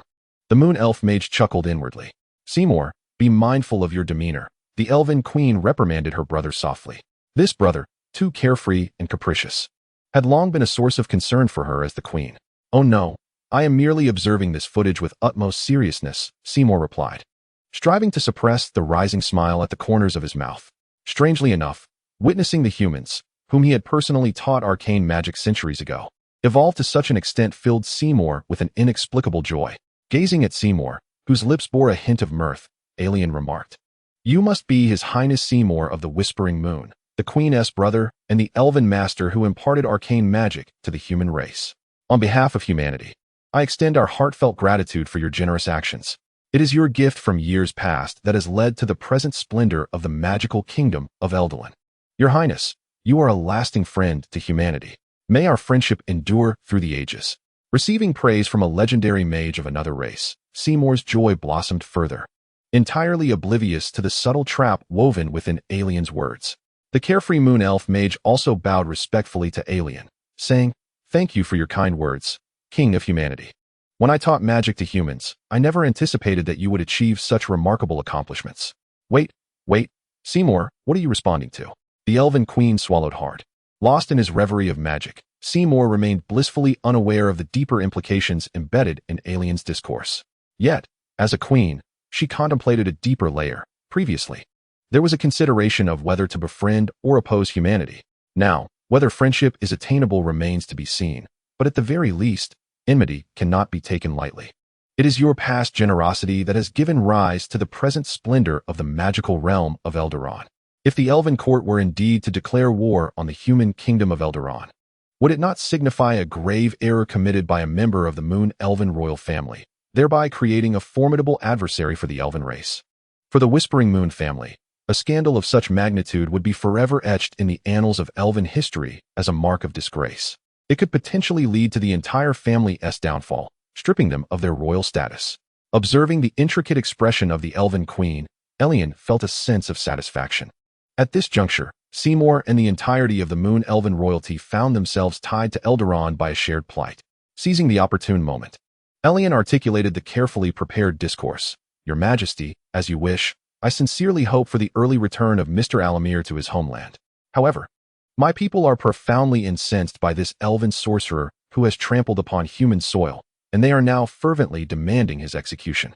As you may know, for several centuries, humanity has suffered tremendous losses at the hands of various adversaries, including orcs, goblins, and gnolls, resulting in a profound animosity toward foreign invaders. This is the reason for my presence here. Unless a suitable negotiation can quell the public outrage, it may be difficult for me to justify to my people." Elian's intention was unmistakable, a demand for a price increase. The release of Alamir would eventually come, but the Elven Court must demonstrate genuine intent. "What do you mean, King of humanity?" The queen inquired coldly, awaiting Elian to present his terms. With a subtle smile, Elian elaborated, "My people have shed too much blood over the past centuries. They harbored deep misconceptions about your majesty and the elegant, noble elven race. They mistakenly believe that the graceful elven lineage is as cruel as the orcs. My visit aims to eradicate such misunderstandings and to forge a bridge of friendship between our two races. In the astonished expressions of the Elven Queen and numerous esteemed guests, Elian unveiled the core purpose of his visit to the Elven Court. I hope to establish diplomatic relations between the human kingdom of Eldaron and the Elven Court, enabling trade and mutual cooperation, much like the dwarven clans of the Southern Mountains share with the Elven Court. Once we become allies, I shall naturally return Alamir. Is this the price for the human side's request for Alamir's release, to establish diplomatic and trade relations with the elves? Many high-ranking officials present fell into contemplation upon hearing this proposal.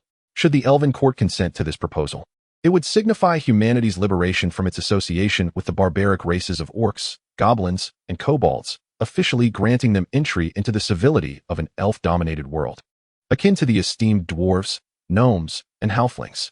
The elves engaged in fervent discussions, judging by the infrastructural development observed in the human towns and their proficiency in arcane magic. Humanity could indeed be deemed a civilized race.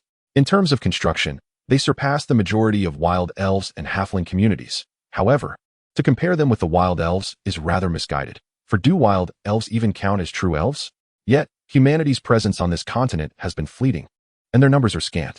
If they truly aspire to join the civilized world, it would require at least a century of scrutiny. When we agreed to establish relations with the Dwarven Kingdom, it took us 2 centuries of negotiations. What nonsense are you day elves chattering about? Have you lost your senses? Are you genuinely considering forging ties with a race devoid of even a deity? Indeed, to ally with a congregation of godless beings would be a desecration of the elven pantheon. I must inquire, in your estimation, do you day elves believe that anything might offend the elven gods? You night elves are excessively amicable towards outsiders. In my view, regardless of what this human king proclaims, we should dispatch a formidable army to raise their kingdom and rescue Aramil's golden petal. Observing the murmurs of dissent among the gathered elves, with differing opinions evident. Although half of the elven ministers vehemently opposed the notion, there were indeed some who contemplated the proposal, which left Elian sufficiently content. If the past decade's endeavors, centered on education, have successfully cultivated a plethora of wizards and sorcerers, then the ensuing 20 years, prior to the opening of the Abyssal Gate, will focus on advancing the magical industry, including the promotion of elemental binding technologies, the crafting of golems, and the large-scale production of magical artifacts, among other pursuits. This will establish a military-industrial foundation for the forthcoming expedition into the Abyss, aimed at controlling 12 layers of the bottomless pit. A nation that occupies the continent's most fertile lands, rich in mithril, fine gold, and magical gemstones, with a substantial population and wealth, capable of engaging in reciprocal trade with the human realm of Eldalan, is indispensable. This constitutes Elian's paramount objective in visiting the Elven Court, to transform a formidable adversary that could annihilate humanity into a beneficial partner during the reign of the Moon Elf Queen. The anger of the 69th Day Elf Princess is palpable as she contemplates the acceptance of humanity as a member of the civilized world and the establishment of diplomatic relations with the human kingdom of Eldalan. It appears to be a reasonable request. The Elven Queen, Antinoia, muses on Elian's proposal before inquiring. However, there exists a vast wasteland between the Elven Kingdom and the human realm in the Eastern River Valley, and currently, there are no established roads. The costs of facilitating trade would be considerable, would they not? Erian smiled and said, "This matter, I shall find a way to resolve." The Elven Queen pondered for a moment before responding, "King of humans, I shall consider your proposal. Of course, a considerable amount of time will be required for thorough examination. After all, our understanding of the realm of humanity is still quite limited. Moreover, as you can see, many of the Sun Elves appear to be vehemently opposed to engaging with a new race devoid of deities." The Elven Queen glanced at the Sun Elf nobles who were clearly hostile toward Erian. Erian bowed to the Elven Queen, expressing his gratitude. "Thank you, Your Majesty, for being willing to contemplate my proposal. That is sufficient for me. Given the presence of numerous conservative Sun Elves within the Elven Court who harbor disdain for humanity, the path to establishing diplomatic relations and trade between our two nations is fraught with obstacles." Erian's visit was merely to convey an initial concept to the Queen. To truly foster cooperation, considerable subsequent efforts will be necessary until all dissenters are convinced and rendered silent. Before departing, Erian cast a glance at Laia, who was glaring at him with evident fury, his thoughts swirling. She is the Laia spoken of by Alamir, the daughter of the Sun Elf King. and currently serves as the legendary court mage. It was she who discovered the newly emerged species suspected of traversing time.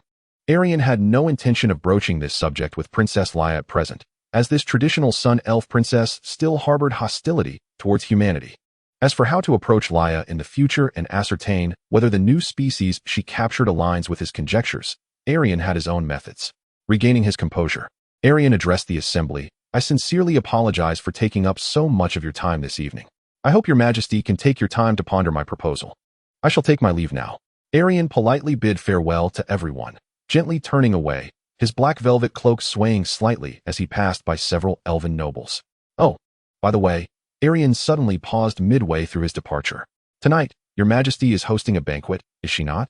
Having spoken so much, I find myself a bit parched. May I indulge in a sip of fruit tea? Of course, the elven queen acquiesced. In that instant, she realized something was amiss. Had this visiting human not arrived in the form of a projection to the Elven Court? I appreciate your majesty's generous gift. I shall gladly accept it. Erian gestured toward a cup of fruit tea on the table, and the steaming cup floated effortlessly into his hand. Farewell, your majesty, Prince Seymour, and all present. Erian took a delicate sip of tea, setting the cup down before withdrawing his projection. Then, the form of the supreme mage dissipated like foam, leaving no trace behind. Only the half-full cup of tea remained on the table, still emitting wisps of steam. A profound silence enveloped the room. A few moments later, a certain elven minister suddenly exclaimed, "This projection can interact with the outside world and even cast spells? I had assumed it was merely a simple illusion." The minister felt a chill run down his spine, as if an electric current coursed through his very being, leaving him drenched in cold sweat. Just moments ago, he had walked past me and stood beside me for quite some time, believing it to be nothing more than an image. Compared to the formidable legends, most of the nobles and ministers attending the banquet lacked such confidence in their own abilities, and recalling the recent events sent shivers down their spines. If this human bore ill intentions, the previous situation would have been rather awkward. We should consider enhancing the enchantments of the royal city as protective barriers, suggested the Elven Court mage, Hela. At the very least, the most critical areas of the palace should not only prohibit teleportation, but also prevent projections from being cast by outsiders. After a brief silence, Leia could no longer contain herself.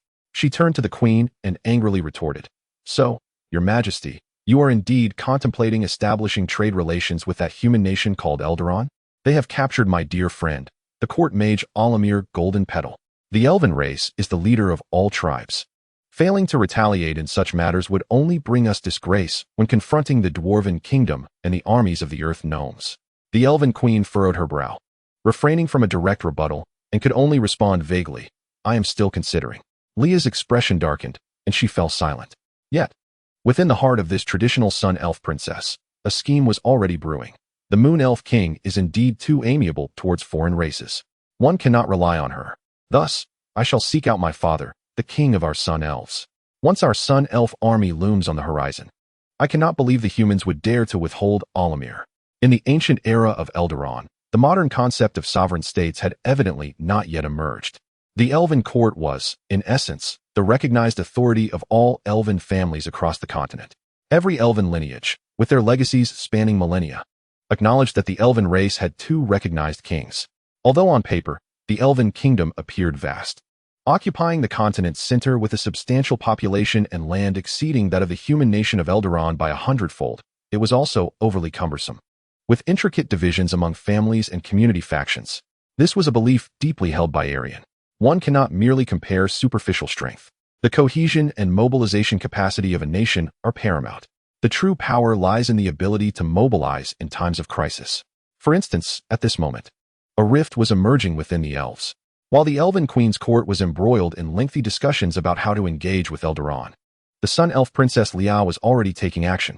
On the eastern side of the royal center stood a magnificent palace, gleaming like gold and shining brilliantly in the sunlight.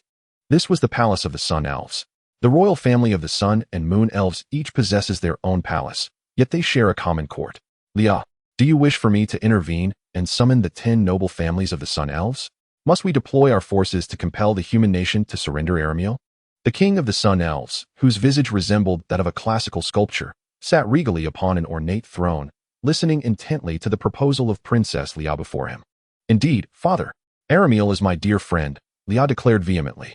Antonoia, the Moon Elf Queen, has shown excessive leniency towards humanity. We must assert our dignity as elves in our own manner. Let us wage war against humanity, the Sun Elf Legion. The countenance of the Sun Elf King, Lakels, was resolute and stern, his gaze unfaltering. Leah, you are correct. I too believe that Antinoia and all the Moon Elves have been far too benevolent in the face of outsiders. It is unforgivable and a sacrilege against the gods that they have allowed the Seymour Church to teach humans magic, yet they remain unashamed. As the reigning king of the elves, Antinoia's failure to retaliate against the capture of our court's mage, instead contemplating an alliance with this godless race, is utterly absurd. After expressing his ire, the Sun Elf King sighed and continued, however, I fear I cannot personally take the lead in mobilizing our forces. The alternating rule of the Sun and Moon Kings is a supreme covenant established at the dawn of our court, witnessed by the elven deities. Although the Moon Elves may not be as formidable as my kin, disregarding her will during her century-long reign as queen would invite scorn. While the Sun Elves may consider themselves the sole representatives of the elven deities, they hold those deities in profound reverence despite their disdain for the Moon Elves. Leah's eyes glimmered with disappointment upon hearing her father's words.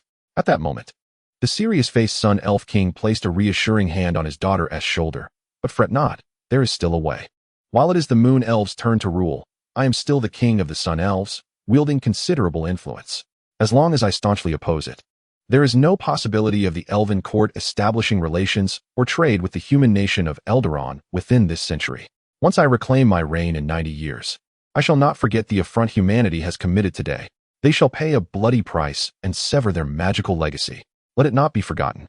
I am the firstborn of Corellin, the divine chosen of the god of war among the elves, the prince of radiance.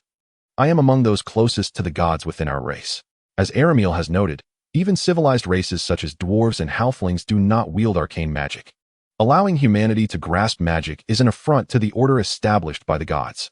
90 years. Leah pondered. That is an interminable wait. The demands of the human king stipulate that Arameal will only be released after our nations establish relations and trade. Surely, we cannot allow Arameal to remain imprisoned for 90 years. The Sun Elf King, perceiving Leah's thoughts, smiled gently. However, Leah, indeed, am ill-suited for public appearances. However, alternative methods exist. For instance, I could discreetly facilitate contact with 2 or 3 of the closest Sun Elf families to the realm of humanity, allowing them to muster a small contingent of troops under their own banners, marching towards the borders of the human kingdom. The prominent elf families, akin to feudal lords, maintain their own armies within their territories, possessing a considerable degree of autonomy. Ah, indeed, my esteemed father, you possess yet another stratagem. The previously despondent Leah now beamed with joy, envisioning the splendid possibility of vanquishing humanity. Those arrogant humans, relying solely on their numerical superiority, believe themselves formidable for having bested but a single Aramel. They have yet to behold the true Elven Legion, composed of numerous mages and the most valiant warriors. When our Sun Elf army reaches the outskirts of the human kingdom, those humans will surely be paralyzed with fear, compelled to release Aramel. At that moment, perhaps the timid Moon Elf Queen will reconsider her alliance with the lowly humans. In the following days, under the guidance of her father, Leah journeyed to the territories of the 3 Sun Elf families. The easternmost of these families included the esteemed Golden Petal family, the renowned Radiant family, and the weakest among the 10 Sun Elf families, this Sunflower family. This Sun Elf princess and legendary mage, in a race against time, traversed between the territories of each family, striving to rally as much military strength as possible, known for their conservatism and racial prejudice. The various Sun Elf families regarded the capture of a legendary elven mage by outsiders as an unparalleled disgrace. We have always been the ones to capture outsiders. Since the establishment of the Elven Court, no legendary elven spellcaster has ever been taken captive by foreign entities. Particularly, the Golden Petal family, to whom Aramil is a source of pride, was engulfed in fury upon learning of the capture, their populace seething with indignation. Even without Leah's organization, they would have undoubtedly mobilized troops to compel the humans to retreat. They are, after all, renowned for their martial prowess among all elven races. Thus, the 3 easternmost Sun Elf families consented to each allocate a small contingent of soldiers to form a Sun Elf coalition. Concurrently, within the Elven Court, the prolonged discussions among the Moon Elf Queen and her noble ministers persisted. As beings of extended lifespans, particularly the free-spirited Moon Elves, administrative inefficiencies during their collaborative endeavors are, regrettably, inevitable. Finally, just before the Elven Court finalized its engagement strategy with the human kingdom of Eldaron, the coalition of several Sun Elf families ventured forth, under the pretext of rescuing Aramel. This coalition, comprising 10,000 elite soldiers, traversed through various elven villages and cities, heading eastward. What? 3 families of Sun Elves have dispatched a portion of their armies from their respective territories to form a coalition, advancing towards the eastern human kingdom of Eldaron, seeking to coerce humanity into surrendering Aramel. Within the resplendent palace of the Elven royal court, the reigning queen, Antinoia Moonwhisper, listened to her minister's report. Her countenance pale with concern. "Your Majesty," the minister began, "the family contributing the most troops is the Golden Petal clan, which is closely associated with Aramel. Even the legendary priestess, Durisur Golden Petal, has mobilized. Furthermore, the pride of the Radiant clan, the legendary mage Circa Radiant, is rumored to have joined the coalition as well. The Sunflower clan has merely made a token effort, deploying a minimal force without any legendary figures. However, whispers suggest that the Sun Elf Princess, Leah, is also among the coalition. The total strength of this alliance exceeds 10,000, predominantly comprising professionals." Angered, the Elven Queen rose to her feet. "These Sun Elven families, by directly attacking humanity, show utter disdain for my position as the nominal sovereign of the elves."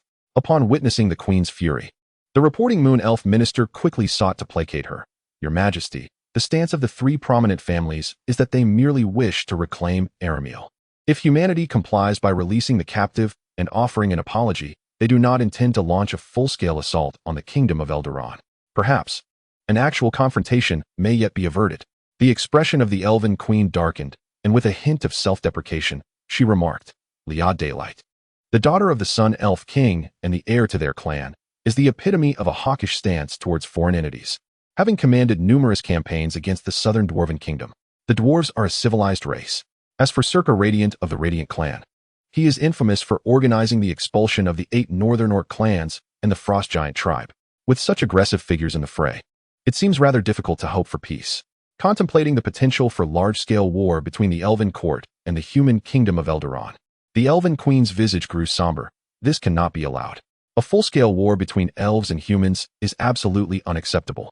Antinoia Moonwhisper, visibly troubled, began to pace within the Grand Hall. Her greatest fear was that the discord between the 2 races would escalate to an irreconcilable extent, igniting a widespread conflict. No matter how robust the Elven Court's foundation, warfare inevitably brings bloodshed and loss of life. Once numerous elven soldiers and civilians perish in combat, the great elven families will soon realize this enemy nation was orchestrated by none other than the Queen's own brother, Seymour. Why, in idleness, teach humanity magic? Such actions would indirectly lead to the demise of so many elves. In that eventuality, the Moonwhisper family, of the Moon Elf royal lineage, would become marked as a pariah in elven history. With a decisive gesture, the Elven Queen issued her command: "Convey my will to the coalition formed by the 3 Sun Elven families.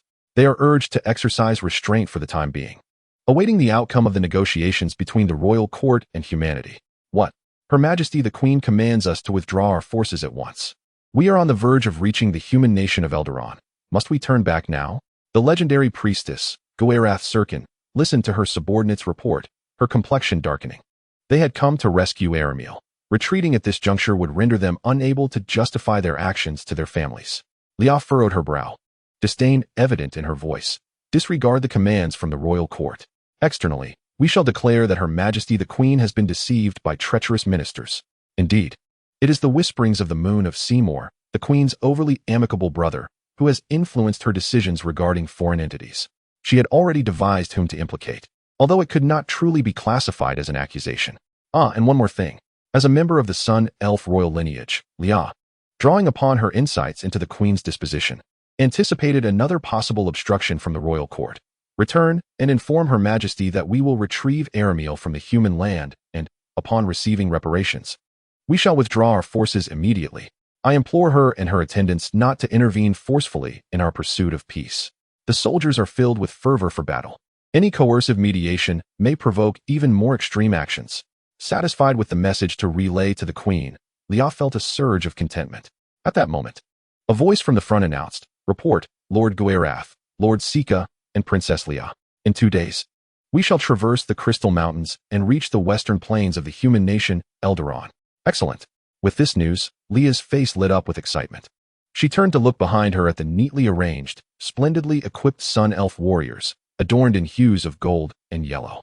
Humans, brace yourselves for the wrath of the Elven warriors. This battalion of Sun Elves consisted almost entirely of professionals, primarily warriors, complemented by a significant number of mages and a few priests. There were over 70 high-ranking professionals, predominantly 6th to 8th Circle Elven mages, with 3 legendary spellcasters, more than 70 high-tier professionals, and around 10,000 warrior professionals. Their military might rival the elite forces of an entire ordinary Elven clan. Even if the 3 initial legendary spellcasters refrained from intervening, this 10,000-strong army, leveraging the synergy between spellcasters and warriors, would be more than capable of sweeping through the combined forces of the 3 orc clans from the eastern river valley. What? Not only are they refusing to accept my orders, but they are also denying my request to deploy peacekeeping forces? The Elven Queen, Antinoia, received the news with palpable irritation. This group of Sun Elves has truly rebelled. Alas, it is not the first time she has encountered such a situation. The 10 major Sun Elf families are far more united than the scattered Moon Elves and are notoriously warlike. The Queen waved her hand and said to her attendant, "Summon my brother Seymour. I have matters to discuss with him." Shortly thereafter, a handsome Moon Elf mage with emerald green eyes and a harp in hand entered the room. "Sister, what is your command?"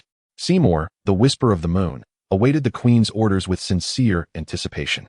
The Elven Queen, with a grave expression, stated, "Seymour, I have a mission for you. You should be aware that 3 of the nearest Sun Elf families have formed a coalition, intent on using force to compel humanity to surrender Alamir."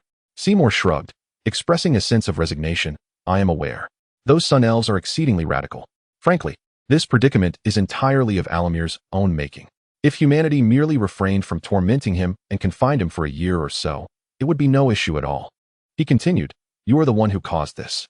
Had you not taught humanity magic back then, I would not be burdened with so many concerns now. You have truly put your sister in a difficult position." The Queen, Antinoia, suppressed her urge to retort and said earnestly, "Seymour, your mission consists of 2 parts. First, you must covertly transport yourself to the western borders of the human realm, Eldaron, and monitor the movements of the Sun Elf army without being detected. Should there be any signs of an imminent war, you must find a way to intervene and promptly relay the information to the royal court. Second, infiltrate the floating city of Eldaron and rescue Alamir Golden Petal. Once Alamir is saved, the Sun Elves will have no justification for war." After succinctly outlining the tasks, the Elven Queen added with heartfelt gravity, "Seymour, you now bear the weight of peace between humanity and the Elven race." Realizing the significance of his mission, Seymour felt invigorated. "No problem.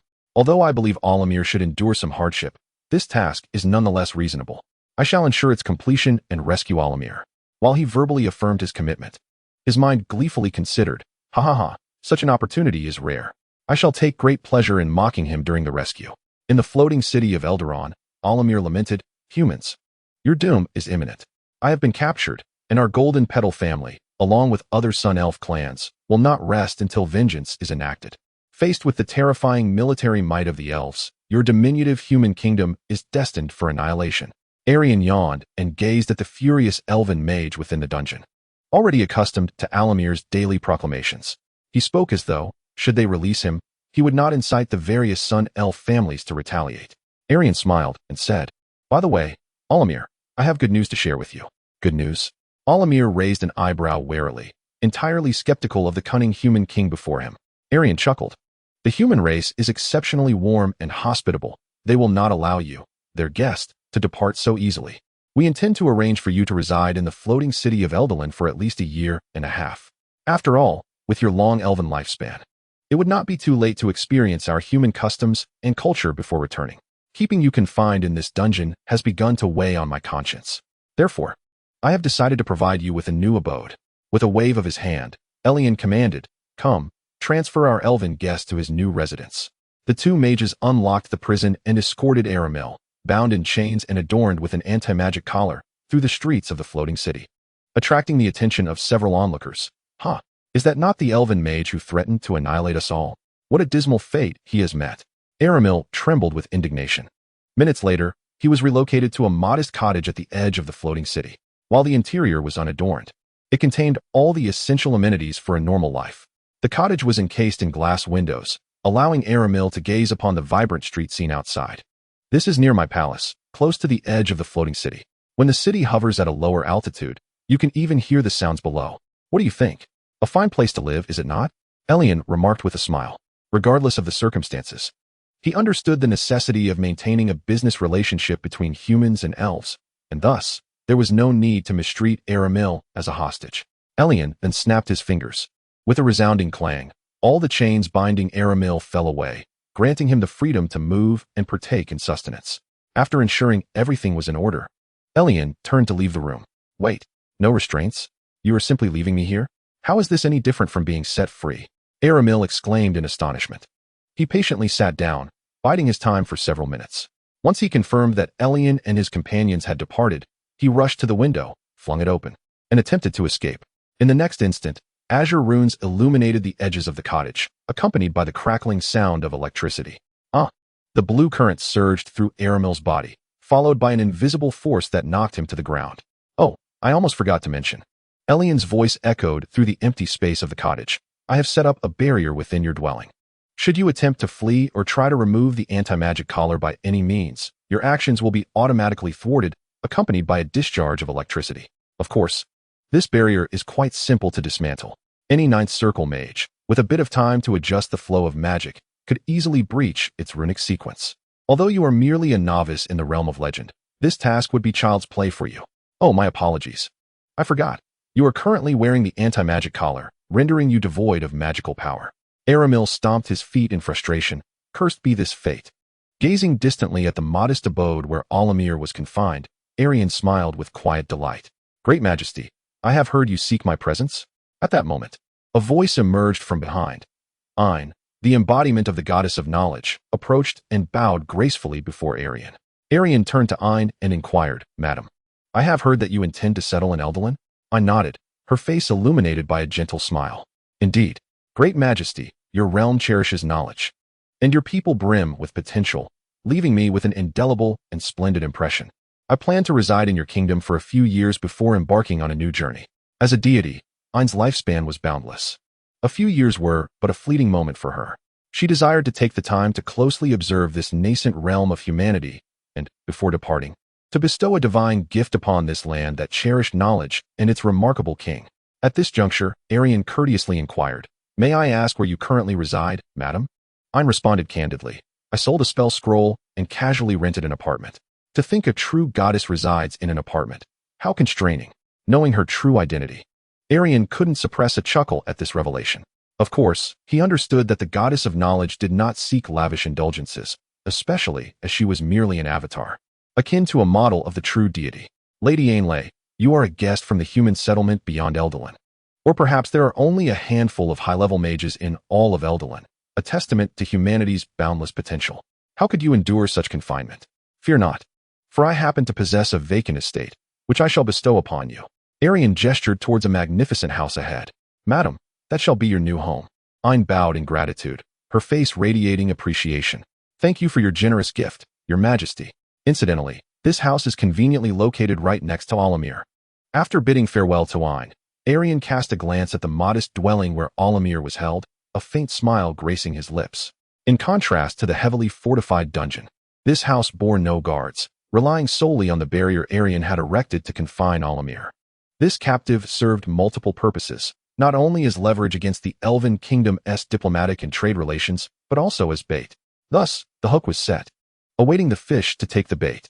Erian whispered silently, his gaze fixed upon the distant western sky. The sharp eyes of the human emperor seemed to pierce through the layers of clouds, while the flowing clouds and gentle breeze approached from the front. The grand floating city, under Erian's command, steadily glided towards the western frontier. It is time to confront the army of the Sun Elves and demonstrate to the Elven Kingdom that the newly arisen Eldoran possesses a military of unwavering resolve. The embodiment of the goddess of knowledge, Ein, has settled into her new abode within the floating city of Eldoran. Meanwhile, in the divine realm of the Outer Planes, amidst a vast and infinite library composed of scrolls, the true form of Ein raises her hands, and between them, a pure, radiant light coalesces, shimmering with countless runes. Ein is in the process of crafting an avatar, one that is entirely new and more powerful. She has resolved to dispatch this avatar to the tainted celestial bodies mentioned by Erian, including the dark and ominous Hadar. These celestial spheres, corrupted by forces from beyond dimensions, harbor potential threats that the prophetic deity can faintly sense. Thus, this reconnaissance must be undertaken with utmost caution and thorough preparation. In this age, although the gods have yet to formalize a pact forbidding interference with mortals, any intervention would be limited to oracles and avatars rather than the deity's true forms.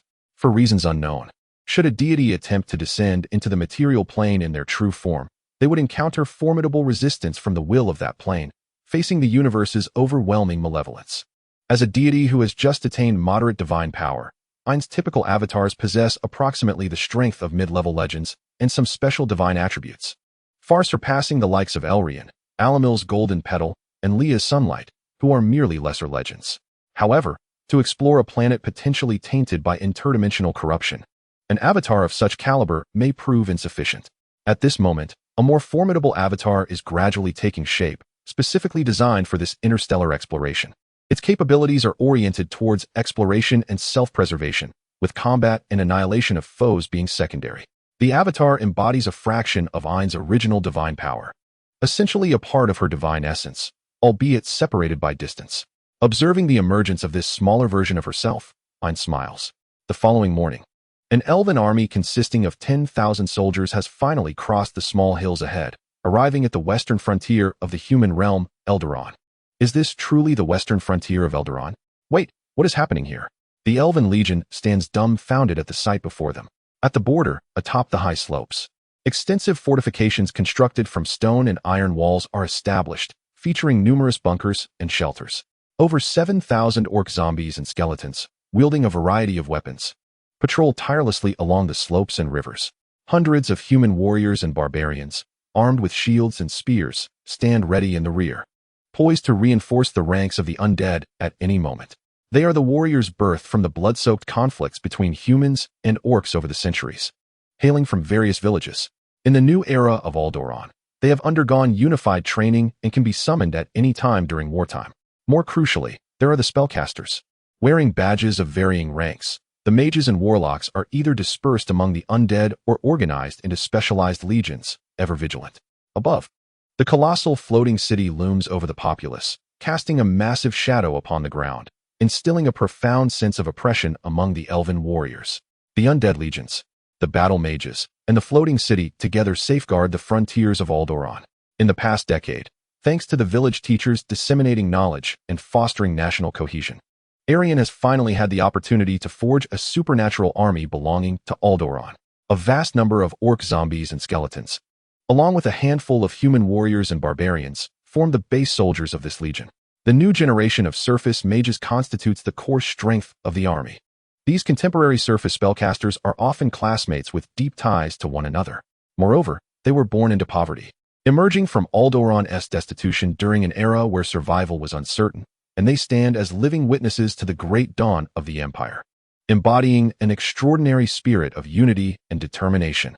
Furthermore, the floating city above has been mobilized by Erian, arriving in advance on the western side of Aldoran. Should any signs of war arise, this sky city, which houses Erian himself, the Imperial Magic Council, and 4,000 mages, will become a moving aerial fortress that instills despair in the enemy. The Emperor defends the nation's gates, once a means for mage nobles to isolate themselves from the common folk. The floating city now serves as a mobile bastion defending the territory of Aldoran in this new imperial age. Oh, how could there be so many undead? The Sun Elf Princess, Leah, gazed in astonishment at the neatly arranged zombies and skeletons blanketing the mountainside. Moreover, these were not the corpses of humans, but rather those of orcs, judging by their size. These undead retain the physical advantages of their former orc bodies, yet, obedient to their controllers, they lack the intellectual deficiencies typically associated with orcs.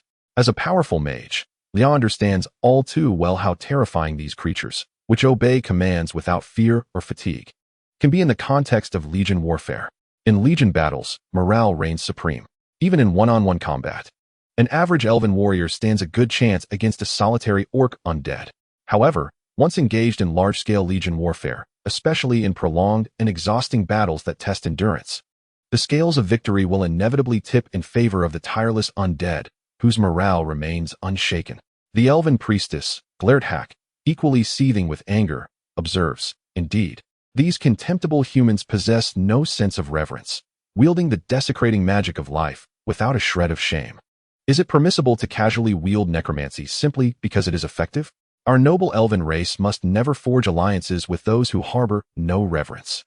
Upon discovering the approach of the enemy forces, the legions of Eldaron swiftly prepared their response. In the skies above, the voice of General Soul magnified by arcane magic reverberated across the wilderness. The Elven Legion has arrived as scheduled. Prepare for battle. General Soul, the elemental mage Gut. The Dragonblood sorcerer Gret, along with numerous other mages and sorcerers, ascended into the air.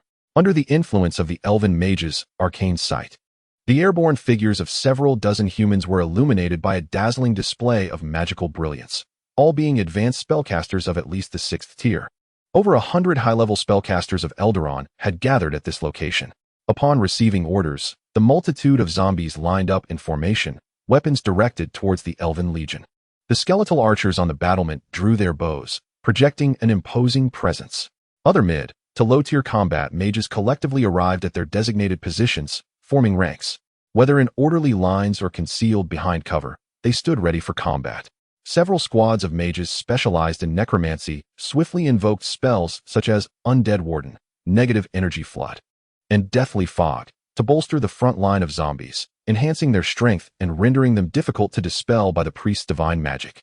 Many mages also cast area spells like Iron Wall to fortify the defenses of the stronghold. The ramparts stood firm, impervious as a fortress. Your Highness Leia, the humans appear well prepared. What should we do now? Priestess Greelas, with a somber expression, remarked. Their underestimation of humanity led them to neglect reconnaissance. It seems we may not be able to compel the enemy to surrender my brother Alamiel with mere intimidation as we had anticipated.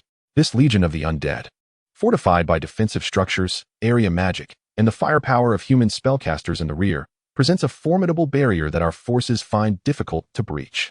Greelas stated. The legendary mage Sika, furrowing his brow, inquired of the priestess. Do not your priests possess spells to channel positive energy that can counter or dispel the undead? Cannot these be employed to swiftly eradicate these fiends? Although the priests of the elven deities do not specialize in countering the undead, they do possess some abilities to dispel undead. Greelas' countenance faltered as she shook her head. Only a handful of aimless undead can be managed.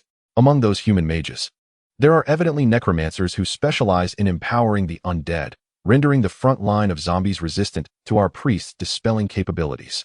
Moreover, our elven race primarily excels in arcane magic rather than divine magic, and the number of priests within our ranks is exceedingly limited. Primarily responsible for auxiliary and medical tasks in the rear, allowing all to surge towards the front lines, exposed to the firepower of the enemy's mages, is indeed perilously reckless. In truth, another underlying reason for the elves' fearlessness in battle, which Glazer did not mention, is that death merely heralds a new phase of existence, as they can ascend to the realm of the elven gods. However, the necromantic prowess recently displayed by the humans is formidable, suggesting that numerous high-ranking human mages possess the ability to imprison souls. This revelation is a devastating blow to the morale of the elven warriors yearning for a return to the divine realm. At this moment, Princess Leia's countenance darkened, her brow furrowed.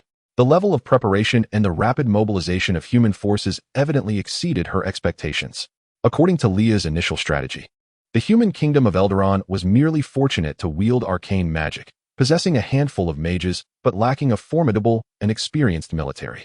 When the elven army launched a full-scale assault, the multitude of skilled elven archers could easily suppress the majority of human mid to low-tier mages. Freed from their duties, the elven spellcasters would coordinate with their high-ranking combatants to besiege the scant high-tier forces of the humans, ultimately establishing a crushing advantage. Therefore, it was not even necessary to engage in true warfare. The mere arrival of the well-equipped elven legions, combined with their overwhelming numbers, would suffice to instill panic in the humans, compelling them to relinquish Aramil and issue apologies and reparations. Yet, at this point, it remains uncertain who truly fears whom. Alas, we do not seek a direct confrontation. Leia waved her hand. Let me ponder if there exists an alternative means to instill trepidation in them. Thus, Leia spun in place several times. After much contemplation, this proud sun elf mage finally devised a strategy to regain the upper hand. Indeed, we do not hold an advantage over the basic foot soldiers. It is inconceivable to sacrifice our living elven warriors for the lives of the undead. However, the outcome of war does not solely hinge on the basic soldiers. Magic is the forte of our elven kin. Leah swiftly conferred with representatives from the various families and promptly formulated a new plan. In terms of basic soldiers, our living warriors may be at a disadvantage compared to the unwavering, tireless undead. Yet, our true advantage lies in magic, in the prowess of elven mages. We shall dispatch some of our mages to engage in magical duels, adhering to the non-lethal magic rules, without direct conflict with the humans, showcasing our absolute strength as a means of deterrence. Once the humans realize that our elven mages possess far superior power, they will inevitably succumb to fear and choose to surrender. Soon, the elven mages formed small teams and cautiously approached the humans. With voices amplified by magic, they stood on the opposite bank of the river, challenging humanity. I urge you to swiftly surrender our kin, the sun elf Alamir Jeanpan. Furthermore, offer your apologies and impose penalties on all spellcasters who have attacked Alamir. This is the sole means to quell the wrath of the Sun Elf clan. We are but a small contingent of the Sun Elf family, and behind us stands the might of the entire Sun Elf tribe. If you possess courage, do not cower behind towers and fortifications. Let both sides deploy spellcasters of equal caliber to engage in magical combat. We assure you, we will not deliver fatal blows. Thus, you can witness the power of elven magic without incurring fatalities. In the floating city high above the sky, Erian leaned against the parapet, observing the approaching elven army below with a hint of a smile. They have dared to issue a challenge. Have they, seeing our fortified defenses and the presence of the undead, chosen this method of confrontation due to their disadvantage as the attackers? Erian understood that this elven army, composed of numerous warriors and a handful of spellcasters, possessed far greater combat strength than the Orcish horde of yore, which lacked magical prowess. Fortunately, Eldalan was no longer the Eldalan of the past. Indeed, Your Majesty, a lady elegantly dressed approached from behind, joining him in watching the standoff between the two armies below. The elven warriors, confronted by the formidable undead army, must surely feel a deep sense of despair. The speaker was none other than Ein. Ein gazed at the lined-up elven legion and the undead army, which maintained a defensive stance behind their fortified position, and remarked, "Ah, the Sun Elves, who have always looked down upon other races, now find themselves unable to launch an attack, resorting only to issuing challenges." From the perspective of the elves, this reaction is quite understandable. Standing in the shoes of an ordinary elven warrior, one would feel utterly despondent if, after risking one's life, the only outcome was the slaying of a single zombie or skeleton. Such thoughts could easily extinguish the very spirit to fight. As the deity of knowledge, who remained absolutely neutral, Ein bore no disdain for the magical knowledge that birthed the undead. Upon hearing Ein's words, Erian's mind conjured a rather absurd scene: a valiant elven warrior, witnessing many comrades fall around him, giving his all to finally fell an Orcish zombie, only to find himself gravely wounded and near death. At that moment, the Orcish zombie, now felled, triggered a prearranged spell by a human mage, which emitted a series of mocking words. "Oh dear, my zombie has been slain by you. Such misfortune. Far better than your brethren from yesterday, who perished in a desperate struggle against my skeleton. You exchanged your life for an orc corpse. How tragic. Before dying, my skeleton stabbed you multiple times, spilling your entrails. How pitiful indeed. Alas, what can I do? You've taken my precious tea time, forcing me to create another horde of undead. Why must you increase my workload? Alas, I nearly forgot to share some splendid news. There now remain only 1,054 orc corpses in the vast pit before my home. If you and your brethren could muster a bit more effort and hasten your demise, we would soon exhaust those numbers. Consequently, in our next battle, we shall be left with naught but the less formidable bodies of elves to contend with." How arduous it is. Faced with such a scene, the morale of the elven legion is perilously close to crumbling. Crisp, Erian allowed a gentle smile to grace his lips, bringing an end to the theatrical imaginings that played within his mind. Though purely a creation of thought, it bore a striking resemblance to reality.